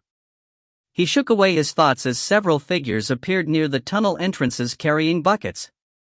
They wore loose robes of tan and offered water to the followers of Sutek who passed them. Jahi noticed the lack of respect given to those in tan. Servants. One of the servants turned toward Jahi. He was pleased to see the face of a boy near his age. A way in. But how to distract one long enough to take his robes? A thought came to him. Andrasta dressed quickly in the black and gray attire of a Sutek cultist. The difficult part had come when trying to extract information from the man before killing him. She had jammed a knife into his mouth so he could not pop loose the suicide pill hidden in his teeth. She had done this while persuading him it would be in his best interests to give her the information she sought. She had worried for a moment the man would be so callous from his participation in Sutek's disgusting acts that he would be unfazed by her threats. But things change when the blade is held against your skin. A prick at the man's crotch, just enough to pierce his leathers and draw blood, had him whispering every piece of information he could think of about the cavern. Andrasta had considered the suicide pill again. Perhaps they take it so quickly not out of devotion to Sutek, but because they have no backbone to speak of. Once she got the information she needed, she allowed him to swallow his precious pill so she would not have to worry about concealing spilled blood or putting holes in his disguise. She adorned herself with the last of the man's garb, a black head covering. Up close she saw it was decorated with silver etching. With only her eyes visible, she doubted anyone could tell who was underneath. For once she was thankful not to be a full-blooded Yuntarkan. She hoped that the brown tone visible around her eyes would mirror the sun-baked skin of many she had come upon in the region.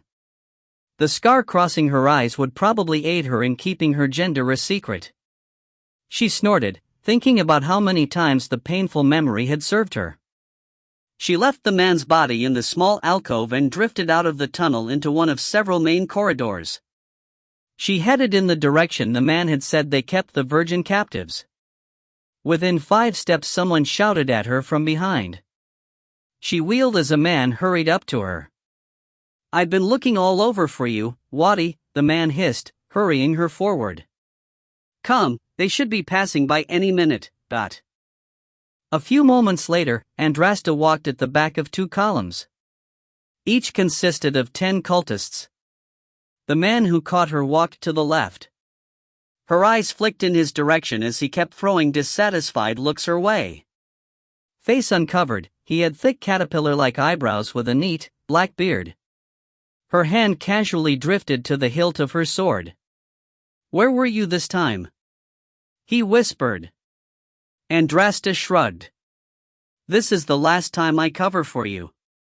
Silence, someone snapped up front. The man next to Andrasta scowled, but said nothing more. She lowered her hand from her sword. They were headed in the direction she wanted to go anyway. Rondell made his way down a long, dark corridor, wearing the standard black and gray garb he had seen earlier. He was surprised at how quickly he had killed the man, surprised further that he had the strength to drag him out of sight before beginning his search for Dendera. He had already walked through several of the cool passageways, doing his best not to appear suspicious, but it was getting harder to pull off as most others traveled in groups. Maybe splitting up was a bad idea. Regardless, he felt like he was making strong headway in his search as the current corridor he traversed was the first with doors over the openings. He opened the first couple easily enough, finding no sign of Dendera or anyone else. The rooms were stacked with food and other supplies. Happy to find something that wasn't human flesh within his reach, he gobbled down a handful of sweet, black cherries, spitting out the pits rapidly while stuffing a few apples and dates under his clothes. The next door was locked with no obvious way inside. He pressed his ear against the door and heard nothing. He decided to take a chance and rapped his knuckles against the hard wood. After no response, he tried again, harder than before. Something slammed into the door with a loud thud, knocking him back. Thick snarls and skittering scratches sounded behind the door. I doubt 100 virgins would sound like that. He continued checking each door until the corridor branched off in 3 directions. He chose the one on the left as he heard footsteps approaching from the 2 others. The first door was unlocked. He eased inside to find another storage room, this one filled with large wooden barrels and shelves of small clay containers varying in size. He expected to see a label for salted pork or brined fish on the barrels. Instead, the chemical symbol for phthalagen, a half circle intersected with a right triangle, had been burned on a lid. He checked another barrel and saw the symbol for kilogen, a bowl with smoke drifting upward. At this point, his curiosity got the better of him and he continued checking the other barrels until he ran across one that caused him to step back carefully. A sun surrounded in fire stood bright on the barrel's lid. Eurolaudium. Gods, Mascini was right. Rondell thought about how no one at Horace's party had believed what the minor noble said about men at Nasht having access to the substances. That's always the way. We ignore the ones who actually know what they're talking about. And usually for stupid reasons. He eyed the barrel again. Why of all places was this door not locked? Rondell knew Eurolaudium and kilogen together would create something scary, but he couldn't quite remember phthalagen. It struck him. It is a natural stabilizer. So that means the other chemicals can be mixed safely until heat is introduced to the compound. A small breath passed his lips while trying to relax. It wouldn't matter how many mercenaries Horace manages to buy. If men at Nasht brought this to the battlefield, it would be over before it ever really started. Gods, how did he even come by this much Eurolaudium? And why even bother with some crazy cult and sadistic ritual? Who needs some god that's fallen out of favor when you can just blow up your enemies with this? Voices came from behind. Why is the door open? Didn't you lock it? We were coming right back. You idiot. Rondell spun as the door swung inward, striking the stone wall.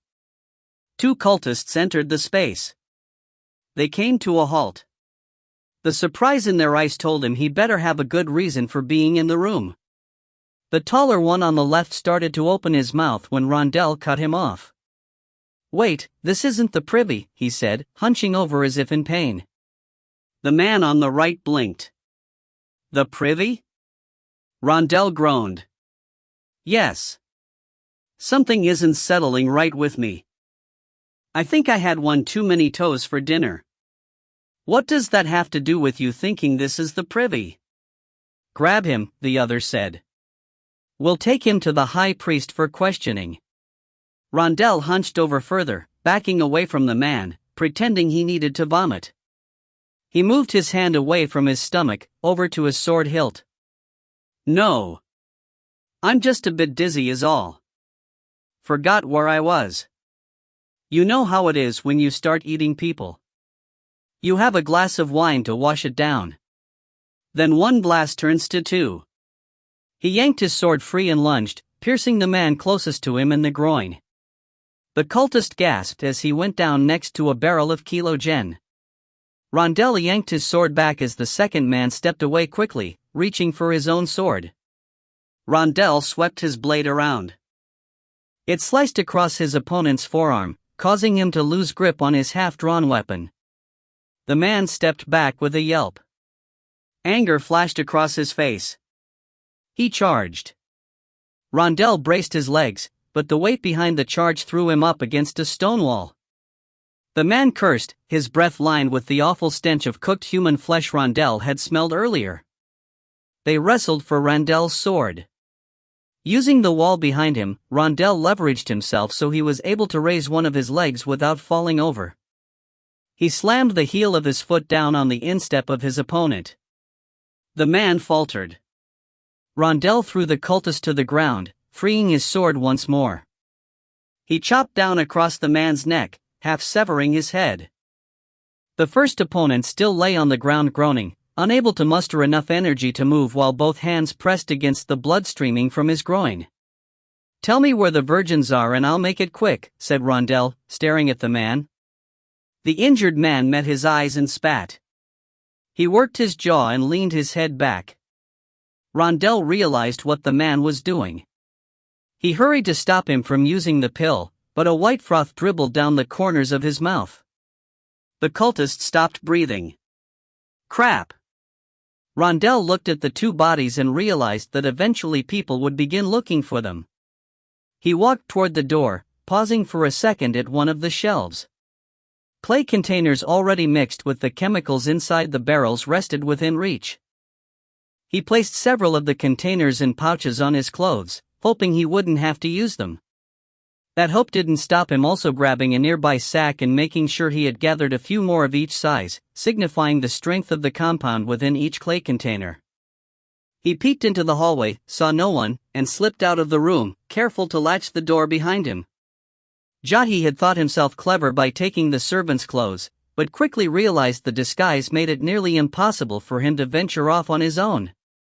The moment he tried to search a tunnel, a cultist yanked him by his collar and struck him across the face. "What are you doing away from your group?" he sputtered. He hadn't realized that servants only moved in groups.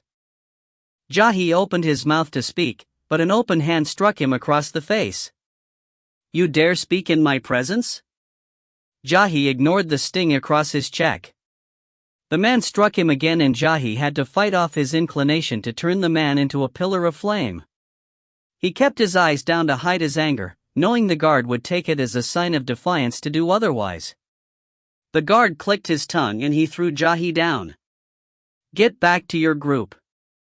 Jahi scrambled to his feet, catching a glimpse of others dressed in tan, farther down the corridor. He hurried toward them, thankful that no one acknowledged his presence. If all servants were part of small groups, it would be obvious that he was not the boy he had stolen the clothes from. He drew his hood up, keeping his head down. He stared at the floor while cursing himself. "I'll never find Dendera like this." "Hold," said a strong voice. Jahi stopped behind the servant in front of him. He risked glancing up, eyes peeking over the edge of his hood. A cultist spoke with one of the servants. "Bring warm water, scented oil, and fresh clothes to the virgins. High Priest Menad-Nasht wants to ensure they are deemed suitable in the eyes of Sutek tomorrow." The guard pivoted and left without waiting for a response. The servants began walking again at an increased pace. Jahi took a slow breath, excited at his turn of luck, hopeful that Dendera would be among those held captive. Many of the cultists marching in front of Andrasta peeled off into the maze of corridors. By the time they reached a set of large double doors, only 5 in her group remained, including the man who had been upset by her tardiness. The captain stepped forward and knocked. A moment later she entered behind the others and took a place along the wall, as they did. The high priest of Sutek sat behind a solid desk, painted in dozens of grotesque scenes, some of which would make the cannibalism she had witnessed earlier seem innocent. She ignored Menat Nasht for a moment, fascinated by the horrors in front of her. The colors used in depicting the scenes were dull, muted as if a hint of black had to be added to each. The only color that truly stood out was the dominant dark red used to represent blood. Her gaze moved back to Menat Nasht. He did not match Jahi's description. He looked younger than Rondell, a contrast to his supposed 70 years of life. Next to the high priest stood the huge figure she had seen near the altar. She was reminded of Duke Endrin's bodyguard, Fern. Fern and Nizam were close matches in size, with the exception that Menat Nasht's bodyguard carried an additional 20 pounds of muscle. All in the neck. The bodyguard looked relaxed to the untrained eye, but she knew better. Even through his clothing, she could see him poised to move quickly, knees, ankles, and elbows slightly bent. A part of her wanted to forget all about her current obligation, yank her sword free, and challenge the man in single combat, hoping a victory might wash away her failure at defeating Fern without help. But then what? Even if they allow such a fight and I win, I won't be allowed to escape. She took in the rest of the room. Precious metal and jewels decorated the shelves, each shaped into some devilish mold she was sure related back to the sadistic cult. She fought an urge to snatch one. Just one would be enough to finance her mission to retrieve the Jewel of Bashan. I could forget about Dendera, steal a horse, and be on my way to Bashan by morning with a pouch full of coin. She also thought of Jahi and Rondell. Her urge retreated. Why do they matter so much to me? Why should I care about them? Because they helped me a few times? So what? I've more than helped them. She could hear her master's sharp voice, the way he accentuated each word when talking to her, reprimanding every little thing she did wrong. As I told your father, he would have done better by marrying you off to some pig farmer. At least he would have gotten some meat for your dowry. Here, he has nothing. What does that tell you, Amani? You are nothing to him. Not even worth a few pigs. Why are you here? You are too pathetic to be a warrior. Andrasta blinked away her thoughts, noticing Nizam's pure white eyes watching her closely. She cursed herself for being distracted. Andrasta averted her eyes from Nizam so as not to draw any more attention to herself. As much as the riches tempted, her goal was still to find Dendera. The bodyguard lost interest in her. Is everything ready, Captain? Asked Menat Nasht. Haji stepped forward. Yes. I had Dakarai round up servants to bathe and prepare the virgins for tomorrow's ceremony. Excellent. The captain cleared his throat. High priest, if I may be so bold, I wanted to say how much of an honor it has been to serve under you. Though you have not been with us long, you have led us to places my father told me were lost forever. Andrasta fought not to roll her eyes at the blatant attempt to flatter. She had known many people like Haji when she had trained under her master. She hated every one of them. Nothing is lost forever. Your father, like so many others, lost faith and became complacent. I simply provided the spark we've been seeking. Menat Nasht smiled knowingly. Even still, I cannot wait to fully bring back the old ways. Menat Nasht walked around the table, studying the captain. Yes. I can see that. A thought occurred to me. It was you who grabbed Horus's daughter, was it not? Yes, but only after following Thibet's plan. Thibet, spat Menat Nasht. I had hope for him, but in the end he failed Sutek with carelessness. He should have left with you and Horus's daughter. Grabbing Dendera right under her father's nose was marvelous. It was nothing. We simply did Sutek's will. Even still, it occurs to me that you might be just the sort of man I had hoped to find in Tibet. Come, I think Sutek would approve of you and your men selecting the virgins you will take in his name. Consider it a reward for your loyalty. The captain bowed low. As Sutek wills, I obey. Good. He called over his shoulder.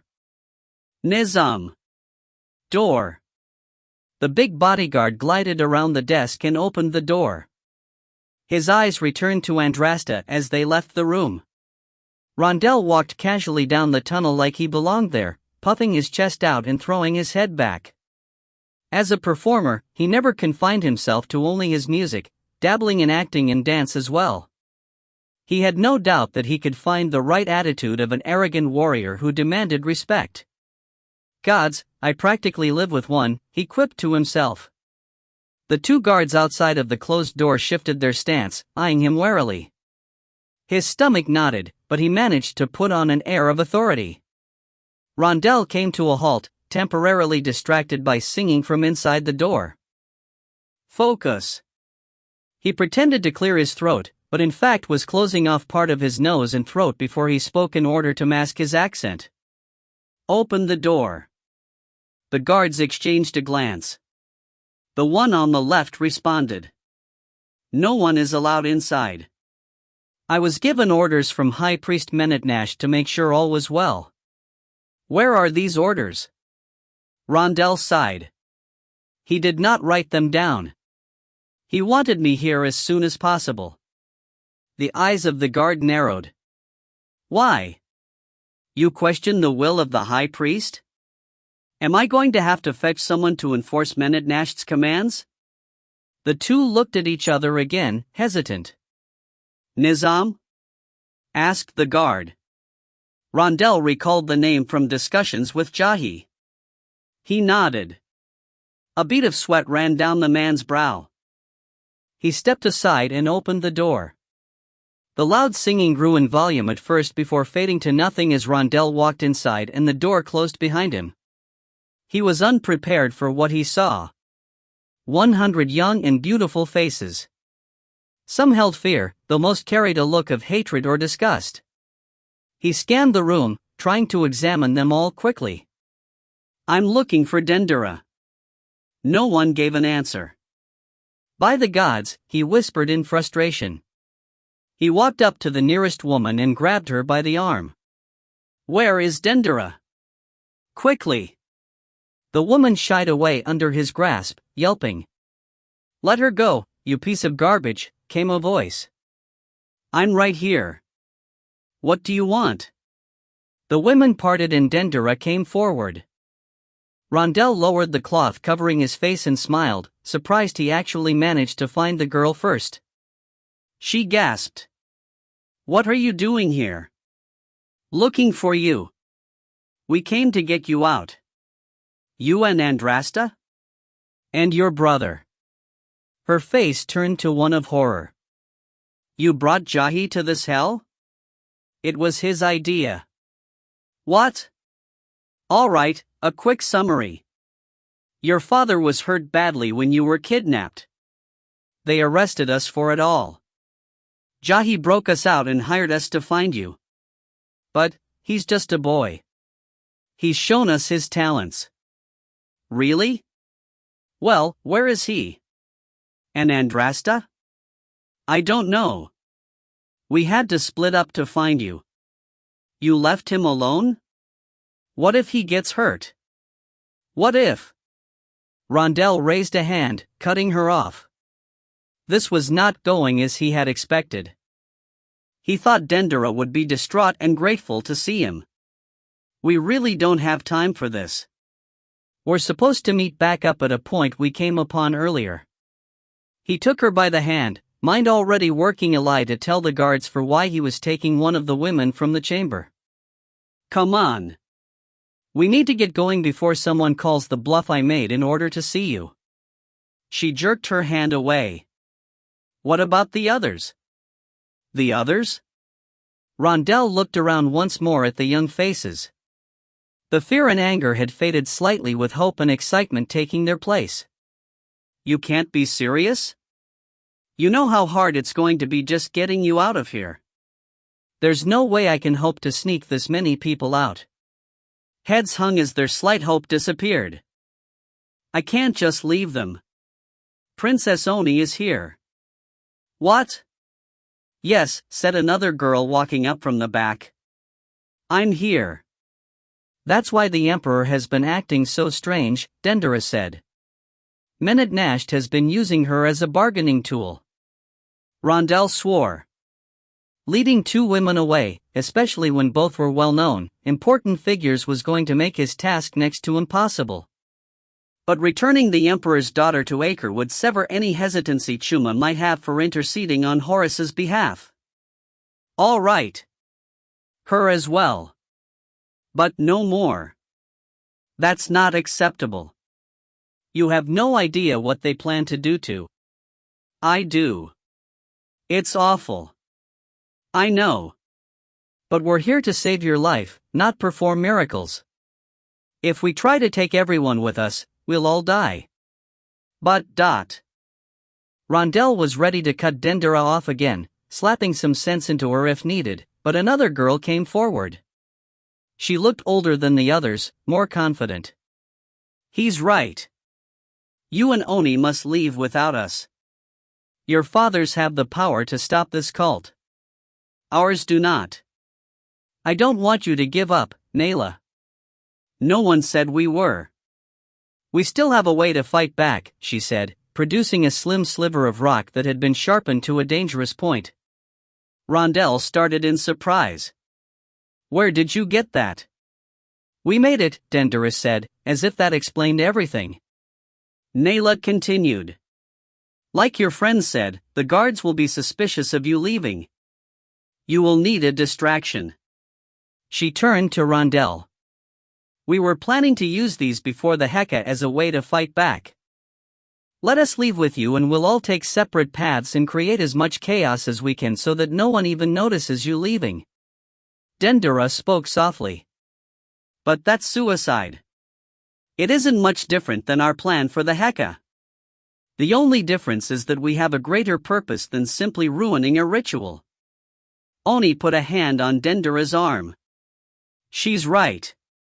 I know, it's just. The door opened again and Rondell hurriedly covered his face. A line of tan-robed boys shuffled inside. Heads down, they carried buckets of water, fresh white robes, bottles of scented oil, and towels. One of the guards from earlier peeked inside. Rondell acknowledged him with his best icy stare. The guard lingered a moment, then disappeared behind the closed door. Jahi. Dendera's hushed voice rang out. One of the tan-robed figures had thrown back his hood. Jahi embraced his sister in a hug. They exchanged quiet words. Talk about convenient. Maybe if I wait another minute Andrasta will peek inside with an army behind her so we can just walk out of this place. Rondell stepped in. I hate to break this up, but we really need to leave. What about Andrasta? Said Jahi. We'll wait for her at the meeting point.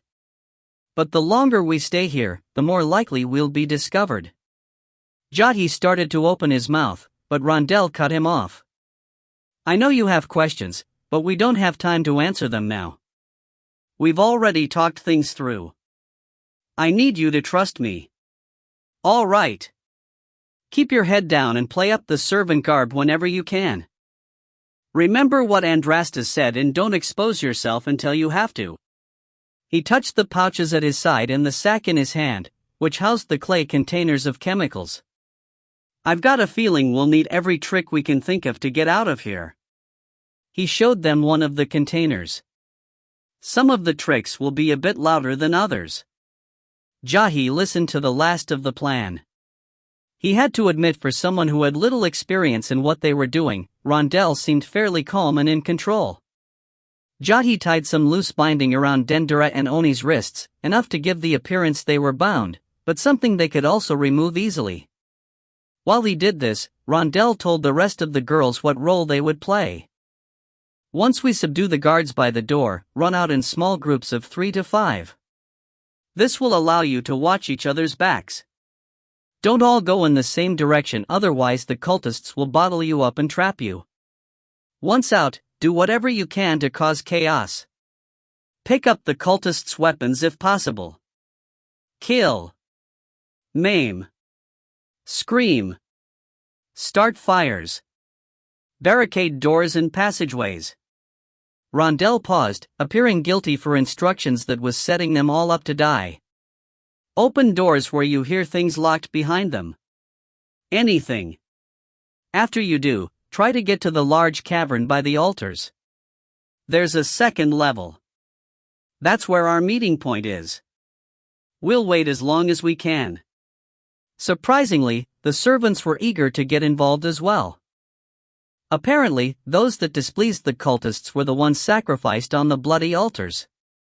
Rondell passed out several clay containers he had hidden in his sack to the servants. Jahi could tell he hated parting with such weapons. So many boys and girls eager to die for us, whispered Jahi. It's hard to imagine. Not if you've lived here as long as we have, said Oni. You've only seen a portion of the horrors. Everyone here is willing to do whatever they can to make sure others don't suffer similar fates. Why did it take so long to do something then? We tried many times before and failed. We lost hope. Your sister gave us the hope we needed to try again.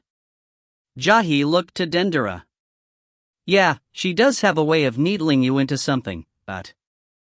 I heard that, Dendera said across the room, speaking with the muscular girl called Nayla. Ready? Asked Rondell. Jahi nodded. The former minstrel took a long, slow breath. Jahi saw for the first time how much he was struggling to keep it together. Let's get this over with. Rondell walked over to the door and knocked. It squealed open. You were in there for a long time, said one of the guards. I thought you said you were in a hurry. I am, but some things took longer than expected. Rondell pulled Dendera and Oni behind him as he stepped outside. Jahi eased his way out last. Wait. What are you doing?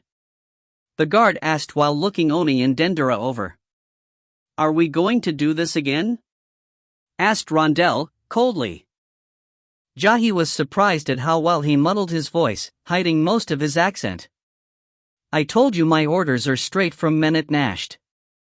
They are not to be shared. It's one thing to go into the chambers, but another thing to take someone out. Only Nizam has done that. Rondell shrugged. Well, I guess Nizam was busy. Who am I to question our high priest? And for that matter, who are you to do so? I'm sure he wouldn't like hearing how you've tried to stop me from carrying out his will. The two guards exchanged a glance.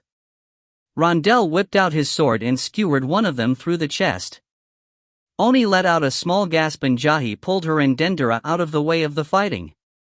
The second guard stepped back, hand moving toward his sword. Rondell pressed him and after 2 quick moves, opened the man's throat. He actually looked like a seasoned soldier. Rondell wiped his sword, taking several calming breaths. Let them out, he told Jahi. Women and servants streamed out of the room in small groups. 2 stopped and snatched up the swords of the guardsmen, discarding their sharp stones in the process.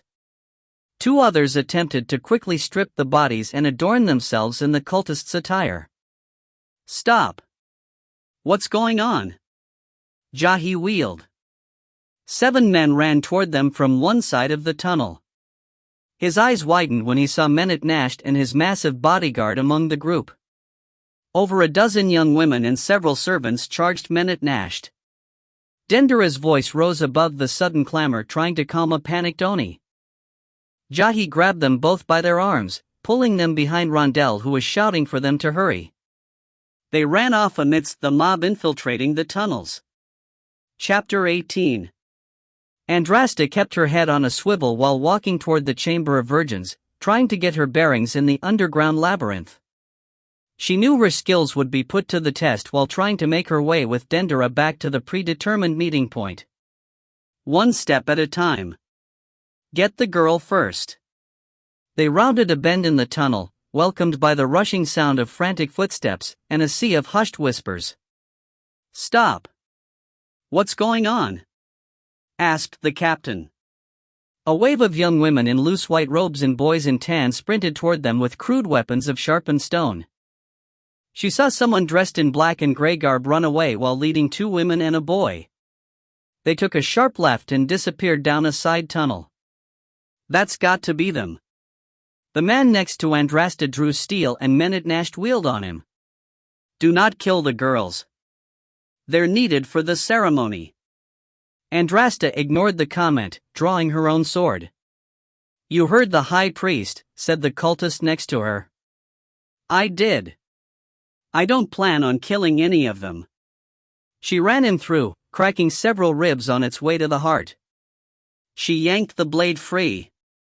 A gout of blood poured out of the open cavity. 2 other cultists turned on her with wide eyes. What? Andrasta stopped the question on his lips with a hack to his neck. She sliced through the side of another just as the wave of young girls slammed into the rest of them, bringing with them a scent of lavender. A demonic growl ripped through the air. She looked up as Nizam shielded Menetnash from the attackers. The beast of a man broke the wrists of several girls while snatching away their rocks. He took a slash along the arm without flinching. Behind Nizam, Menetnash stood with his back against the wall, staring intensely at the madness. Andrasta felt a shift in the air, her legs suddenly weary. The smell of old death crept into her nostrils. She shook her head violently, recognizing a spell being cast. Of course, you fool. The high priest would know sorcery. Andrasta used the distractions of sorcery and physical violence to flee, running back the way they had come. Shouts of anger echoed after her. Confusion. Anarchy. Disorder. Chaos. Mayhem. Pandemonium. Yes. Pandemonium. That's the word. Sheer pandemonium. Rondell finally found the right word to describe the uprising of girls and servants against the cult of Sutek. He felt a bit of satisfaction in doing so, like he once did when completing a particularly tricky verse in a song he was writing. But finishing a verse was nothing like the satisfaction of watching a cultist die at the hands of a servant with a sword. The satisfaction was swept away with the sword that bit into the face of a young girl carrying a hatchet. Blood splashed against the stone wall, fluid choking off the scream trying to come forth from her hacked jaw. Rondell halted as 3 cultists exited a tunnel to his right. They froze at the sight of Dendera and Oni. The 3 men looked ragged, wearing only parts of their standard, boiled leather armor and black clothing, as though they had just been sleeping. All 3 bled from shallow cuts on the arms, chest, and legs. You managed to take 2 alive? One asked with quick breaths. Yes. Better than us. 2 of the whores caught us in our sleep. Killed 3 others. We had to gut them just to get them off of us. I was lucky, said Rondell, once more trying to mask his accent. He gestured to Jahi. And I had help. They eyed Jahi warily. Be careful. We heard the servants are involved as well. Likely how the virgins got out. Rondell shrugged. This one has proven loyal. A different one spoke. Wait. That's the Emperor's daughter. Rondell looked over his shoulder, feigning ignorance. I guess? Doubly lucky to grab her. The first cocked his head to the side. Why are you walking this way? Shouldn't you be taking them back to their chamber? Too much chaos there. I thought the safest place would be by the altar. The first to speak rubbed his chin. It's as good a strategy as any. He jerked his head. We'll walk with you to make sure none of the others try anything crazy. And to keep the servant honest, said another. He saw them eye the two girls. And to claim credit for helping to keep them from escaping. Still, having them along will help alleviate suspicions. He glanced at Jahi and gave him a sly wink. The boy relaxed slightly, the shimmering air in his hands fading. Rondell could tell the boy had been itching to help, but just as Andrasta had suggested before, he wanted to keep the boy's talents a secret for as long as possible. A scream echoed somewhere in one of the side tunnels. We should get going until others are able to re-establish order. Confusion spread quickly in the network of tunnels. Even though Andrasta moved farther away from the origin of the chaos, the whole place was in disorder. She wasn't sure how Rondell had managed to get those young girls and servants to fight, but she was glad he did. What they lacked in skill, they made up for in viciousness. Their screams and those of their victims echoed throughout the rock maze. There was no better sign of how fast chaos spread than in the reactions of those she passed. The first half-dozen people ignored her. The next 3 only shouted or cursed in her direction. However, someone running away from the sounds of fighting with a bloody sword in hand started to draw attention. The next 2 cultists gave a half-hearted attempt at slowing her down. She barreled through them. Later, 4 others blocked her path with weapons drawn. She took them down quickly. She had heard dozens of footsteps approaching after that confrontation, too many for her to handle on her own. She ducked into a side passage, hoping she could loop around the reinforcements. Andrasta regretted her choice as no torches lined the tunnel she had chosen, and light from the opening behind her soon disappeared. She thought to go back, but shouting told her that someone had discovered the bodies of the 4 cultists. Groping in the dark, she felt like a fool. The last thing she wanted to happen was for the tunnel to dead end and be cornered. Or fall through some unseen hole in the floor. She froze and hunched lower to the ground, feeling more carefully with her feet as she edged forward. Andrasta cursed as one of her master's sayings came to her. Better to die with a sword in your hand and an opponent in front of you, than hiding and slinking in the dark like vermin. Anger rose. A bitter taste rested on her tongue. She spat, ready to turn around and face the cultists on her terms. A scream ripped through the blackness ahead of her. It distracted her enough to think calmly. She continued on and after rounding several short bends saw torchlight from another opening. "Quit moving!" came a voice. "Just let me gut the stupid whore." "She bit off part of my ear," said another. The sound of thrashing and muffled screeches came next. "You heard the orders from Menet Nasht. We aren't to kill any of the girls. Then maim her or something. We're going to hear it already for the other one. We need to bring this one back in good shape." Andrasta poked her head outside where 2 men stood over a girl laying on her side. One held her down, blood streaming down the side of his head. The other bound her wrists. "Keep struggling," he said. "I'll get back at you during the Heka. I'll do whatever it takes to make sure you're mine." The girl paused momentarily in her struggles as a flicker of fear shone in her eyes. The 2 men stood the girl up. She tried to run, but they held her tight. She made herself dead weight and dropped to the floor. The one without injury cursed, then picked her up and threw her over his shoulder. "Let's get her out of here." The 2 guards moved away from Andrasta's intended path. She thought about making a run for it, but could not. Not after knowing what awaited the girl. She sprinted after the men. She didn't worry about silence. Speed was more important. The man with the injured ear wheeled. Andrasta slashed diagonally across the man's chest, scoring his torso from shoulder to hip. Her follow-up cut off the scream forming in his throat. The other cultist dropped the girl and tried to draw his sword. Andrasta stabbed him through the heart. He crumpled beside the other. Andrasta bent over and untied the girl's wrist.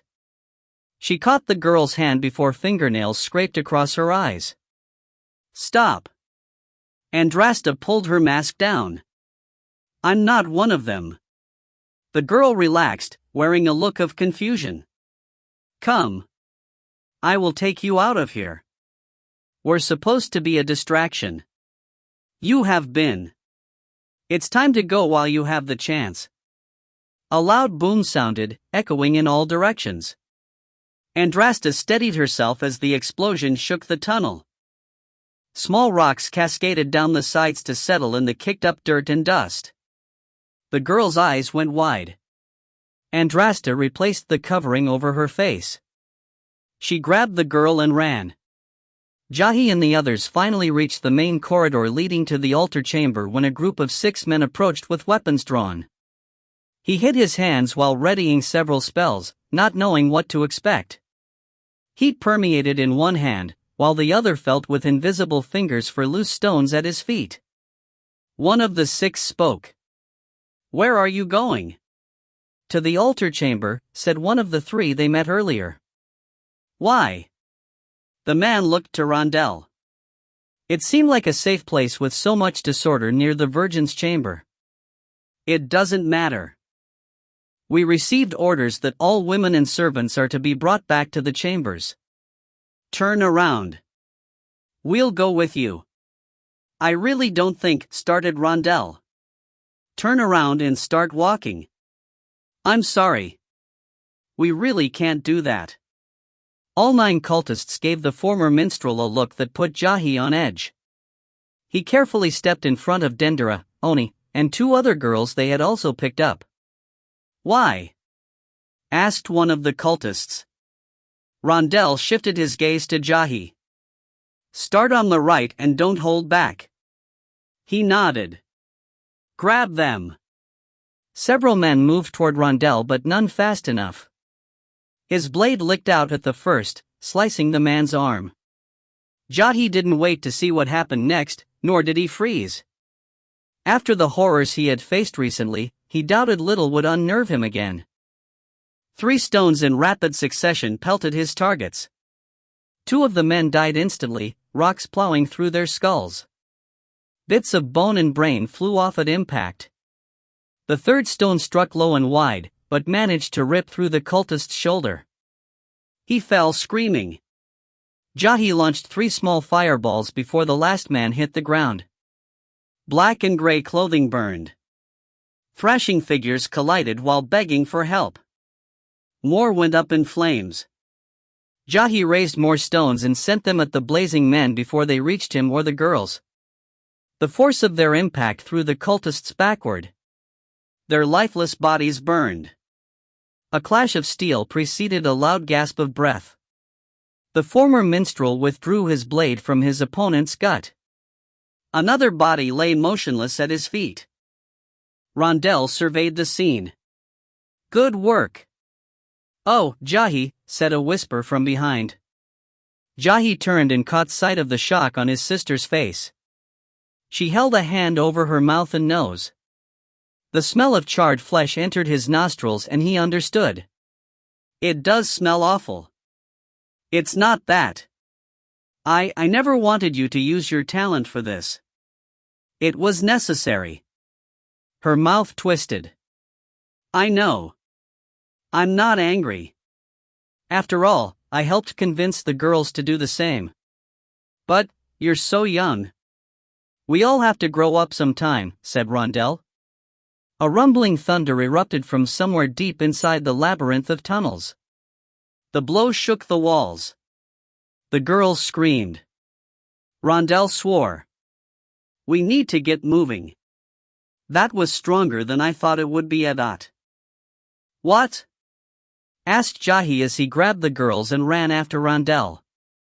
"You saw me give the servants some of the clay containers I found. Well, I also told them about the cache where the chemicals are stored. I told the servants to use the containers and then the stores as a last resort. I had hoped we would be out before then."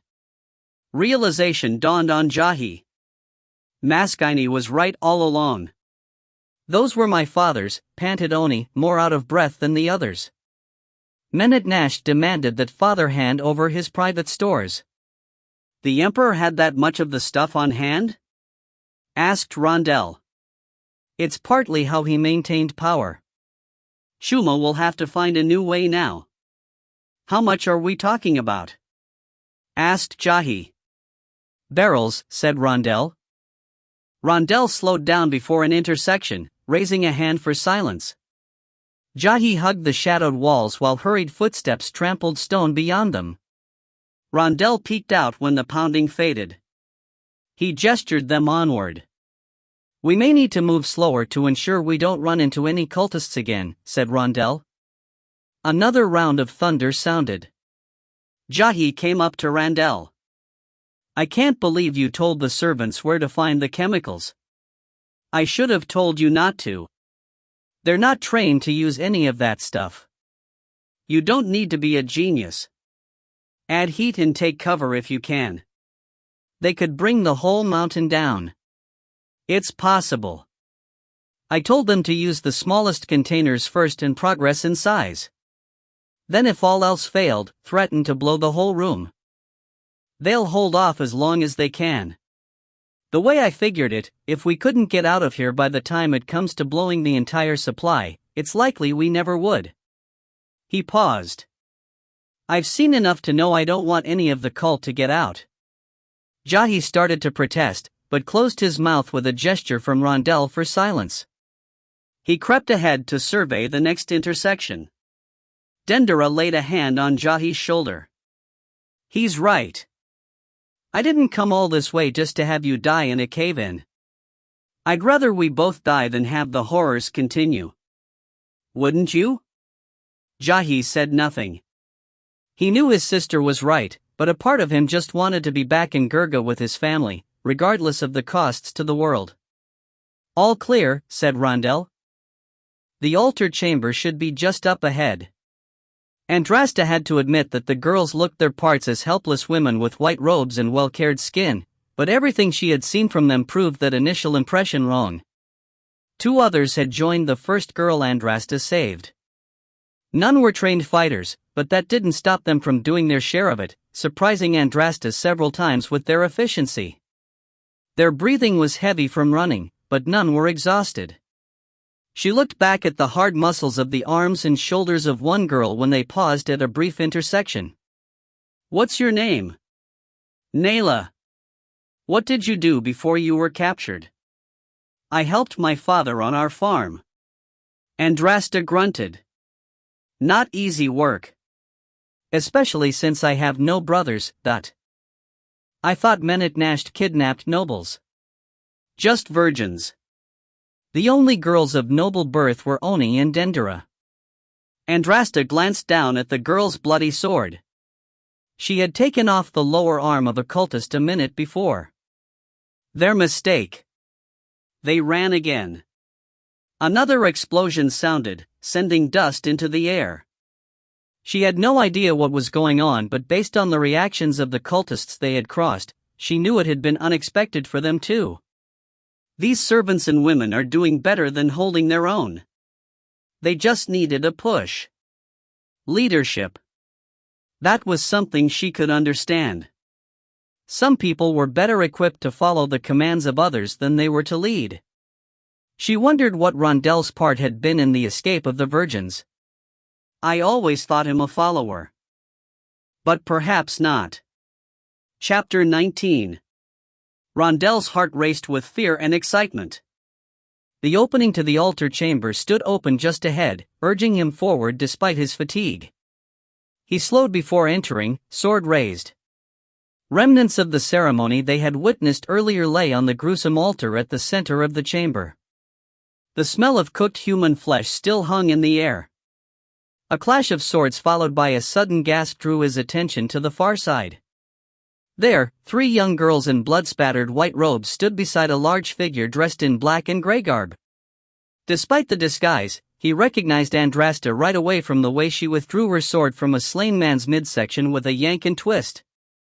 3 other followers of Sutek lay dead at their feet. He was surprised to be so relieved to see her again. Thoughts of her fighting alone through the maze of underground tunnels had bothered him. Though they had only known each other for a short time, the strange woman had become the closest thing he had to a friend. Andrasta caught sight of him and the others. She gave a hint of a smile, Rondell couldn't tell whether it was a greeting or a sign of approval. She hurried over with the other 3 girls in tow, each of which carried blood-slick swords. It would be like her to find the most vicious of the fighters. The girls told me your plans. Andrasta looked to Dendera. And your idea with the rocks. I'm impressed by both. Rondell's chest swelled with pride. Compliments weren't something Andrasta easily gave. Is this all who made it out? Asked Oni. The princess stared at the 3 girls with Andrasta. She wore a look heavy with sorrow. Including the 2 girls Rondell had picked up along the way, only 5 of the young women had made it besides Oni and Dendera. A part of him understood Oni's distress. However, another part of him was glad that Eni had made it through the chaos. No one answered Oni's question. Rondell pointed toward one of several openings that fed into the altar chamber. The girls said the exit outside is that way. They only made it halfway across the chamber when pounding boots sounded from their destination. 24 guards bearing fresh wounds from recent fighting emerged with Menat Nasht and his bodyguard, Nizam, following. Crap! Is there another way? Hissed Andrasta. None that we can get to from here. His eyes flicked to the opening to another tunnel. Well, except the way we came in. We all won't make it through the blood forest this time. Rondell stepped back, tapping his chest where he kept the remaining clay containers he had stolen in pouches. We're better prepared if it comes down to us taking that chance. Andrasta didn't ask what he meant by that. I can take out most of them, offered Jahi. Menat Nasht is a sorcerer, said Andrasta. Rondell tensed. That changes things. He slipped one of the clay containers into his free hand, doing his best to conceal the movement. His palm enveloped the container, the smallest of those he had grabbed. Hopefully, it's enough. Get a little fire ready, Rondell whispered to Jahi.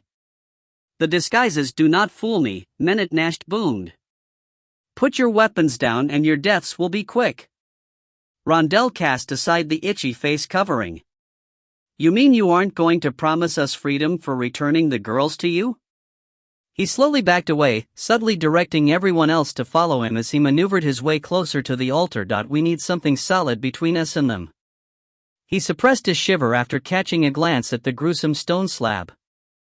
Bugs swarmed atop it, feasting on the sticky blood and gore that remained unclean from the last sacrifices. Why bother lying? Rondell cocked an eyebrow, continuing to move into position. We've killed many of your followers and ruined your precious ceremony. You expect us to trust that your promise of a quick death isn't a lie? 3 large booms sounded, shaking the stone beneath their feet. Several in the chamber struggled for balance. Dust billowed from several of the side tunnels as a 4th concussive blast went off. It rocked the altar chamber with such force that 6 stalactites broke from the ceiling and fell. Everyone dove to avoid the cone-shaped shards crashing to the floor, shattering into hundreds of pieces. Screams erupted from 2 of the cultists unable to avoid the spears of rock. Rondell stood, coughing. He blanched when he saw their path of escape had been blocked by fallen stone. We're not leaving that way. Gods, going through the blood forest again. Angry and frustrated, Rondell couldn't help but taunt the high priest. Oh, I'm also the one who told your servants where you keep the chemicals. Menat Nasht seethed. Kill them all. I just can't keep my mouth shut. Jahi. The container, shouted Rondell, tossing the vial toward the cultists. He dove behind the altar, pushing down Dendera and one of the girls as he did so, hoping the others got the message. An explosion that sounded like 100 thunders rang out. His insides trembled from the force. The proximity of the blast brought down more stalactites. They crashed on impact, breaking into countless pieces. Rondell rolled to avoid falling rock. A piece of stone clipped him in the shoulder, numbing his arm. He swore, not only from the pain, but also from the sour taste of burning chemicals present in the air. He rose slowly, shaking his arm to get some feeling back. The ringing in his ears faded and anguished cries of men dying took their place. Squinting into the fog of dust that began to settle, he steeled himself for the worst. The altar chamber had already been a gruesome scene to behold, with congealed blood and half-cooked human remains. However, freshly mutilated corpses of cultists added a new level of horror, some missing limbs or half a face. The less injured cultists rose, dazed. His group had fared better. None were dead, although the girls, wearing the least amount of clothing, bore a host of new scrapes and cuts. Jahi was helping his sister up when Randell realized that Andrasta had been calling his name. "Where is she?" He saw her crouched, sword drawn, and ready. Randell followed her stare. Menet Nasht's bodyguard stood across from her. A massive sword, some 4 feet long with a blade wider than any he had ever seen, rested in his relaxed right hand. "Andrasta. Let's get up the tunnels before they recover," he said. "I can take him," she whispered back. "What? It won't be like Fern." "Fern? Did you get hit on the head? If we go now, we can make it up the tunnel before they recover." As soon as the words left Rondell's mouth, he knew they weren't true. Around the bodyguard, the surviving 14 cultists gathered. A couple helped Menet Nasht to his feet. Andrasta met his eyes. "Promise you will not interfere." The request didn't surprise him. "I promise." "By the gods, I said kill them!" shouted a very angry Menet Nasht. "Get behind the altar," Jahi yelled, pushing his sister into the other girls. The cultists swarmed forward like a group of angry ants. They passed the giant monolith of Nizam and climbed over rock and dead bodies. Menet Nasht waited and watched. Andrasta and Rondell stepped into the path of the attackers, killing each of their first opponents quickly. However, the next several men came on strong and forced a retreat to keep them from being overwhelmed. With invisible hands, Jahi snatched up 2 stones by his feet and propelled them forward. Then 2 more. He singled out the cultists nearest Rondell and Andrasta. All 4 rocks found their marks with sickening crunches and dull thuds. The bodies dropped hard. Jahi almost smiled at his accuracy until he realized that his efforts had barely slowed down the others. He sent 2 more stones forward, helping Rondell and Andrasta one last time before several of the cultists came at him in a rush. His arm shot forward and streaking flames enveloped 3 men. They writhed and shrieked as they burned. Fresh smells of charred flesh and hair mingled with the residual odors present in the altar chamber. Fire once more leaped from Jahi's hands toward a group of more hesitant cultists that had retreated near Menet Nasht. The attackers raised arms in an effort to shield themselves. The fire ran into an invisible barrier, dissipating. The cultists exchanged glances. Jahi went into another spell, thinking he may have made a mistake on the last. An immense power pushed against him, hampering his efforts. So Horus's boy is blessed with talent. High Priest Menet Nasht walked forward, standing by Nizam rather than behind the bodyguard.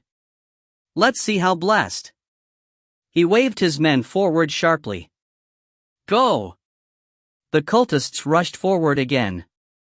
Jahi tried to fling stones at the men, but could not. Menet Nasht blocked his efforts. He knew he should try to focus on battling the High Priest, but the approaching swordsman seemed like a much higher priority. He swore loudly in a phrase he had heard Andrasta use, bracing for death. The altar chamber had become a mess, yet none of it held Dendera's attention like her brother's reaction to the mayhem. Jahi had always been smart, but he had also been timid. She never thought about that part of his personality much because he was her little brother, someone she looked after like her own child. Seeing him cast spells of earth and fire with both speed and confidence brought her a sense of pride that overwhelmed the brief sadness she had felt for seeing him grow up so quickly by taking lives. The way he's taking the cultists out, Rondell and Andrasta only need to hold on for a few moments longer and Jahi will have eliminated everyone here. Then Jahi's next attack faltered. She listened to Menet Nasht speak and her certainty of victory collapsed. Jahi wavered on his feet. The attackers surged forward at the high priest's command. Dendera panicked, hands searching for a weapon. It wrapped around a rock and in desperation she flung it forward. To her surprise, it struck the lead cultist in the temple, staggering him. Frantically, she groped for another rock, railing at herself for doing too little too late. I should have stood by his side. A high shrill rang out on her left. Nayla rushed past her and ran the staggered cultist through the side. Blood spurted from the wound as she withdrew her sword. A moment later she traded blows with another of the men. The 4 other girls came up beside Nayla and engaged the 3 remaining cultists. Without a word, Oni was at Dendera's side, placing a stone in her hand. The princess swung her other arm forward.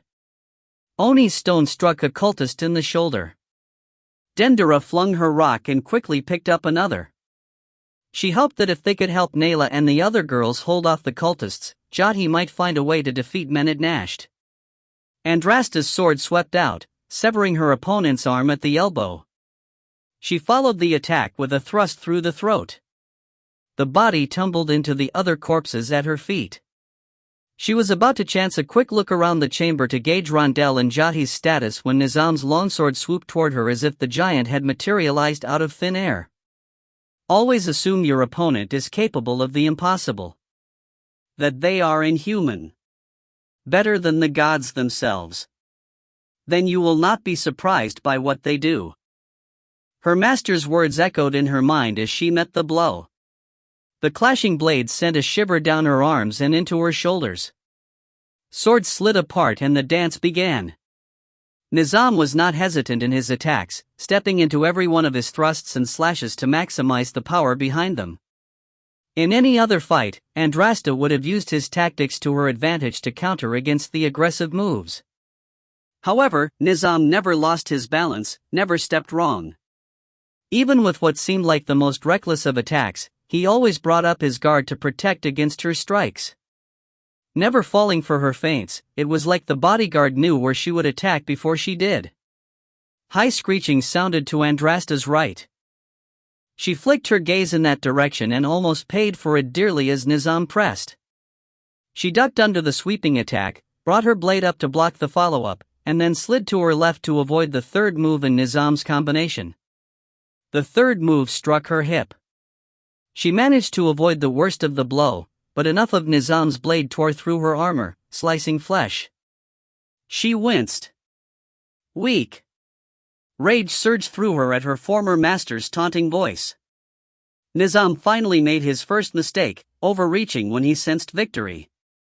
Andrasta rolled away from the assault and sliced open his thigh. The bodyguard briefly looked down. As Andrasta rose, he gave her the slightest of nods as if a sign of respect. Before she could consider how to respond, he jumped at her. She steeled herself against the assault, bobbing and weaving, parrying and countering. She tried several times to mount an offensive, but the sounds of other fighting began to weigh on her. You cannot fight their battles, only your own. She clenched her jaw. Your own. Vocalizing her thoughts made Nizam pause for the briefest of moments. Andrasta shuffled backward and pushed through the pain in her hip as she hurdled 3 cultists she had killed earlier.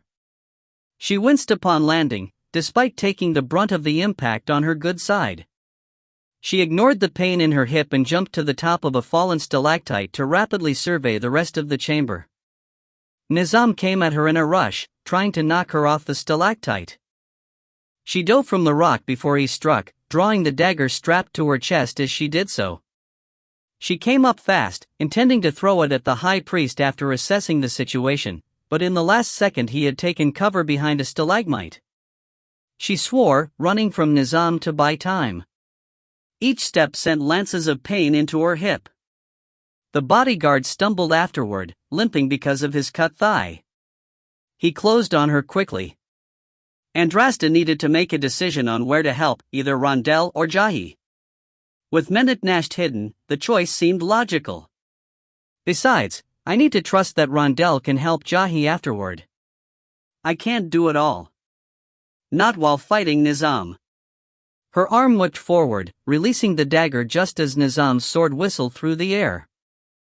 Blood splashed across Randell's face, surprising him as he hadn't struck his opponent.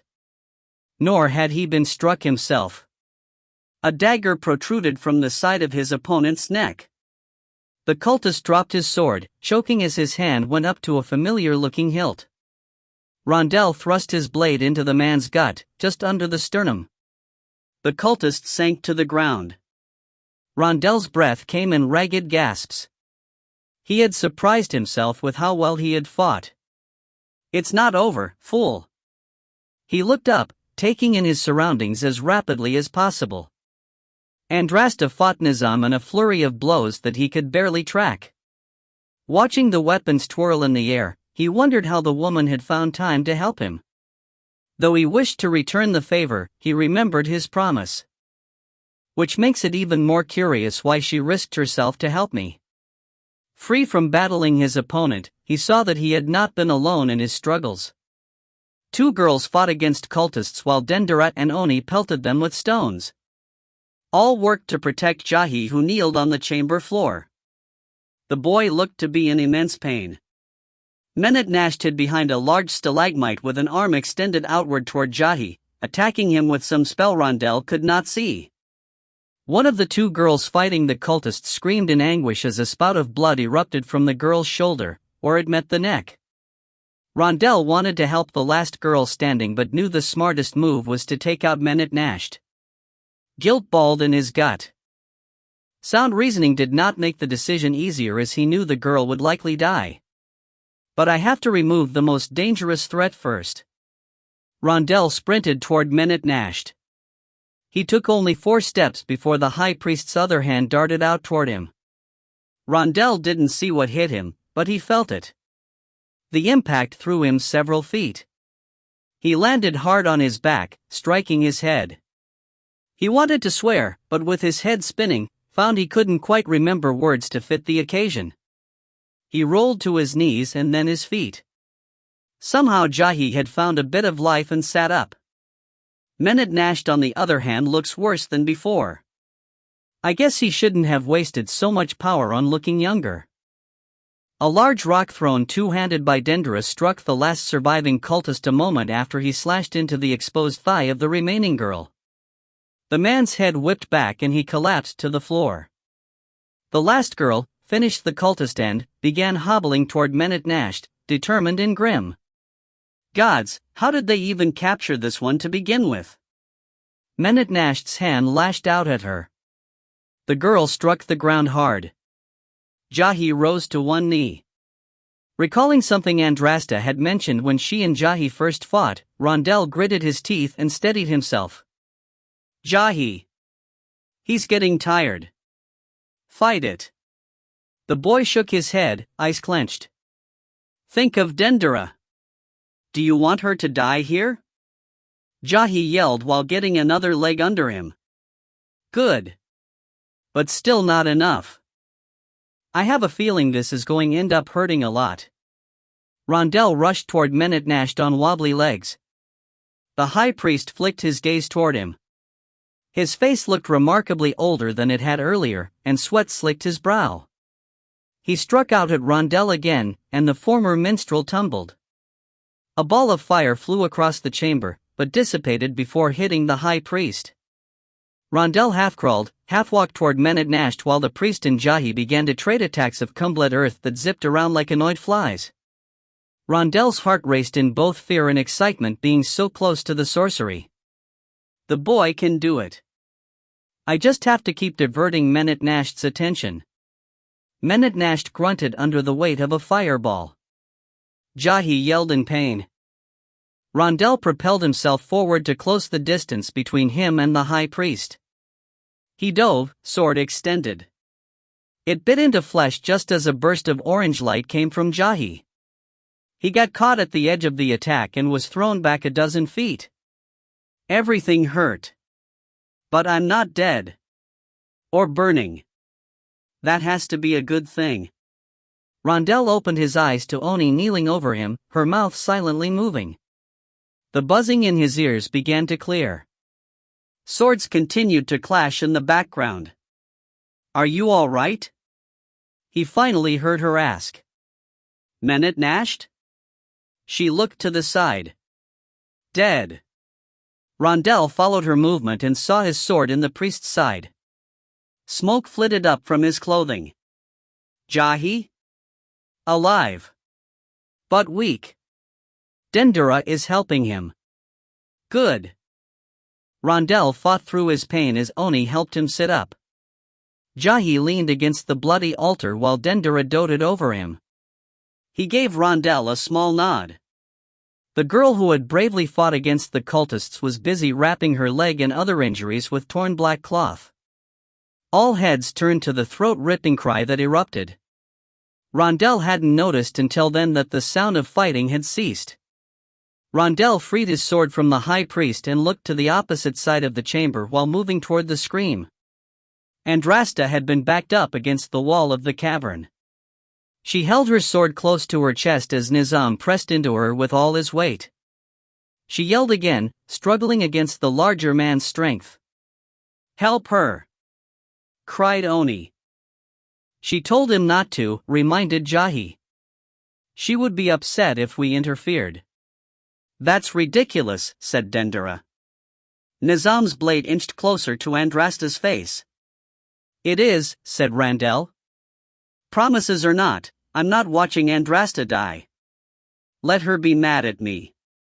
He took a step forward, but halted as soon as he began. Using the wall to support herself, Andrasta brought her knee up once, twice, 3 times into Nizam's crotch. The bodyguard shuddered. Everything else happened so fast Rondell barely caught it all. One moment Andrasta's knee was in Nizam's groin, the next her blade slid from Nizam's and sliced across the side of his head, severing an ear. He reeled back and Andrasta lunged, piercing the man's side under the armpit. She withdrew the blade and slashed it across his stomach. Nizam dropped to his knees. Andrasta took off his head with one more swipe. She walked toward them without pausing. Rondell remembered her comment about Fern. "You did it. I told you not to help me." "No matter what," she said. It was the first time Rondell truly saw the woman tired. "I didn't do anything." Her eyes flicked to the sword in his hand. "You were about to." Rondell braced himself for a fist to the gut or at least a tongue lashing for being ready to go against her wishes. "Thank you," she whispered as she passed him. Rondell's eyes widened. He was about to say "you're welcome," but Andrasta was busy limping toward the tunnel that led up to the ledge encircling the chamber near the ceiling. The others were just ahead of her. Rondell hurried after them. By the time they reached the stone platform overlooking the altar, other cultists had staggered into the chamber. Rondell briefly looked over the half-wall. Panic dominated the cultists' behavior. Their leader is dead. Rondell didn't stick around to see what the cultists did next as thundering explosions sounded once more. Too tired to waste the energy, none of Rondell's companions spoke while snaking up the tunnels out of the underground hell. It was midday when they reached daylight. Rondell used his good hand to shield his squinting eyes. Though the light was a nice welcome after the claustrophobic darkness below, the heat beating down on them did nothing to relieve their exhaustion. The climb down the mountain was painstakingly slow, even with Jahi's steps available to them. Rondell was the last to reach the bottom, helped down by Andrasta. The girls were already drinking from the water seepage Jahi had shown them. He managed to smile after he and Andrasta took their turn at the water. "I'm tempted to say a prayer to the gods for actually smiling down on us for once. I thought the Eurylaudium explosions might have covered the water." "What gods would you pray to?" asked Andrasta. Rondell frowned. That was a good question. Each culture had its own pantheon. And though many shared similarities, the god of Britannic was remarkably different than any god in Igit. He hadn't thought about his god in some time. "Wone is the god of my country, but I haven't prayed to him in years." Probably why I was only tempted to say a prayer and not moved enough to actually utter one. Andrasta tilted her head. You don't ever curse his name either. No. I curse all the gods because it isn't just one that I have no use for. Andrasta laughed. My thoughts as well. I don't know if I can ever remember praying to the gods of Juntark. However, if the mood does strike me to pray, it will be after we make it through the blood forest. Rondell rose to his feet and stared at the edge of white trees adorned in crimson leaves. Good point. How are we going to get through? Asked Jahi. I don't have the strength to do half of what I did last time. He paused. I don't think any of us do. Rondell looked him over and saw how tired he was from his battle with men at Nasht. Can you manage the occasional ball of fire with any accuracy? It doesn't have to be large. I think so. Good. He turned to Andrasta. Can you throw a couple rocks into the trees? She raised an eyebrow. You really think it's still there? I'd rather know for sure. Wouldn't you? The woman snatched up a few stones, walked closer to the trees and started humming them into the trees. On the third throw, a familiar sound shook Rondell's bowels. Ah, such a sweet voice. His sarcasm choked down his fear as he walked toward the roar's origination. What was that? Oni asked in a shaky voice. Amit, said Jahi. Yes, it's real. As is every other nightmare you've heard about the blood forest. And we're going in there? Asked Dendera. No other option, said Rondell. He bent down and removed a clay container from his pocket. He took out a small knife and shaved some of the clay off of one side of the container so it was weaker. Setting the container on the ground near the forest's edge, he placed stone around 3 of the 4 sides of the container to help redirect the blast of the chemicals through the weakened part of it. He jogged back to the others, wincing with each step. Gods, this is going to be a hard journey out. His hands brushed up against his pockets. At least I still have that bit of food. Though it won't go far between us. After he moved everyone into position, as far away from the container as possible, he gave Jahi the signal. A small flame formed in the boy's hand. He took his time crafting it while taking aim. Everyone rolled into balls as far away from the container as possible. The howling blast sent dust and loose stone down from the mountain. The only sound louder than the explosion itself was the following cry of Amit.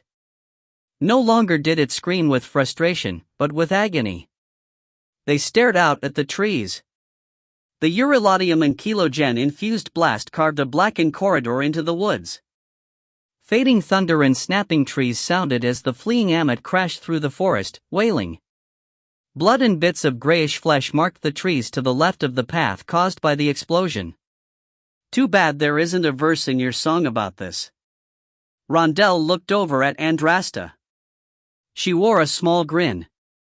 Jahi cleared his throat. How about to fight the Amit? One would have to be a fool. That is unless you've come prepared with the right tools? Rondell snorted. Needs some work. But it's a good place to start. Well, how about? Later, cut in Andrasta. She pointed to the forest floor where a few of the vines and splintered trees already began trying to reclaim the scar caused by the explosion. We need to move.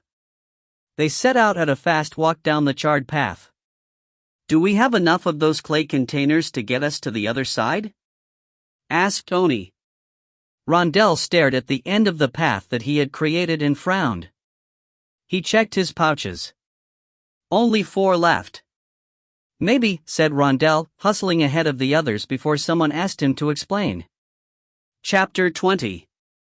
Jahi walked 3 steps out of the blood forest and collapsed. Dendera fell beside him. Oni and Nayla buried their heads in the grass, heaving for air. Rondell lay on his back, limbs splayed out as his chest rose and fell. Even Andrasta rested on all 4s, sweat-drenched hair falling over her face. See? I told you, we'd make it. No problem, huffed Rondell. Andrasta grunted. We're alive. The journey through the Blood Forest had been arduous. They stopped only for water or to relieve themselves, and even then both were done hurriedly. Rondel used every one of his clay containers, telling Jahi to ignite them only when they were in trouble. Despite the initial damage inflicted on Amit, the stubborn beast returned twice more before finally leaving them alone for good. They heard the laughter of the Rackles only once. A blast of a clay container sent them running. They and every other creature in the forest outside of Amit decided it wanted no part of their group. Still, they never stopped running. Or shuffling, by the end of it. Now that they had stopped, Jahi didn't know if he'd ever get up. Hoofbeats tickled his ears. He found the energy to rise, though much slower than he would have liked. By the time his feet got under him, a faint ball of fire rested in the palm of his hand. He kept it hidden behind his back. Andrasta stood out front with sword drawn.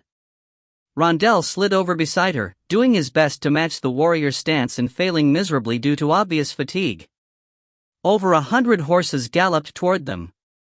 What do we do? Asked Jahi. Try not to look scared, said Rondel. We can't possibly fight them all, said Oni. Just let me do the talking, Rondel said. I'll figure something out. Jahi heard the doubt in his voice. Dendera shouted. That's Captain Seeker. Those are Father's men. Before Jahi could stop her, Dendera found the energy to take off toward the horsemen. He and the others followed. Seeker signaled a halt. He leaped from his mount, ran over, and took a knee before Jahi and Dendera. My lord and lady. This is a great day. We saw the mountain explode yesterday. Jahi winced, recalling the emotions they had all gone through when realizing those they left behind had blown the chemical stores in the cult's headquarters. Seeker continued. We thought you were dead. This was our last pass around the mountain before returning to Gurga. His head remained bowed. Dendera touched his shoulder. Gods, Captain, please stand up. He did, and Dendera hugged him. It's so good to see you. Surprise shone brightly in the captain's eyes. He didn't know what to do or where to place his hands as Dendera squeezed him. He held his arms out like a bird spreading its wings. Jahi stepped closer.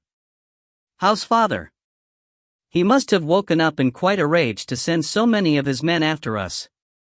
Seeker's face turned grave, his mouth a pronounced frown. My lord, your father is dead. He died several days after you left. I came on my own accord. I'm sworn to protect the king of Gurga. You are now him. Jahi had known his father's death was a possibility, but the news still struck him like a blow to the head. The captain continued to talk. Jahi knew this because he could see the man's mouth moving. Yet, he heard nothing. Dendera stepped into his line of sight, tears streaking down her dirt-covered cheeks. She wrapped her arms around him and buried her face in his neck. Chapter 21. Dendera rose slowly from the warm bath, letting the water drip down her frame. The cool air caused bumps to form on her skin, yet she was in no hurry to step from the tub. At least for the moment, she felt clean. They had returned to Gurga 3 days ago. She slept long at night and spent the days napping, crying, and bathing. No matter how hard she tried, she felt as though she couldn't quite wash away the dirt, grime, and blood. Especially, the blood. Aware once more of all that she had been through, she thought about calling for another tub of fresh water even hotter than the last, which had left her skin red. She knew it would do no good. She was cleaner than she had been in months. Only time would wash away the blood. Dendera had been too caught up in their journey through the mountain labyrinth and subsequent race through the hellish blood forest for her to fully feel the depth of those who had given their lives so she and Oni could escape. She had known them briefly, but many she thought of as friends. The memory of their faces hovered before her at times. Tears often followed. I'll never forget them. Nor their sacrifice. However, the news of her father's death struck her hardest. I never got to make amends. She had sobbed uncontrollably that first night, lying next to Jahi like a frightened little girl. She smiled ironically at the fact that their roles had reversed. Dendera wondered if she had given Jahi as much comfort when their mother died as he was giving her. She knew their father's death bothered him. Yet, he had not shed a tear where she could see and doubted he ever would.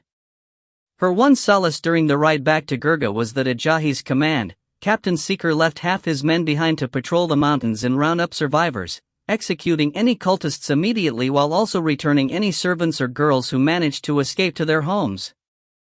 They received word yesterday that Jahi's men had killed over 30 cultists and saved 4 women and 5 servants. Oni had returned to Acre with an escort.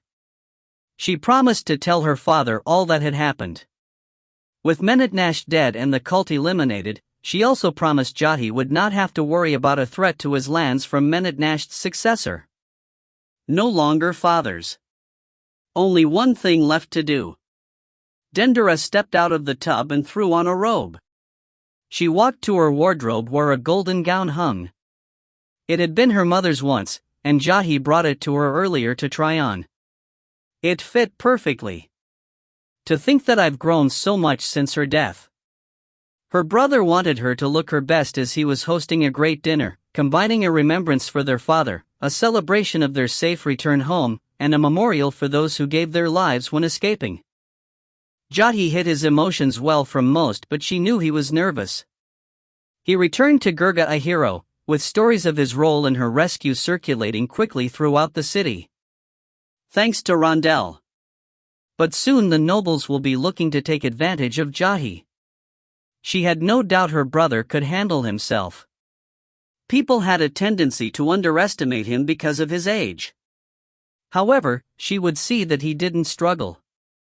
He was all she had left, and no matter what he asked of her, she would do. Even marry King Kafil. Something I should have done for father without complaint. She disrobed and began to slip on her dress for the evening. Dendera wanted to look at herself in the mirror one last time in her mother's dress before calling in servants to help her get ready. Rondell closed his eyes briefly and listened to the music as his favorite part approached. He winced when the lute player fumbled the chord progression in the second run through the chorus.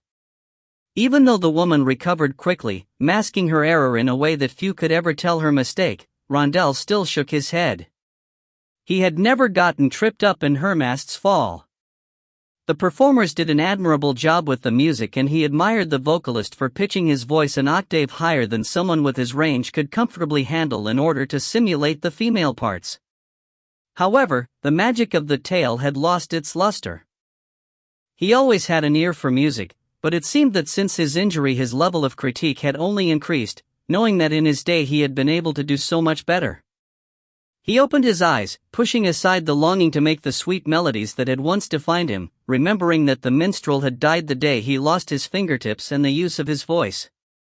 Maskini, the minor noble who had been once ignored by the rest of the powerful political figures in Igit, found himself in a much different role. As I have too. I can't thank you enough, whispered Maskini, for saying what you did. Think nothing of it. He had taken advantage of the enraptured audience when retelling the tale of the adventure to lift up the minor noble, emphasizing the importance of Maskini's knowledge of Eurylotium. Of course he fibbed about how many of the cult he and Andrasta had killed. It was only natural for him to take advantage of the opportunity to boost their burgeoning reputations. He also made sure to paint Jahi as a powerful young sorcerer and exaggerate the actions of Dendera in staging the revolt. The one thing he didn't dare change was the heroics of the servants and young women who gave their lives so everyone else could escape. The wet eyes of all in attendance told him he hadn't needed to embellish their efforts. I only wish I could do more. It moved him considerably every time he thought of what they sacrificed. Even still, said Maskini. People are listening to me for once. Well, hopefully your standing will continue to improve in the courts. Maskini frowned. That's doubtful. I wouldn't be surprised that when the newness of your tale wears off, People will forget about my knowledge and remember only my lack of wealth. He tugged at his worn shirt. It's a shame that to make a difference, money and the perception of knowledge goes further than having the knowledge itself. Rondell grunted, catching movement from one of the dinner guests out of the corner of his eye. Pardon me for being forward, but have you ever married? Maskini's face reddened in embarrassment. No. What if I was to tell you there was an older, single woman with considerable wealth who also never married? And that this person would do anything and everything for the man who swept her off her feet? Maskini caught sight of the flicker in Rondell's eyes and turned toward it. Jamila? Have you met her? I haven't. Would you like to meet her? I don't know. It's not her appearance, is it? Asked Rondell with hesitance. Oh, no. That sort of thing doesn't bother me. It's just that she's considered to be a bit odd and she's turned down every suitor who has tried to obtain her hand. What chance could I ever hope to have? Plenty. Others failed because I wasn't the one making introductions on their behalf. He grabbed Maskini by the arm and started walking. Allow me. Andrasta watched the exchange between Rondell and Jamila. The large woman's face became a wheel of emotion, turning from adoration to confusion, then anger, and finally understanding and joy. Rondell gave the woman a hug and left her speaking with the noble who looked remarkably nervous talking to the woman. The former minstrel wore a faint grin as he walked over. What was that about? Asked Andrasta. Doing a little matchmaking. Passing off your problems to someone else is more like it. No. I think they'll be good for each other. Maskini will treat Jamila right. He'll always be thankful for her giving him status among the rest of the nobility. And Jamila will be thrilled to spend her money on someone who actually appreciates her. You mean she wasn't upset that you were breaking the promise you made? At first. But I explained that I was not worthy of her love. That my time in prison had changed me to the point that I worry I could never settle in one place. She deserves someone who wouldn't keep her up at night waiting for him to return. And she believed you? Of course. I laid it on pretty thick. I'm just giving you the summarized version. Why bother telling her anything at all? We're leaving the city tonight. You could have just left. The old me would have done that. He paused with a shrug. I guess the new me wanted to right some of my past wrongs. I never realized how my lies and actions affected others until now. She waited years for me. Andrasta didn't know what to say, so she let the silence between them linger. The regret in Rondell's voice gave her pause as she thought about how the decisions in her own past had affected those around her. None brought her the same level of guilt that Rondell held when speaking about Jamila. Because although they may have been selfish, they were also justified, she told herself. Are you ready to leave? Rondell asked. She raised an eyebrow. In truth, she had been ready to leave long ago. However, she hadn't wanted to raise the issue, knowing she'd likely be going against some courtly protocol. So soon? He nodded. I know you want to get back on the road. And honestly, I do too. I think what I told Jamila was true. Staying too long in one spot feels uncomfortable. Andrasta saw him eyeing the musicians, longing in his face. Too many reminders of the past? In part. He paused. Besides, we have a mission to get back to. She thought of the Jewel of Bashan. We do. Then let's say our goodbyes. Dendera stood next to her brother in the great hall, staring blankly at the attendees of her brother's dinner. She had already met each of them once when they took turns offering condolences for her father's death and congratulations for her and Jahi's safe return. It was all customary, and after a while her responses had become mechanical to the point where she had to force herself not to utter them before the individual expressed their thoughts. After the initial round of greetings ended, the true discussions began. Just like that, father is forgotten. She sighed. Not by me. The first one to enter discussions with Jahi had been King Kafil. Surprisingly, the wizened old man hadn't been as eager to put his arm around her. Too engrossed in his own concerns, she thought, listening to him go on and on about who Emperor Chuma might exalt to take command over Menetnasht's lands. Dendera was thankful for his preoccupation and took the opportunity to stay at her brother's side. Jahi handled the situation well, recognizing it was too soon to make rash decisions. He did not want to appear indecisive or incapable of leading his people. Mother and father would be proud. Having drifted off into thought, Dendera jumped as a cold, clammy hand touched her own. I beg your pardon, my lady. I didn't mean to frighten you, said Kafil. The old man was staring at her as if waiting for her response. She composed herself with a hard swallow. It's quite all right, my lord. I apologize, but I must still be weary from my time away. Jahi cleared his throat. King Kafil was just saying that he wished your betrothal to him could have worked out, but in the end he understands that things don't always end as planned. Dendera blinked, speechless. I admit your brother's announcement was a bit of a blow, but he did well in providing a suitable replacement, said the old man. He gave her a slight bow, then bowed once more to Jahi before excusing himself. You reneged on our engagement? Of course. Father only set the thing up because he needed Kafil's resources. With Emperor Chuma back in control and Menetnash dead, there will be no war. Why make you suffer? But what about offending Kafil? He may have seemed all right with your decision, but you don't want to make a new enemy. I know.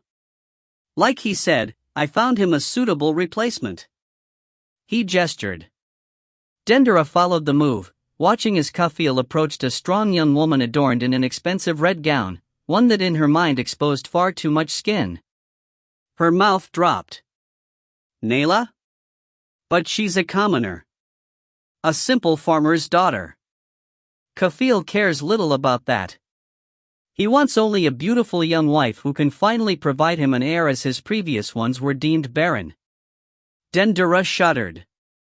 But how could you force that on Nayla after all she did to help us escape, that? He chuckled. I didn't force her to do anything. Just watch. She did. Nayla placed an arm around Kafil while pulling him close. She smiled while whispering something in the king's ear. You mean she wanted to marry him? Jumped at the offer. As you said, she's a poor farmer's daughter. Marrying a noble and having the chance to raise up her family and her future children is an opportunity she could have only once dreamed of. But he's so old and disgusting. Her brother shrugged. A means to an end in her mind. Dendera shook her head, unbelieving at the turn of events. Jahi frowned. I'm sorry I kept it from you, but I was working out the details until right before the dinner. Don't apologize. I'm thrilled. It's just, I'm not sure what I'm supposed to do with myself now, but whatever you want. You've taken care of me for years. It's my turn to take care of you. Take your time and look for someone you really want to marry. Dendera wrapped her arms around Jahi and squeezed him tight. All heads in the dining hall had turned as Dendera embraced Jahi in a great hug. No one knew what to make of the break in protocol. As Rondell approached, he grinned at the siblings' genuine affection for each other. It's good to see them doing well. And a lack of certainty among the nobility is always a good thing. He slowed a few steps from brother and sister, clearing his throat. He hated interrupting their moment, but like Andrasta, he was ready to leave. Dendera pulled away from Jahi. Though they looked tired, older even, they appeared their happiest since returning to Gurga. I hate to interrupt, started Rondell. But it's time that you are on your way, finished Jahi. Rondell nodded. The boy sighed. I'm not surprised. Though I was hoping you would both reconsider my proposal and stay on with me. Jahi had offered Rondel a position on his staff, making him chief advisor while placing Andrasta over the training of his army and defenses. We're flattered, but neither of us are ready for something like that. I understand. He stepped off to the side and whispered something to one of his guards. The man hurried off and Jahi faced them again. Come, let's retreat to my father's study to discuss your payment. Rondel's heart tugged, torn with the thought of accepting payment or not in light of his relationship with the boy. Still, he followed. They had just settled on the wicker chairs when a knock sounded. A guard entered the room carrying a chest that clinked with each step. Rondel couldn't help but notice the eerie similarity of what happened with Horace. Even the guard is the same. Jahi took the chest and unlocked it while Dendera stood at his side. He flipped open the lid, letting it drop back to expose the contents. Where before Horace had filled the chest with random pieces of metal and trinkets, it now contained gold, silver, and several precious gems of sapphire and ruby. I think this should be satisfactory, said Jahi. Rondel blinked. All of this is ours. I think you and Andrasta have done more than enough to earn it. Rondel closed his mouth, realizing he probably looked like a fool. He cast a glance at Andrasta, expecting her to snatch up the chest as she had with the pouch of money Horace had given them. Her mouth gaped. I don't think either of us expected to see all of this since your men were unable to recover what the cult had stolen from your father. Andrasta grunted. The taxes from the Festival of Nut have come in. So the coffers are full once more? Jahi hesitated. Not quite. Revenues weren't as high as expected since many fled the city after word got out about Father and Dendera. Many left the festival early rather than spend their coin here. What does that mean for you? Money will be tight for some time. I may have to borrow from King Kafil, but that shouldn't be a problem since I've set him up with his new wife. Being in debt to another is never a good thing. Jahi shrugged. We'll get by. We'll get by. Code for this is going to be a struggle. All the joy Rondel felt when first looking upon the open chest of riches faded. It was more money than he had ever seen in one place, but when he thought of where it would leave Jahi, its value meant little. Is something wrong? Asked Jahi. Rondel leaned back, trying to mask the internal conflict that must have shown on his face. He tried to think how he could leave without putting Jahi in such a financial strain while also not upsetting Andrasta. He knew the money would easily finance their goals. Rondel opened his mouth, closed it, paused, and opened it once again, hoping that by doing so, the right words might spill out. Rondel is thinking the same as I am, said Andrasta, breaking the awkward silence. We cannot accept the payment as is. What? Jahi's brow furrowed in confusion. What do you mean? I thought this would be enough. Perhaps I could sell off. Andrasta cut in. No. We never talked specifics regarding our payment. This is too much. I don't believe it. Andrasta continued. We can't be seen carrying around this much money. We'd be a perfect target for bandits. Considering all I've seen you do, I wouldn't think a few bandits would be a problem, said Dendera, speaking for the first time. A few wouldn't, but if word got out what we were carrying, more than a few would hound us. I'm at a loss, said Jahi. What do you suggest? I was speaking with your captain earlier. It seems you have quite a bit of extra armor, weapons, mounts, and other supplies left over from the war preparations. Let us have our choice from them to replace our own. Then give us 3 months of wages. Jahi shook his head in disbelief. So, you don't want all of this?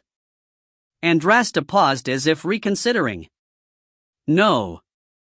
It will only slow us down. Relief washed over Jahi's face. Rondel eyed Andrasta, but the warrior refused to meet his gaze. A thin smile formed as he realized how hard that had been for her. Well, I'll be. Andrasta leaned forward, rubbing the neck of her mount while she and Rondel rode through Gurga toward the eastern gate. She had never been one to name her horse, but since hers had come with one, she didn't have much of a choice in the matter. She liked to think she selected the animal from Jati's private stock because of the accolades the stable hand had rained on the young beast. The fastest creature I ever saw. And by the gods, she's strong. She could still hear the bald, little man listing her mount's attributes. However, it was the name of the mount that first drew her attention. Jewel, huh? Rondel had asked. A good omen, was all she had said in response. Jewel whinnied as she patted her side. Andrasta felt like a new woman in the new clothes and armor. At first, she thought the armor would take some getting used to, but already it felt as familiar as her old mismatched collection. She couldn't wait to run through her drills in the lighter weight. The only thing she had refused to switch out were her swords and daggers, knowing she'd find none that would satisfy her so well. She did, however, pick up a new shield and a pair of bolas. Not a bad haul after all. So, are you going to tell me why you did it? Andrasta looked to Rondel. Why I did what? He snorted. Don't play that game. You know what I'm referring to. When she didn't respond, he sighed. Fine, I'll say it. Why did you give up the money? We left with far more than we had before, but we could have bought all this ourselves with the money Jahi was ready to give us and still have enough coin to buy our own hunk of land afterward. Why did you do it? Andrasta opened her mouth, then closed it. With the question before her, she found herself unable to answer easily. Maybe she did it because she felt the quality of mounts and supplies far exceeded what they could have obtained on their own. Maybe she did it because she had surprisingly grown to like Jahi and respect Dendera. As much as she hated to admit it, maybe Rondel's weak decision-making had rubbed off on her. She clenched her jaw before her old master's voice sounded in her mind, saying the same. Then again, maybe I'm just a fool. I don't really know, she finally admitted. I do. She raised an eyebrow. The truth is you're not really the cold person you like to pretend to be. She snorted. I'm serious. Don't get me wrong, I'm sure you can still be a real mule when you put your mind to it, but when the situation calls for a tough choice, you'll do the right thing. That's why you saved Dendera without my coaxing. That's why you went above and beyond what you had to do to help Jahi develop his talents. That's why you turned down the money. He paused. And that's the same reason you didn't leave me to rot in prison. Some might say I just have a penchant for making poor decisions. Rondel chuckled. Regardless, I'm glad for it. He paused. But something has been bugging me for a while. What's that? Your attitude toward Dendera. I don't understand. Why were you willing to risk your life to save some random girl when we first found her in the woods? Then once we discovered she was nobility, you wanted nothing to do with her. And now, you seem to be all right with her once more. They rode in silence as she mulled the question over. It wasn't that she didn't have reasons for her actions. She had plenty. What bothered her so much was whether or not she could or should share them. None of her reasons had been the result of pleasant memories. Then words began to tumble out of her mouth, shocking her. I was mad at myself. My father is a great chief in Juntark.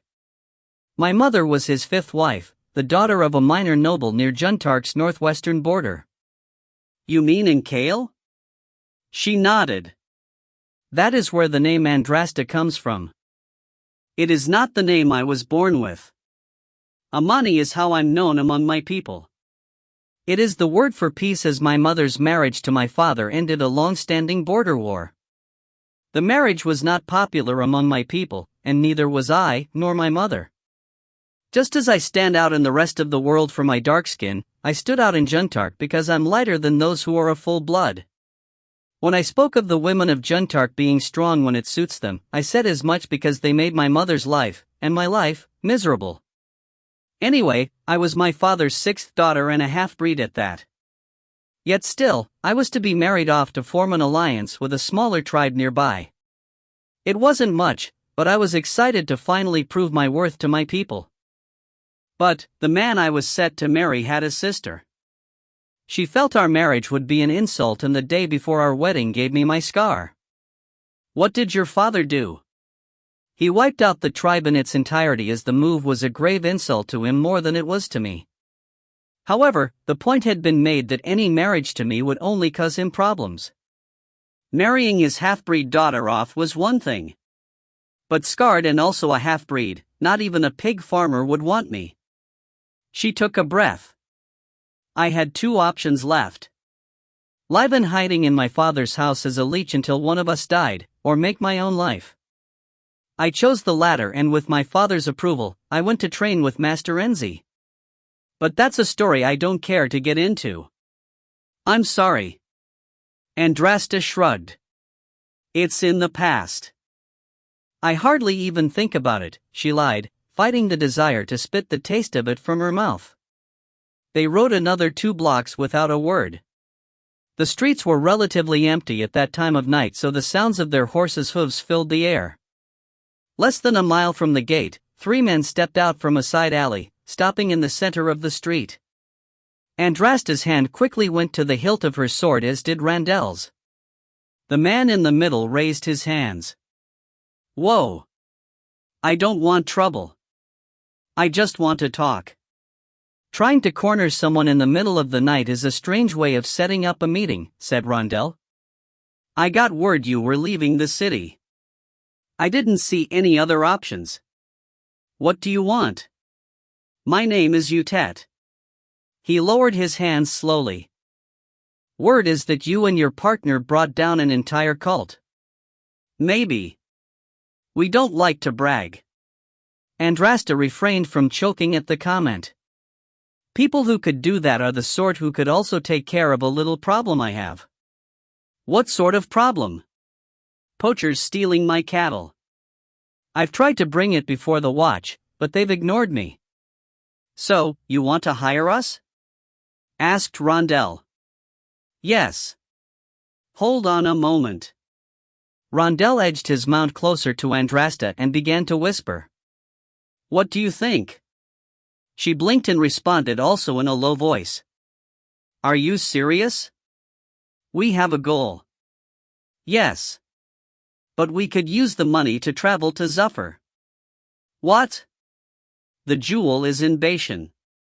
Yes. But a great library is in Zuffer. Why do we need to go to a library?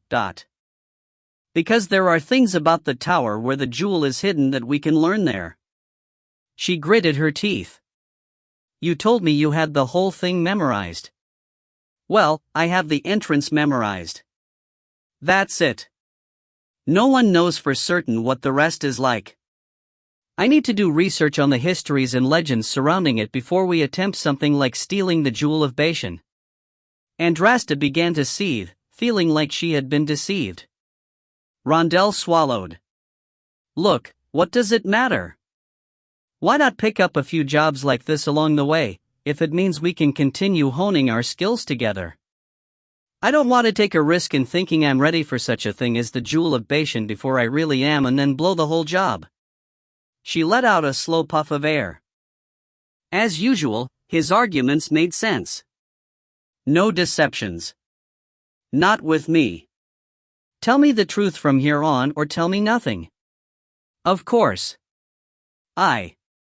I'm serious. She spoke slowly.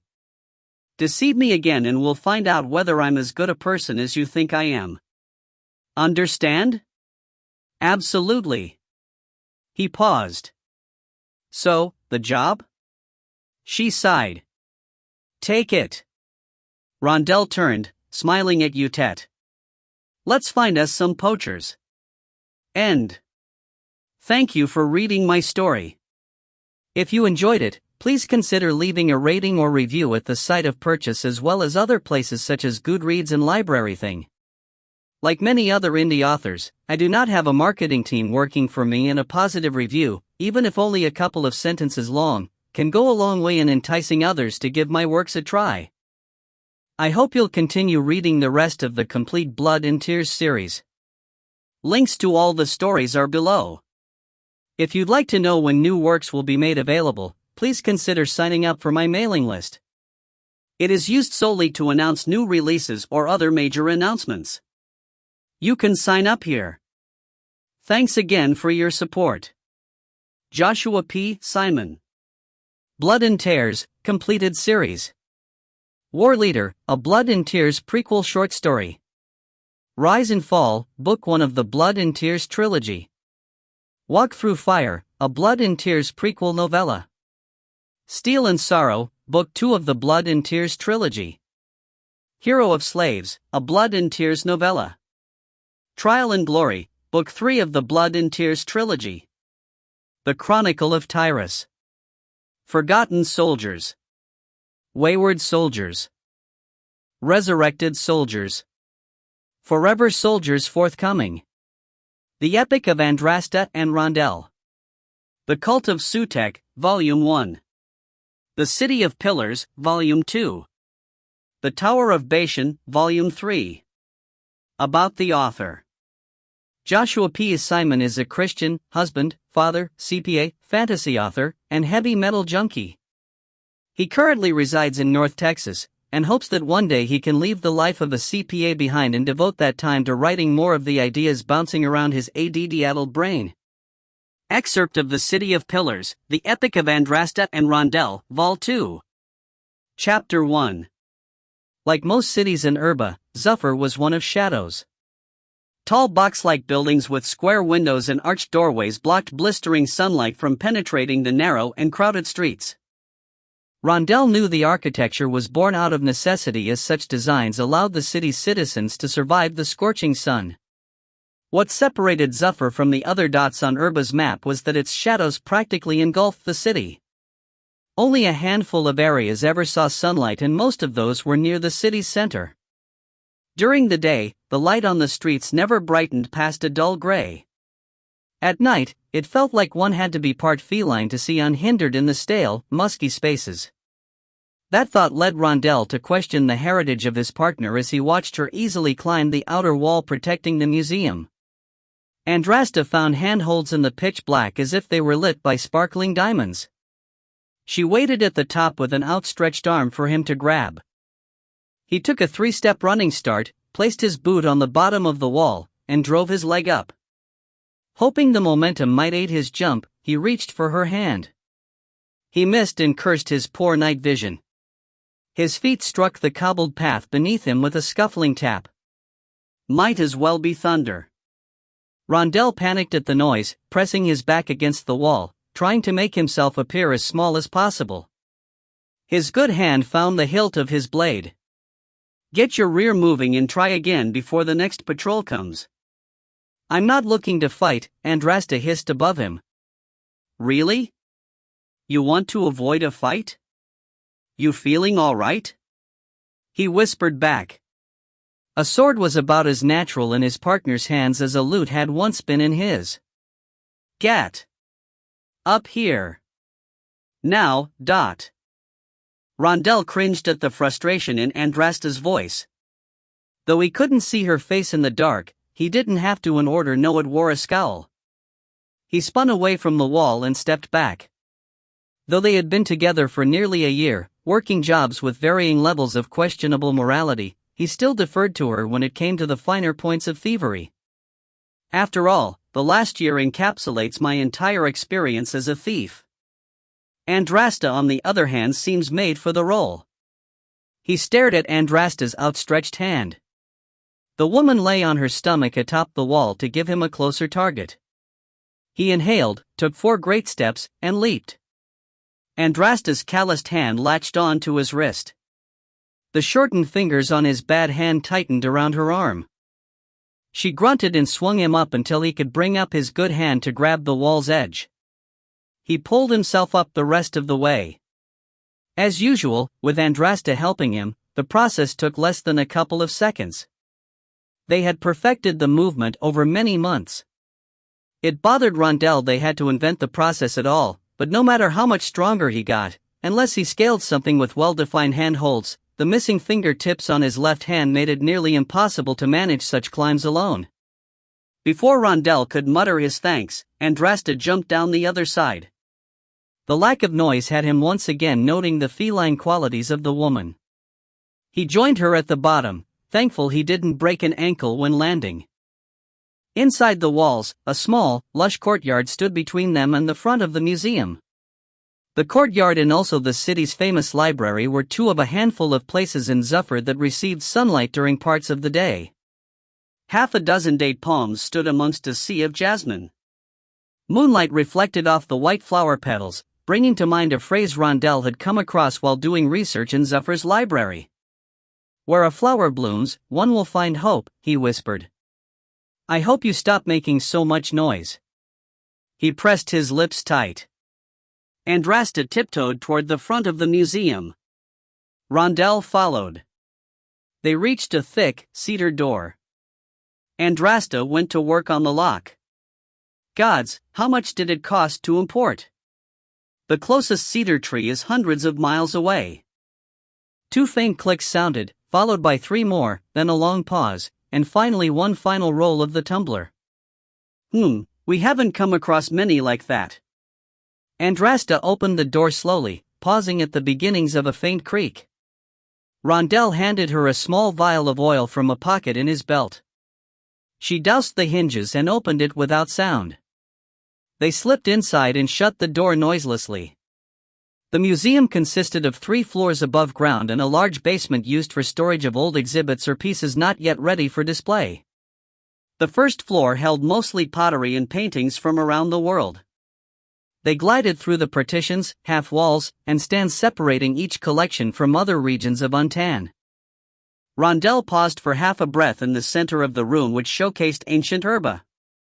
A painting over 500 years old illustrated the low mountains Zuffer had been built upon. Lush vegetation surrounded the base and even rode up the lower parts of the steps before reaching the plateau most of the city rested on. Today, the painting would show a city of rock built atop rock, surrounded by dirt with a few rare patches of plant life like those in the museum's courtyard. One would need to travel to Urba's coasts to come across land capable of growing large quantities of food or raising vast herds like the lands depicted in the painting. Rondell caught up to Andrasta. She had stopped next to a partially open door at the far corner of the first floor. 3 voices came from inside. A shaft of light struck her face as she peeked through the slit. Andrasta made eye contact with him, gesturing with a finger to her dark lips for silence. She moved aside so Rondell could eavesdrop on the conversation. Though Andrasta had picked up most of the local language, Rondell knew it better. "Better," said a gruff voice. "What?" "Wipe that blasted smile off your face or I'll do it for you." "You better not be cheating." "How can I cheat?" "It's your deck and Fahim's dealing. Jinns take you. That's your 6th winning hand in a row." "That's a poor curse to wish on any man," said Bedr. The man with the gruff voice paused. "You're right, but I wouldn't be surprised if you and Fahim are into something together." A third voice chuckled. "Everything's fine when you're winning. Yet when you start to lose, everyone else is cheating. Can't you accept that Hubal might actually be smiling down on us?" The first man laughed, his anger fading. "The Father of the Gods has better things to do than smile down on us. Besides, if he's willing to throw some blessings our way, I'd rather something better than victory in a few card games." Rondell shook his head and eased away from the door. Andrasta and he stepped back and spoke in whispers so soft they had to press their mouths to each other's ears. "All 3 guards are playing cards. The top 2 floors should be clear." "Let's kill them quickly," said Andrasta, drawing her sword. Rondell stayed her hand. "Why?" "Here's a better question. Why leave them alive to sneak up on us or sound an alarm later?" "She's got me there." Rondell had killed more people than he cared to admit since forming his partnership with Andrasta. The majority of them deserved killing, but a few he wasn't so sure about. He regretted those. Just people in the wrong place at the wrong time. Like these guards. Yet, he couldn't have the guards ruining their plans either. We could tie them up. Andrasta didn't even bother answering the suggestion. She let her eyes go blank and gave him her famous cold stare. With the long diagonal scars spanning the length of her face from forehead to jaw and crossing her nose in between, it was a stare he preferred others to be on the receiving end of. He scanned the room. A piece of art at the far wall consisted of rusted armor, broken pieces of wood, old copper, and ratty cloth all held together by rope and twine. It was part of the modern movement which more or less consisted of picking through trash and making some sort of sculpture which no one could figure out. Yet, everyone pretends they have the answer. Let's lock them in the room then. Andrasta followed his gaze to the sculpture inside. Come on. That's more than enough stuff to barricade the door, and shift change isn't until dawn. That's hours away, and no one outside would be able to hear them shouting. She replaced her sword in her scabbard. Fine. Though the pounding of fists echoed throughout the high-ceilinged space, Rondell wasn't worried about the door. Short of having an elephant inside, the three guards would never muster the strength necessary to cast aside the barricade blocking them inside the room. Due to the museum's acoustics, the pounding lessened in volume as they ascended the stairs. Complete silence enveloped them on the third floor. Andrasta looked over her shoulder, then back at a floor covered in runes. Moonlight from a window in the ceiling illuminated the space. You're sure about this? As sure as I'm going to be. Of course. Rondell took point as they maneuvered through the displays, carefully loping back and forth while gradually making their way toward their destination. He paused only twice to examine the patterns etched on the floor's tiles. Sorcery had been woven into the tiles during the museum's construction. Traversing the third level at night meant stepping on the tiles in a predetermined sequence. A misstep supposedly conjured up guard demons. Rondell had visited the museum many times over the last month during daylight hours in order to study the pattern. Then he'd moved to Zuffer's famed library for more research. And I still don't know if I'm completely right. Sweat beaded across his forehead while stepping lightly on the center of each tile. Andrasta followed his lead. He let out a slow breath when they reached the safe area around a display case near the center of the room. They both stared at what lay beneath a wire mesh covering. A silver flute etched with tiny runes, far more complicated than the ones on the floor, rested on a red cushion. Legends surrounding the flute said it belonged to Thalamanik, the greatest sorcerer who had ever lived. He once used the flute to control the monstrosities he had created and fought with during the Sorcerer Wars millennia ago. Based on Rondell's research, the flute was necessary to get past one of the guardians protecting the Jewel of Bashan. Use your dagger to cut the wire, said Rondell. Relian steel should be sharp enough not to disturb the entire display.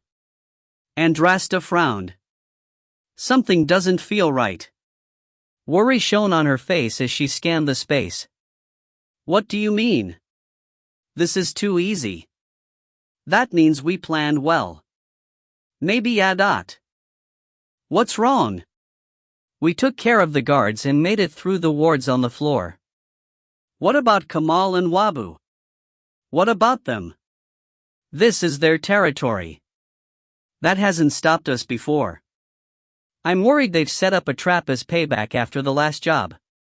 They have no way of knowing we'd be here. Besides, we beat them to that necklace fair and square. Fair means little in our line of work. You should have let me kill them. Rondell waved a hand dismissively. You'd kill the whole world if I let you. I'm surprised you haven't tried to kill me yet. Andrasta's dark face was a mask of stone. I thought about it once or twice in the early days. Rondell blanched. You were pretty annoying then. But don't worry, we're good now. Thanks. Regardless, we don't have to worry about them. A strange grid-like shadow appeared over Andrasta's face. She noticed it at about the same time he did. They looked up. A large net engulfed them. Cursing and groping for their weapons, they fell, trying to get loose. A loud guffaw rang out above. Rondell paused in his struggles as a square-jawed, copper-skinned man descended by rope from the ceiling. The shadow of another man steadied the rope at the edge of the window. Good thing they weren't worried about us, huh, Kamal? The man from the roof called down. Wabu. Yeah. Otherwise, they might have used their heads and looked over all possible entrances rather than just the most obvious. By Hubal, it's a wonder how they ever got one over on us, Why didn't we use the roof? Andrasta snapped.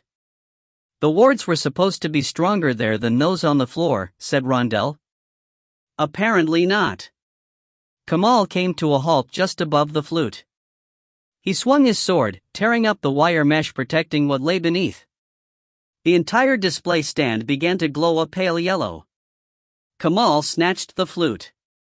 Rondell swore. That's ours. Funny, I seem to be the one holding it. I'm not sure why you wanted this. Is it even real silver? Anyway, if you're willing to steal it, it must be worth something to someone. We'll find the buyer and make the deal ourselves. There is no buyer, Rondell wanted to say, but thought better of it. The last thing he wanted was to let Kamal know the flute's importance to them. I'm going to kill you, growled Andrasta. I love you too. Kamal gave the rope a tug and ascended upward as Wabu pulled.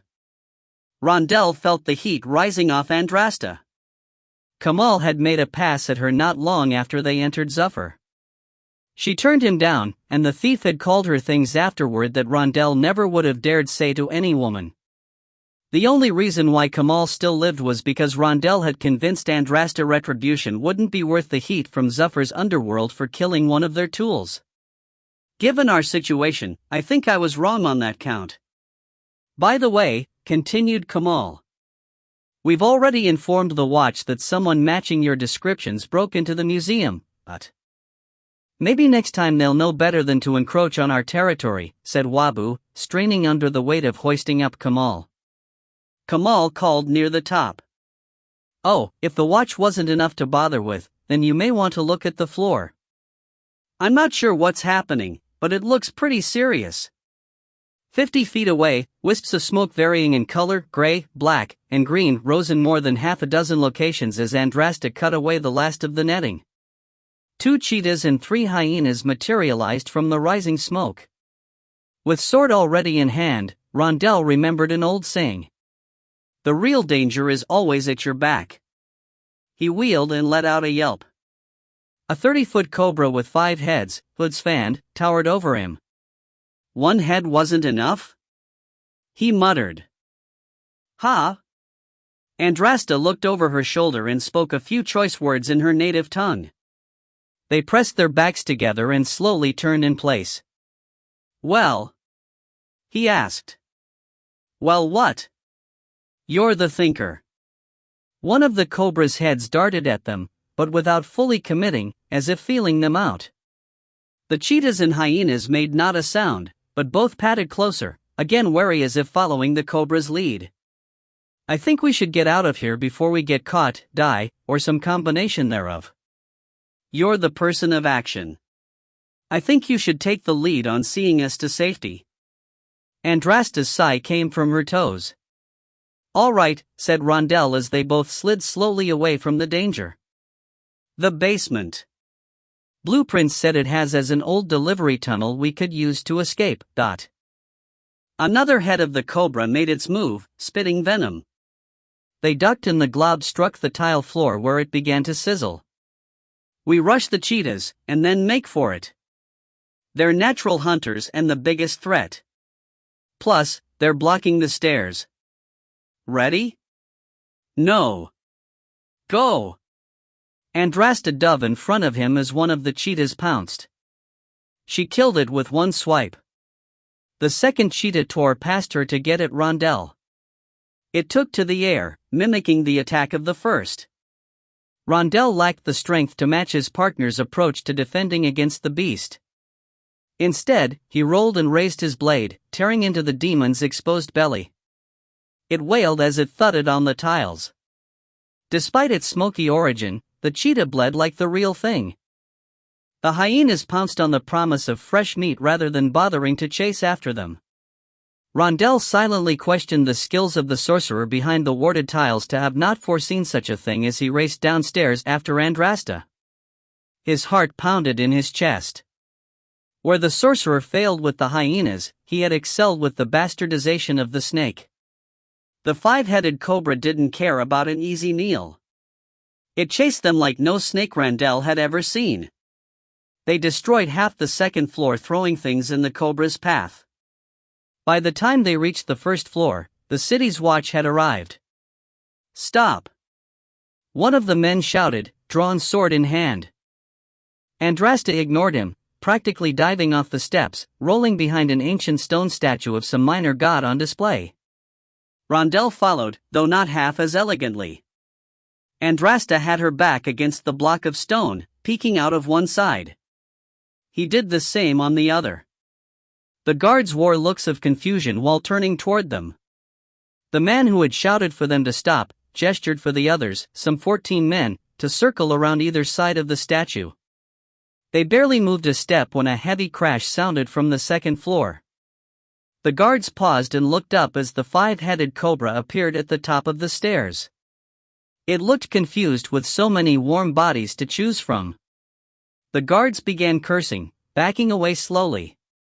"We're no longer the priority." The cobra flared each of its hoods and sped down the stairs. Within moments it was striking and spitting at anything nearby. Guilt washed over Rondell as he watched the first few men die by the serpent's venom. Even if the trap had been triggered by Kamal and Wabu, he couldn't help but feel partially responsible. A hand wrapped around his arm. He jumped. "Stick around and we'll be next," said Andrasta. "Come on." He nodded, shaking away his guilt and leading them to the basement and out of the library. Several blocks away, after doubling back their trail for the third time through narrow, trash-filled alleys, Rondell called, "Wait." Andrasta slowed. "What? Where are you going?" "Our apartment." "We can't. More of the watch could be waiting for us. How would they know where we live?" "Kamal and Wabu. If they figured out we were hitting the museum tonight, it's possible they figured out where we were staying as well." Andrasta halted and cursed so colorfully in Yuntarkan that Rondell didn't understand half of it. He had been picking up the rarely spoken language so they could speak it around others without anyone understanding. "We still have to go. All our things are there," she said finally. "A few weapons and armor. Some clothes. Nothing that can't be replaced. More than that. All our money and everything you've compiled about the Jewel of Bashan while we've been in this blasted city. Trap or not, we can't walk away from months of work. I've got copies of all the research hidden at the library. More than half of our money too." Andrasta raised an eyebrow. He thought she might be upset since Rondell hadn't mentioned his splitting of the money. "How do we know that hasn't been compromised as well?" "We don't. But I always went to the library by myself and dressed like an old man. Alone, people see me as just another cripple." He paused. "In fact, I can't think of a safer place right now than the library. We should hole up there for the night." A line of white slashed across the lower third of her face. It was a rare thing for her to smile. He wished she would do it more. "What's that about?" When you talk with such confidence, it's hard to even remember the coward from prison. "Yeah, it's getting harder for me to remember him either." "You run point?"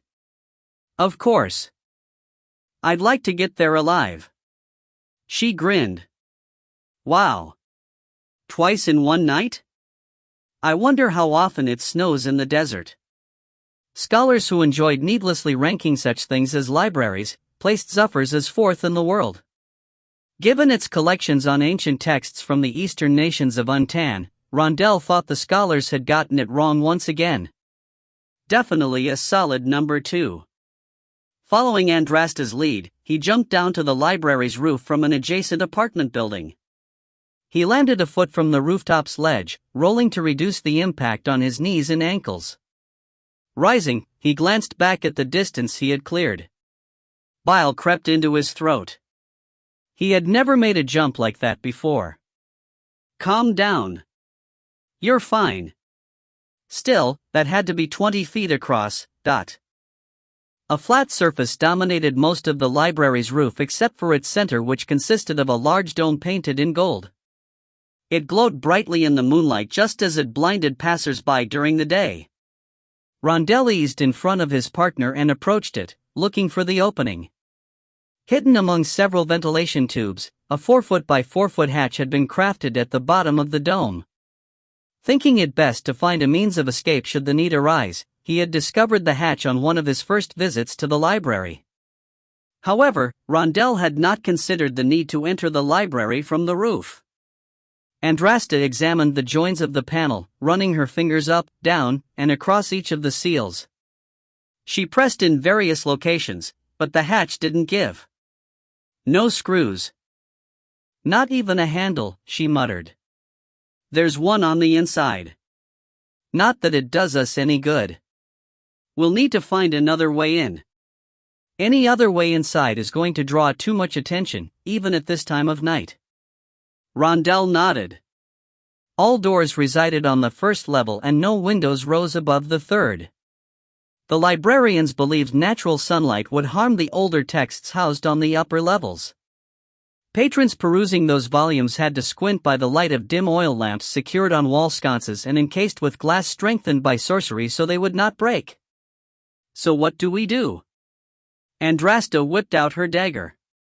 She jammed the long, thin blade into the narrow groove separating the hatch and the dome. She worked it down, shifted her grip, and pried. The point of any other dagger would have snapped off under the pressure, but Relian steel never dulled, and it never broke. Because of that, even a small dagger like the one Andrasta carried often cost more than many men could earn in a lifetime. Andrasta grunted, her scarred face twisting in the shadowed night. Her wide nostrils flared as the hatch began to open. A little help, she muttered. Rondell quickly drew one of his daggers and jammed it into the wider space she had made. She repositioned her blade and took a breath. On 3. She nodded off the count and they pulled. The hatch popped off loudly. They quickly slipped inside onto a ledge before anyone in a nearby building could place the origin of the noise. Andrasta pulled the hatch back into place. Rondell threw his broken blade aside. Where did you say you got that dagger? I didn't. Is that a hint I shouldn't ask? More than a hint. He scowled. Andrasta had opened up to him only a couple of times in the last year. For the most part, she still guarded her past. All right. This way. Rondell led Andrasta down a level to where he spent his time researching. They passed bookcases and shelves filled with ancient tomes and scrolls. Dust sat on many of them. They do a poor job of keeping this place in order, said Andrasta while ducking under an intricate spider web spanning the distance between two bookcases. Actually, they do a pretty admirable job considering they're understaffed. The librarians just spend the bulk of their time on the areas most frequented by patrons. That's worked out well for me as I've been able to work in peace. Rondell squatted down in the middle of an aisle. He pried loose a kick guard at the bottom and retrieved his notes. He gestured to the case behind them. Our money is in that one. This is all worthless if we don't have the flute though, right? That's what I'm going to find out. There may be another way to get the Jewel of Bashan. I'll need to sort through my notes once more to make sure I didn't miss anything. Might have to also go through and consult a few of the original texts again. What can I do? Go downstairs and look for some water. I'm thirsty. Now I'm your servant? Well, you can't read Urban or any of the other languages these texts are in. And considering we don't have much time until the library opens, I thought you might be considerate and get me something to drink. But if you'd rather, I'll go look myself and waste copious amounts of time we don't have. In the meantime, you can take a nap since there's nothing else for you to do. Her fists opened and closed. Rondell swallowed. Too much? Andrasta glared. Sorry? She turned and left without a word. To continue reading the rest of The City of Pillars, The Epic of Andrasta and Rondell, Volume 2, click here.